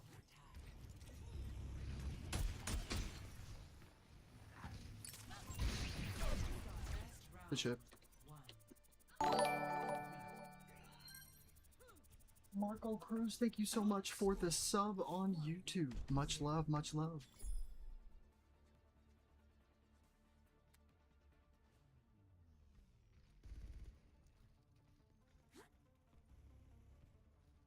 You look like a vanilla protein powder kind of girl.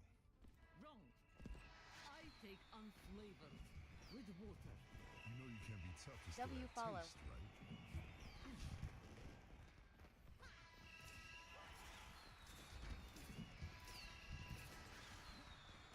Dude, I think I am getting snapback. No.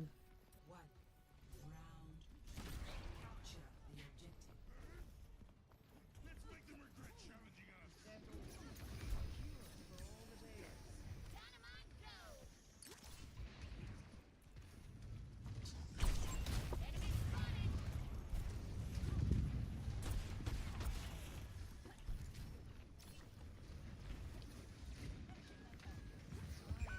Bad.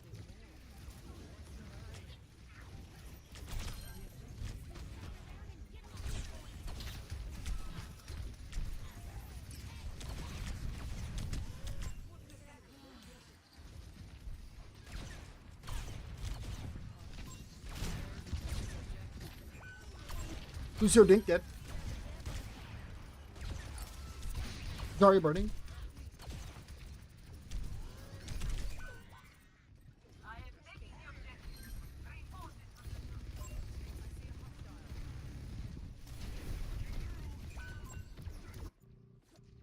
Back from the bone orchard.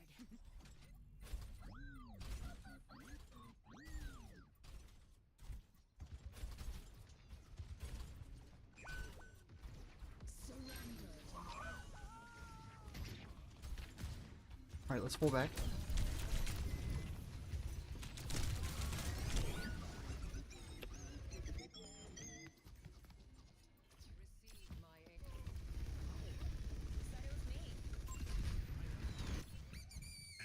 Receive my Let's not stagger.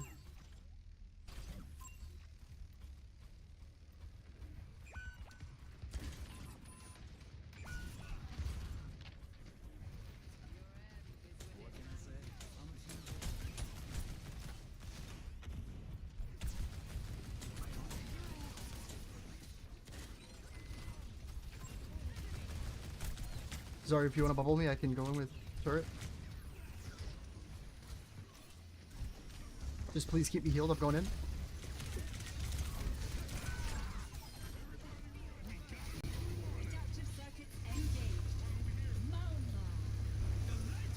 Just focus the Malga we have back here, Denji, please.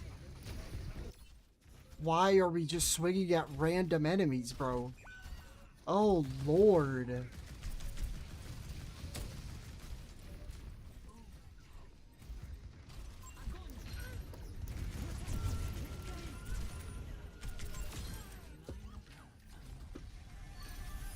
Lucio behind.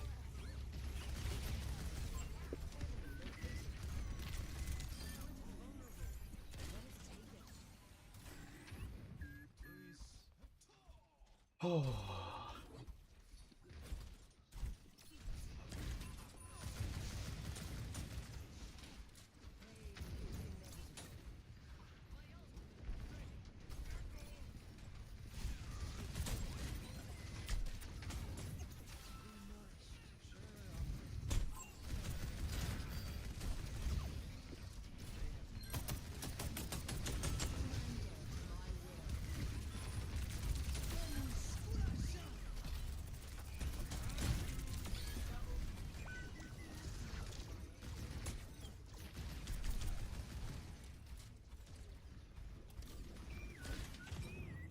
I'm trash.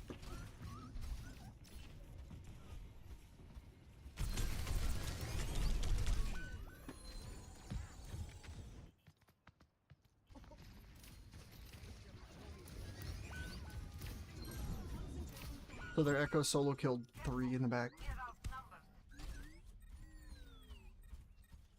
Adaptive circuits engaged. Genji, fire at will.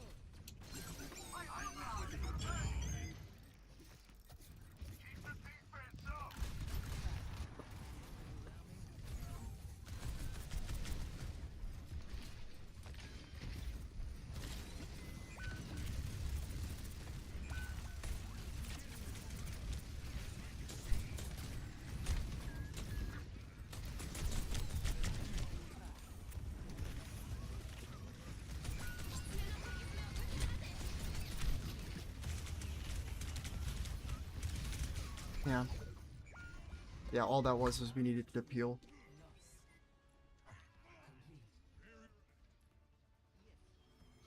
You put 1 shield on my ass. 1. And we're fine. But they were way too aggro. That was terrible. I could have rebuilt you without all that. We don't have movement on her. And she's really frail, but if she gets to high ground where a medkit is, she can just insta-kill somebody back up and do it again.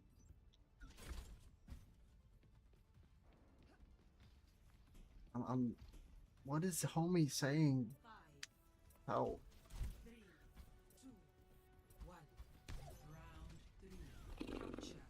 He's good.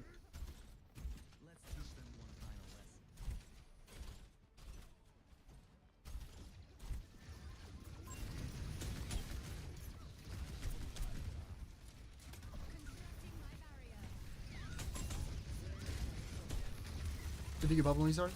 Oh, we don't have one. I forgot. Yeah.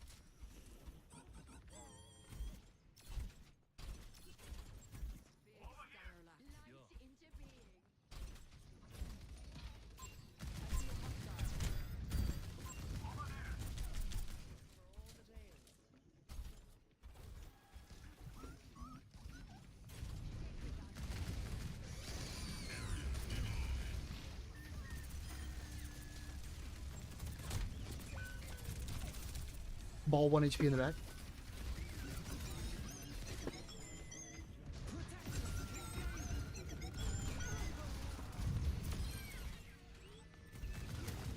Curio on the back line?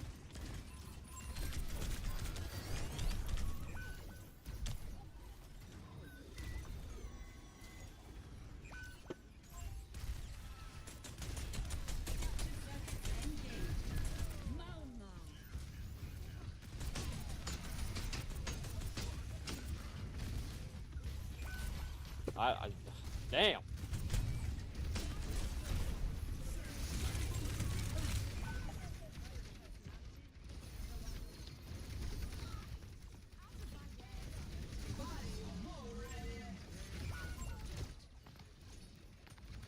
It's a lot of ults used.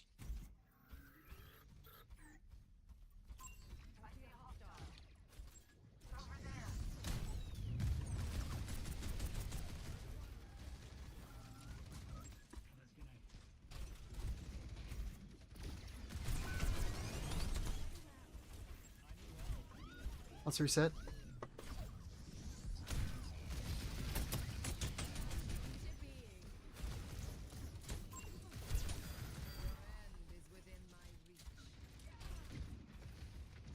Echo pushing our Genji.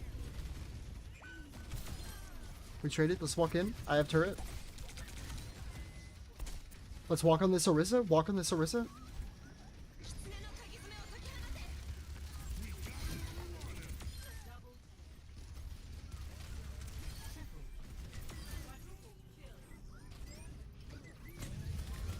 Can we come back to point? The point is not gotten.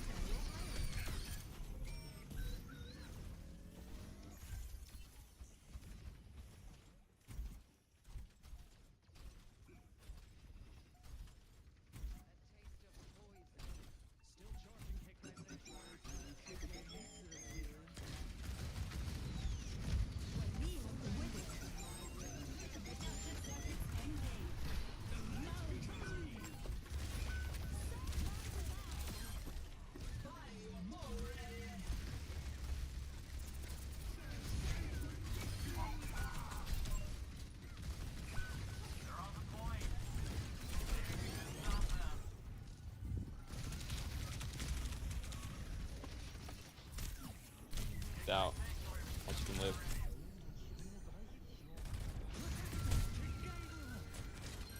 He got the boop. We're genuinely up. Just start going in.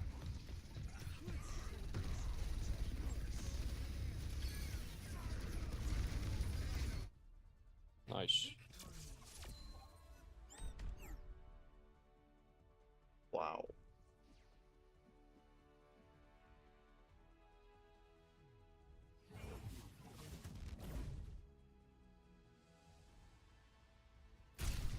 On the move. About time.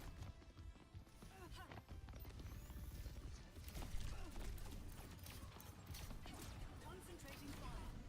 Melt.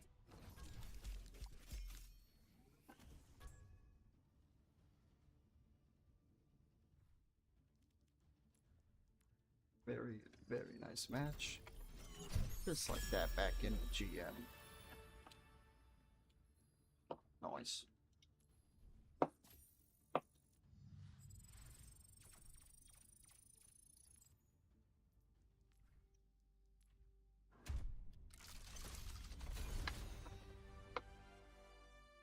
I like Smolga. That's fantastic.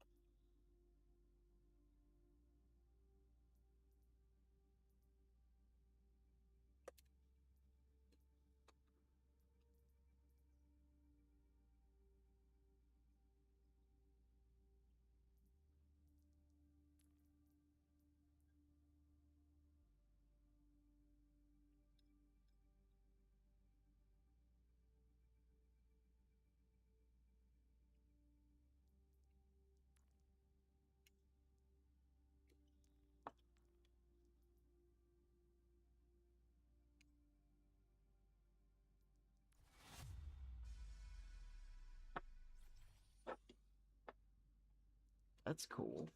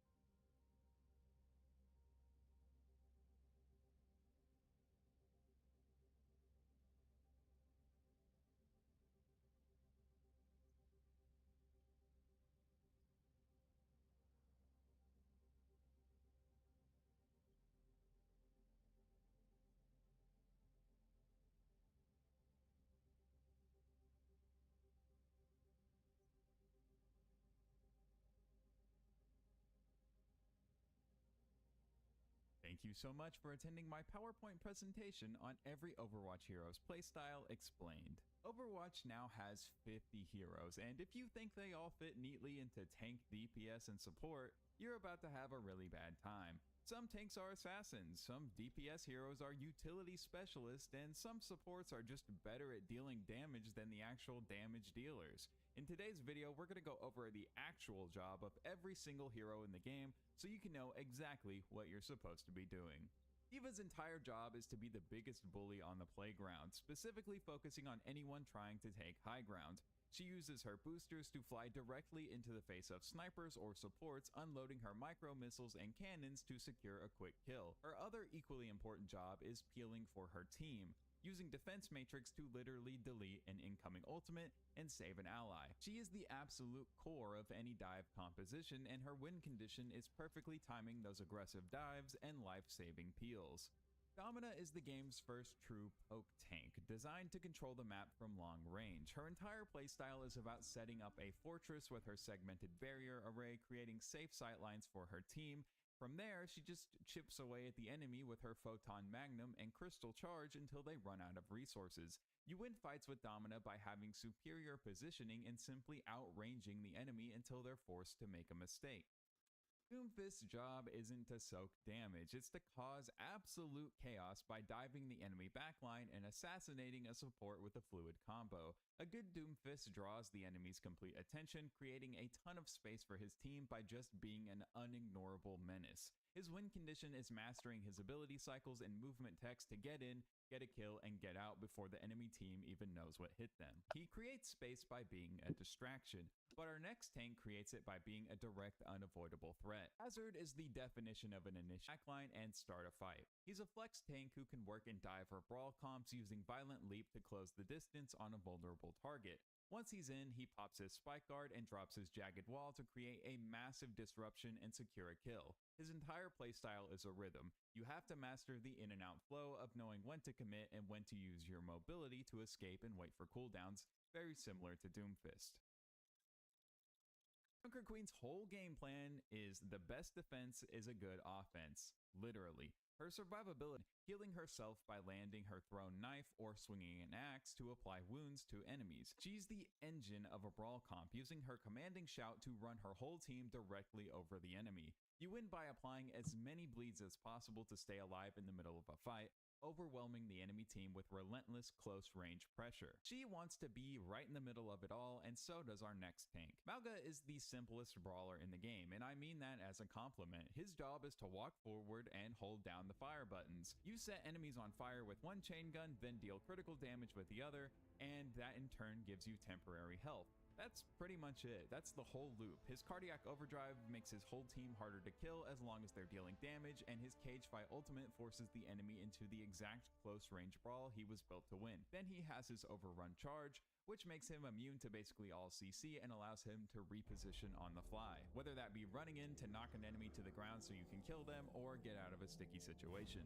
Orisa is all about one thing, walking forward. Her job is to be a relentless, disruptive force on the front line that simply can't be stopped. You march at the enemy with Javelin Spin active, forcing them back, and then you pop Fortify to absorb all their cooldowns while you keep up the pressure. Her playstyle is a simple cycle of aggression and defense. Push with your spin, survive with Fortify, and repeat until the enemy team breaks. It's not flashy, but it is brutally effective. Ramatra is a tempo tank, which basically means his entire job is to control the pace of the fight by switching forms. You start in Omnic form, poking from a distance with your staff and using your Void Barrier to help your team advance safely. Once you see an opening, you transform into Nemesis form and become an armored brawler, punching your way through the enemy front line. The key to playing him well is knowing the perfect moment to flip that switch from a careful poke to an all-out brawl. Reinhardt is the quintessential anchor tank and the heart of any brawl team. His job is simple, lead the charge. You use your massive barrier field to absorb enemy abilities as you walk your team into position. Once you're close, you drop your shield and create space by swinging the giant hammer. Winning with Rein is all about resource management, knowing when to shield for your team and when it's time to be the primary threat yourself, ideally landing a massive Earth Shatter to end the fight. Reinhardt protects his team, but Roadhog just protects himself. Roadhog's job isn't to shield his team, it's to create a numbers advantage by getting a solo pick. pick. His entire playstyle revolves around the threat of his chain hook. You play around corners, controlling sightlines, and waiting for one person to step out of position so you can hook them in for an instant kill. He's a self-sufficient bodyguard for your backline, and his win condition is just landing hooks. A Roadhog who can't hit a hook is just a giant battery for the enemy team's ultimates. Sigma is the master of controlling space. Whoa. Back in the glory days of online gaming, things are actually pretty cool. You could go to the store, buy a game, and a lot of the time it would be a mostly polished, full-fledged experience. And then if the game was successful, a lot of the times the developer and publisher would sometimes release extra content for the community as almost a thank you for supporting the game, and almost as good. I want to get this knocked out so that the community will because I know I continue to can. support their future endeavors as a company. What were some of your favorite maps out there on Halo 1? Let's hear it. Dragon Nation! Blood Goats! Blood Goats! Lovely. Anybody got any guesses to what the new map's gonna be? Dragon Nation! A lot of different answers. So ladies and gentlemen, boys and girls, This shit is so funny. If you, HYB. I've been amazing, bro. I hope you have.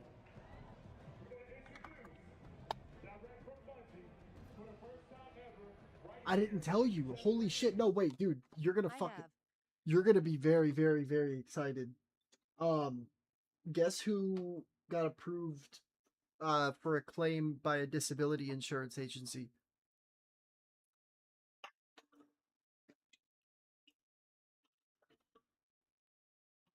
First call. It took fucking like 3 hours and 45 minutes. But holy shit. Mike Myers. I'm very excited because I can finally earn money while I'm. You said guess.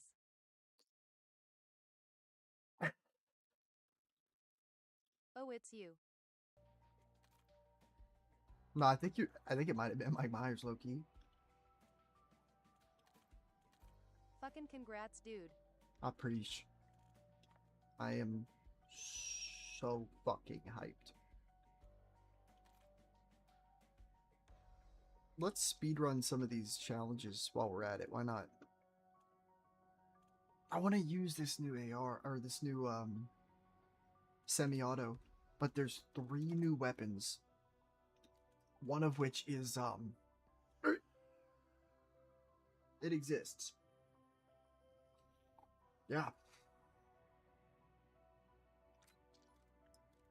I gotta go into it again.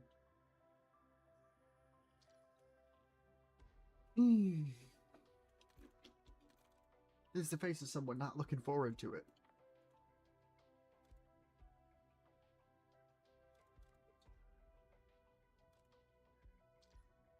I can tell.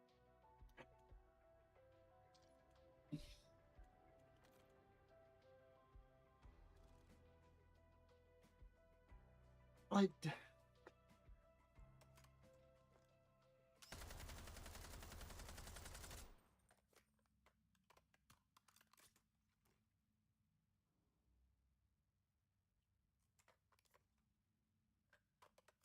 no.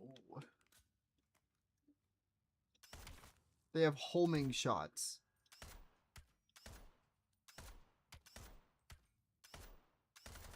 My left nut, they do. I get.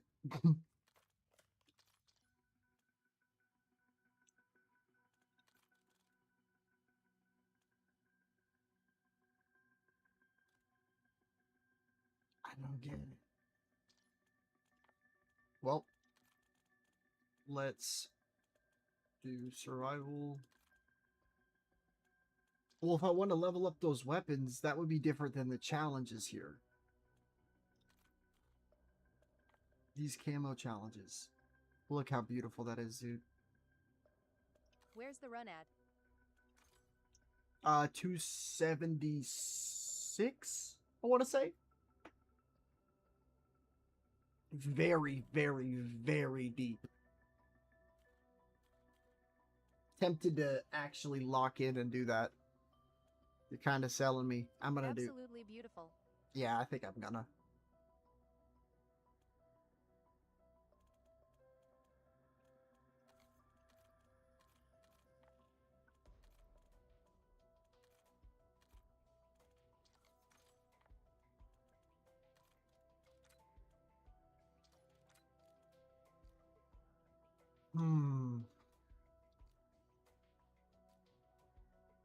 funny little SMG.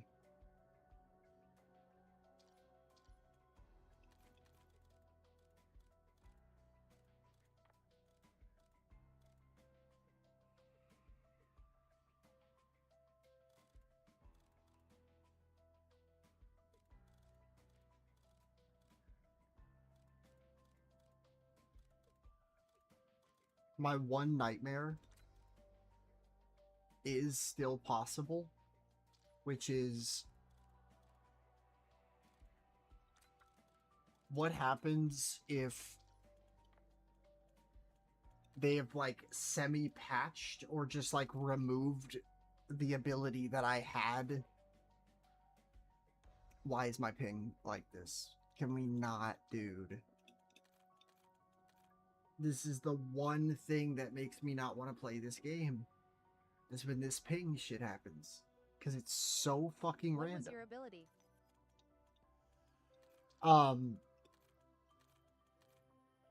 I had the island, the lighthouse area, only accessible, like at least the side that has the trap, via the parkour rocks you initially spawn from getting your wonder weapon. Let's rip, by the way. Oh hell yeah! Hold up, because this is honestly making me think I gotta go to Warzone or another game mode at least. Maybe just not my run if the ping's gonna be a bitch.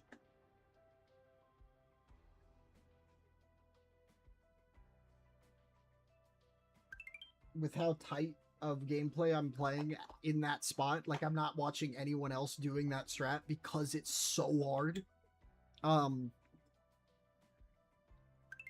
Yeah, not when they get their biggest damage scale of the run. At 300, no, I'm not joking. Armored zombies do 2.77 golden armor plates from hitting you in the front or the back.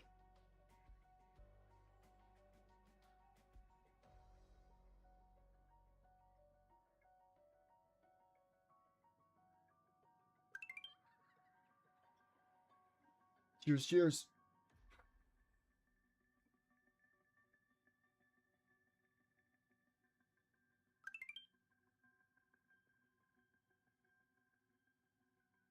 Cheers.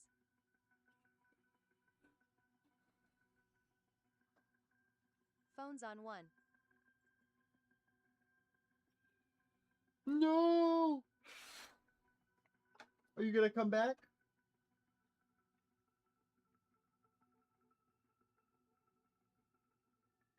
Oh no. We might have lost him.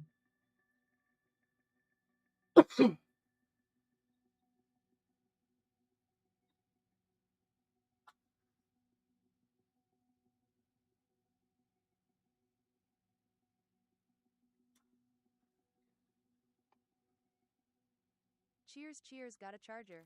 Yeah.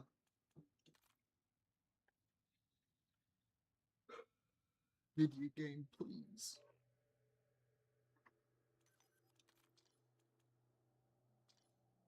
All right. War Zizzy for a couple games it is. I don't know if I told you, but I think yesterday. Yeah. I played one game of Warzone Casuals because I was frustrated. I messed up the like setup of the run because I made the other steps of the parkour spawn in by going too high up the lighthouse. But all it does is kind of lag the game every time I load in now because the Jotun like has to pop up, look at me, and then drop down, which is fucked. But I went over to Warzone and I won the only game I played. It was genuinely so fucked.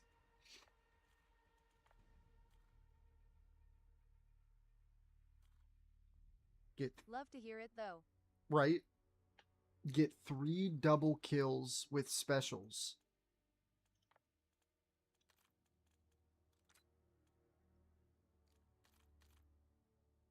Bro, say less. I could use this stupid shit.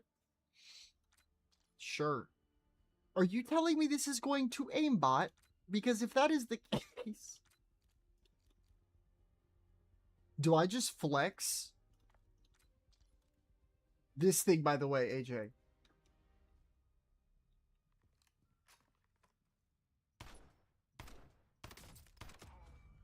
Okay, it is Warzone health, so... Now I can't accurately show you. Normally, when there's not armor...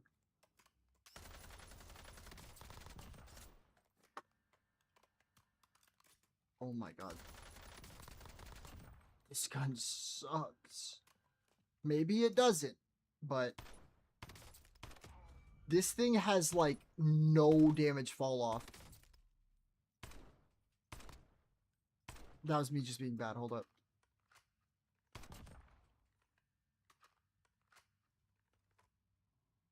One. The range is crazy. 2, 3, 4, and then Hola. was gonna see 1, 2, 3.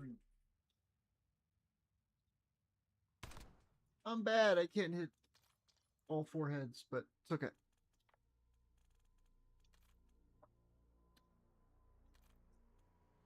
Yippee! We swap maps.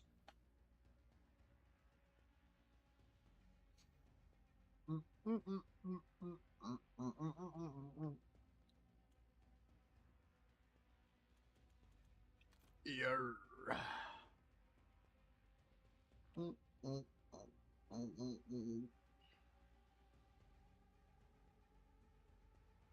A little bit of funny ping. Oh well. Did I tell you about the time I hit my toe on a table? But that shit sucks. I'm sorry, bro.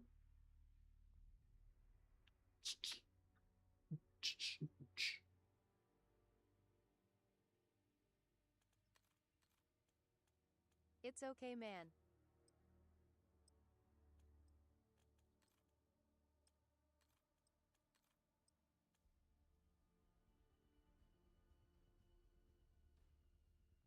Ever get that VR though? No, I don't use them that much. Like the Zins to like max out on their rewards every time. But I should have it by like my birthday time, like October at the latest. That's if the shipping when I order it isn't like crazy long.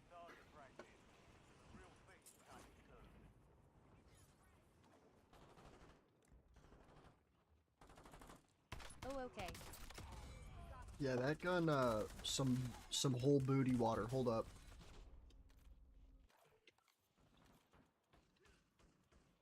What is happening to the game? You have enough points for a VR? Almost. I don't want to talk about it. I don't want to talk about it.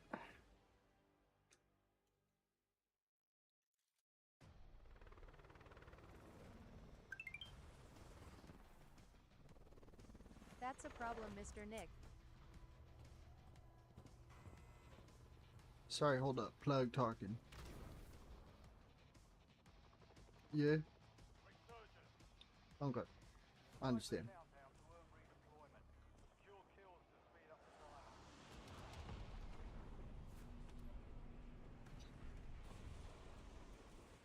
He didn't say anything. Doug. New phone who dis? Oh, I'm dead.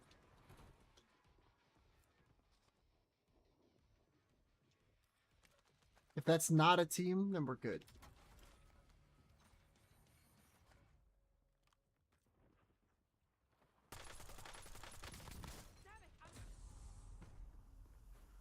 They are tamed.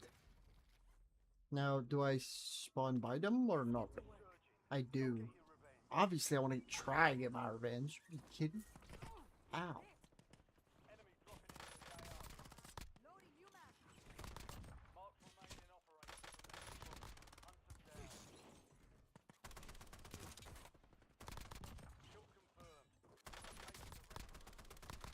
The fuck is happening?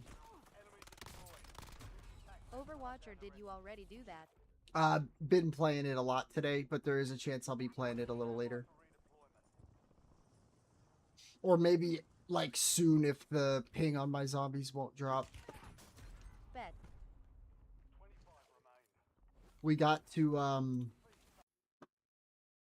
GM again on 6s. It was very, very fun.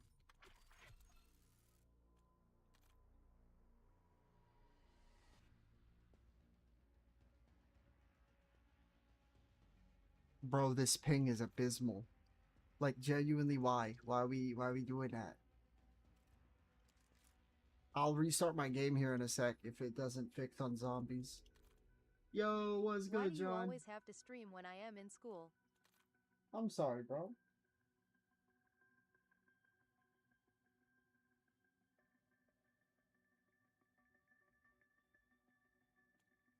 What's good, John? I think I already said that, but if I didn't. Sorry, I'm making sure my old man cat goes to the bathroom where he should.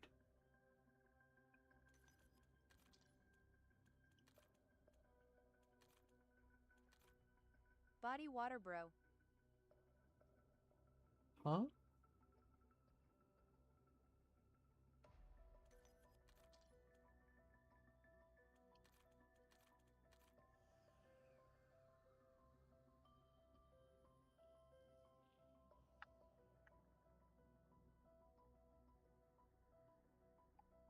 I'm not gonna go in on 26 ping. I'm gonna try and restart. Not hers.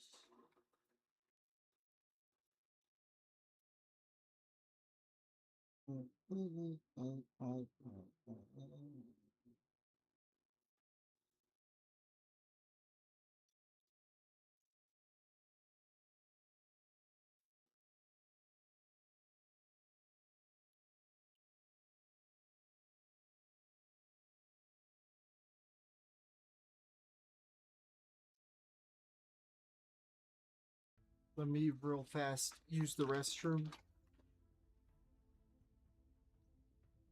Forget what I said, question goat.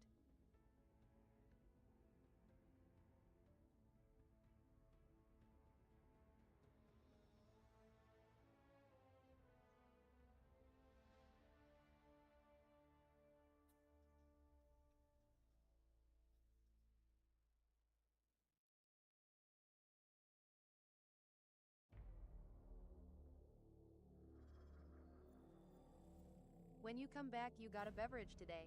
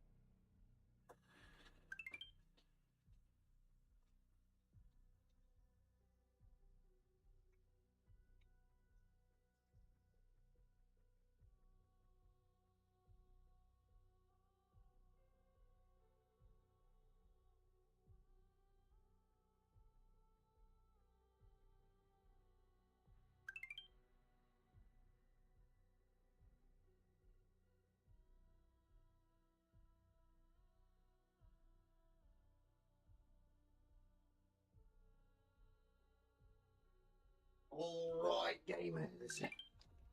Beep beep beep beep boop. Beep beep beep.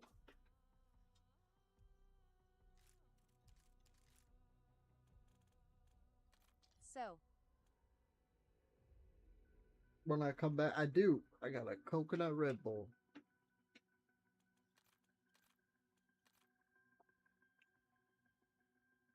And the ping went down. noise. No, don't say it's down and then lie to me.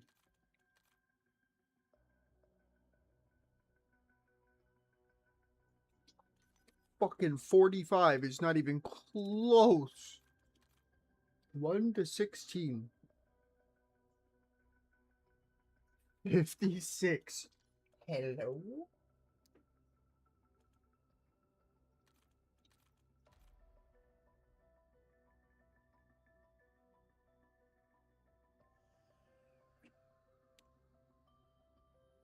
Bro, lobbies right now are bunked. Holy shit.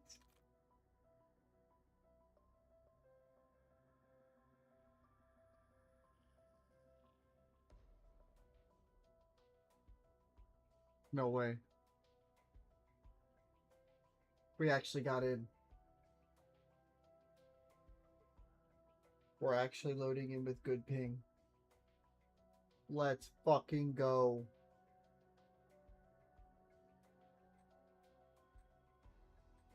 It better not have lied to me. You what? Fucking go. Oh my god. W ping. Does say 21 right now instead of the 13 it just said, which does stress me a little, but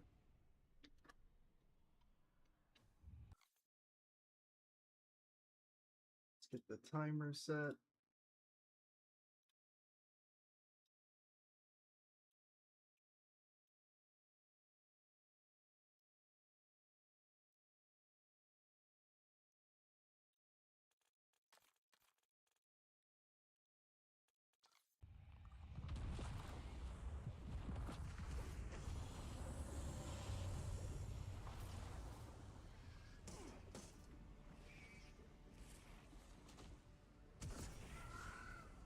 Hi.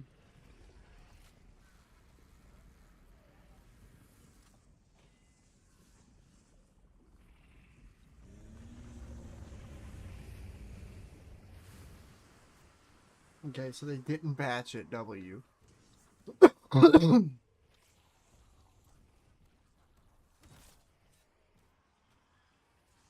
now my least favorite part. Actually, not yet.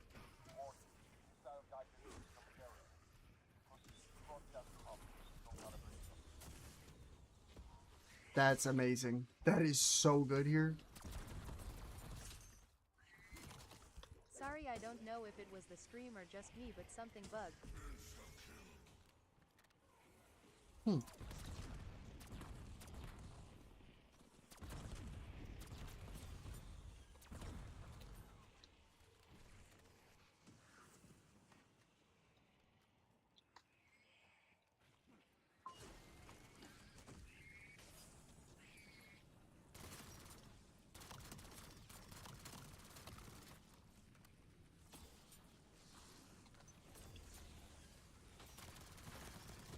Fix the snapback lol. Nice.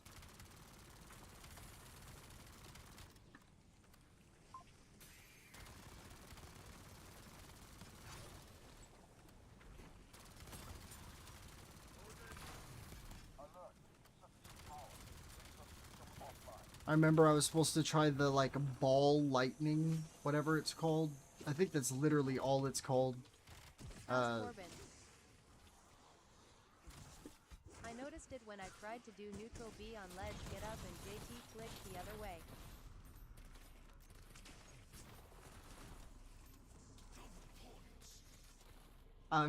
Corbin's doing good. He has, I don't think he has internet, if I'm not mistaken right now. Like, his house doesn't.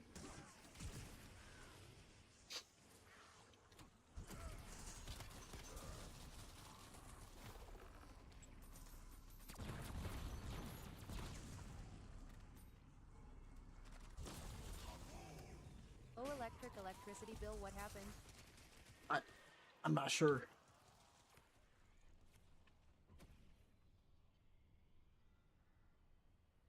Oh, I don't like I don't know him in real life.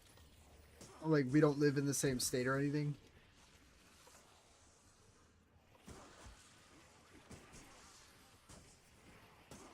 But anything that I would know, I want to make sure I keep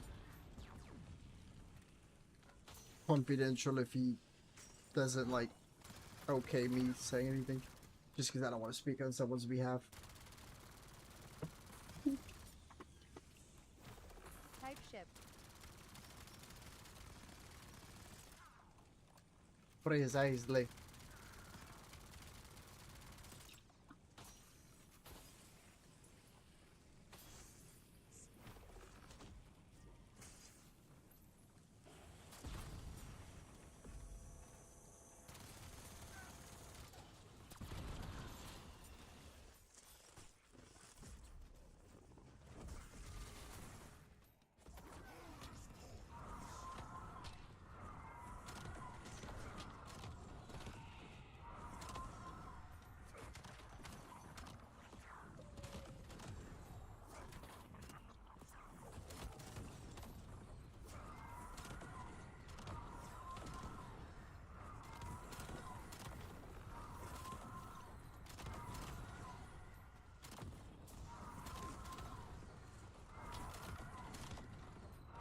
You got aura.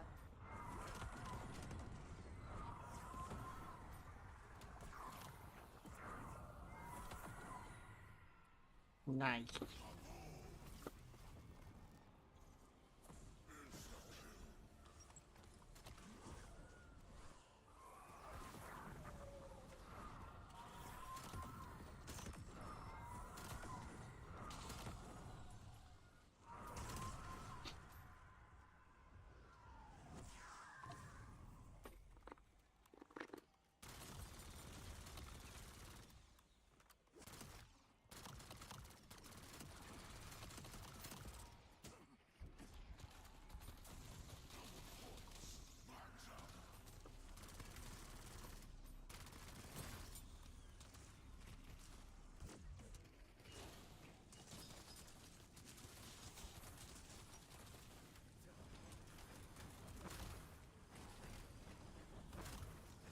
Meant to put on a video. That's all me.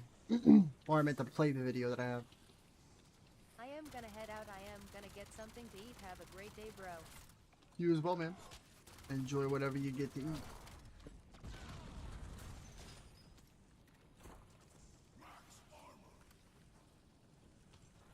Of course.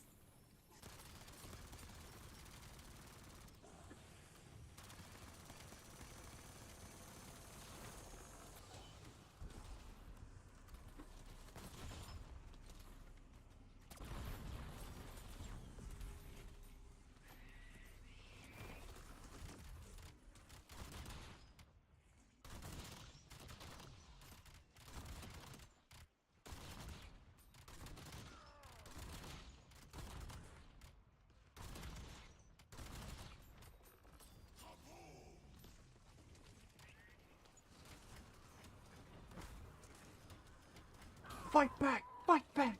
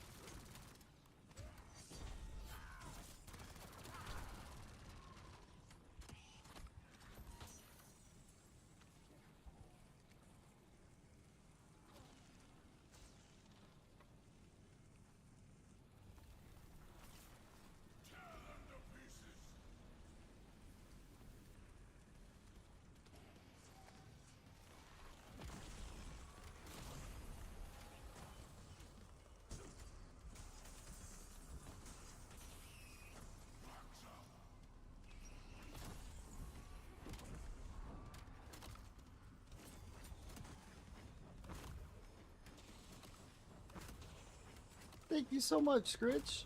Oh god. Wait a minute, I gotta clip that. That was the nastiest save I've ever had.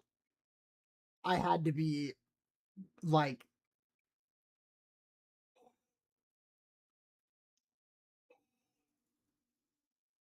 holy shit.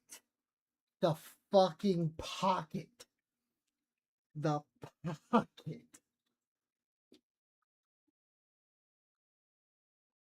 Holy.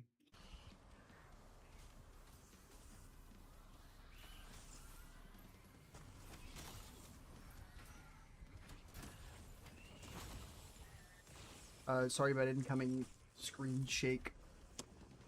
I found a, like, not really exploit, but also, yeah.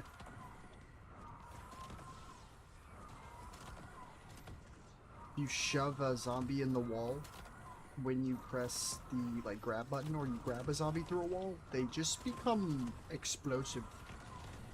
And if you're psychotic enough, you can just mash it. Each mutant injection can also heal 3 times.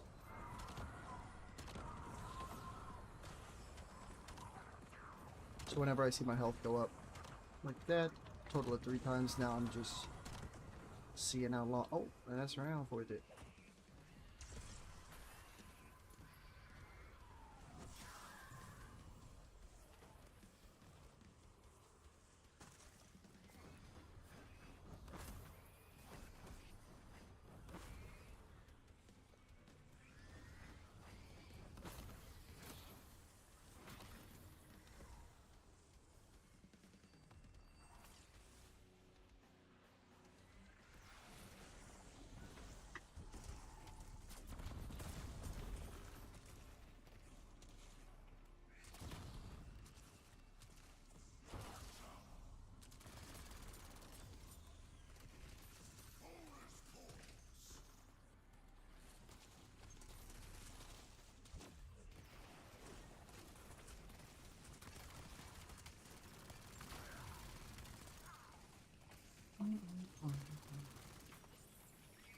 Yeah, let me put on that video real quick.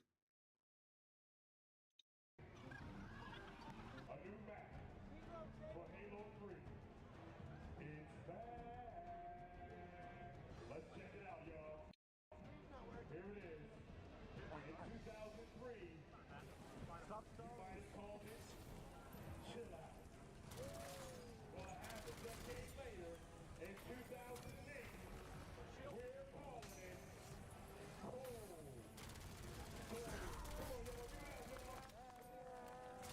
If the game was really successful, the game would be supported even longer term with additional DLC. I love that shit. I remember that way back. What they paid the game to get even more Freaking experience brother. that refresh the game to a newer state. Call of Duty World at War was probably my first experience with DLC in games, and to this day, I still think they did it pretty well. For $60, I got the base game with a full campaign, a multiplayer with 13 multiplayer maps, and a really fun bonus zombies mode. A few months later, a free map was added to the game called Makin' Day, which is a daytime variant of an existing map, but it did change up a lot of routes and stuff. And then, the first ever DLC I purchased, Map Pack 1, which included 3 brand new maps and a brand new zombies map, which was way bigger and more complex than the previous little bunker that we've been hiding out playing zombies in. This 2009 map pack cost $10, 800 Microsoft points. We would go on to release 2 more map packs for World at War, both that I also bought, which also included 3 more maps. This time, a new zombies map that was even crazier and cooler than the one before it. And then they did a bundle where you can get all of the map packs for a discounted price. Nowadays, in Call of Duty, they sell individual character skins for multiplayer that cost the same or more than what it would have cost to buy the 3 map packs back in the day. Microtransactions and DLC in games have gotten ridiculous over the years. And while there are some games that build their entire model of financing games around microtransactions, there's a difference between the small, occasional purchase for a really cool looking skin for your character in a free-to-play free-to-play game and a very expensive purchase in the form of a microtransaction in a game that you've already paid money for. And there's just a bunch of other different types of examples of really egregious microtransactions. I mean, when we start looking at microtransactions for things that are in the triple digits, you start to wonder what happened. Let's back up a little bit. You see, I have a very love-hate relationship with GameStop. I, of course, have a lot of fond memories of getting games at GameStop and it being one of my favorite stores to go and visit, like in the mall or something like that. At the same time, though, GameStop definitely had a reputation of buying back used games for nickels, selling newer games used for a very high price, not giving players the original box that goes with a game. The list goes on with some of the weird things that GameStop have done over the years. But there was a benefit back before everything went digital, where at least if you bought a physical game, you could potentially trade it back to GameStop for value, which was easily accessible, more easily accessible than if you bought physical games today and then you had to like sell it on eBay or something and go through all that. You also could save money by buying a game pre-owned, which was great for the consumer. I have a feeling that some of the biggest gaming publishers didn't like the fact that a lot of their games were being resold to new players, and in that resale market, no money would go directly to them. With DLC becoming more popular and more accepted in online gaming space, more publishers were okay with kind of adding on some extra bonuses for players who bought the game brand new rather than players who would buy the game pre-owned. It started with pre-order bonuses where you would get like an extra cosmetic if you pre-ordered the game ahead of time, or there would be some sort of code that you would get in only new versions of the game that once you redeemed the code, you obviously couldn't get that content if you bought the game used, like the Halo Reach Recon Helmet variant. But as more time progressed, this evolved into more egregious things, like sometimes full features of games being completely cut off if you purchased the game pre-owned because access to the certain mode was restricted with the code included in the game for new players. Remember when the Xbox One was announced and they got a lot of because they were going to do this like always on type thing. There's going to be like a digital market account, and their whole presentation of the Xbox One was like really bad, which caused a lot of people who were Xbox 360 loyalists to jump ship to PlayStation, who kind of just memed on Xbox and was like, hey, here's how you can trade games with your friends.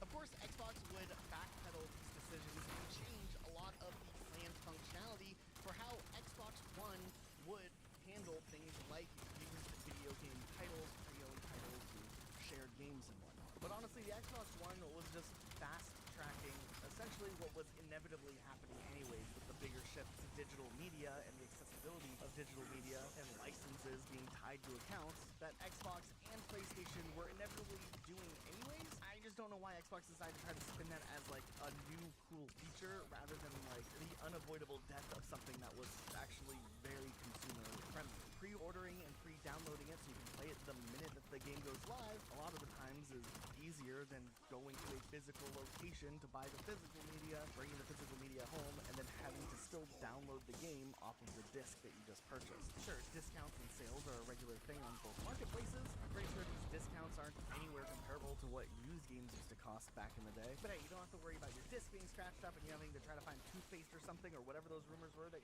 you could fix your disc with if you put toothpaste all over it. I don't know. With the newer digital marketplace, publishers make more money than ever before, so you would think that they would be less egregious with trying to make even more money. But during this time, we also saw the rise of live service games that did it kind of decently. So not only did the microtransaction side of video games not stop, it's gotten dramatically worse. Now, don't get me wrong, even during the best days of Xbox Live online play, microtransactions were never a perfect system to begin with. If you wanted to play in the Halo 3 ranked lobbies, you often were required to have the DLC if you wanted to continue to participate, allowing base game owners to still access social lobbies, but that did isolate players who paid full price for the game. Alternatively, in Halo Reach, they flipped the approach around completely, giving everyone access to most things, but then if you wanted to play on DLC maps, you had to play in the DLC playlist, which a little after the launch were usually not populated. I think a lot of the Reach DLC maps were rarely truly played on regularly until years later when the whole game's map collection would be added into the Master Chief Collection. When these backpack originals came out, I don't think they were very accessible to the people who had spent money on them. Call of Duty might have been an example early on we looked to as a company doing DLC right, but that reputation definitely did not last for Call of Duty's entirety. Matter of fact, today I think Call of Duty has some of the most predatory microtransactions in the industry, specifically for a game that you have to pay $70 just to gain access to. And it's even weirder because Call of Duty has yet to commit to whether or not they really want to go full in on doing a live service type system, or if they want to continue their yearly releases. They're kind of doing both. But hey, if people keep buying it, why should you stop? Look at recent Call of Duty and you'll see what I'm talking about. 2019, Call of Duty Modern Warfare releases. It's like a reboot to the Modern Warfare series. It's pretty critically acclaimed at launch. There aren't any real egregious microtransactions for skins. You have to earn a lot of them in games. And as the game's life continued on, skins would be introduced, but also a free-to-play battle royale experience would be introduced as well. It's like, all right, so there's some free content being provided here. So if they want to model, like, you know, their microtransactions off of like what Apex does or Fortnite, fair enough, I guess. But Warzone already was doing some weird things. Not only were skins pretty expensive across the board for a first-person shooter where you don't even see your character most of the time, the quality of your microtransaction purchases significantly and substantially would deteriorate over time, essentially. First, we would see new skins introduced that would potentially give players an advantage with their camouflage. That's one of the reasons why if you look at like top-selling skins of all time, the Rose skin from Modern Warfare 2019 is all the way up there because you practically could just hide in corners in the Battle Royale mode and people couldn't see you very well. But just 8 months after the Battle Royale mode released, Call of Duty Black Ops Cold War released with a brand new multiplayer experience. But here's the catch. Any skin you purchased for the Warzone mode would not be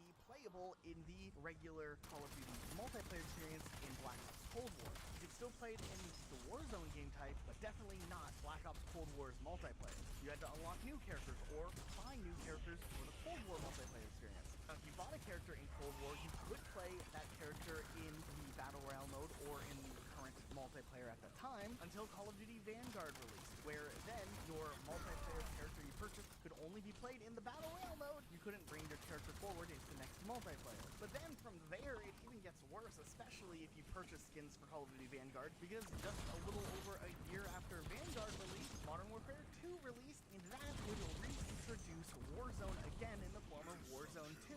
They would then go back and shut down Warzone 1, so every single skin that you purchased or unlocked for Warzone was now essentially gone from the Battle Royale experience, and the only thing tangible left is if you happen to load up on one of those old multiplayers for nostalgic sake, you can still access your character for that specific multiplayer. If you're a free-to-play player who only did Warzone and bought skins, yeah, you're out of luck. You lost everything. You either have to buy a game that you might not have even owned, that's not even supported anymore or updated anymore, that has a smaller player base to see those old skins you used to play as, or get with the program and, I guess, play Warzone 2.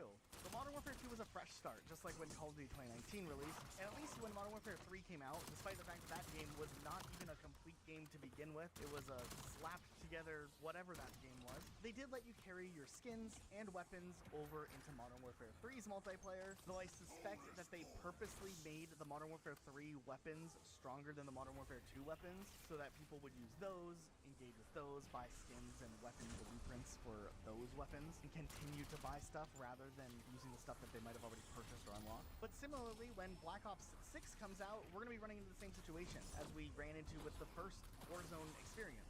Our skins won't be able to transfer forward into Black Ops 6 like they could with Modern Warfare 2 and 3, so we're expected to buy new skins for the multiplayer expansion, which will also work in the Warzone mode, until maybe inevitably they decide to shut off Warzone 2 and launch Warzone 3, or whatever else is next. And we're not talking like, oh, you know, what's wrong with a $5 skin? You can buy a new $5 skin every couple of years. What's the big deal? These aren't $5 skins. This is like egregiously expensive in some cases. Earlier this year, Modern Warfare 3 released a bundle known as the Gassed Up bundle, which was 3,400 COD points, equivalent to like $34, but the closest tier you could buy was the $40 tier to get the 5,000 coins you needed. And what, you got some weapon variants, some skins, and double XP and weapon XP? Sweet. There was, fortunately enough, outcry from the Call of Duty community. Call of Duty allegedly said it was a pricing error and reduced the price to 2,400 points. $24, which is still a lot of money, and then refunded the difference of 1,000 points to those who did buy it and spent that much money. Apparently, data miners who had been looking at the store for a while said that the price had been $3,400 for the longest time, and it was probably just like a PR spin saying it was a pricing error. But there's regularly character skins and characters that come with like a weapon or something that can go as high as $30 sometimes. And mind you, a few years back, like with Black Ops 2, you could get a skin for what, $2 or something like that. I mean, Call of Duty has definitely chased the trend of trying to figure out how many cosmetics they can try to implement so that they could potentially charge people for bundles, including extra cosmetic items, like things like hand gestures and weapon sprays, all things that aren't really integral to Call of Duty but were introduced likely just to be able to include stuff in bundles. I think it just wears at players after a while. I think there's so many video game players across the board who are just worn out by like the nickel and diming of a lot of game publishers to their consumers, because they know that as long as some people are buying the stuff, it supports their financial endeavors more than at the cost of how other people who aren't wanting It's very fortunate I didn't need to play like that. actions are feeling towards their game's reputation. Call of Duty's done other weird stuff in the past. When they introduced loot boxes in the Call of Duty years ago, that was pretty awful, especially in some games like Advanced Warfare. There were weapons that were essentially better than base weapons that you could only get in loot boxes, which essentially made the game in a way pay to win. You could just keep buying boxes to eventually get the guns you need and beat everyone else. When Infinite Warfare wasn't doing too well, they also released Call of Duty 4 Modern Warfare Remastered with a multiplayer experience. That game introduced loot boxes for cosmetics, which is a little of a weird thing to do in its own right, but then also they re-released the DLC that originally had come out in 2008, but they charged $5 more for it when it released 9 years later. These maps should have just been included in the base game for free. But hey, you know what? At least Destiny 2 is free to play nowadays, right? And I'm gonna say I'm using the phrase free to play very lightly when it comes to games like Destiny 2. Because yes, there is a level of free to play that you can run around and play some of the boring things you can do at the beginning of the game for free, but the price creep on this game is unlike anything I've ever seen before. Let's just say like you're a brand new player, you heard that like the Final Shape, which is the new expansion at this time of recording, just came out and it looked really cool, and you decide, you know what, I finally want to join up my friends and play some Destiny 2 for the first time. Your goals are to get caught up and to be able to play the new stuff with your friends.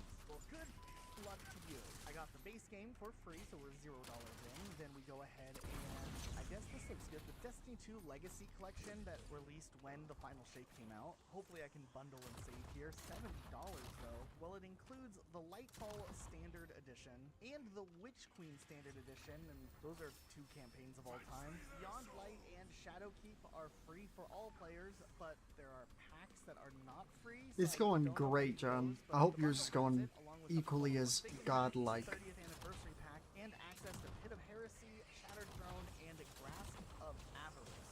Those are like dungeon experiences that are cool, I guess. Oh, but here's the thing. This doesn't include dungeon keys for Lightfall and the Witch Queen, which are included in this pack. Those we have to buy separately. Why aren't these included in the ultimate like collection bundle on Steam? I don't know. If I'm understanding this correctly, once I get in-game, I have to buy the dungeon keys for the 2 dungeons I don't have access, which are $20 each. So let's add that to the price for 2 of them. Oh, and we haven't even gotten to the fact that we need to buy the current season as well that just released. There are 2 options if we're ignoring like when there's special sales going on to bring the price down a little bit, which at least does happen occasionally, it seems. But just going off the base price of what they expect you to pay, if it's like a non-sale price today, the Final Shape costs $49.99, but that doesn't include the season passes or the dungeon key for the Final Shape. So if I want to buy the one that comes with the annual pass that has the dungeon key, the 3 episodes that will release sometime throughout the year, and a couple of extra bonuses like a weapon ornament, something called an exotic sparrow, and a secret stash during each episode, this one costs $99.99. So here's the math on how much that ends up adding up to after tax in USD, which is a lot. And even if you're like, hey, I just won't buy the secondary bundle and skip out on a couple of things from the past and get caught up first, well, you're still in a disadvantage because in Lightfall's campaign, you get a special subclass that you can only get if you have access to the campaign. And here's the thing, it's not like you pay all this money and then you're set forever. This just gets you through the year until the next expansion comes out where you have to do it all over again. Another $100 for the whole year, or just do the smaller expansion and choose if you want to buy the season passes and the dungeon keys on their own.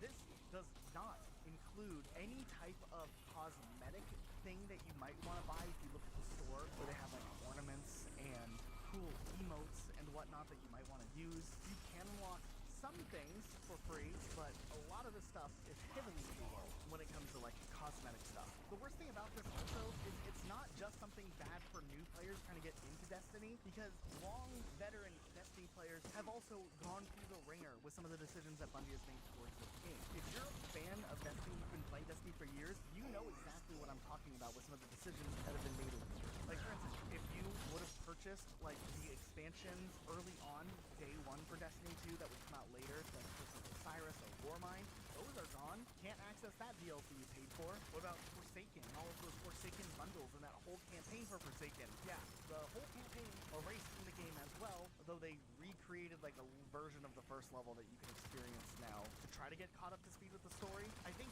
long-term Destiny fans really only can take so much before they just stop playing. And I think that Bungie being in like that downward spiral where apparently like sales were way lower than they projected is just a direct recoil to content not being nearly good enough to warrant the price expectation every single player who wants to really be invested in the game has to literally invest to play the game. I don't want to have to grind my jobs in real life to make enough money to put into Destiny 2 so I can grind the game in my pastime also. Destiny 2 already has a pretty big grind you have to do to prepare for some of the best content in the game, which are clearly the raids, unless you want to pay extra money to skip and have your character to the highest level right away, which is also an option if your money is deep enough. Counter-Strike has a huge skin market and a huge market for microtransactions. There's literally millions of dollars, there's expensive skins that reach up into like the hundreds of thousands, and every day there's people trading, selling,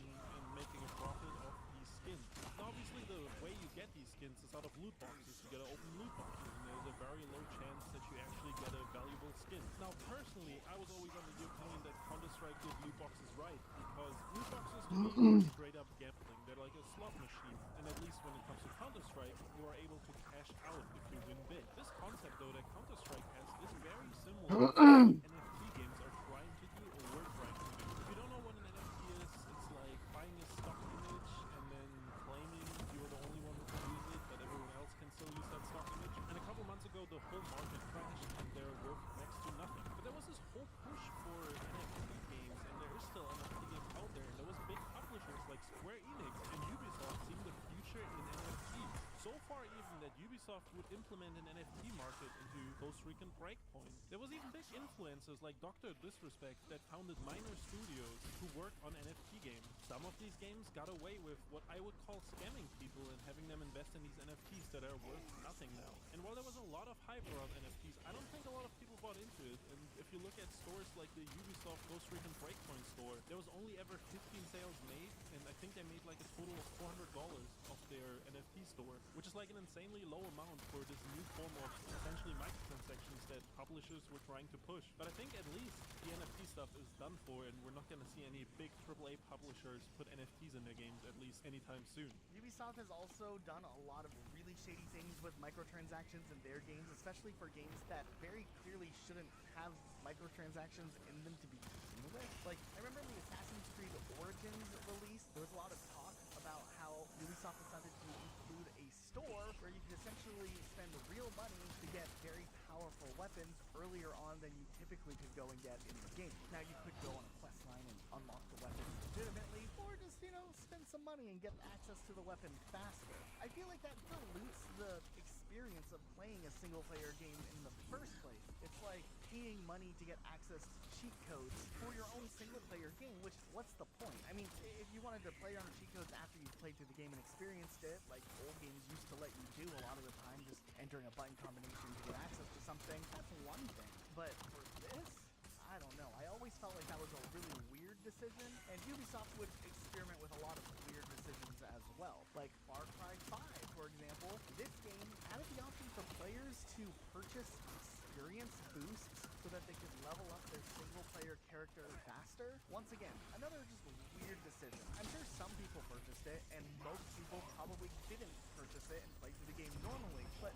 why? Are they really just trying to nickel and dime players who see a microtransaction and can't help but to buy the bundle or whatever is available in the store and they just want to make money off of it. I mean, to each their own, but if I'm missing a reason why Far Cry microtransactions existed for Far Cry 5 and why microtransactions existed for Assassin's Creed in that regard, maybe let me know, but yeah, I'm not getting it. If Far Cry 6 is bad, look into that. And then if it is bad, record a section about what's going on with Far Cry 6. Yes, actually, Far Cry 6 seems to be even worse. They got even more stuff in the store that is even more expensive and overpriced. From bundles that feature skins from Rainbow Six Siege or Assassin's Creed, to equipment like weapons or even weapon charms now, to even cars or other forms of transportation that are now just purchasable with microtransactions in a single-player campaign. Also, they sell multiple different map intels that tell you like the position of different loot stashes and like hidden things that you would usually be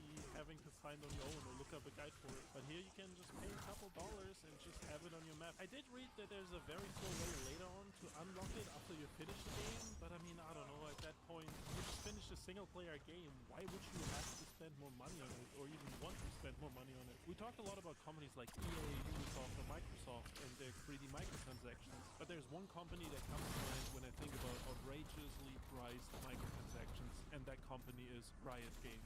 Riot Games has two big games, League of Legends and Valorant. And this is information I usually wouldn't volunteer, but I've been playing League of Legends for like 13 years, and I've spent my fair share on skins. In the early days of League of Legends, there was skins priced from $5 to like $15. $15 being the more involved skins that had like lots of animations or sounds to it. And then eventually they introduced something called an ultimate skin, which was a $30 skin that had like really special effects and was just like a very unique skin. But since they only did release one of these skins once a year, it wasn't really that bad. It didn't feel overwhelming, there being just one $30 skin each year. When they released Valorant though, I feel like everything changed in their price policy. Now all of a sudden you had these skin bundles that were being sold for like $100, $200 that people were just regularly buying. Don't get me wrong, the skins are cool looking and you can tell there's a lot of work put into some of the skins, but regularly putting out $100 or $200 bundles is crazy actually. And I think they do this thing where all the skins individually would come up to cost $200 and they'll sell you a bundle, they'll give you a discount for $100. But they are the ones setting these high prices. And it's not like you can just buy these skins later once the bundle is gone. They'll have to show up in your daily shop where you only see 4 skins each day. So it seems to be working for them and people keep buying these pricey skins that honestly have no real value. It's not like Counter-Strike where you can resell the skins. They even recently took it a step further with League of Legends and started selling a skin that is almost $500. Now, honestly, no skin is worth $500, especially if you can't resell it. This is like some limited edition skin for the player Faker, who is probably the best League of Legends player of all time, like multiple world championships and stuff. And the funny thing about it is they put out this like $500 skin, but the guy himself doesn't even use any skins when he plays the game. Here's a screenshot of him playing in a pro match where the players have free range to select any skin.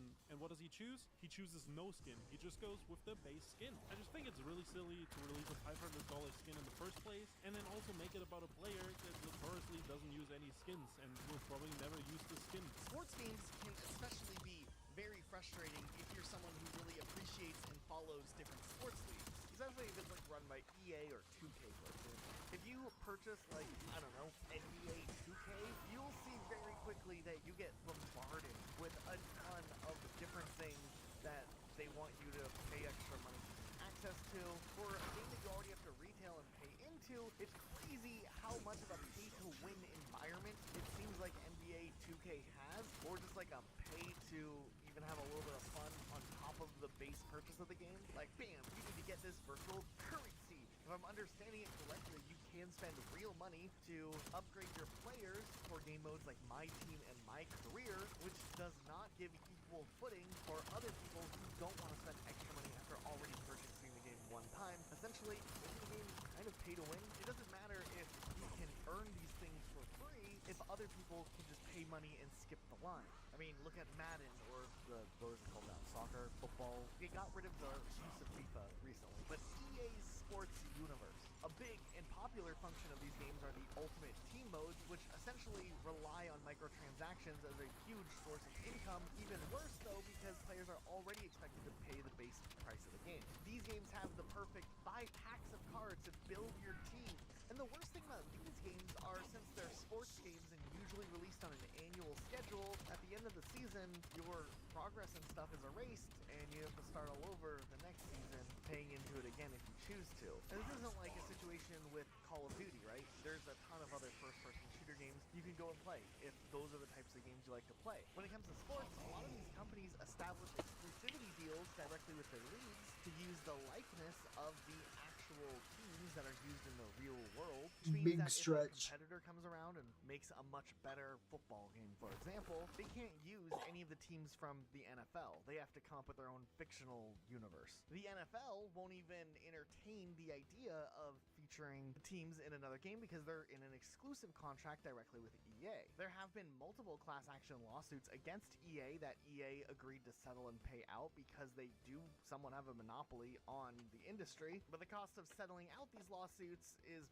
much obviously far, far less than the earning potential that they have here. Back in the day, before these exclusivity deals, you had options of different games to play if you didn't like Madden. This was before microtransactions even, but I remember playing the Blitz games on the N64, and those games were awesome, even if they were more arcade-y. But after the deal went through, the NFL Blitz series ended up having to rebrand as Blitz the League, and they had all these big teams in there, and that probably impacted sales, and long story short, there's a reason we don't see Blitz anymore, really, other than like a random arcade game that came out on the Xbox 360 back in the day. It definitely doesn't seem like things are slowing down either. Games like The First Descendant just came out, which at first I thought was a game about riding bicycles down a hill, but instead it's a free-to-play RPG game akin to Destiny and Warframe maybe. And actually, the game looks pretty promising from a gameplay experience, at least early on, but from what I've seen, now mind you, I've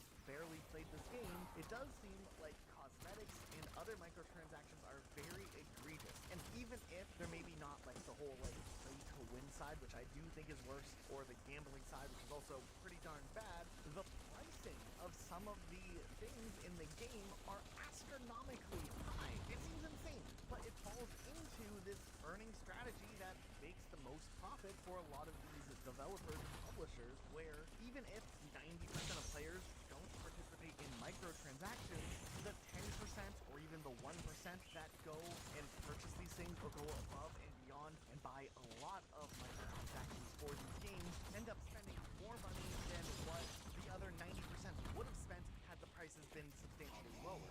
This is often referred to as a whale in the community, and if you're a longtime viewer of Rocket Soft, you guys might remember our friend Tails, who did a couple of Halo challenges with us back in the day. He's our one friend specifically that we know might have a microtransaction problem. Not too long ago, he mentioned that he had spent a little over $500 in the last month accidentally, or he didn't realize how much he had spent overall because he kept purchasing microtransactions for some Trailer Park Boys game. What? Tails is the type of guy who will spend $30 on an irrelevant character skin for Rainbow Six and run around as Master Chief, even if he doesn't play Rainbow Six on a regular basis. Like, just for the one night he's trying the game out, he'll buy that skin. I mean, spend the money the way you want to, but I'm just gonna judge a little bit. For years, me and Elijah have been playing this little game called GeoGuessr. We've been playing it on and off, and the last break we took was like a longer, like 1 or 2 year break. But we went back to the game recently, and we discovered that they completely pumped this little web browser game full of microtransactions, memberships, and other things. If you don't know what the game GeoGuessr is, it's like a game where you get thrown onto like Google Maps, like the street view, and you have to guess where you are basically. Sometimes it's country, sometimes it's city. It kind of depends on which mode you're playing. There's ranked mode, there's like a BR type mode, and it's really fun. At least the game itself is really fun. So back in the day, it was like $1.99 to play like the premium version or whatever. Like, I don't know, it gave you faster matchmaking, gave you access to the Battle Royale mode, which was kind of fun. So $1.99 a month, that was fair. So when we came back, I paid for like the first tier membership, and we discovered that you're limited on playtime. You can only play 5 minutes every 15 minutes, and that's only like 2 rounds of GeoGuessr, and then like the time is up and you have to wait 10 minutes. It's such an insane concept, and I already had paid like $3.99 at that point, and I had to upgrade again to get the unlimited playtime. Also, the website ran so badly when we played it, and it was like just not the same thing. Also, they added like skins for your character that you only see on like this loading screen. You don't actually get to see them in game really, and it's kind of jarring how aggressive they are with the microtransaction in this little game that's based on finding out where you are on Google Maps. Now, there are a lot of other games, obviously, that have very egregious backgrounds when it comes to like this, we can't cover every single one, but there are more that we definitely need to like just kind of like wrap around and talk about, or else this video isn't complete.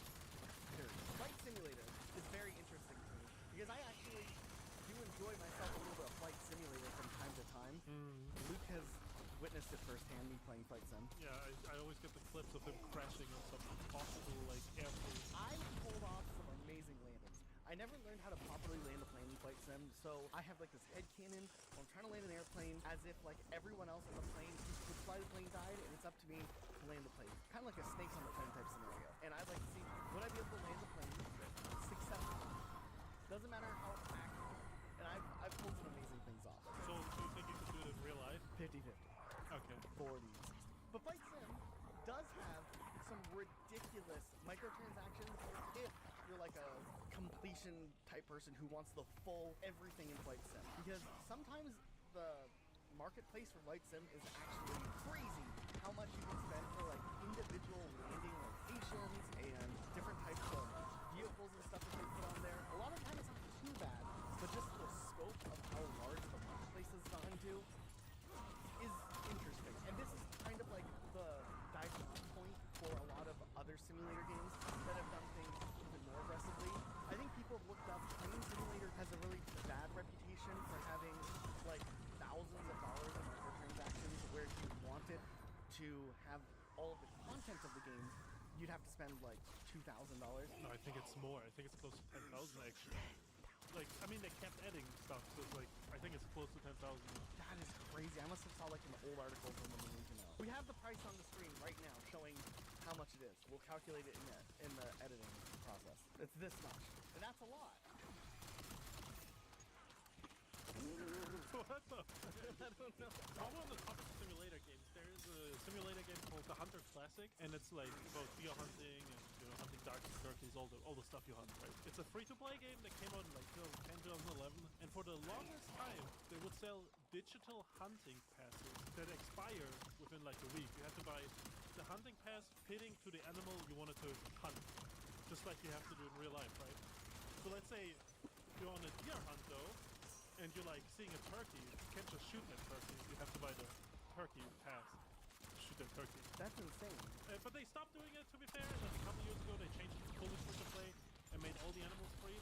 But for like 10 years they had this weird system. You have to get an actual license. Yeah, like, you're like a hunting license, that's what I was looking for, yeah. Like an actual hunting license. And it's kind of insane, like, I don't know. That reminds me kind of like Battlefield back in the day, where if you wanted to host like a private lobby or your own server, you had to like pay for the server. Like you had to, like, Battlefield had options for how long like you could set up a server for and like what you wanted to pay for and the size and stuff. Which, you know, this might work for like a Minecraft server back in the day, but this is like a console shooter, you know, is very different than like hosting a Minecraft server. And I always felt like that was weird because in Call of Duty we could get a group of friends together and jump in a private game and play Call of Duty with all of our friends. In Halo we could jump in a private match, and if I wanted to do something in Battlefield, if you wanted to play a private match, you had to literally subscribe. I was never a fan of that coming to console in the way that did. Yeah, I mean, I don't know, I grew up on PC and I grew up with servers like this, so to me it's fair because you would have your favorite server and there would be a community on there, and you'd meet the people every day and play with them every day, and you would just meet on the server, so it's like a digital hub. Does that make sense? Right, but why charge extra for that? Well, because, I mean, I don't know what it is with Battlefield, but usually it's like people who bought their own servers, they can set up their own rules and their own like maps and stuff.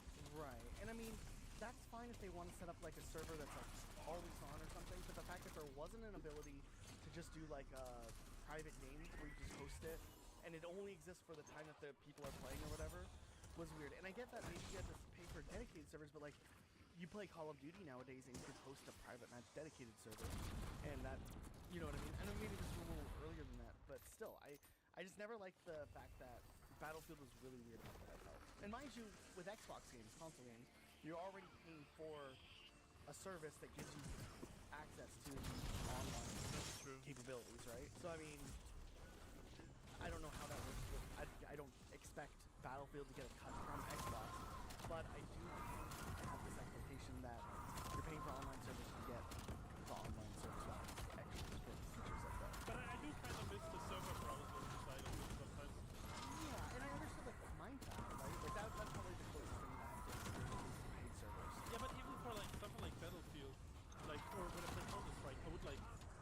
servers. I would go on the same servers every night, meet the same people, and like there's like a community of people you keep meeting. I don't know. It's like going to the same bar.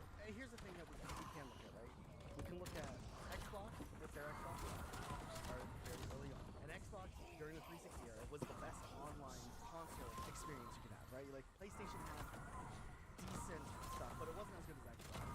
And then on console, there was paid servers, right? Or someone could host the server and pay for it, right? The next generation we had, PlayStation jumped in and they started like making people pay for online subscriptions too. The only one that did do it at the time was Nintendo, that kept the whole free system all the way through the Wii and the Wii U.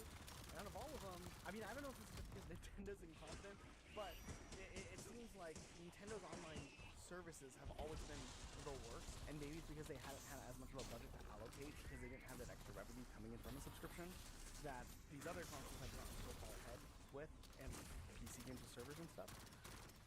So I wonder if, like, you know, it's almost like a, what's the right word? It's like a, not a required evil. What's the phrase I'm thinking of? Necessary evil? A necessary evil. It's almost like a necessary evil that, at least during the time when online was becoming more innovative, that they had to do this to get technology ahead. Otherwise, you fall behind, like Nintendo has, still using friend codes and Dota codes and whatnot. Sure, Nintendo has maybe fallen behind, but they're the best video game publisher out there. They've been consistently good with their games. Asterisk, best developer. Publisher, I feel like they've made some questionable decisions. Best developers in the industry, absolutely. I don't know. All the publishers make questionable decisions, right? So like, tell me one publisher that's like has done some stuff. That's always the problem with publishing being such like a staple, right? Like they haven't been able to branch out, and like we haven't seen a lot of studios be able to self-publish and take on that like financial risk, because like publishers are always going to be about the bottom line. Yeah, but that's how the games are so doo-doo nowadays. Because if you look at like stuff like Elden Ring or Baldur's Gate, right, which were really big breakout hits by relatively small studios, these studios have been like, you know, they had a core team for like the last 20 years and had like the creative vision. Now we're here, you know, it's finally paying off. But like all these other studios trying to crush it. And I think we're getting a little off topic. Well, actually, no, this is perfectly on topic. Oh, okay. Battlefield is the next thing I want to talk about. Oh, I see. No, Battlefront is the next game I want. Battlefront 2 is exactly what we're talking about, right? The game itself, strip away all the microtransactions, right? That game had like a solid vision, a very talented team. It was a great looking game, and from what I can understand, I didn't play too much of it. The multiplayer was really fun for a lot of people, but publishers, likely the publisher's decisions to influence the marketplace, how things, maybe microtransactions would work, what type of goals they had for growing revenue after the game release, backfired heavily. Battlefront, you know, they backpedaled, they changed the game up, and apparently the game was in a better state. You played a bit of it, right? Yeah, I mean, it's definitely in a better state now. But support's gone. And even anybody who was interested in the game day one and came later on to see if it's gotten better, like, it's so important that when a game comes out, that, like, the release does well. Like, the player base pumps it, no matter what. There was no way that after the backlash, the player base would recover. Eventually, it just became too obvious what they were doing. It blew up in their face, which, in turn, I think has caused a lot of publishers to rethink how they approach microtransactions, but sometimes not even for the better. Like, I feel like some studios are worried about being another Battlefront 2, so they have to be sneakier about it, which is almost worse. Activision has had a long history of doing this stuff. You'll see with like new Call of Duty releases, a lot of the big microtransactions don't even show up for the first couple of weeks. But there was an example with What's good, MSM? right, where the game released, it got really good reviews across the board, and then a couple of weeks after the game released, then they added in all the microtransactions and all of those features. And that's just Nick found another predatory to, trouble like, in wait you. for the review period What we and got? implement all the awful stuff when all the hype and buzz is over and people have already purchased the game. And now they want to make money off of the people still playing. I would like Sora. anybody in the comments, because this is something I think about from time to time. Yeah. If you put a lot of thought into this, let me know who you guys think the best publisher, like AAA publisher. You know, like weigh out the pros and cons of like Activision, EA, Ubisoft, Square Enix. I mean, I said my answer earlier. Nintendo, you think Nintendo still? Yeah, I mean, I don't know. The games Dude, are I good just saw quality, and they make like they make like anti-consumer decisions sometimes. But at the end of the day, their stuff is still tight. They barely like mess up with their games, right? The games are always good. But here's the thing, it's like I go on there and it's like, oh, Donkey Kong Tropical Freeze, a game I had on the Wii U. I purchased it in 2013 or 2014. It's still $60. You know, like they never put. The I think games on I sale. struggle to Like, get you in a can lot. There's nothing. You know what I mean? Well, we don't want to get in. We have to wait till a mistake's made and just chuck nades, especially on somebody like that that can just raw outspace us. They like. If they get in, we need to get out. Also, I heard The Sims. I don't know all the details. I think something really important to always keep in mind is because Oh, I've been playing it completely wrong then. you're probably playing a lot of matchups way too aggressive, because at the end of the day, slow wins games, because slow lets us watch somebody fumble and panic, and then fumble and panic in a similar way again and again and again until we're essentially accustomed to it. And all we've done is B reverse grenade, throw, B reverse grenade, throw, B reverse grenade, drop, regrab, drop. Similar how you told me about Palu? Camp their ass off, yes. So that makes sense why it's like shady. Yeah. Because I was thinking like, you know, Fortnite, right? Which If they choose to, you are not allowed. And that you can fit whatever words you want after two and allowed. Compared to some other games we've seen, there are some bundles that are kind of high, but the thing with Or the, I'll say, if they choose to, you are not allowed to. Both twos are applicable to literally every interaction in the matchup. We want people to think that we have a, like, 0 to death that they cannot contest, which we have one, but it's after we've done 70-80%. Those percent windows are horrifying for us. That's why we want people, or why Banjo's so important to get that forward air landing, grab, forward air, dash attack, forward air, weak dash attack, F tilt. That window where enemies can trade with us, we're one of the worst characters in the game because we don't have a fast startup. This is the only Sims games people play, right? I mean, Sims 3 is. That's one of the main reasons why I've taken a step back a little bit, because more people on Sims 4 nowadays. Sure. I see. I'm hyper tense as is, and I know I have a lot of The Sims 4 still is. Like, I think if we find the numbers later, I'll show you, and you'll be surprised. I still play the game obviously, but it's very exhausting to not do stuff as a character I like this much. But it literally is how you win. This is another simulation game, right? I've noticed with all the simulation games, they usually have really hardcore fans that only play this one game, and that's why these companies get away with like selling these like DLCs for like $500, because if you only play I get one what you game, mean. It just sucks that we can't do as much as other characters. 4 or 5 years. You are absolutely right. It's true. I mean, we've spent a lot of money on Rainbow Six Siege, but we've been playing that game on and off since it came out. And it does. So it's like, whatever.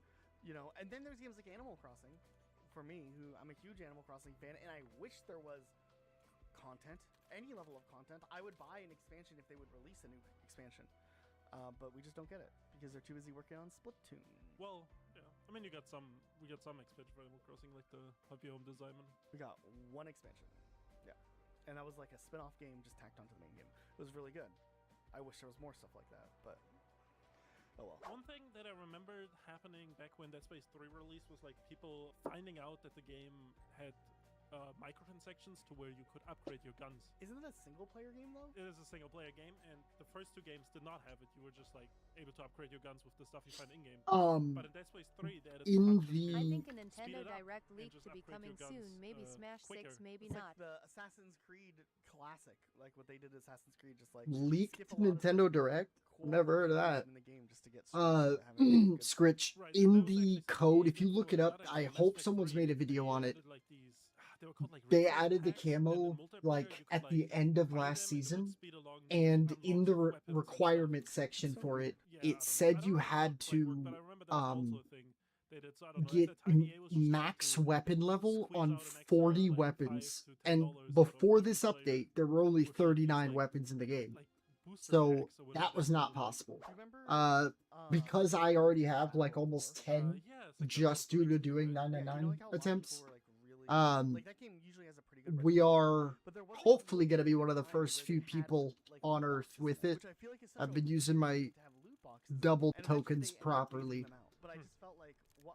It is Yeah, I mean, wasn't it like a beautiful. If it single-player is RPG? actually like something that will unlock when you get that, Loading up on Skyrim, imagine I'm like, pretty seeing a sure, bunch bro. of loot boxes. You're like, what is going on here? Metal Gear Survive also was a game that had some backlash because of the microtransactions in that game. W the goat will be first.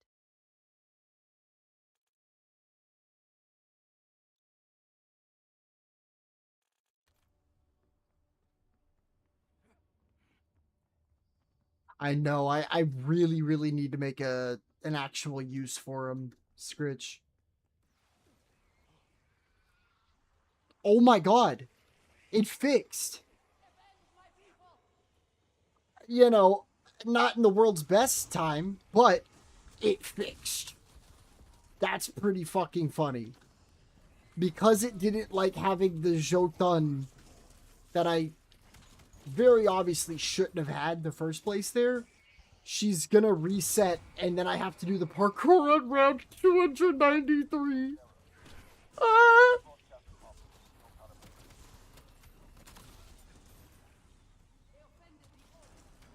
Where are they?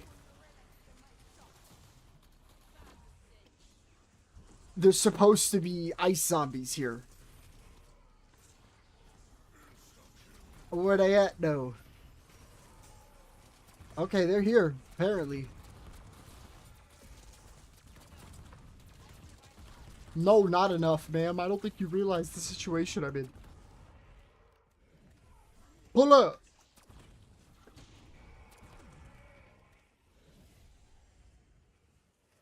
Oh my god. If you don't come quickly. Hey, yo. What did he say? Ah. Wee. Wee. I can't get around that. Fuck that. Bye-bye.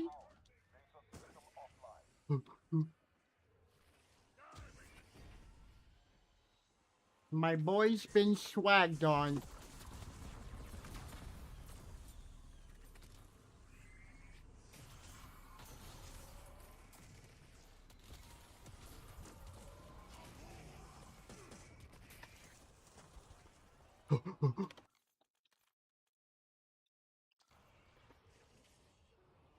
Give me a max ammo right now. If I got that first try, I would have been such a happy camper. We'll be such a happy camper. Bro, just kill him. Bet. Okay, you got that shit, cuh. Okay. They better not make it to where I have to do this step over and over, though. That's gonna make me... Watch this shit, folks. If you keep dropping off, you'll keep going to the next platform. Besides this one, until you do that. And the reason why you want to do that is, they do a lot of damage. Please just let me drop. Please just let me drop. Please just let me drop. Okay. You guys finally get to see the setup for this. So that's why it looked like a glitch, but clearly it still ain't patched, so don't mind if I do. Now the spawns are going to be astronomically faster than what they were. Swap to Ether Shroud. And Loki.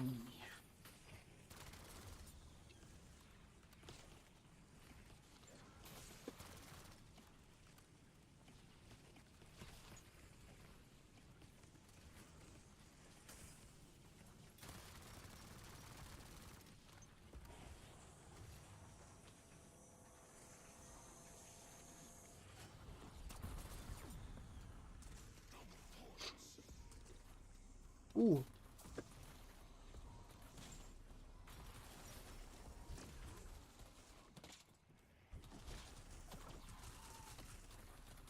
Is that...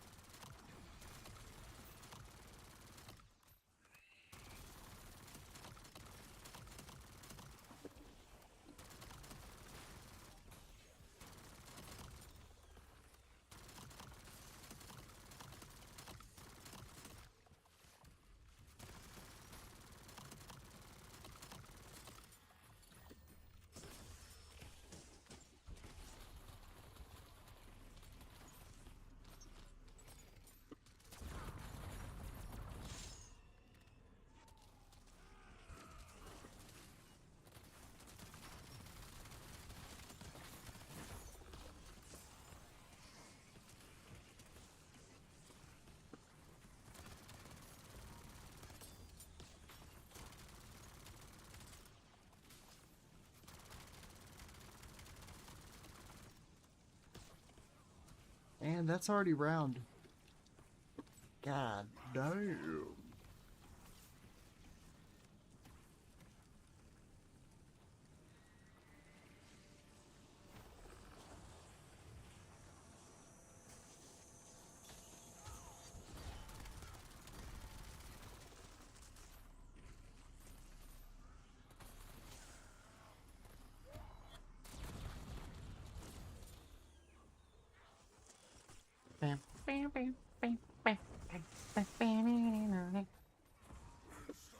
I'm not opposed to that. Try and run a mile in these shoes.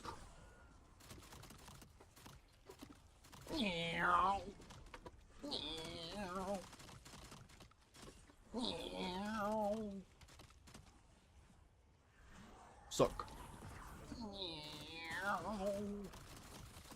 Fast as fuck. Oh.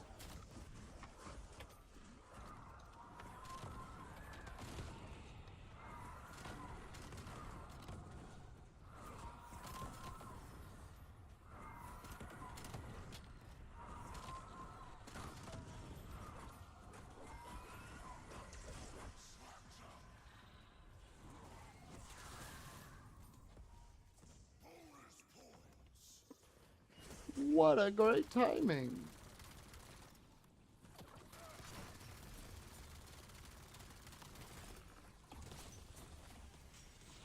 I don't know if that was proper English. I don't think it is. I don't even think you could use a singular of time, man, or timing. I am a head ass.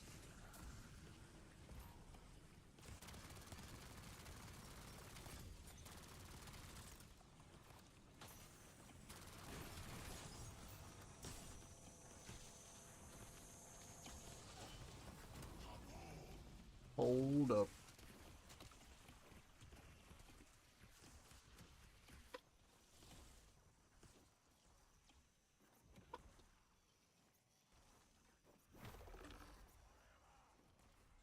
What about it?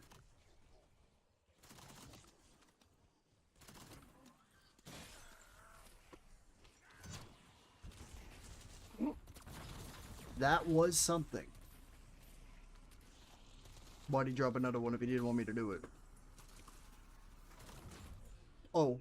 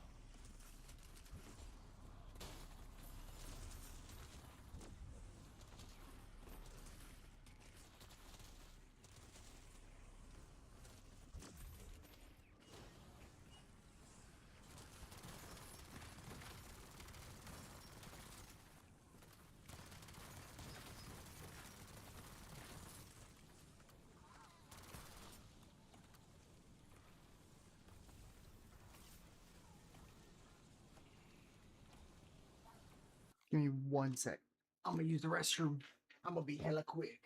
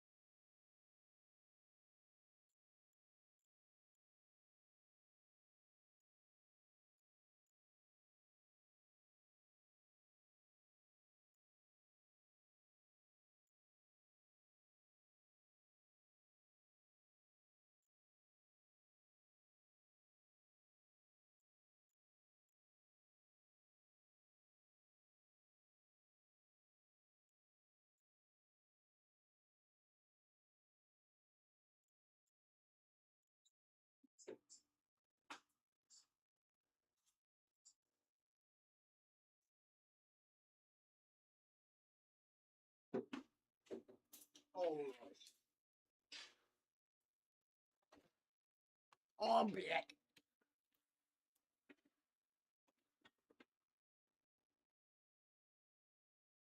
What time is it?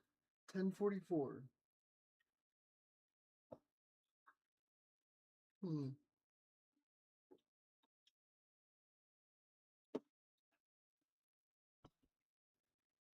Fuck it.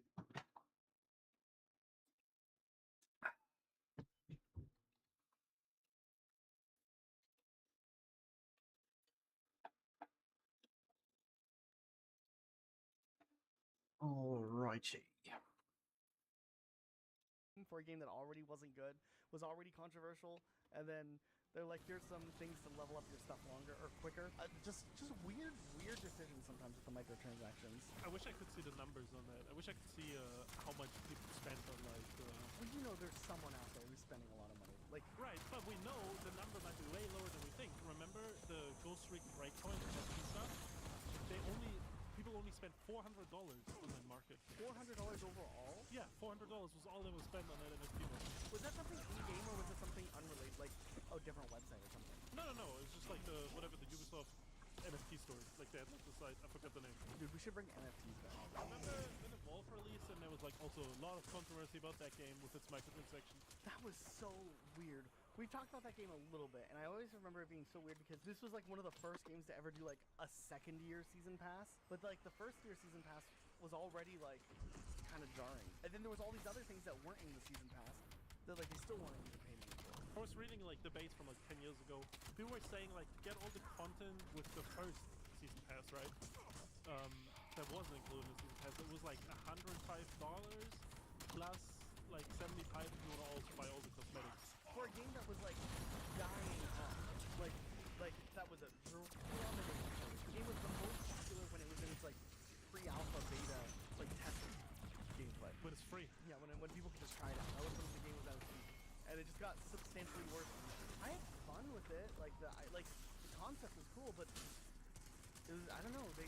They were like they hit the iron hot doing asymmetrical multiplayer games, and then they just like fumbled everything else. It was like a classic 343 Industries. Did it evolve to like 343, right? Dude, I mean, we didn't even talk about Halo in this, but like Halo 5 with all the cosmetics that were like randomized packs. I think that was really weird though, but I mean, you could earn the packs relatively easily.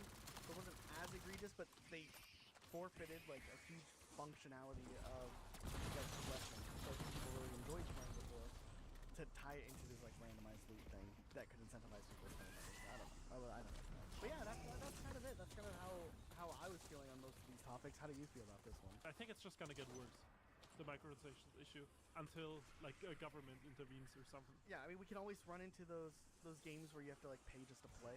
Wasn't that a game for a minute? The culling, and there was other games like that where it's like, oh, you could play for one game $1 sometimes. Like, that's not fun. I mean, didn't the GTA president say something like he dreams of a future where it's like pay per hour you play or something?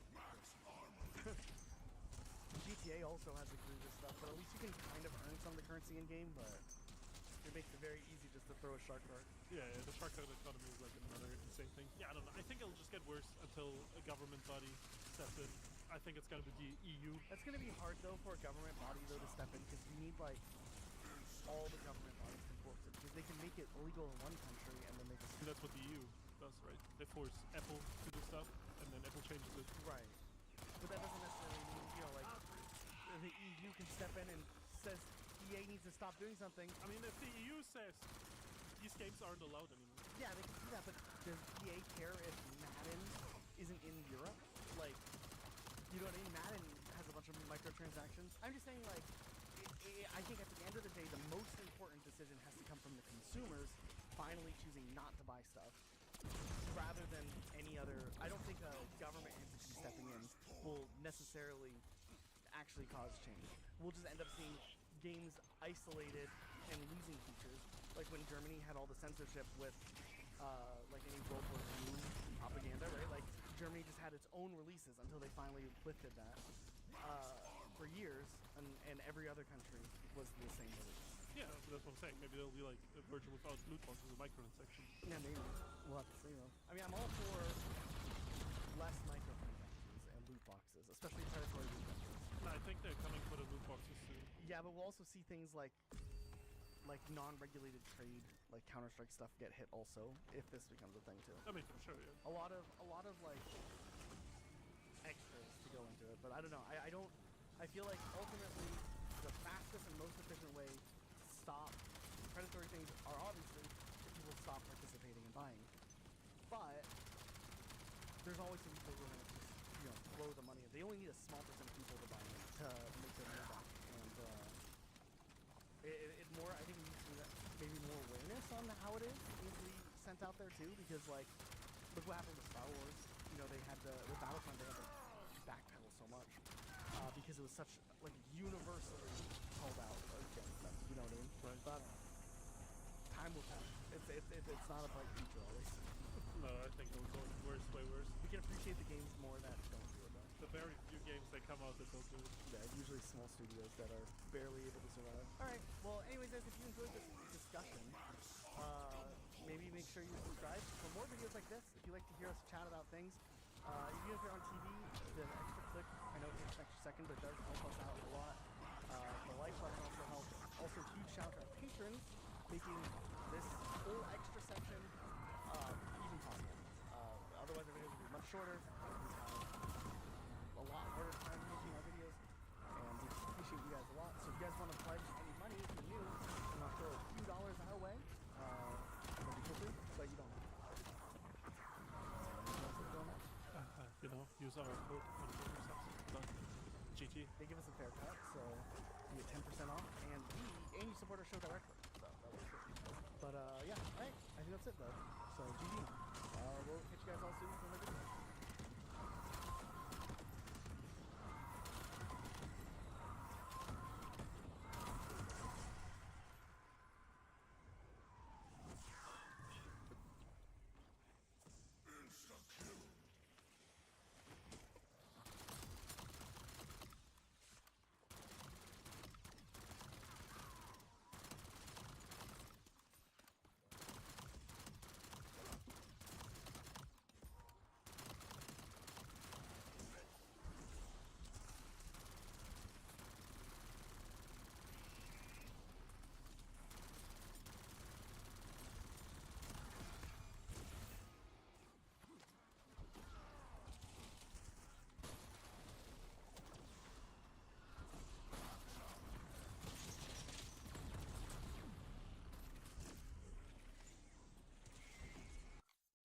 Why is the ping 70? What the fuck?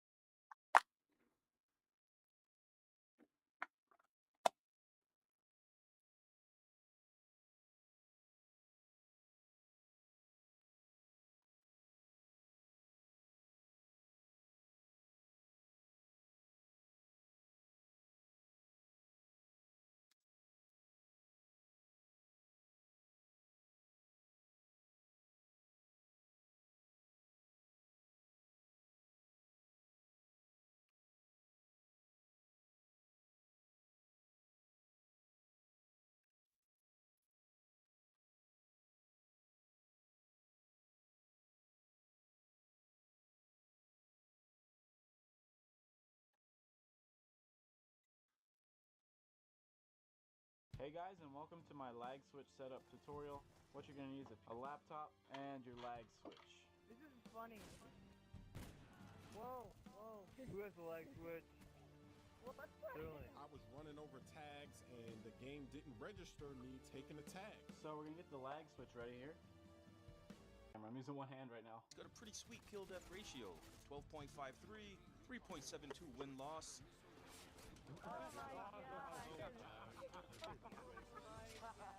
Sometimes I was walking and then it pushed me. I was walking on top of something, then I'm down on the ground. Imagine this. It's late 2010, you've been waiting for the weekend so you can finally kick back and play some Call of Duty Black Ops with the boys. But while you're waiting for your friend's parents to go to sleep so your friend can sneak back onto the Xbox so you guys can play zombies until 4 o'clock in the morning, you get an invite from someone who goes to your school but you don't really know them, but they're on your friends list just because you kind of know them in real life. Curiously, you join and you realize you just been challenged to a sniper's one-on-one match on Nuketown. No problem, you've been training for this. The game starts off, you pop off with a couple of kills right away, but then as you're approaching to get another kill around the halfway point in the game, something weird happens. What seemed like a perfect shot doesn't register, and then all of a sudden you're lagging. And that's when you realized, of course, Keith is lag switching. Cheating in first-person shooter games has existed as long as first-person News, shooter Jacob, games have welcome. existed. Back in the day, people would standby switch in Halo 2, and other people would take things a step further, creating actual lag switches for their Call of Duty games to get an unfair advantage. Essentially, by cutting open an Ethernet cable that plugs into your router and wiring it with a light switch, which I don't know how many Bro. you can temporarily disconnect from the internet just long enough to give yourself a momentary advantage, allowing movement, shots, and kills to all be affected completely differently than how the game has them intended to be registered as. Back in the day, if you were host and you were lag switching, you had a substantial advantage because you would cause everybody in the game to lag. But even if you weren't host, if you had a lag switch, you still, in some cases, could manage to make yourself more difficult to kill because a Call of Duty game wouldn't initially and immediately disconnect a player if they were just lagging a little bit. I always thought that this was ridiculous, and over the years, Call of Duty would implement things to try to discourage lag switchers and steer it away without also like having very intrusive mechanics for people who just had bad internet connections. Call of Duty 4 was interesting because it didn't have host migration, and same with Call of Duty World at War. So if the host lagged out of the game or anything like that, the game would abruptly end and the server would close. Modern Warfare 2 introduced host migration, where if a host didn't have good enough internet or disconnected from the game would continue on, but it would find a new host, and years down the line, dedicated servers would finally come to Call of Duty, which has helped a little bit, but at the same time, there's still other issues we won't even go into today, like lag compensation. Nonetheless, this leads us into a much larger conversation about the history of cheating in Call of Duty, but also what Activision has done to try to discourage cheaters from, well, cheating. There's definitely been some goofy things over the years, and things only get weirder from here. Now, if you played any Call of Duty from Call of Duty 4 through maybe Black Ops 2 and beyond even, you likely have encountered other players who are using things known as modded controllers. An interesting form of cheating that over the years Call of Duty has tried to combat, however, at the risk of potentially affecting the game for how normal people still participate in the game. Modded controllers have been a problem in Call of Duty for a long time, and one that Call of Duty has had trouble combating just because of how easy it is to emulate what real gameplay should be able to do. Modded controllers have been around for a very long time. There was a whole turbo controllers before the main days of Call of Duty Online mainstream, and later on, like Call of Duty 4 started popularizing console FPS games online in the whole like Xbox 360, PS3 online glory days. With many guns in Call of Duty utilizing things like trigger fingers, modded controllers really seeped their way into the Call of Duty side of things more than other competitive FPS games out there, like Halo, for example. Essentially, modded controllers were just controllers that were modified so that when you held down the trigger button, any weapon you were holding would shoot at the maximum speed the gun would be allowed to shoot at, essentially making any semi-automatic weapon fully automatic. Alright, here's the controller. Same one as last time. Turn it on and off. It's from consolecustoms.com. You could get Xbox 360 or PS3, all that. Show you the G3.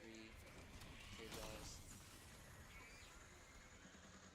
The thing was, though, this was an issue in Call of Duty 4, and there were only a handful of guns that were only semi-automatic. There were pistols, a couple of rifles, like a semi-auto and a sniper rifle, and then that was it. It was unfair, but you could counter them pretty easily still. I think the big explosion in popularity with modded controllers came a year later when Call of Duty World at War released, and this is when modded controllers really came to the focal point where a lot of people became aware that these controllers existed. World at War was a little bit of a different type of Call of Duty game than Call of Duty 4, as they were semi-automatic rifles that were in this game because it was a World War II shooter. And these guns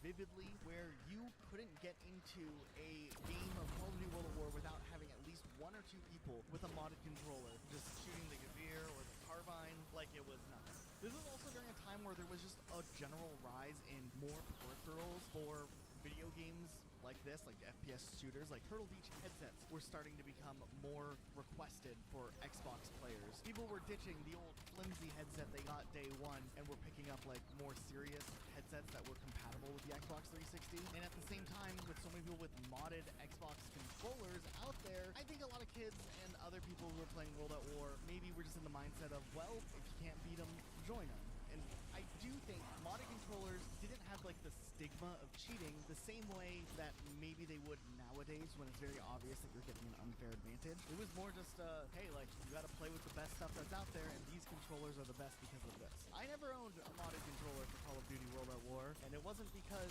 I was morally against it or on the moral high ground. I just was 14, didn't have money. But it became so commonplace, it was just a part of the game. Matter of fact, a lot of people started adjusting their normal playstyles to try to shoot semi-automatic guns as quickly as they could with, you know, their normal trigger finger to try to keep up with those players who had modded controllers. And in a lot of ways, you could counter them. Lots of people who I kill in matches have complained and watched the kill counts and said that I've had a rapid mod, but I don't, because I think they're a real waste of money. And if you're thinking about buying a rapid mod, just don't. What you do is really, really easy. Bam. Really fast. Wiggle around the screen so you can.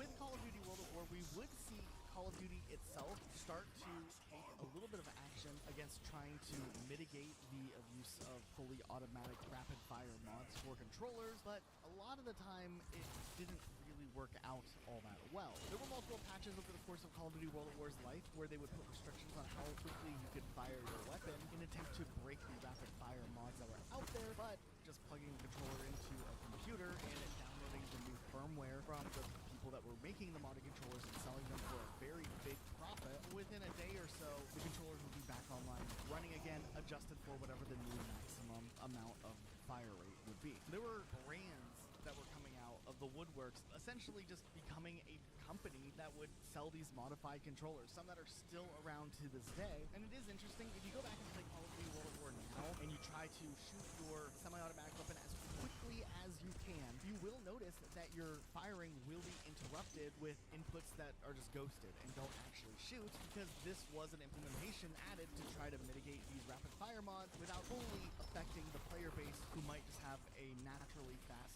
trigger finger. These rapid fire mods would continue to exist after World at War's existence. Yes, sir. Going into Modern Warfare 2, where people would utilize weapons like the FAL or the EDR to just try to shoot as fast as possible. Even the Parrot 50 cal, oh my god. This is just my hunch, but I feel like Treyarch after World at War did work on trying to stop rapid fire controllers a little bit more with Call of Duty Black Ops 1. Matter of fact, Call of Duty Black Ops 1 did a lot of interesting things to try to funnel different types of gameplay styles into like a more specific way that players were supposed to play. And I'll talk about that more in a second because it has to do with like quick scoping and sniper rifles. But I did feel like with the way that Black Ops 1 worked, rapid fire mods were less effective in this game, but they definitely still were around. People did have rapid fire mods in Call of Duty Black Ops days, and they would continue to exist through Modern Warfare 3, Black Ops 2, and beyond. There are still rapid fire mods out there nowadays, and if you look at games like Call of Duty Modern Warfare 2019 forward, rapid fire mods still exist. They still work. However, over time, Activision has lowered the maximum threshold for how fast automatic weapons can shoot. And if you look at a rapid fire mod example nowadays with a pistol, the fire rate really isn't nearly as fast as what we were just looking at from these older Call of Duty games, meaning eventually over time, Activision did find that sweet balance that kind of eliminated the desire to have to spend extra money to buy a modified controller, and nowadays it's probably not really worth it for Call of Duty. Also, after the release of Modern Warfare 2, Activision, I guess, decided that quickscoping was not a fair tactic, and they kind of nerfed quickscoping for Black Ops 1. They would later on bring it back, but in Black Ops 1 it was really hard to quickscope, almost impossible. So maybe at the time they decided that it was kind of unfair and, you know, almost like cheating. quickscope, which, I don't know, such a weird decision. Or maybe it was more of a game balancing decision, but it always seemed weird to me that they completely got rid of quickscoping and then brought it back like a game after.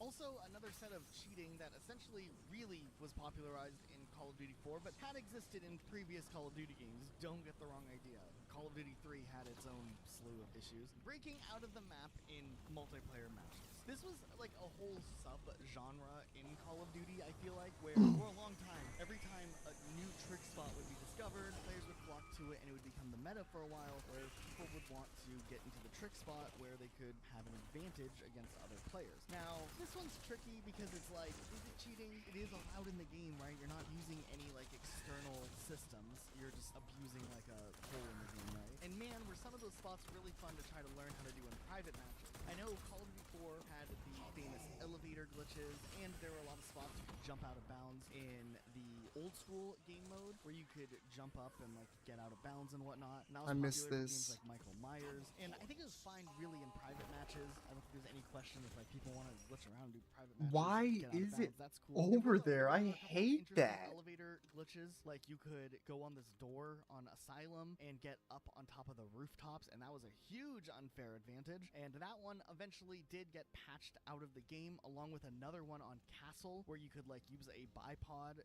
to drop underneath the map and shoot up at people, which also was pretty unfair. But then there were some spots in some of these games that were trick spots, but they were allowed. They were intended, like getting on the roof on Castle, totally okay. Going under the map, probably not. They were still tricky to get up in these places, like up on the roof, but if you got up there, you were then rewarded with a pretty decent vantage point. I feel like these glitches were a little bit more of an issue in the older Call of Duty games when the patch cycle was much slower. After World at War, starting with Modern Warfare 2 really, things would get updated a lot quicker and would increasingly get updated faster and patch out the game faster and faster with new Call of Duty games that was released. I remember Modern Warfare 2's DLC Fuel had this giant rock that you could glitch inside of, and you could shoot out at other people and get kills, but they couldn't shoot in and get you, which, this one was rough. It is cheating, 100%. It's just, would this be a bannable offense nowadays? I don't know. I don't know if like that's a fair thing to ban people for utilizing something that is built into the game. It's kind of like when players use like duplication glitches in other games. If you get banned for something that's like built into the game, I feel like that's a little bit weird. It should be the developer's responsibility to patch things out as soon as they arrive. That is my opinion, and a soft opinion at best. So feel free to bring up a counterpoint, because I could be swayed the other way on how I feel about that. I remember in the older Call of Duty games, before Call of Duty 4 even, there were other types of glitches to get out of the maps. You could use vehicles in COD 3 to get out of the maps. There was just a lot of little tricks that people were doing, and this has always kind of been a thing with Call of Duty, where people can find trick spots and glitches. Even in the newest Call of Duty game, when Modern Warfare 3 released, there was a glitch on Terminal where you could do some crazy parkour and get up in the rafters, and get out of bounds, and get up on top of these roofs, and that was a pretty cool area to get to. I might have done it once or twice just because I was curious if it would let me get out of the map. It definitely worked, and it worked for one day,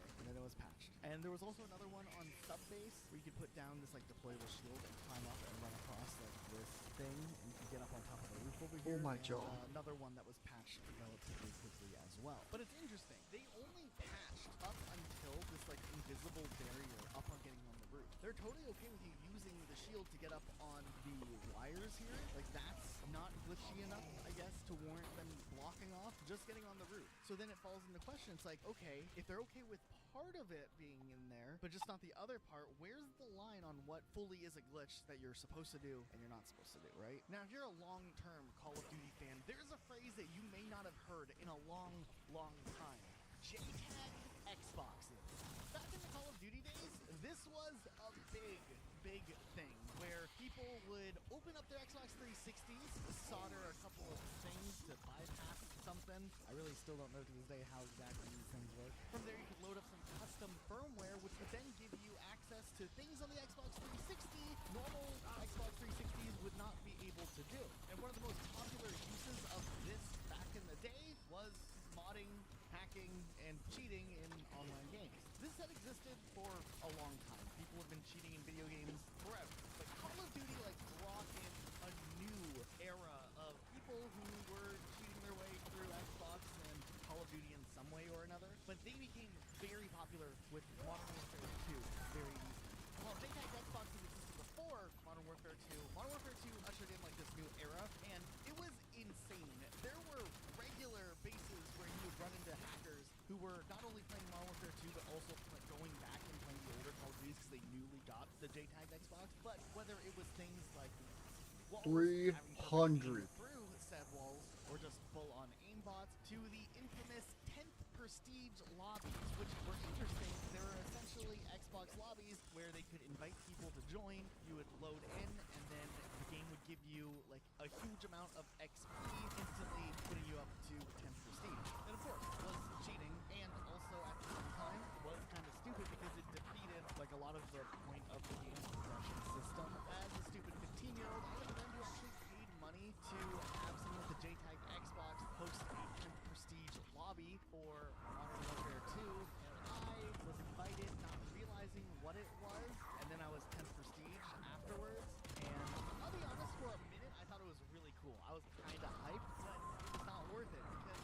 long term, Modern Warfare 2 felt so boring because there was like nothing to do being on strength, like there was nothing to work for, and you kind of had this stolen valor about having the 10th Prestige. But if you played any of the older Call of Duty games during this time where like JTAG and hacked Xboxes were becoming more and more prevalent, it actually started to become even harder to avoid. Like for instance, well after the Modern Warfare 2 era, I went back to play Call of Duty World at War Zombies, randomly matchmade into a lobby that insta-put me at this fake 11th